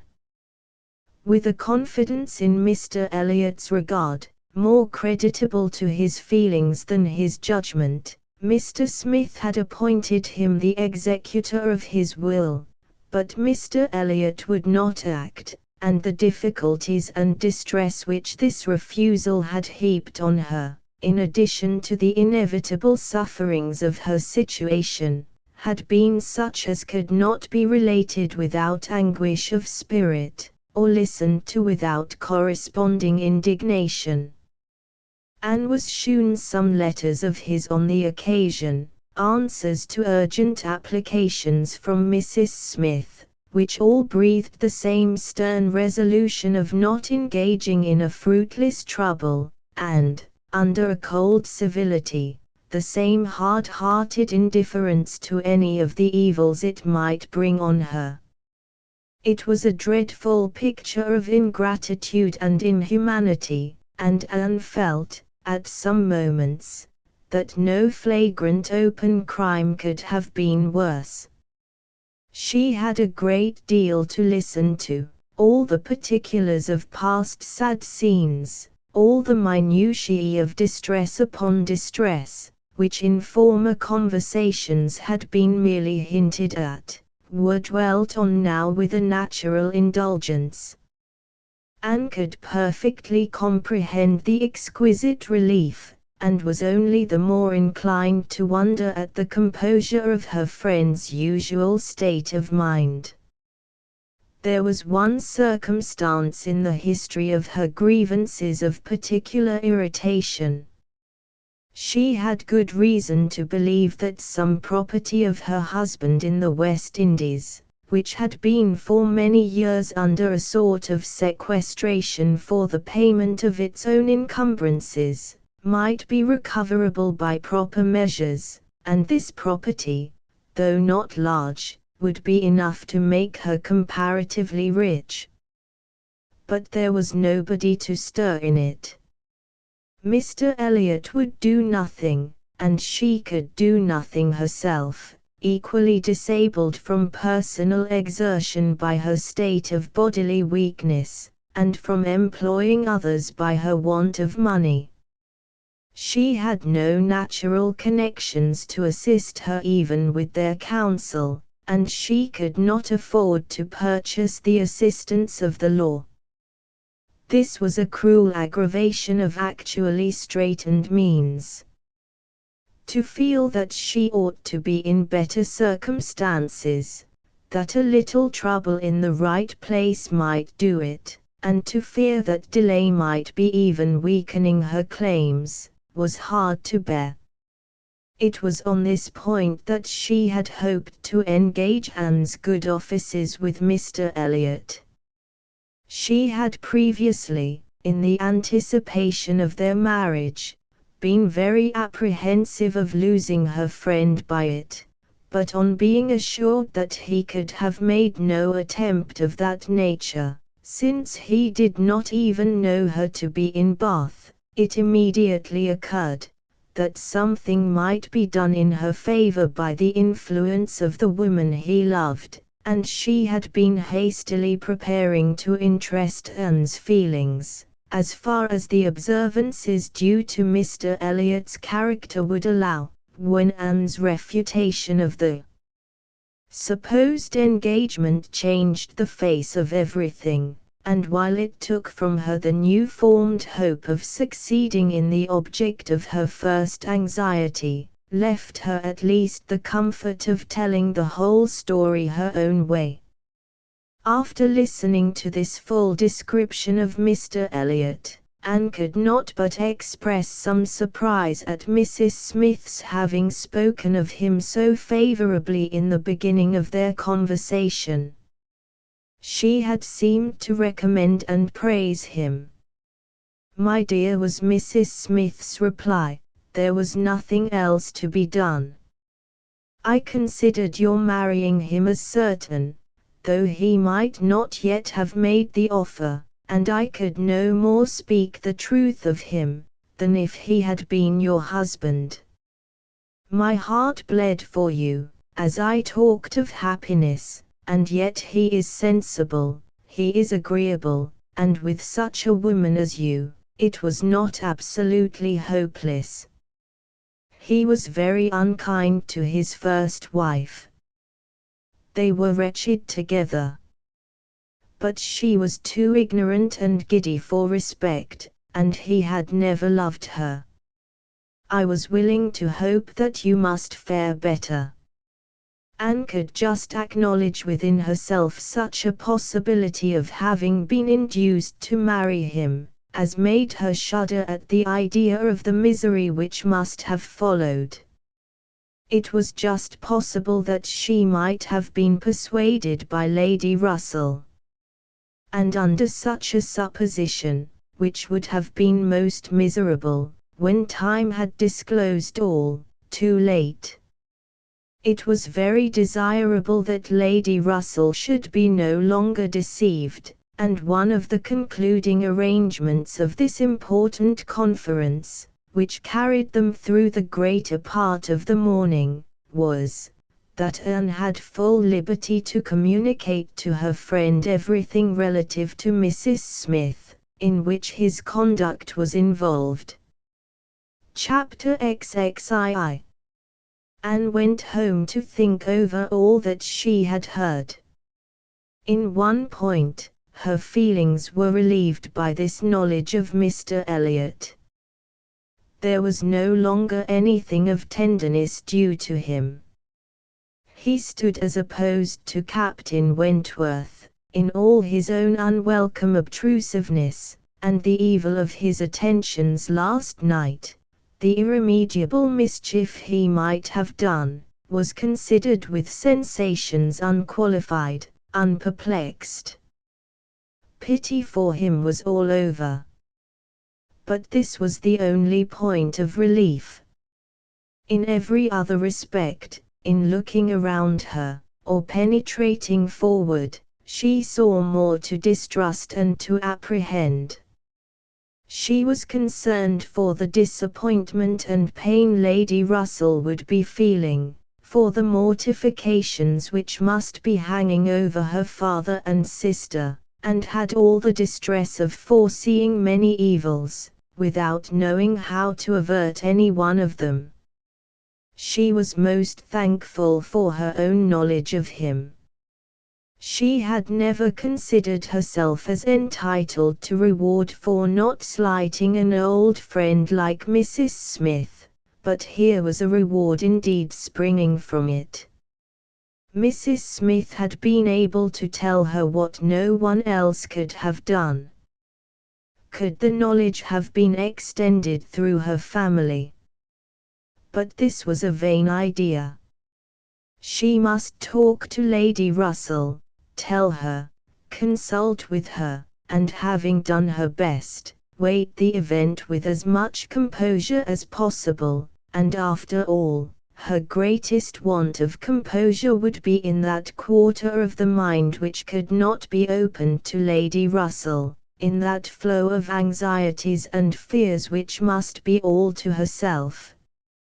She found, on reaching home, that she had, as she intended, escaped seeing Mr. Elliot, that he had called and paid them a long morning visit, but hardly had she congratulated herself, and felt safe, when she heard that he was coming again in the evening. "I had not the smallest intention of asking him," said Elizabeth, with affected carelessness, "but he gave so many hints, so Mrs. Clay says, at least. Indeed, I do say it. I never saw anybody in my life spell harder for an invitation. Poor man.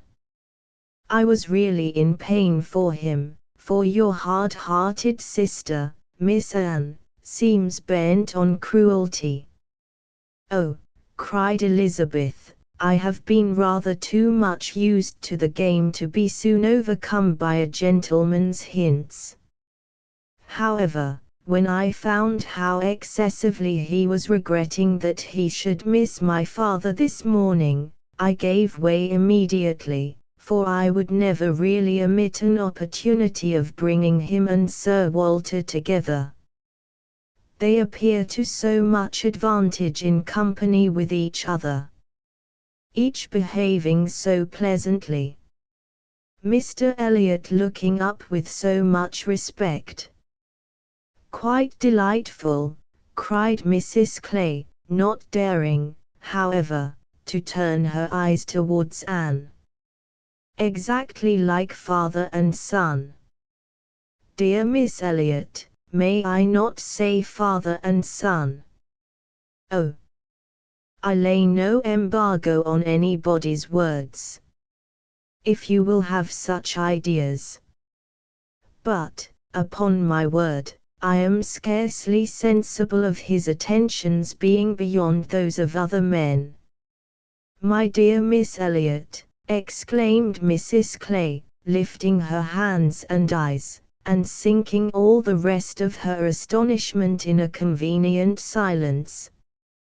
"Well, my dear Penelope, you need not be so alarmed about him. I did invite him, you know. I sent him away with smiles. When I found he was really going to his friends at Thornbury Park for the whole day tomorrow, I had compassion on him. Anne admired the good acting of the friend, in being able to show such pleasure as she did, in the expectation and in the actual arrival of the very person whose presence must really be interfering with her prime object. It was impossible but that Mrs. Clay must hate the sight of Mr. Elliot, and yet she could assume a most obliging, placid look, and appear quite satisfied with the curtailed license of devoting herself only half as much to Sir Walter as she would have done otherwise.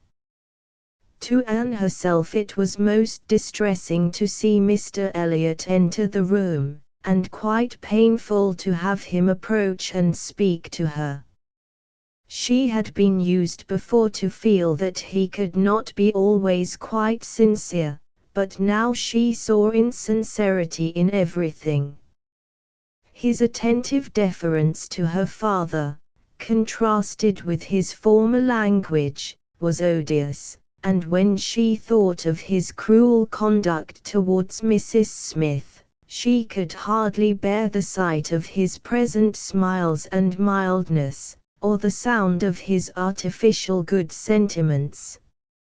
She meant to avoid any such alteration of manners as might provoke a remonstrance on his side. It was a great object to her to escape all enquiry or éclat, but it was her intention to be as decidedly cool to him as might be compatible with their relationship, and to retrace, as quietly as she could, the few steps of unnecessary intimacy she had been gradually led along. She was accordingly more guarded, and more cool, than she had been the night before. He wanted to animate her curiosity again as to how and where he could have heard her formerly praised, wanted very much to be gratified by more solicitation, but the charm was broken. He found that the heat and animation of a public room was necessary to kindle his modest cousin's vanity. He found, at least, that it was not to be done now, by any of those attempts which he could hazard among the too commanding claims of the others. He little surmised that it was a subject acting now exactly against his interest, bringing immediately to her thoughts all those parts of his conduct which were least excusable. She had some satisfaction in finding that he was really going out of Bath the next morning, going early, and that he would be gone the greater part of 2 days. He was invited again to Camden Place the very evening of his return, but from Thursday to Saturday evening his absence was certain. It was bad enough that a Mrs. Clay should be always before her, but that a deeper hypocrite should be added to their party, seemed the destruction of everything like peace and comfort. It was so humiliating to reflect on the constant deception practiced on her father and Elizabeth, to consider the various sources of mortification preparing for them. Mrs. Clay's selfishness was not so complicate nor so revolting as his, and Anne would have compounded for the marriage at once, with all its evils, to be clear of Mr. Elliot's subtleties in endeavoring to prevent it. On Friday morning she meant to go very early to Lady Russell, and accomplish the necessary communication, and she would have gone directly after breakfast, but that Mrs. Clay was also going out on some obliging purpose of saving her sister trouble, which determined her to wait till she might be safe from such a companion. She saw Mrs. Clay fairly off, therefore, before she began to talk of spending the morning in Rivers Street. "Very well," said Elizabeth, "I have nothing to send but my love." "Oh, you may as well take back that tiresome book she would lend me, and pretend I have read it through. I really cannot be plaguing myself forever with all the new poems and states of the nation that come out. Lady Russell quite bores one with her new publications. You need not tell her so, but I thought her dress hideous the other night. I used to think she had some taste in dress, but I was ashamed of her at the concert. Something so formal and arranged in her air. And she sits so upright. My best love, of course. And mine," added Sir Walter. "Kindest regards. And you may say, that I mean to call upon her soon. Make a civil message, but I shall only leave my card. Morning visits are never fair by women at her time of life, who make themselves up so little. If she would only wear rouge she would not be afraid of being seen, but last time I called, I observed the blinds were let down immediately." While her father spoke, there was a knock at the door. Who could it be? Anne, remembering the preconcerted visits, at all hours, of Mr. Elliot, would have expected him, but for his known engagement 7 miles off. After the usual period of suspense, the usual sounds of approach were heard, and Mr. and Mrs. Charles Musgrove were ushered into the room. Surprise was the strongest emotion raised by their appearance, but Anne was really glad to see them, and the others were not so sorry but that they could put on a decent air of welcome, and as soon as it became clear that these, their nearest relations, were not arrived with any views of accommodation in that house, Sir Walter and Elizabeth were able to rise in cordiality, and do the honours of it very well. They were come to Bath for a few days with Mrs. Musgrove, and were at the White Hart. So much was pretty soon understood, but till Sir Walter and Elizabeth were walking Mary into the other drawing-room, and regaling themselves with her admiration, Anne could not draw upon Charles's brain for a regular history of their coming, or an explanation of some smiling hints of particular business, which had been ostentatiously dropped by Mary, as well as of some apparent confusion as to whom their party consisted of. She then found that it consisted of Mrs. Musgrove, Henrietta, and Captain Harville, beside their 2 selves. He gave her a very plain, intelligible account of the whole, a narration in which she saw a great deal of most characteristic proceeding. The scheme had received its first impulse by Captain Harville's wanting to come to Bath on business. He had begun to talk of it a week ago, and by way of doing something, as shooting was over, Charles had proposed coming with him, and Mrs. Harville had seemed to like the idea of it very much, as an advantage to her husband, but Mary could not bear to be left, and had made herself so unhappy about it, that for a day or 2 everything seemed to be in suspense, or at an end. But then, it had been taken up by his father and mother. His mother had some old friends in Bath whom she wanted to see. It was thought a good opportunity for Henrietta to come and buy wedding clothes for herself and her sister, and, in short, it ended in being his mother's party, that everything might be comfortable and easy to Captain Harville, and he and Mary were included in it by way of general convenience. They had arrived late the night before. Mrs. Harville, her children, and Captain Benwick, remained with Mr. Musgrove and Louisa at Uppercross. Anne's only surprise was, that affairs should be in forwardness enough for Henrietta's wedding clothes to be talked of. She had imagined such difficulties of fortune to exist there as must prevent the marriage from being near at hand, but she learned from Charles that, very recently, since Mary's last letter to herself, Charles Hayter had been applied to by a friend to hold a living for a youth who could not possibly claim it under many years, and that on the strength of his present income, with almost a certainty of something more permanent long before the term in question, the 2 families had consented to the young people's wishes, and that their marriage was likely to take place in a few months, quite as soon as Louisa's. And a very good living it was, Charles added, only 25 miles from Uppercross, and in a very fine country, fine part of Dorsetshire.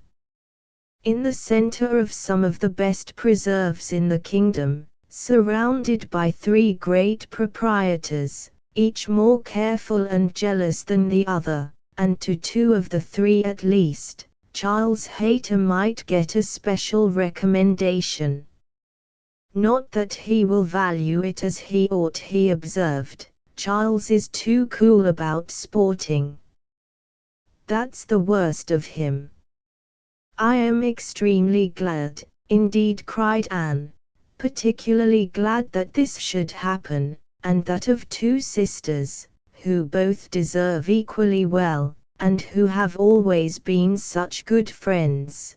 The pleasant prospect of one should not be dimming those of the other, that they should be so equal in their prosperity and comfort. I hope your father and mother are quite happy with regard to both. Oh, yes. My father would be well pleased if the gentleman were richer, but he has no other fault to find. Money, you know, coming down with money, 2 daughters at once, it cannot be a very agreeable operation, and it straightens him as to many things. However, I do not mean to say they have not a right to it. It is very fit they should have daughters' shares, and I am sure he has always been a very kind, liberal father to me. Mary does not above half like Henrietta's match. She never did, you know. But she does not do him justice, nor think enough about Winthrop. I cannot make her attend to the value of the property. It is a very fair match, as times go, and I have liked Charles Hayter all my life, and I shall not leave off now. Such excellent parents as Mr. and Mrs. Musgrove, exclaimed Anne, should be happy in their children's marriages. They do everything to confer happiness, I am sure. What a blessing to young people to be in such hands. Your father and mother seem so totally free from all those ambitious feelings which have led to so much misconduct and misery, both in young and old. I hope you think Louisa perfectly recovered now. He answered rather hesitatingly, yes, I believe I do, very much recovered, but she is altered. There is no running or jumping about, no laughing or dancing, it is quite different. If one happens only to shut the door a little hard, she starts and wriggles like a young dabchick in the water, and Beanick sits at her elbow, reading verses, or whispering to her, all day long. Anne could not help laughing. That cannot be much to your taste, I know, said she, but I do believe him to be an excellent young man. To be sure he is. Nobody doubts it, and I hope you do not think I am so illiberal as to want every man to have the same objects and pleasures as myself. I have a great value for Beanick, and when one can but get him to talk, he has plenty to say. His reading has done him no harm, for he has fought as well as read. He is a brave fellow. I got more acquainted with him last Monday than ever I did before. We had a famous set to at rat hunting all the morning in my father's great barns, and he played his part so well that I have liked him the better ever since. Here they were interrupted by the absolute necessity of Charles's following the others to admire mirrors and china, but Anne had heard enough to understand the present state of Uppercross, and rejoice in its happiness, and though she sighed as she rejoiced, her sigh had none of the ill will of envy in it. She would certainly have risen to their blessings if she could, but she did not want to lessen theirs. The visit passed off altogether in high good humor. Mary was in excellent spirits, enjoying the gaiety and the change, and so well satisfied with the journey in her mother-in-law's carriage with 4 horses, and with her own complete independence of Camden Place, that she was exactly in a temper to admire everything as she ought, and enter most readily into all the superiorities of the house, as they were detailed to her. She had no demands on her father or sister, and her consequence was just enough increased by their handsome drawing rooms. Elizabeth was, for a short time, suffering a good deal. She felt that Mrs. Musgrove and all her party ought to be asked to dine with them, but she could not bear to have the difference of style, the reduction of servants, which a dinner must betray, witnessed by those who had been always so inferior to the Elliots of Kellynch. It was a struggle between propriety and vanity, but vanity got the better, and then Elizabeth was happy again. These were her internal persuasions, old-fashioned notions, country hospitality. We do not profess to give dinners, few people in Bath do, Lady Alicia never does, did not even ask her own sister's family, though they were here a month. And I dare say it would be very inconvenient to Mrs. Musgrove, put her quite out of her way. I am sure she would rather not come, she cannot feel easy with us. I will ask them all for an evening, that will be much better, that will be a novelty and a treat. They have not seen 2 such drawing rooms before. They will be delighted to come tomorrow evening. It shall be a regular party, small, but most elegant. And this satisfied Elizabeth, and when the invitation was given to the 2 present, and promised for the absent, Mary was as completely satisfied. She was particularly asked to meet Mr. Elliot, and be introduced to Lady Dalrymple and Miss Carteret, who were fortunately already engaged to come, and she could not have received a more gratifying attention. Miss Elliot was to have the honor of calling on Mrs. Musgrove in the course of the morning, and Anne walked off with Charles and Mary, to go and see her and Henrietta directly. Her plan of sitting with Lady Russell must give way for the present. They all 3 called in Rivers Street for a couple of minutes, but Anne convinced herself that a day's delay of the intended communication could be of no consequence, and hastened forward to the White Hart, to see again the friends and companions of the last autumn, with an eagerness of goodwill which many associations contributed to form. They found Mrs. Musgrove and her daughter within, and by themselves, and Anne had the kindest welcome from each. Henrietta was exactly in that state of recently improved views, of fresh-formed happiness, which made her full of regard and interest for everybody she had ever liked before at all, and Mrs. Musgrove's real affection had been won by her usefulness when they were in distress. It was a heartiness, and a warmth, and a sincerity which Anne delighted in the more, from the sad want of such blessings at home.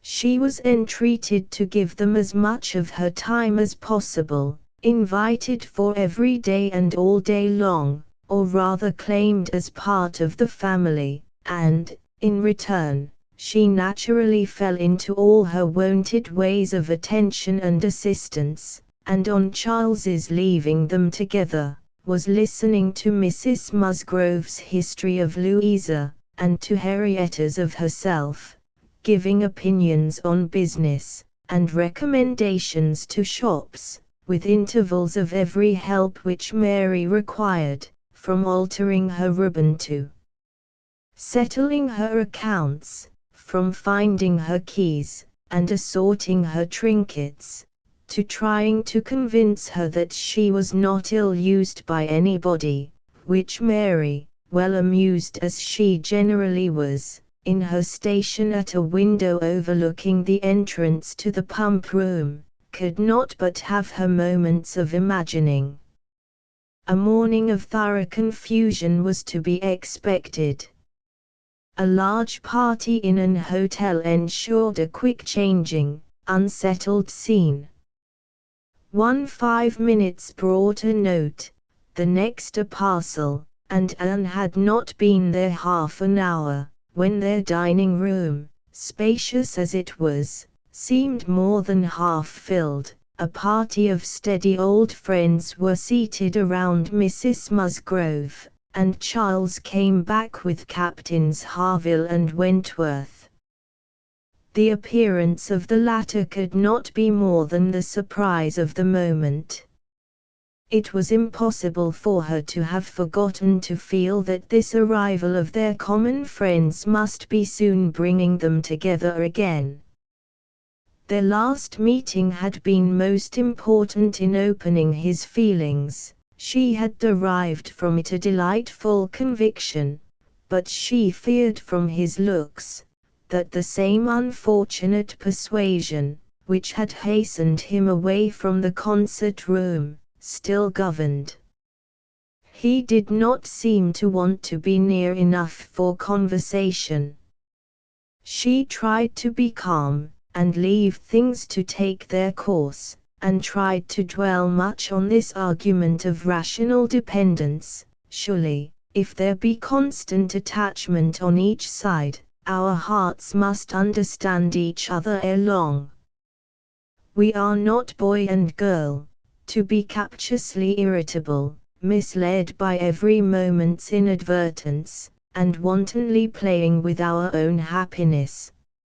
And yet, a few minutes afterwards, she felt as if their being in company with each other, under their present circumstances, could only be exposing them to inadvertencies and misconstructions of the most mischievous kind.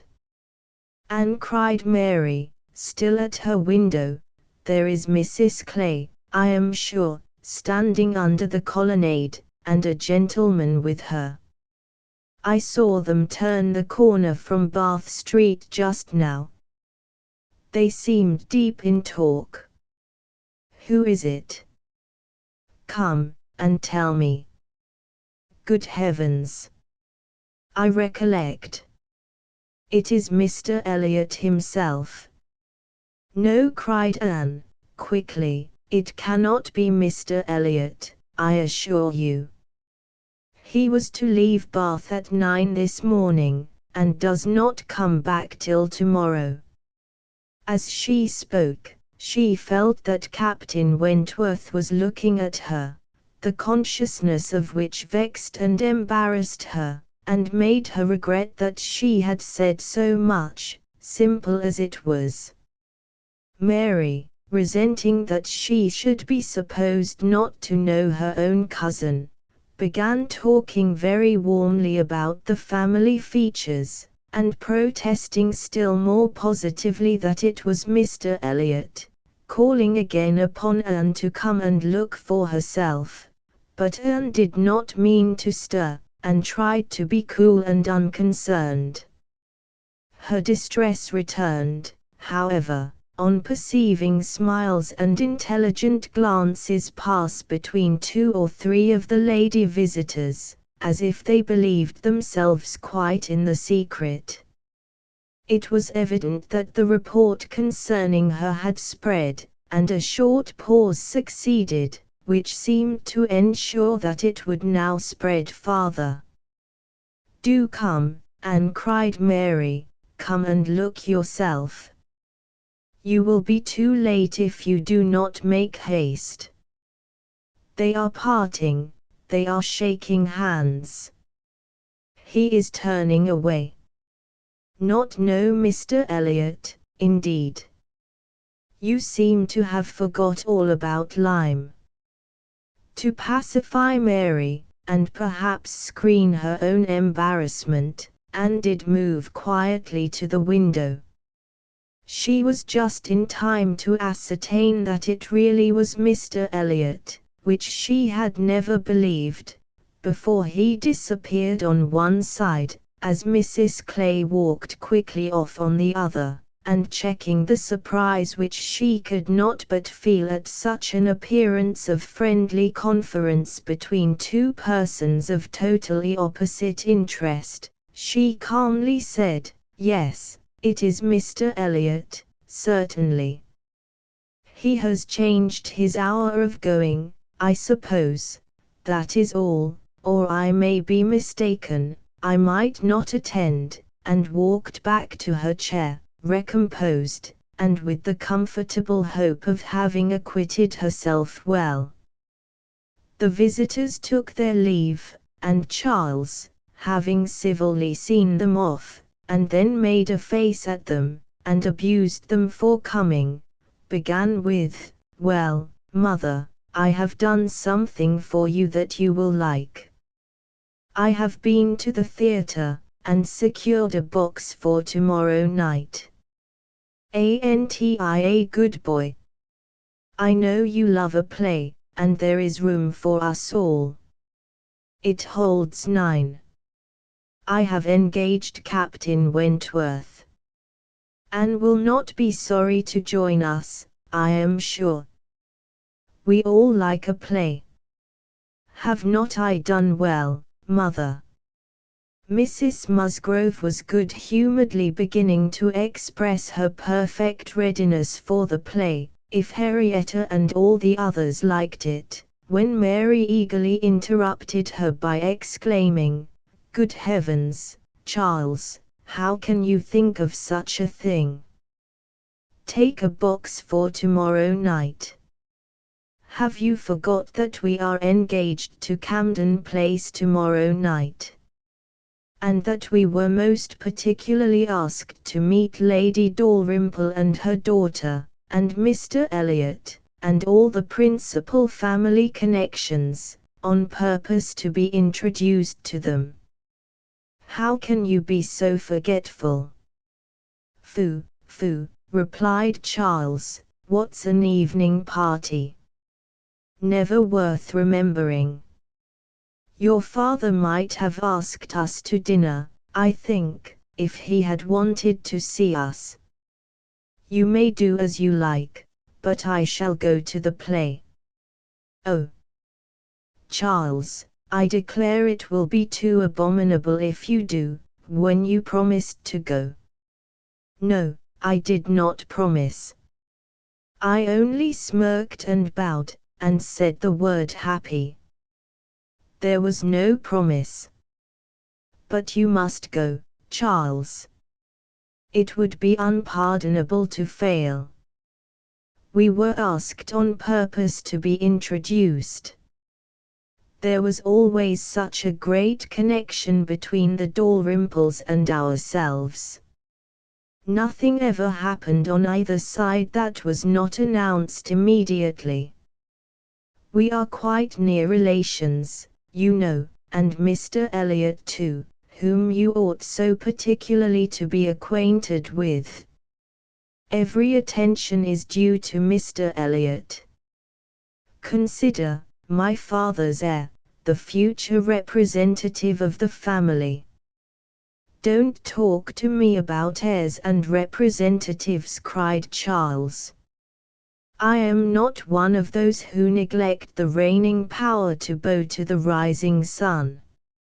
If I would not go for the sake of your father, I should think it scandalous to go for the sake of his heir. What is Mr. Elliot to me?" The careless expression was life to Anne, who saw that Captain Wentworth was all attention, looking and listening with his whole soul, and that the last words brought his enquiring eyes from Charles to herself.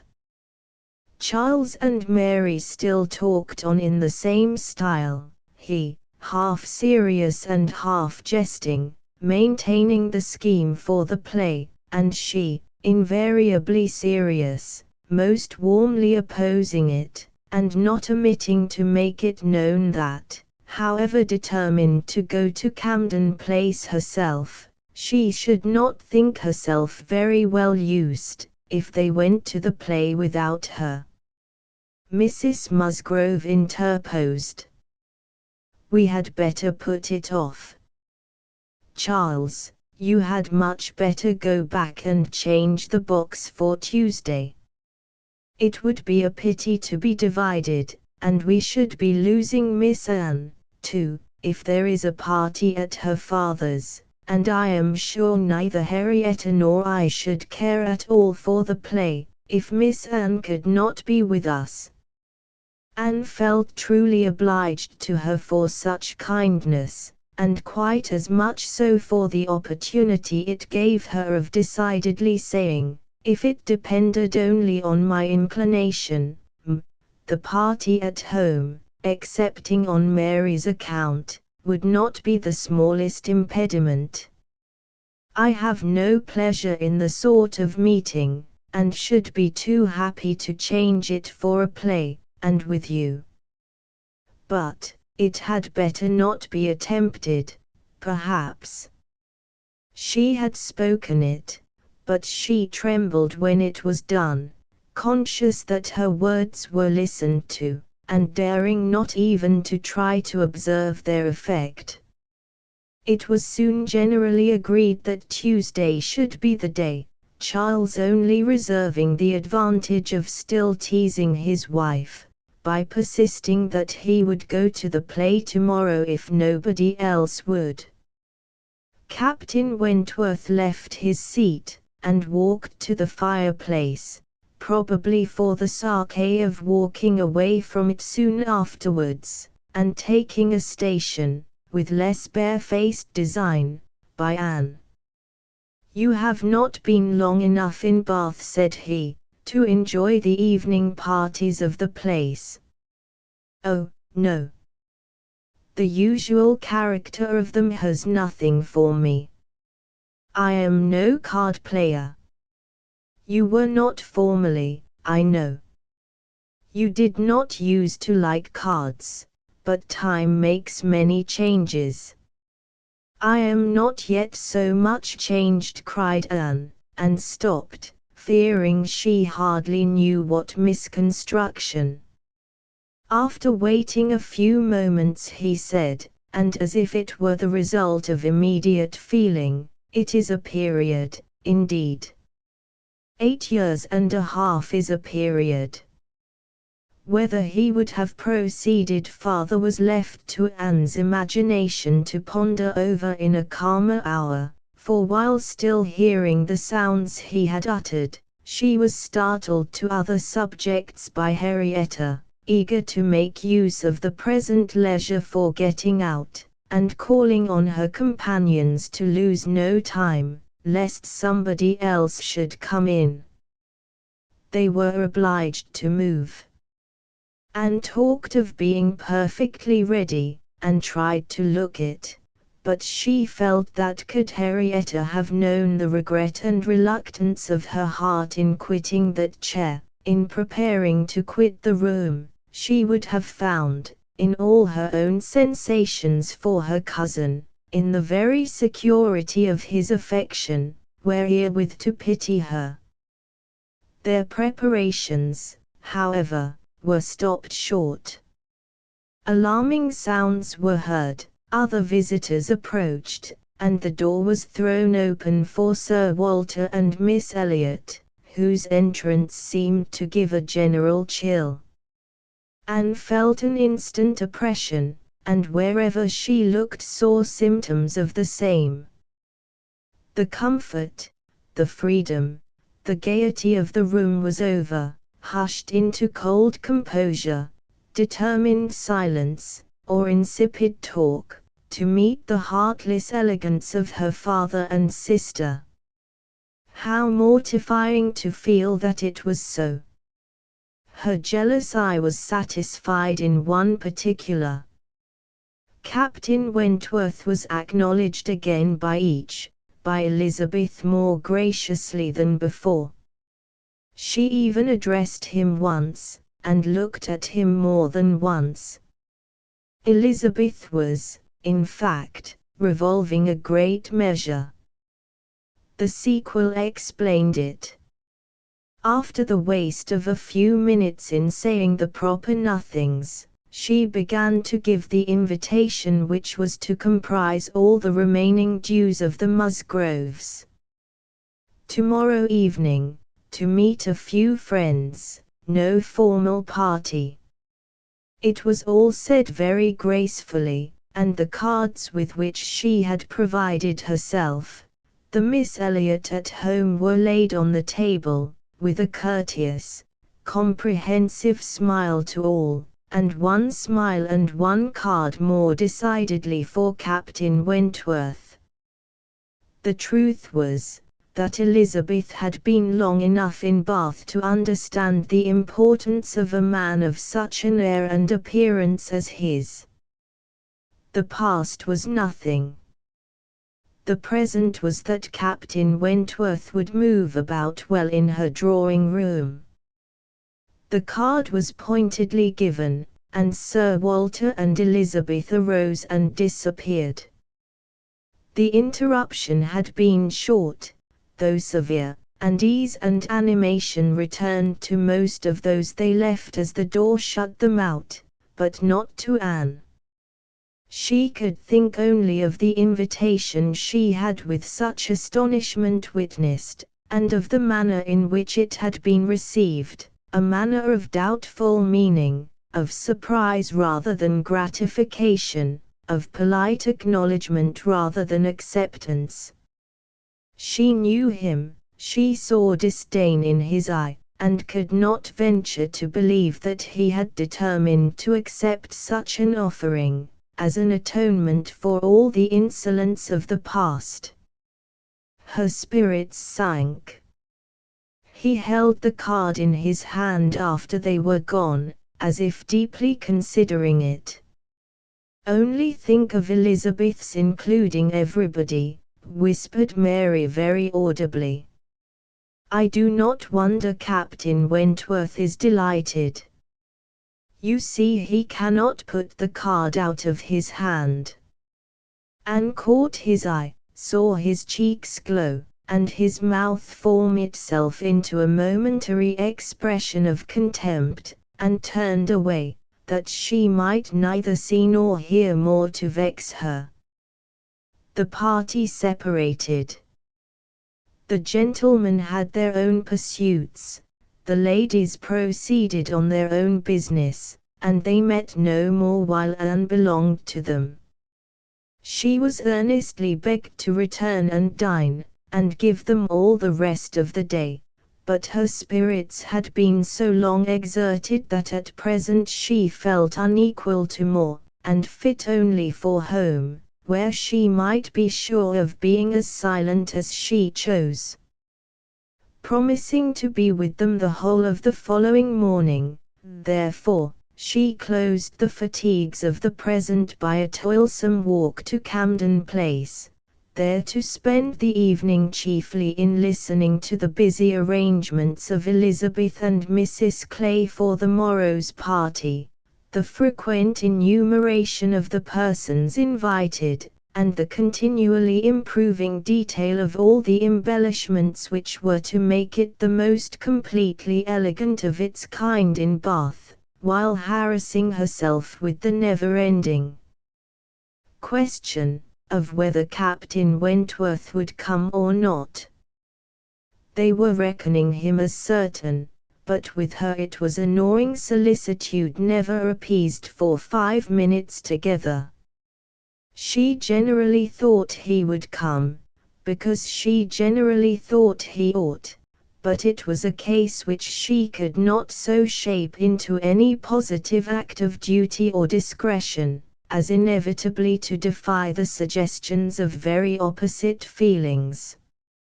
She only roused herself from the broodings of this restless agitation, to let Mrs. Clay know that she had been seen with Mr. Elliot 3 hours after his being supposed to be out of Bath, for having watched in vain for some intimation of the interview from the lady herself, she determined to mention it, and it seemed to her there was guilt in Mrs. Clay's face as she listened.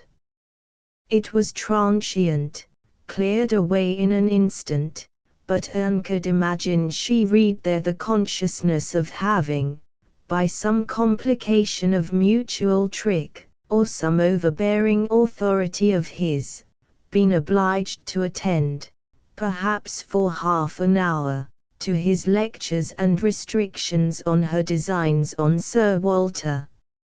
She exclaimed, however, with a very tolerable imitation of nature, "Oh, dear, very true. Only think, Miss Elliot, to my great surprise I met with Mr. Elliot in Bath Street. I was never more astonished. He turned back and walked with me to the pump yard. He had been prevented setting off for Thornbury, but I really forget by what, for I was in a hurry, and could not much attend, and I can only answer for his being determined not to be delayed in his return. He wanted to know how early he might be admitted tomorrow. He was full of tomorrow, and it is very evident that I have been full of it too, ever since I entered the house, and learned the extension of your plan and all that had happened, or my seeing him could never have gone so entirely out of my head." Chapter 23. One day only had passed since Anne's conversation with Mrs. Smith, but a keener interest had succeeded, and she was now so little touched by Mr. Elliot's conduct, except by its effects in one quarter, that it became a matter of course the next morning, still to defer her explanatory visit in Rivers Street. She had promised to be with the Musgroves from breakfast to dinner. Her faith was plighted, and Mr. Elliot's character, like the Sultaness Scheherazade's head, must live another day. She could not keep her appointment punctually, however. The weather was unfavorable, and she had grieved over the rain on her friend's account, and felt it very much on her own, before she was able to attempt the walk. When she reached the White Hart, and made her way to the proper apartment, she found herself neither arriving quite in time, nor the first to arrive. The party before her were Mrs. Musgrove, talking to Mrs. Croft, and Captain Harville to Captain Wentworth, and she immediately heard that Mary and Henrietta, too impatient to wait, had gone out the moment it had cleared, but would be back again soon, and that the strictest injunctions had been left with Mrs. Musgrove to keep her there till they returned. She had only to submit, sit down, be outwardly composed, and feel herself plunged at once in all the agitations which she had merely laid her account of tasting a little before the morning closed. There was no delay, no waste of time. She was deep in the happiness of such misery, or the misery of such happiness, instantly. 2 minutes after her entering the room, Captain Wentworth said, "We will write the letter we were talking of, Harville, now, if you will give me materials." Materials were at hand, on a separate table. He went to it, and nearly turning his back to them all, was engrossed by writing. Mrs. Musgrove was giving Mrs. Croft the history of her eldest daughter's engagement, and just in that inconvenient tone of voice which was perfectly audible while it pretended to be a whisper.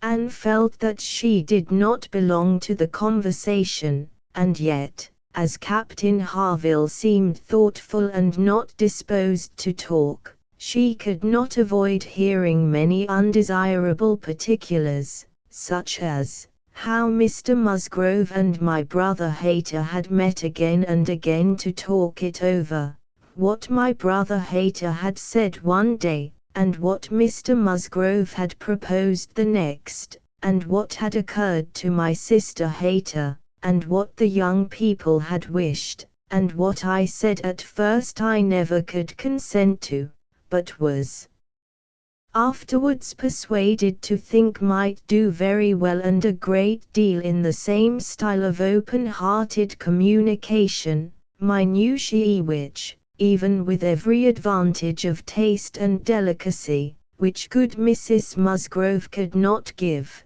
could be properly interesting only to the principals. Mrs. Croft was attending with great good humour, and whenever she spoke at all, it was very sensibly. Anne hoped the gentlemen might each be too much self-occupied to hear.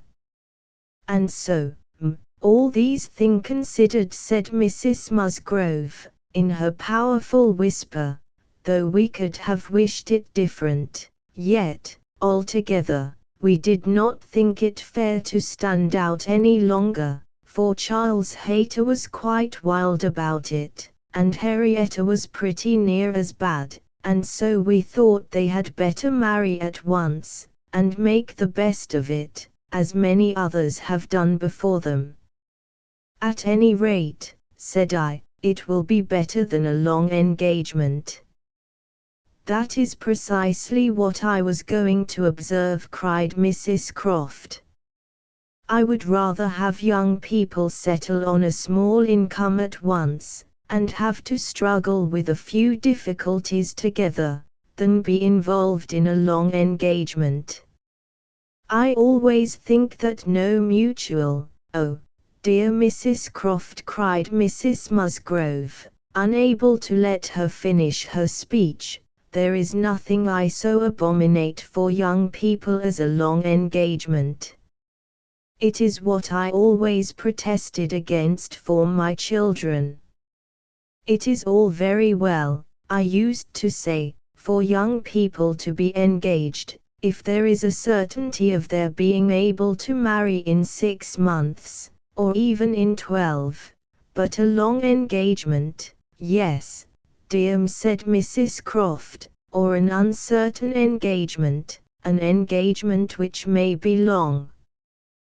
To begin without knowing that at such a time there will be the means of marrying, I hold to be very unsafe and unwise, and what I think all parents should prevent as far as they can. Anne found an unexpected interest here. She felt its application to herself, felt it in a nervous thrill all over her, and at the same moment that her eyes instinctively glanced towards the distant table, Captain Wentworth's pen ceased to move, his head was raised, pausing, listening, and he turned round the next instant to give a look, one quick, conscious look at her.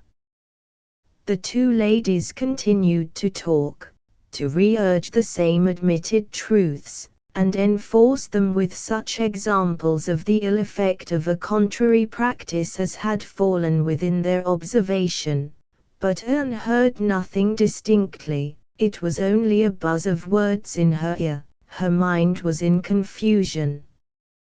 Captain Harville, who had in truth been hearing none of it, now left his seat, and moved to a window, and Anne, seeming to watch him, though it was from thorough absence of mind, became gradually sensible that he was inviting her to join him where he stood. He looked at her with a smile, and a little motion of the head, which expressed, "Come to me, I have something to say," and the unaffected, easy kindness of manner which denoted the feelings of an older acquaintance than he really was, strongly enforced the invitation. She roused herself and went to him. The window at which he stood was at the other end of the room from where the two ladies were sitting, and though nearer to Captain Wentworth's table, not very near. As she joined him, Captain Harville's countenance reassumed the serious, thoughtful expression which seemed its natural character. "Look here," said he, unfolding a parcel in his hand, and displaying a small miniature painting. "Do you know who that is?" "Certainly, Captain Benwick." "Yes, and you may guess who it is for." But, in a deep tone, it was not done for her. "Miss Elliot, do you remember our walking together at Lyme, and grieving for him?" "I little thought then, but no matter." This was drawn at the Cape. He met with a clever young German artist at the Cape, and in compliance with a promise to my poor sister, sat to him, and was bringing it home for her, and I have now the charge of getting it properly set for another. It was a commission to me. But who else was there to employ? I hope I can allow for him. I am not sorry, indeed, to make it over to another. He undertakes it," looking towards Captain Wentworth. "He is writing about it now." And with a quivering lip he wound up the whole by adding, "Poor Fanny, she would not have forgotten him so soon." "No," replied Anne, in a low, feeling voice. "That I can easily believe." It was not in her nature. She doted on him. It would not be the nature of any woman who truly loved. Captain Harville smiled, as much as to say, "Do you claim that for your sex?" and she answered the question, smiling also, "Yes. We certainly do not forget you as soon as you forget us. It is, perhaps, our fate rather than our merit. We cannot help ourselves. We live at home, quiet, confined, and our feelings prey upon us. You are forced on exertion. You have always a profession, pursuits, business of some sort or other, to take you back into the world immediately, and continual occupation and change soon weaken impressions. Granting your assertion that the world does all this so soon for men, which, however, I do not think I shall grant, it does not apply to Benwick. He has not been forced upon any exertion.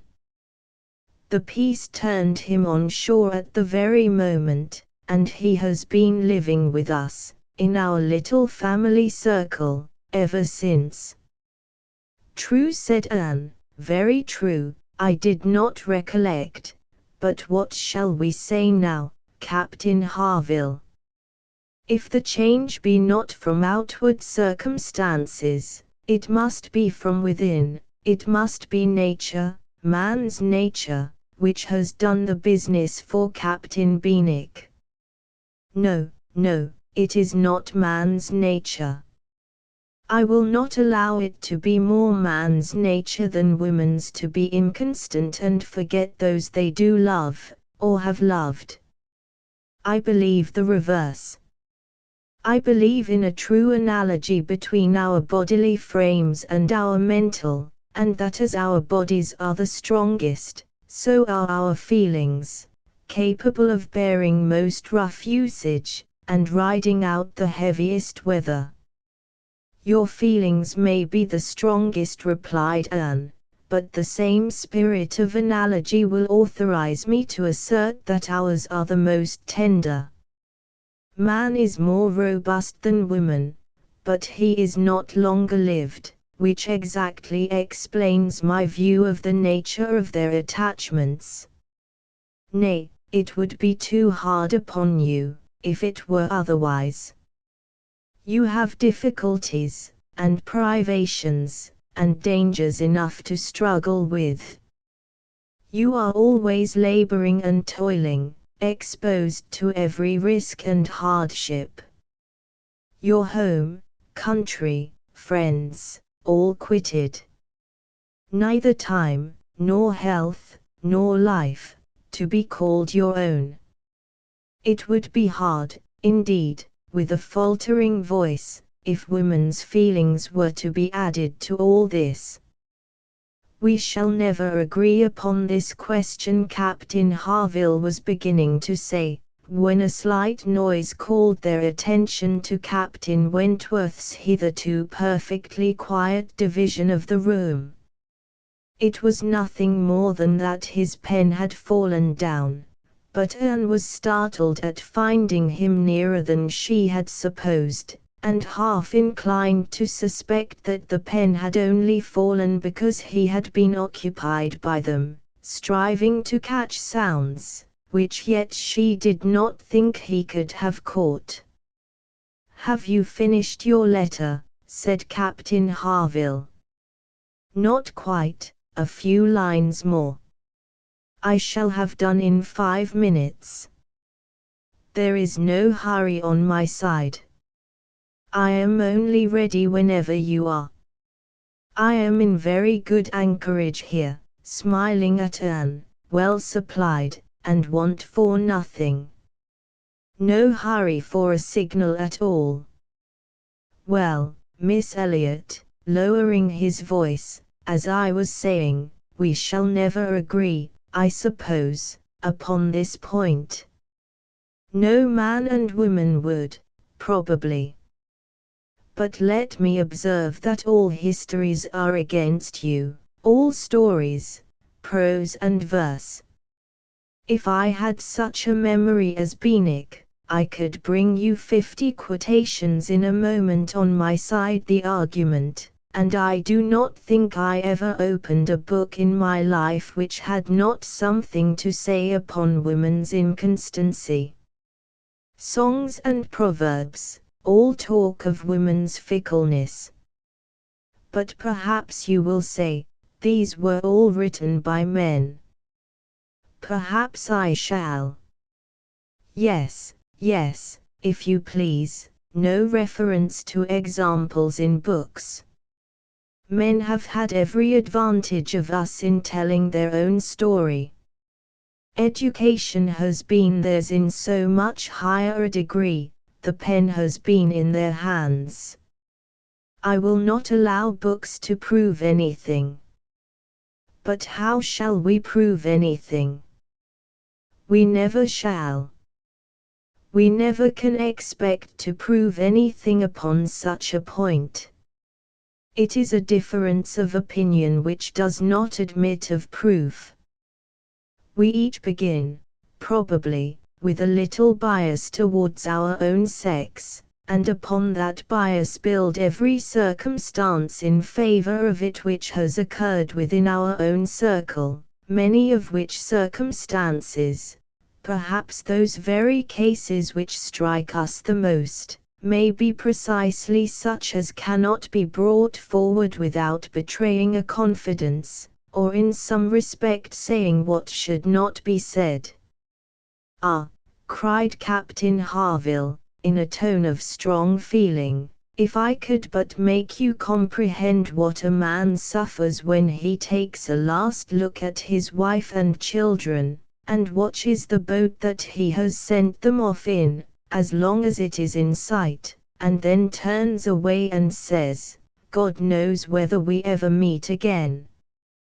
And then, if I could convey to you the glow of his soul when he does see them again, when, coming back after a 12-month's absence, perhaps, and obliged to put into another port, he calculates how soon it be possible to get them there, pretending to deceive himself, and saying, "They cannot be here till such a day," but all the while hoping for them 12 hours sooner, and seeing them arrive at last, as if heaven had given them wings, by many hours sooner still.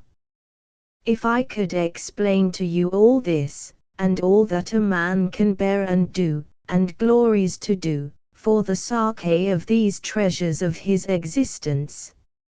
I speak, you know, only of such men as have hearts, pressing his own with emotion. Oh, cried Anne eagerly, I hope I do justice to all that is felt by you, and by those who resemble you. God forbid that I should undervalue the warm and faithful feelings of any of my fellow creatures. I should deserve utter contempt if I dared to suppose that true attachment and constancy were known only by women. No, I believe you capable of everything great and good in your married lives. I believe you equal to every important exertion, and to every domestic forbearance, so long as, if I may be allowed the expression, so long as you have an object. I mean while the woman you love lives, and lives for you.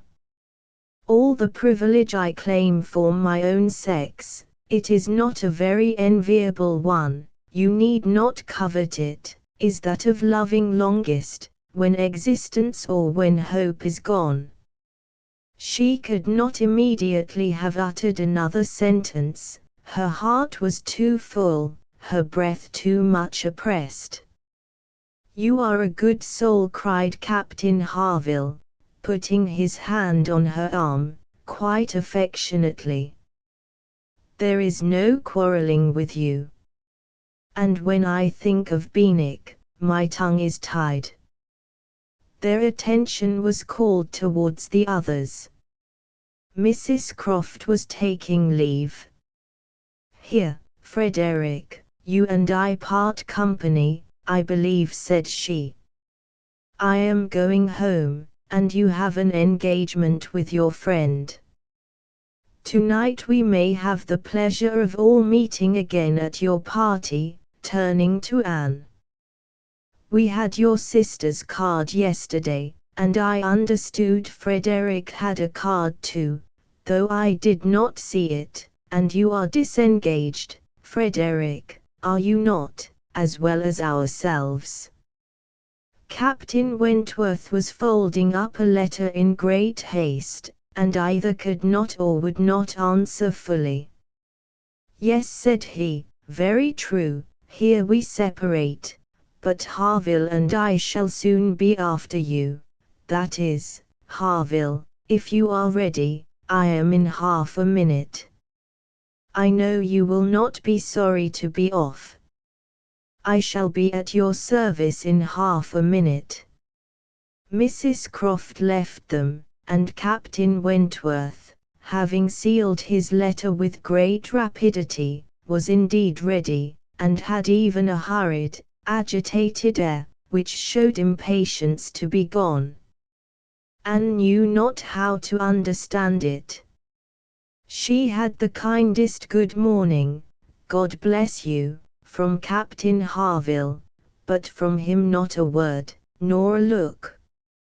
He had passed out of the room without a look.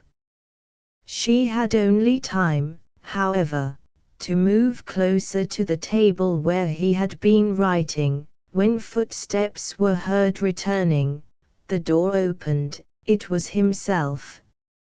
He begged their pardon, but he had forgotten his gloves, and instantly crossing the room to the writing table, he drew out a letter from under the scattered paper, placed it before Anne with eyes of glowing entreaty fixed on her for a time, and hastily collecting his gloves, was again out of the room, almost before Mrs. Musgrove was aware of his being in it, the work of an instant. The revolution which one instant had made in Anne was almost beyond expression.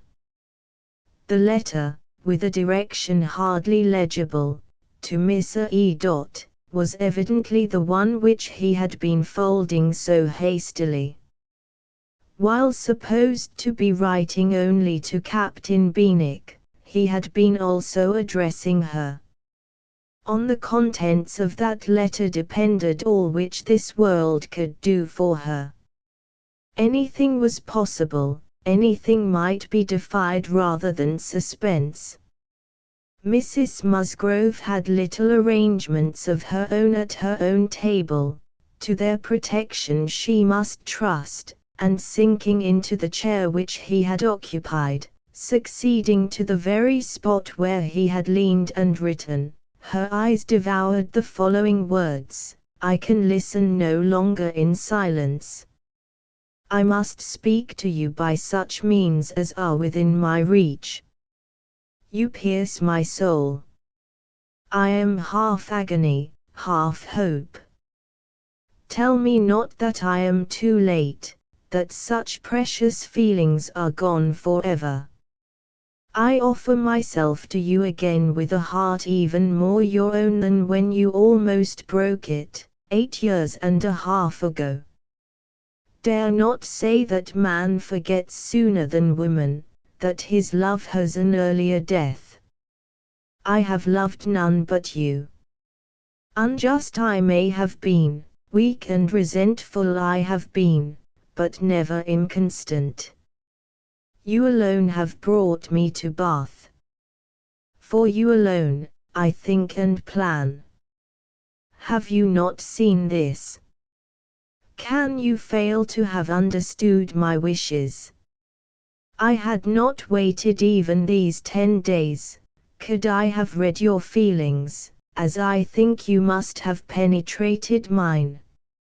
I can hardly write. I am every instant hearing something which overpowers me. You sink your voice, but I can distinguish the tones of that voice when they would be lost on others. Too good, too excellent creature. You do us justice, indeed. You do believe that there is true attachment and constancy among men. Believe it to be most fervent, most undeviating. In F.W. I must go, uncertain of my fate, but I shall return hither, or follow your party, as soon as possible. A word, a look, will be enough to decide whether I enter your father's house this evening or never. Such a letter was not to be soon recovered from. Half an hour's solitude and reflection might have tranquilized her, but the 10 minutes only which now passed before she was interrupted, with all the restraints of her situation, could do nothing towards tranquillity. Every moment rather brought fresh agitation. It was overpowering happiness. And before she was beyond the first stage of full sensation, Charles, Mary, and Henrietta all came in. The absolute necessity of seeming like herself produced then an immediate struggle, but after a while she could do no more. She began not to understand a word they said, and was obliged to plead indisposition and excuse herself. They could then see that she looked very ill, were shocked and concerned, and would not stir without her for the world. This was dreadful. Would they only have gone away, and left her in the quiet possession of that room, it would have been her cure, but to have them all standing or waiting around her was distracting, and in desperation, she said she would go home. By all means, my dear, cried Mrs. Musgrove, go home directly, and take care of yourself, that you may be fit for the evening. I wish Sarah was here to doctor you, but I am no doctor myself. Charles, ring and order a chair. She must not walk. But the chair would never do.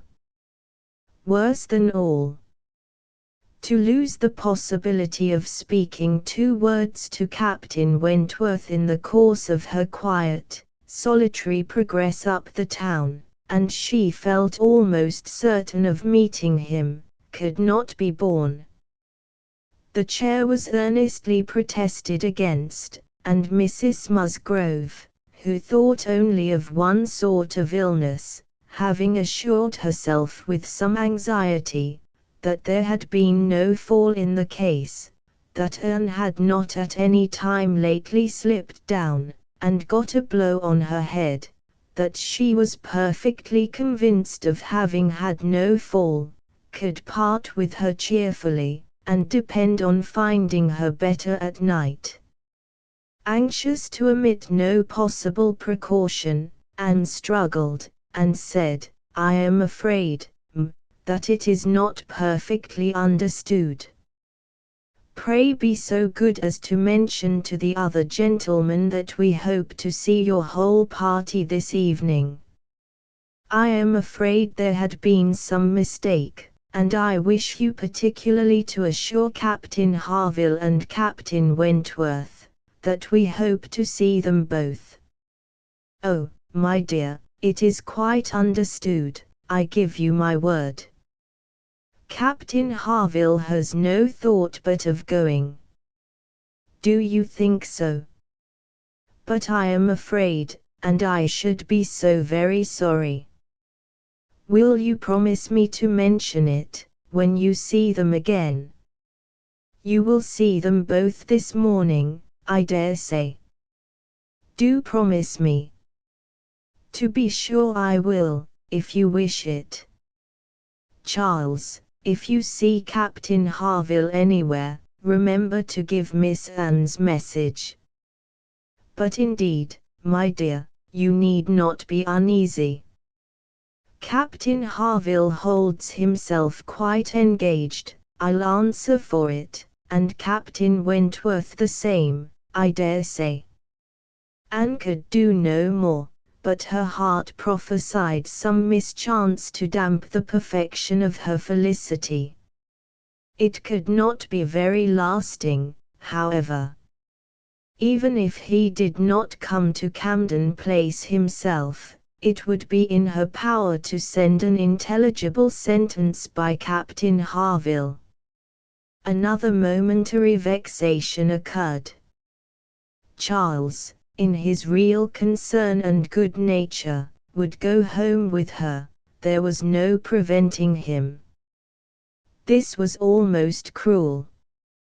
But she could not be long ungrateful. He was sacrificing an engagement at a gunsmith's, to be of use to her, and she set off with him, with no feeling but gratitude apparent.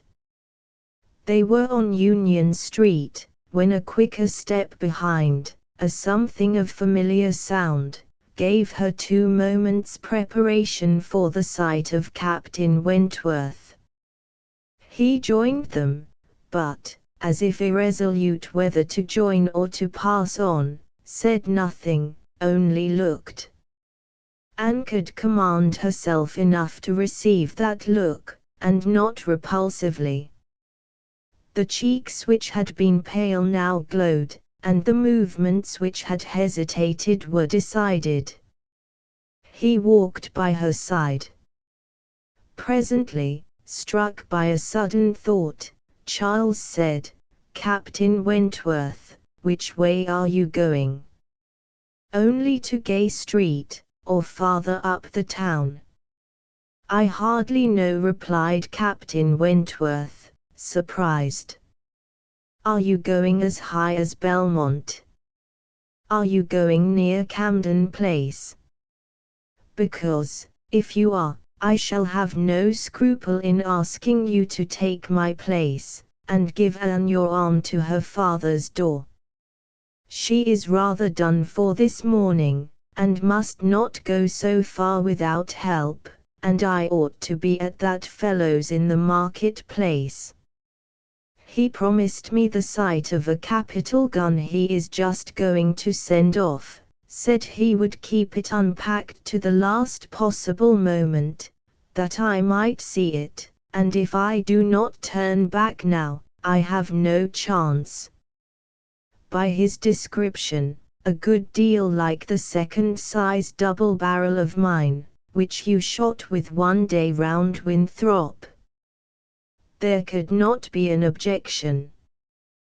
There could be only the most proper alacrity, a most obliging compliance for public view, and smiles reigned in and spirits dancing in private rapture. In half a minute Charles was at the bottom of Union Street again, and the other two proceeding together, and soon words enough had passed between them to decide their direction towards the comparatively quiet and retired gravel walk, where the power of conversation would make the present hour a blessing indeed, and prepare it for all the immortality which the happiest recollections of their own future lives could bestow.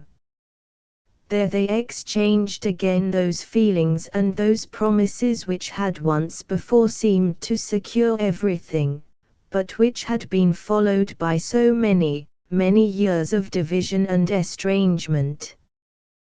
There they returned again into the past, more exquisitely happy, perhaps, in their reunion, than when it had been first projected, more tender, more tried, more fixed in a knowledge of each other's character, truth, and attachment, more equal to act, more justified in acting.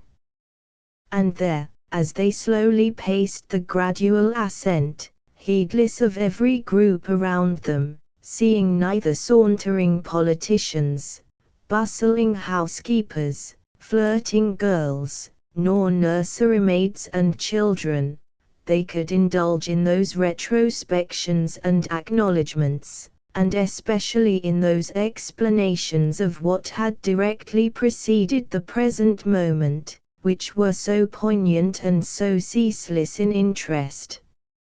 All the little variations of the last week were gone through, and of yesterday and today there could scarcely be an end. She had not mistaken him. Jealousy of Mr. Elliot had been the retarding weight, the doubt, the torment, that had begun to operate in the very hour of first meeting her in Bath, that had returned, after a short suspension, to ruin the concert, and that had influenced him in everything he had said and done, or omitted to say and do, in the last 24 hours. It had been gradually yielding to the better hopes which her looks, or words, or actions occasionally encouraged. It had been vanquished at last by those sentiments and those tones which had reached him while she talked with Captain Harville, and under the irresistible governance of which he had seized a sheet of paper, and poured out his feelings. Of what he had then written, nothing was to be retracted or qualified. He persisted in having loved none but her. She had never been supplanted. He never even believed himself to see her equal. Thus much indeed he was obliged to acknowledge, that he had been constant unconsciously, nay unintentionally, that he had meant to forget her, and believed it to be done. He had imagined himself indifferent, when he had only been angry, and he had been unjust to her merits, because he had been a sufferer from them.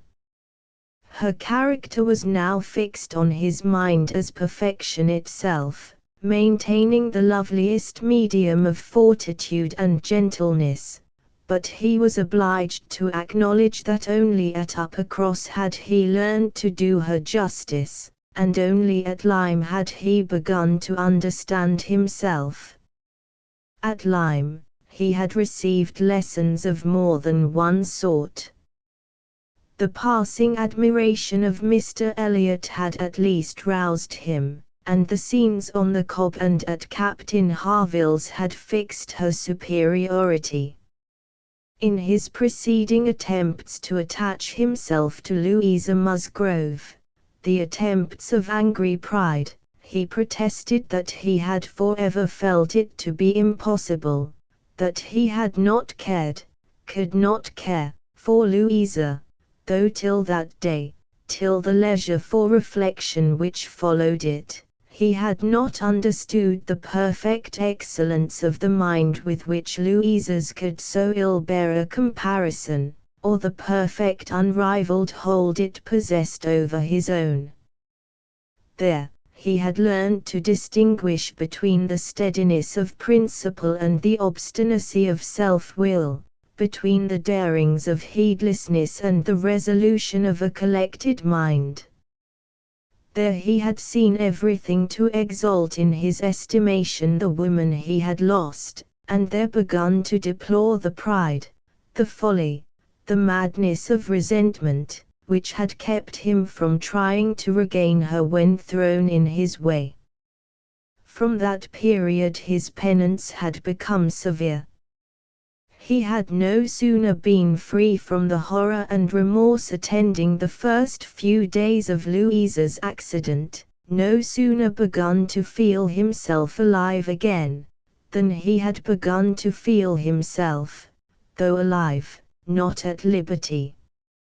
"I found," said he, "that I was considered by Harville an engaged man. That neither Harville nor his wife entertained a doubt of our mutual attachment. I was startled and shocked. To a degree, I could contradict this instantly, but, when I began to reflect that others might have felt the same, her own family, nay, perhaps herself, I was no longer at my own disposal. I was hers in honor if she wished it. I had been unguarded. I had not thought seriously on this subject before. I had not considered that my excessive intimacy must have its danger of ill consequence in many ways, and that I had no right to be trying whether I could attach myself to either of the girls, at the risk of raising even an unpleasant report, were there no other ill effects. I had been grossly wrong, and must abide the consequences. He found too late, in short, that he had entangled himself, and that precisely as he became fully satisfied of his not caring for Louisa at all, he must regard himself as bound to her, if her sentiments for him were what the Harvilles supposed. It determined him to leave Lyme, and await her complete recovery elsewhere. He would gladly weaken, by any fair means, whatever feelings or speculations concerning him might exist, and he went, therefore, to his brother's, meaning after a while to return to Kellynch, and act as circumstances might require. I was 6 weeks with Edward, said he, and saw him happy. I could have no other pleasure. I deserved none. He enquired after you very particularly, asked even if you were personally altered, little suspecting that to my eye you could never alter. Anne smiled, and let it pass. It was too pleasing a blunder for a reproach. It is something for a woman to be assured, in her 28th year, that she has not lost one charm of earlier youth, but the value of such homage was inexpressibly increased to Anne, by comparing it with former words, and feeling it to be the result, not the cause of a revival of his warm attachment. He had remained in Shropshire, lamenting the blindness of his own pride, and the blunders of his own calculations, till at once released from Louisa by the astonishing and felicitous intelligence of her engagement with Benwick. "Here," said he, "ended the worst of my state, for now I could at least put myself in the way of happiness, I could exert myself, I could do something. But to be waiting so long in inaction, and waiting only for evil, had been dreadful."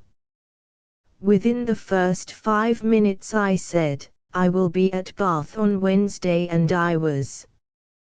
Was it unpardonable to think it worth my while to come, and to arrive with some degree of hope? You were single. It was possible that you might retain the feelings of the past, as I did, and one encouragement happened to be mine. I could never doubt that you would be loved and sought by others, but I knew to a certainty that you had refused one man, at least, of better pretensions than myself, and I could not help often saying, "Was this for me?" Their first meeting in Milsom Street afforded much to be said, but the concert still more. That evening seemed to be made up of exquisite moments. The moment of her stepping forward in the octagon room to speak to him, the moment of Mr. Elliot's appearing and tearing her away, and 1 or 2 subsequent moments, marked by returning hope or increasing despondency, were dwelt on with energy. "To see you," cried he, "in the midst of those who could not be my well-wishers, to see your cousin close by you, conversing and smiling, and feel all the horrible eligibilities and proprieties of the match. To consider it as the certain wish of every being who could hope to influence you. Even if your own feelings were reluctant or indifferent, to consider what powerful supports would be his. Was it not enough to make the fool of me which I appeared? How could I look on without agony? Was not the very sight of the friend who sat behind you, was not the recollection of what had been, the knowledge of her influence, the indelible, immovable impression of what Persuasion had once done, was it not all against me?" "You should have distinguished," replied Anne. "You should not have suspected me now, the case is so different, and my age is so different. If I was wrong in yielding to Persuasion once, remember that it was to persuasion exerted on the side of safety, not of risk. When I yielded, I thought it was to duty, but no duty could be called in aid here. In marrying a man indifferent to me, all risk would have been incurred, and all duty violated."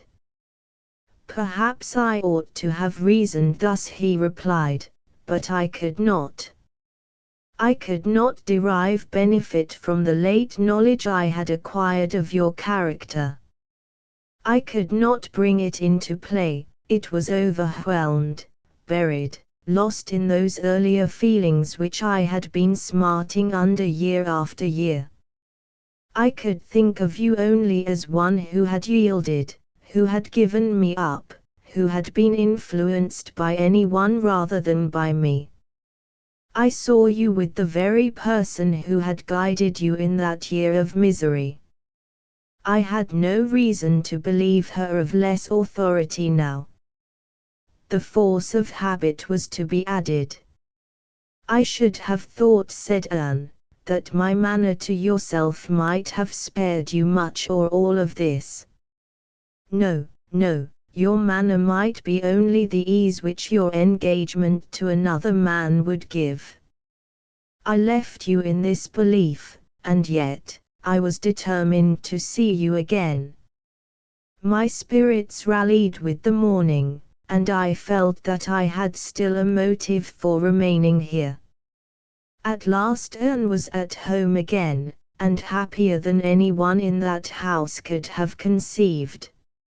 All the surprise and suspense, and every other painful part of the morning dissipated by this conversation. She re-entered the house so happy as to be obliged to find an alloy in some momentary apprehensions of its being impossible to last. An interval of meditation, serious and grateful, was the best corrective of everything dangerous in such high-wrought felicity, and she went to her room, and grew steadfast and fearless in the thankfulness of her enjoyment. The evening came, the drawing-rooms were lighted up, the company assembled. It was but a card party, it was but a mixture of those who had never met before, and those who met too often, a commonplace business, too numerous for intimacy, too small for variety, but Anne had never found an evening shorter. Glowing and lovely in sensibility and happiness, and more generally admired than she thought about or cared for, she had cheerful or forbearing feelings for every creature around her. Mr. Elliot was there, she avoided, but she could pity him. The Wallaces, she had amusement in understanding them. Lady Dalrymple and Miss Carteret, they would soon be innoxious cousins to her. She cared not for Mrs. Clay, and had nothing to blush for in the public manners of her father and sister. With the Musgroves, there was the happy chat of perfect ease, with Captain Harville, the kind-hearted intercourse of brother and sister, with Lady Russell, attempts at conversation, which a delicious consciousness cut short, with Admiral and Mrs. Croft, everything of peculiar cordiality and fervent interest, which the same consciousness sought to conceal, and with Captain Wentworth, some moments of communications continually occurring, and always the hope of more, and always the knowledge of his being there. It was in one of these short meetings, each apparently occupied in admiring a fine display of greenhouse plants, that she said, "I have been thinking over the past, and trying impartially to judge of the right and wrong, I mean with regard to myself, and I must believe that I was right, much as I suffered from it, that I was perfectly right in being guided by the friend whom you will love better than you do now." To me, she was in the place of a parent. Do not mistake me, however. I am not saying that she did not err in her advice. It was, perhaps, one of those cases in which advice is good or bad only as the event decides, and for myself, I certainly never should, in any circumstance of tolerable similarity, give such advice. But I mean, that I was right in submitting to her, and that if I had done otherwise, I should have suffered more in continuing the engagement than I did even in giving it up, because I should have suffered in my conscience. I have now, as far as such a sentiment is allowable in human nature, nothing to reproach myself with, and if I mistake not, a strong sense of duty is no bad part of a woman's portion. He looked at her, looked at Lady Russell, and looking again at her, replied, as if in cool deliberation, "Not yet. But there are hopes of her being forgiven in time. I trust to being in charity with her soon. But I too have been thinking over the past, and a question has suggested itself, whether there may not have been one person more my enemy even than that lady. My own self. Tell me if, when I returned to England in the year 8, with a few £1,000, and was posted into the Laconia, if I had then written to you, would you have answered my letter? Would you, in short, have renewed the engagement then? Would I, was all her answer, but the accent was decisive enough. Good God, he cried, you would. It is not that I did not think of it, or desire it, as what could alone crown all my other success, but I was proud, too proud to ask again. I did not understand you. I shut my eyes, and would not understand you, or do you justice. This is a recollection which ought to make me forgive every one sooner than myself. 6 years of separation and suffering might have been spared. It is a sort of pain, too, which is new to me. I have been used to the gratification of believing myself to earn every blessing that I enjoyed. I have valued myself on honorable toils and just rewards. Like other great men under reverses, he added, with a smile. I must endeavor to subdue my mind to my fortune. I must learn to brook being happier than I deserve. Chapter XV. Who can be in doubt of what followed? When any two young people take it into their heads to marry, they are pretty sure by perseverance to carry their point, be they ever so poor, or ever so imprudent, or ever so little likely to be necessary to each other's ultimate comfort. This may be bad morality to conclude with, but I believe it to be truth, and if such parties succeed, how should a Captain Wentworth and an Anne Elliot, with the advantage of maturity of mind, consciousness of right, and one independent fortune between them, fail of bearing down every opposition? They might in fact have borne down a great deal more than they met with, for there was little to distress them beyond the want of graciousness and warmth. Sir Walter made no objection, and Elizabeth did nothing worse than look cold and unconcerned. Captain Wentworth, with £25,000, and as high in his profession as merit and activity could place him, was no longer nobody.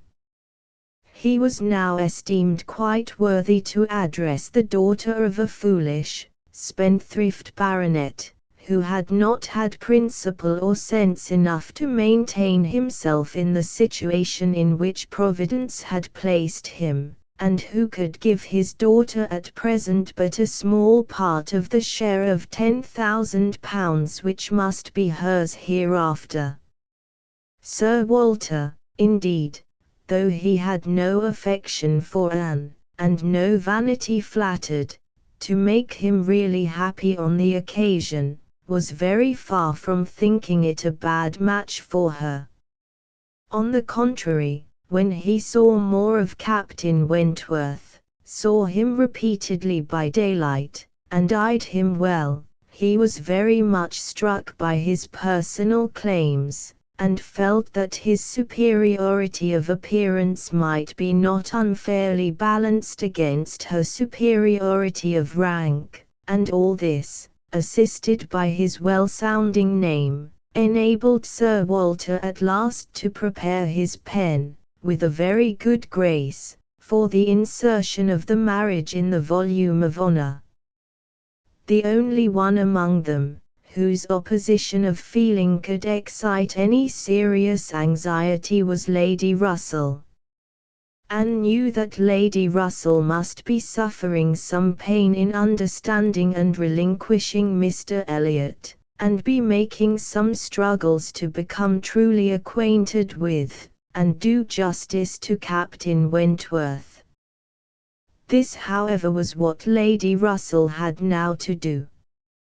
She must learn to feel that she had been mistaken with regard to both, that she had been unfairly influenced by appearances in each, that because Captain Wentworth's manners had not suited her own ideas, she had been too quick in suspecting them to indicate a character of dangerous impetuosity, and that because Mr. Elliot's manners had precisely pleased her in their propriety and correctness, their general politeness and suavity, she had been too quick in receiving them as the certain result of the most correct opinions and well-regulated mind.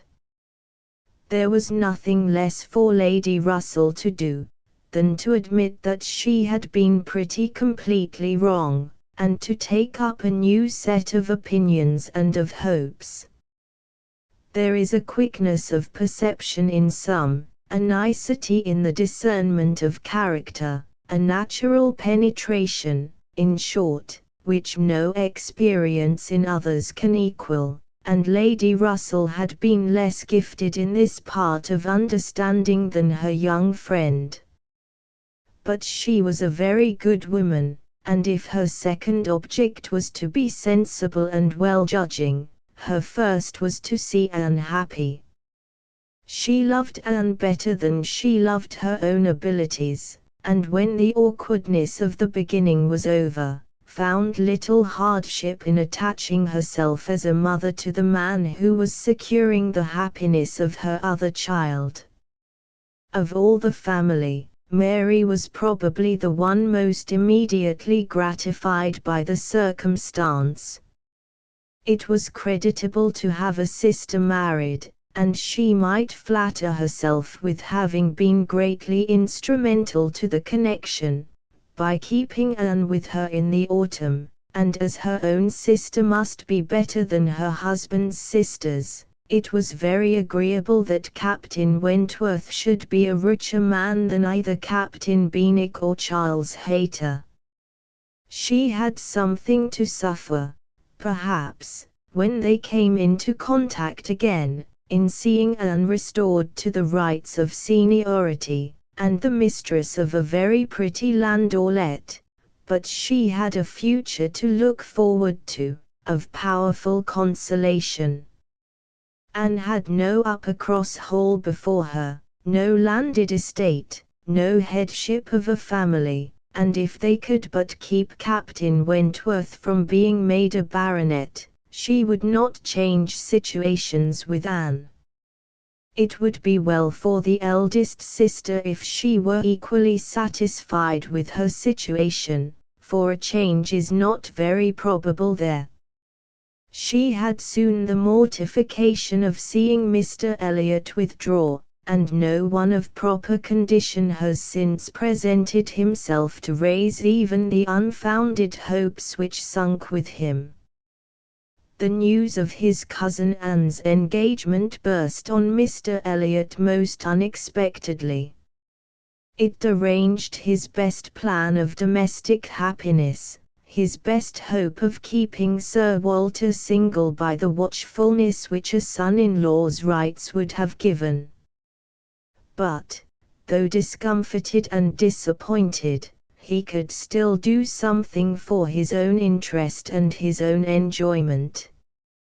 He soon quitted Bath, and on Mrs. Clay's quitting it soon afterwards, and being next heard of as established under his protection in London, it was evident how double a game he had been playing, and how determined he was to save himself from being cut out by one artful woman, at least. Mrs. Clay's affections had overpowered her interest, and she had sacrificed, for the young man's sake, the possibility of scheming longer for Sir Walter. She has abilities, however, as well as affections, and it is now a doubtful point whether his cunning, or hers, may finally carry the day, whether, after preventing her from being the wife of Sir Walter, he may not be wheedled and caressed at last into making her the wife of Sir William. It cannot be doubted that Sir Walter and Elizabeth were shocked and mortified by the loss of their companion, and the discovery of their deception in her. They had their great cousins, to be sure, to resort to for comfort, but they must long feel that to flatter and follow others, without being flattered and followed in turn, is but a state of half enjoyment. Anne, satisfied at a very early period of Lady Russell's meaning to love Captain Wentworth as she ought, had no other alloy to the happiness of her prospects than what arose from the consciousness of having no relations to bestow on him which a man of sense could value. There she felt her own inferiority very keenly. The disproportion in their fortune was nothing, it did not give her a moment's regret, but to have no family to receive and estimate him properly, nothing of respectability, of harmony, of goodwill to offer in return for all the worth and all the prompt welcome which met her in his brothers and sisters, was a source of as lively pain as her mind could well be sensible of under circumstances of otherwise strong felicity. She had but two friends in the world to add to his list, Lady Russell and Mrs. Smith. To those, however, he was very well disposed to attach himself. Lady Russell, in spite of all her former transgressions, he could now value from his heart. While he was not obliged to say that he believed her to have been right in originally dividing them, he was ready to say almost everything else in her favor, and as for Mrs. Smith, she had claims of various kinds to recommend her quickly and permanently. Her recent good offices by Anne had been enough in themselves, and their marriage, instead of depriving her of one friend, secured her two. She was their earliest visitor in their settled life, and Captain Wentworth, by putting her in the way of recovering her husband's property in the West Indies, by writing for her, acting for her, and seeing her through all the petty difficulties of the case with the activity and exertion of a fearless man and a determined friend, fully requited the services which she had rendered, or ever meant to render, to his wife. Mrs. Smith's enjoyments were not spoiled by this improvement of income, with some improvement of health, and the acquisition of such friends to be often with, for her cheerfulness and mental alacrity did not fail her, and while these prime supplies of good remained, she might have bid defiance even to greater accessions of worldly prosperity. She might have been absolutely rich and perfectly healthy, and yet be happy. Her spring of felicity was in the glow of her spirits, as her friend Anne's was in the warmth of her heart. Anne was tenderness itself, and she had the full worth of it in Captain Wentworth's affection. His profession was all that could ever make her friends wish that tenderness less, the dread of a future war all that could dim her sunshine. She gloried in being a sailor's wife, but she must pay the tax of quick alarm for belonging to that profession which is, if possible, more distinguished in its domestic virtues than in its national importance. Finesse. End of the Project Gutenberg ebook Persuasion Updated editions will replace the previous one, the old editions will be renamed. Creating the works from print editions not protected by U.S. copyright law means that no one owns a United States copyright in these works, so the Foundation, and you, can copy and distribute it in the United States without permission and without paying copyright royalties. Special rules, set forth in the general terms of use part of this license, apply to copying and distributing Project Gutenberg trademark symbol electronic works to protect the Project Gutenberg trademark symbol concept and trademark. Project Gutenberg is a registered trademark, and may not be used if you charge for an ebook, except by following the terms of the trademark license, including paying royalties for use of the Project Gutenberg trademark. If you do not charge anything for copies of this ebook, complying with the trademark license is very easy. You may use this ebook for nearly any purpose such as creation of derivative works, reports, performances and research. Project Gutenberg ebooks may be modified and printed and given away. You may do practically anything in the United States with ebooks not protected by U.S. copyright law. Redistribution is subject to the trademark license, especially commercial redistribution. Start. Full license. The full Project Gutenberg license. Please read this before you distribute or use this work to protect the Project Gutenberg trademark symbol mission of promoting the free distribution of electronic works, by using or distributing this work, or any other work associated in any way with the phrase Project Gutenberg. You agree to comply with all the terms of the full Project Gutenberg trademark symbol license available with this file or online at www.gutenberg.org/license. Section 1.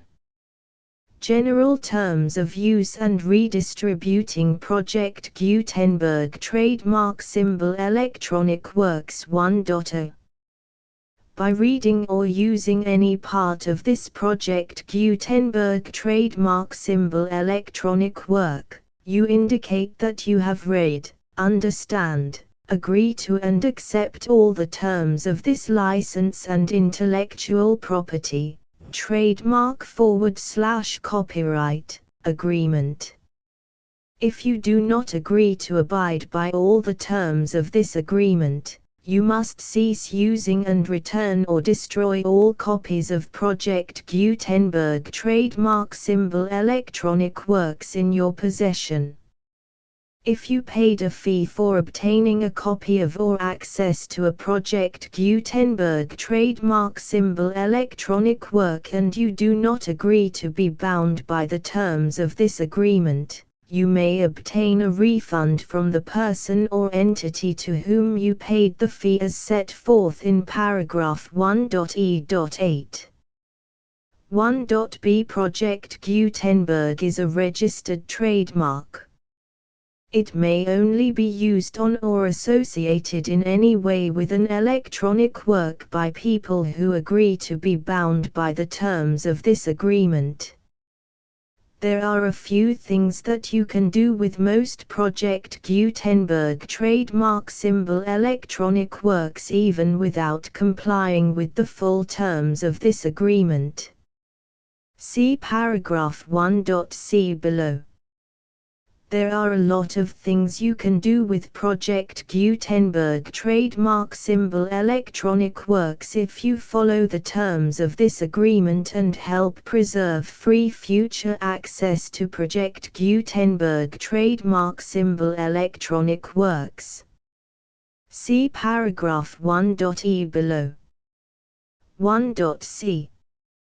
The Project Gutenberg Literary Archive Foundation, the Foundation or PGLAF, owns a compilation copyright in the collection of Project Gutenberg trademark symbol electronic works. Nearly all the individual works in the collection are in the public domain in the United States. If an individual work is unprotected by copyright law in the United States and you are located in the United States, we do not claim a right to prevent you from copying, distributing, performing, displaying or creating derivative works based on the work as long as all references to Project Gutenberg are removed. Of course, we hope that you will support the Project Gutenberg trademark symbol mission of promoting free access to electronic works by freely sharing Project Gutenberg trademark symbol works in compliance with the terms of this agreement for keeping the Project Gutenberg trademark symbol name associated with the work. You can easily comply with the terms of this agreement by keeping this work in the same format with its attached full Project Gutenberg trademark symbol license when you share it without charge with others. 1.d. The copyright laws of the place where you are located also govern what you can do with this work. Copyright laws in most countries are in a constant state of change. If you are outside the United States, check the laws of your country in addition to the terms of this agreement before downloading, copying, displaying, performing, distributing or creating derivative works based on this work or any other Project Gutenberg trademark symbol work. The Foundation makes no representations concerning the copyright status of any work in any country other than the United States. 1.e. Unless you have removed all references to Project Gutenberg, 1.e.1. The following sentence, with active links to, or other immediate access to, the full Project Gutenberg trademark symbol license must appear prominently whenever any copy of a Project Gutenberg trademark symbol work, any work on which the phrase Project Gutenberg appears, or with which the phrase Project Gutenberg is associated, is accessed, displayed, performed, viewed, copied or distributed. This ebook is for the use of anyone anywhere in the United States and most other parts of the world at no cost and with almost no restrictions whatsoever. You may copy it, give it away or reuse it under the terms of the Project Gutenberg license included with this ebook or online at www.gutenberg.org.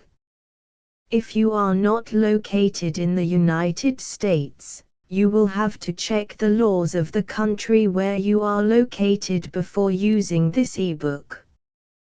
1.e.2. If an individual Project Gutenberg trademark symbol electronic work is derived from texts not protected by U.S. copyright law, does not contain a notice indicating that it is posted with permission of the copyright holder, the work can be copied and distributed to anyone in the United States without paying any fees or charges. If you are redistributing or providing access to a work with the phrase Project Gutenberg associated with or appearing on the work, you must comply either with the requirements of paragraphs 1.e.1 through 1.e.7 or obtain permission for the use of the work and the Project Gutenberg trademark symbol trademark as set forth in paragraphs 1.e.8 or 1.e.9. 1.e.3. If an individual Project Gutenberg trademark symbol electronic work is posted with the permission of the copyright holder, your use and distribution must comply with both paragraphs 1.e.1 through 1.e.7 and any additional terms imposed by the copyright holder. Additional terms will be linked to the Project Gutenberg trademark symbol license for all works posted with the permission of the copyright holder found at the beginning of this work. 1.e.4 Do not unlink or detach or remove the full Project Gutenberg trademark symbol license terms from this work, or any files containing a part of this work or any other work associated with Project Gutenberg trademark symbol.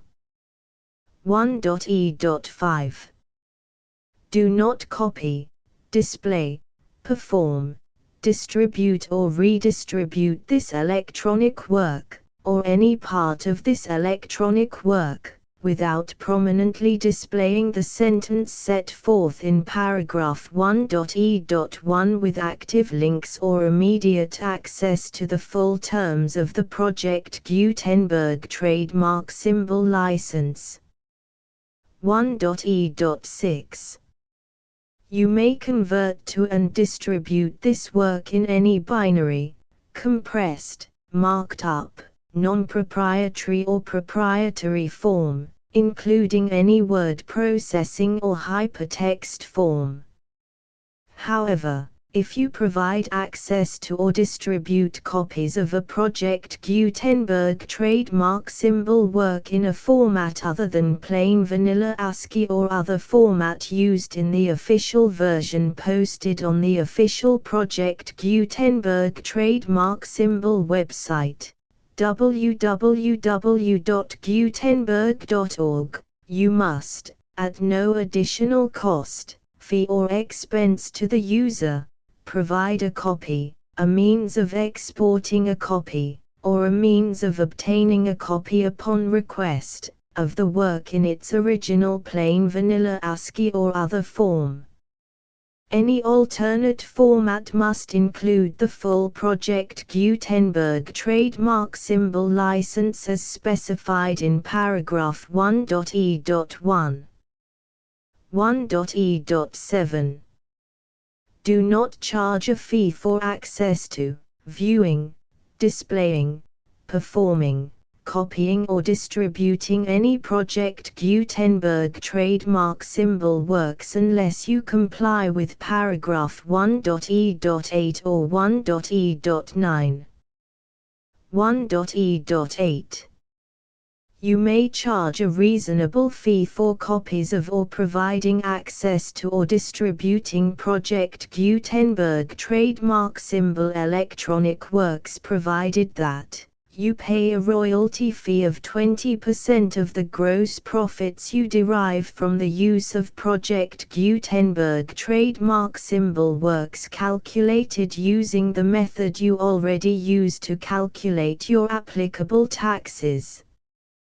The fee is owed to the owner of the Project Gutenberg trademark symbol trademark, but he has agreed to donate royalties under this paragraph to the Project Gutenberg Literary Archive Foundation. Royalty payments must be paid within 60 days following each date on which you prepare, or are legally required to prepare, your periodic tax returns.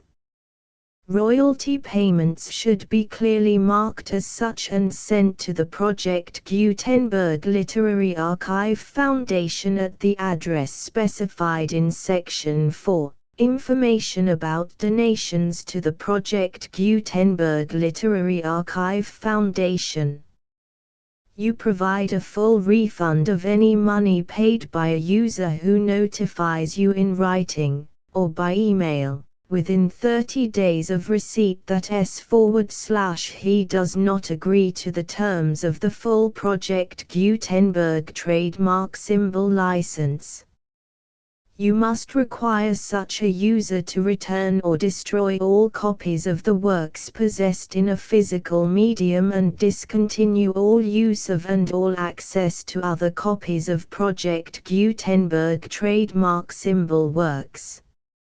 You provide, in accordance with paragraph 1.f.3, a full refund of any money paid for a work or a replacement copy, If a defect in the electronic work is discovered and reported to you within 90 days of receipt of the work, you comply with all other terms of this agreement for free distribution of Project Gutenberg trademark symbol works. 1.e.9. If you wish to charge a fee or distribute a Project Gutenberg trademark symbol electronic work or group of works on different terms than are set forth in this agreement, you must obtain permission in writing from the Project Gutenberg Literary Archive Foundation, the manager of the Project Gutenberg trademark symbol trademark. Contact the Foundation as set forth in Section 3 below. 1.f1.f.1 Project Gutenberg volunteers and employees expend considerable effort to identify, do copyright research on, transcribe and proofread works not protected by U.S. copyright law in creating the Project Gutenberg trademark symbol collection. Despite these efforts, Project Gutenberg trademark symbol electronic works, and the medium on which they may be stored, may contain defects such as, but not limited to, incomplete, inaccurate or corrupt data, transcription errors, a copyright or other intellectual property infringement, a defective or damaged disk or other medium, a computer virus, or computer codes that damage or cannot be read by your equipment. 1.f.2 Limited warranty, disclaimer of damages, except for the right of replacement or refund described in paragraph 1.f.3, the Project Gutenberg Literary Archive Foundation, the owner of the Project Gutenberg trademark symbol trademark, and any other party distributing a Project Gutenberg trademark symbol electronic work under this agreement, disclaim all liability to you for damages, costs and expenses, including legal fees. You agree that you have no remedies for negligence, strict liability, breach of warranty or breach of contract except those provided in paragraph 1.f.3. You agree that the Foundation, the trademark owner, and any distributor under this agreement will not be liable to you for actual, direct, indirect, consequential, punitive or incidental damages even if you give notice of the possibility of such damage. 1.f.3 Limited right of replacement or refund. If you discover a defect in this electronic work within 90 days of receiving it, you can receive a refund of the money, if any, you paid for it by sending a written explanation to the person you received the work from. If you received the work on a physical medium, you must return the medium with your written explanation. The person or entity that provided you with the defective work may elect to provide a replacement copy in lieu of a refund. If you received the work electronically, the person or entity providing it to you may choose to give you a second opportunity to receive the work electronically in lieu of a refund.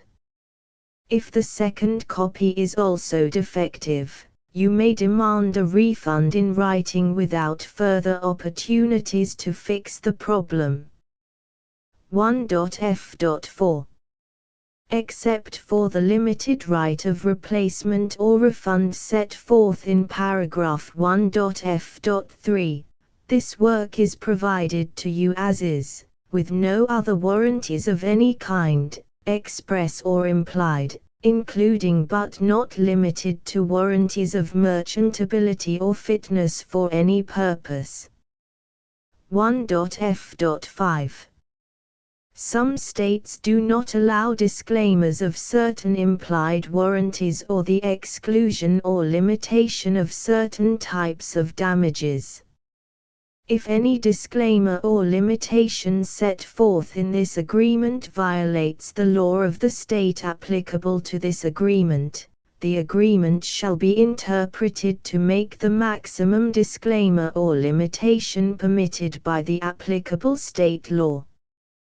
The invalidity or unenforceability of any provision of this agreement shall not void the remaining provisions. 1.f.6 Indemnity. You agree to indemnify and hold the foundation, the trademark owner, any agent or employee of the foundation, anyone providing copies of Project Gutenberg trademark symbol electronic works in accordance with this agreement, and any volunteers associated with the production, promotion and distribution of Project Gutenberg trademark symbol electronic works, harmless from all liability, costs and expenses, including legal fees, that arise directly or indirectly from any of the following which you do or cause to occur. A. Distribution of this or any Project Gutenberg trademark symbol work. B. Alteration, modification, or additions or deletions to any Project Gutenberg trademark symbol work, and C. Any defect you cause. Section 2. Information about the mission of Project Gutenberg trademark symbol. Project Gutenberg trademark symbol is synonymous with the free distribution of electronic works in formats readable by the widest variety of computers, including obsolete, old, middle-aged and new computers. It exists because of the efforts of hundreds of volunteers and donations from people in all walks of life. Volunteers and financial support to provide volunteers with the assistance they need are critical to reaching Project Gutenberg trademark symbol's goals and ensuring that the Project Gutenberg trademark symbol collection will remain freely available for generations to come. In 2001, the Project Gutenberg Literary Archive Foundation was created to provide a secure and permanent future for Project Gutenberg trademark symbol and future generations. To learn more about the Project Gutenberg Literary Archive Foundation and how your efforts and donations can help, see sections 3 and 4 and the Foundation information page at www.gutenberg.org. Section 3.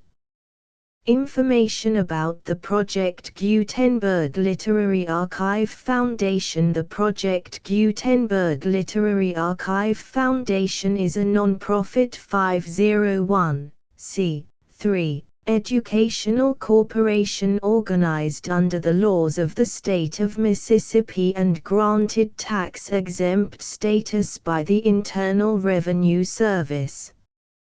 The Foundation's IN or Federal Tax Identification Number is 64-6221541. Contributions to the Project Gutenberg Literary Archive Foundation are tax-deductible to the full extent permitted by U.S. federal laws and your state's laws. The Foundation's business office is located at 809 North 1500 West, Salt Lake City, UT 84116. 801-596-1887.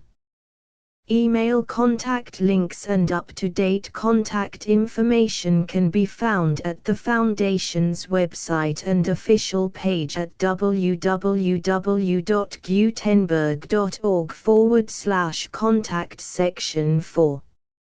Information about donations to the Project Gutenberg Literary Archive Foundation. Project Gutenberg trademark symbol depends upon and cannot survive without widespread public support and donations to carry out its mission of increasing the number of public domain and licensed works that can be freely distributed in machine-readable form accessible by the widest array of equipment, including outdated equipment.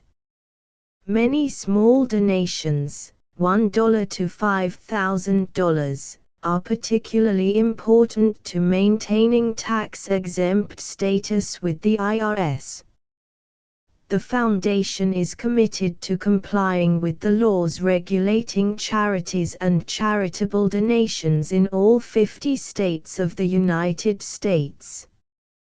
Compliance requirements are not uniform and it takes a considerable effort, much paperwork and many fees to meet and keep up with these requirements. We do not solicit donations in locations where we have not received written confirmation of compliance. To send donations or determine the status of compliance for any particular state, visit www.gutenberg.org/donate. While we cannot and do not solicit contributions from states where we have not met the solicitation requirements, we know of no prohibition against accepting unsolicited donations from donors in such states who approach us with offers to donate. International donations are gratefully accepted, but we cannot make any statements concerning tax treatment of donations received from outside the United States. U.S. laws alone swamp our small staff. Please check the Project Gutenberg web pages for current donation methods and addresses. Donations are accepted in a number of other ways, including checks, online payments and credit card donations. To donate, please visit www.gutenberg.org/donate. Section 5. General information about Project Gutenberg trademark symbol. Electronic Works. Professor Michael S. Hart was the originator of the Project Gutenberg trademark symbol concept of a library of electronic works that could be freely shared with anyone. For 40 years, he produced and distributed Project Gutenberg trademark symbol ebooks with only a loose network of volunteer support. Project Gutenberg trademark symbol ebooks are often created from several printed editions, all of which are confirmed as not protected by copyright in the US unless a copyright notice is included. Thus, we do not necessarily keep ebooks in compliance with any particular paper edition. Most people start at our website, which has the main PG search facility, www.gutenberg.org. This website includes information about Project Gutenberg trademark symbol, including how to make donations to the Project Gutenberg Literary Archive Foundation, how to help produce our new ebooks, and how to subscribe to our email newsletter to hear about new ebooks.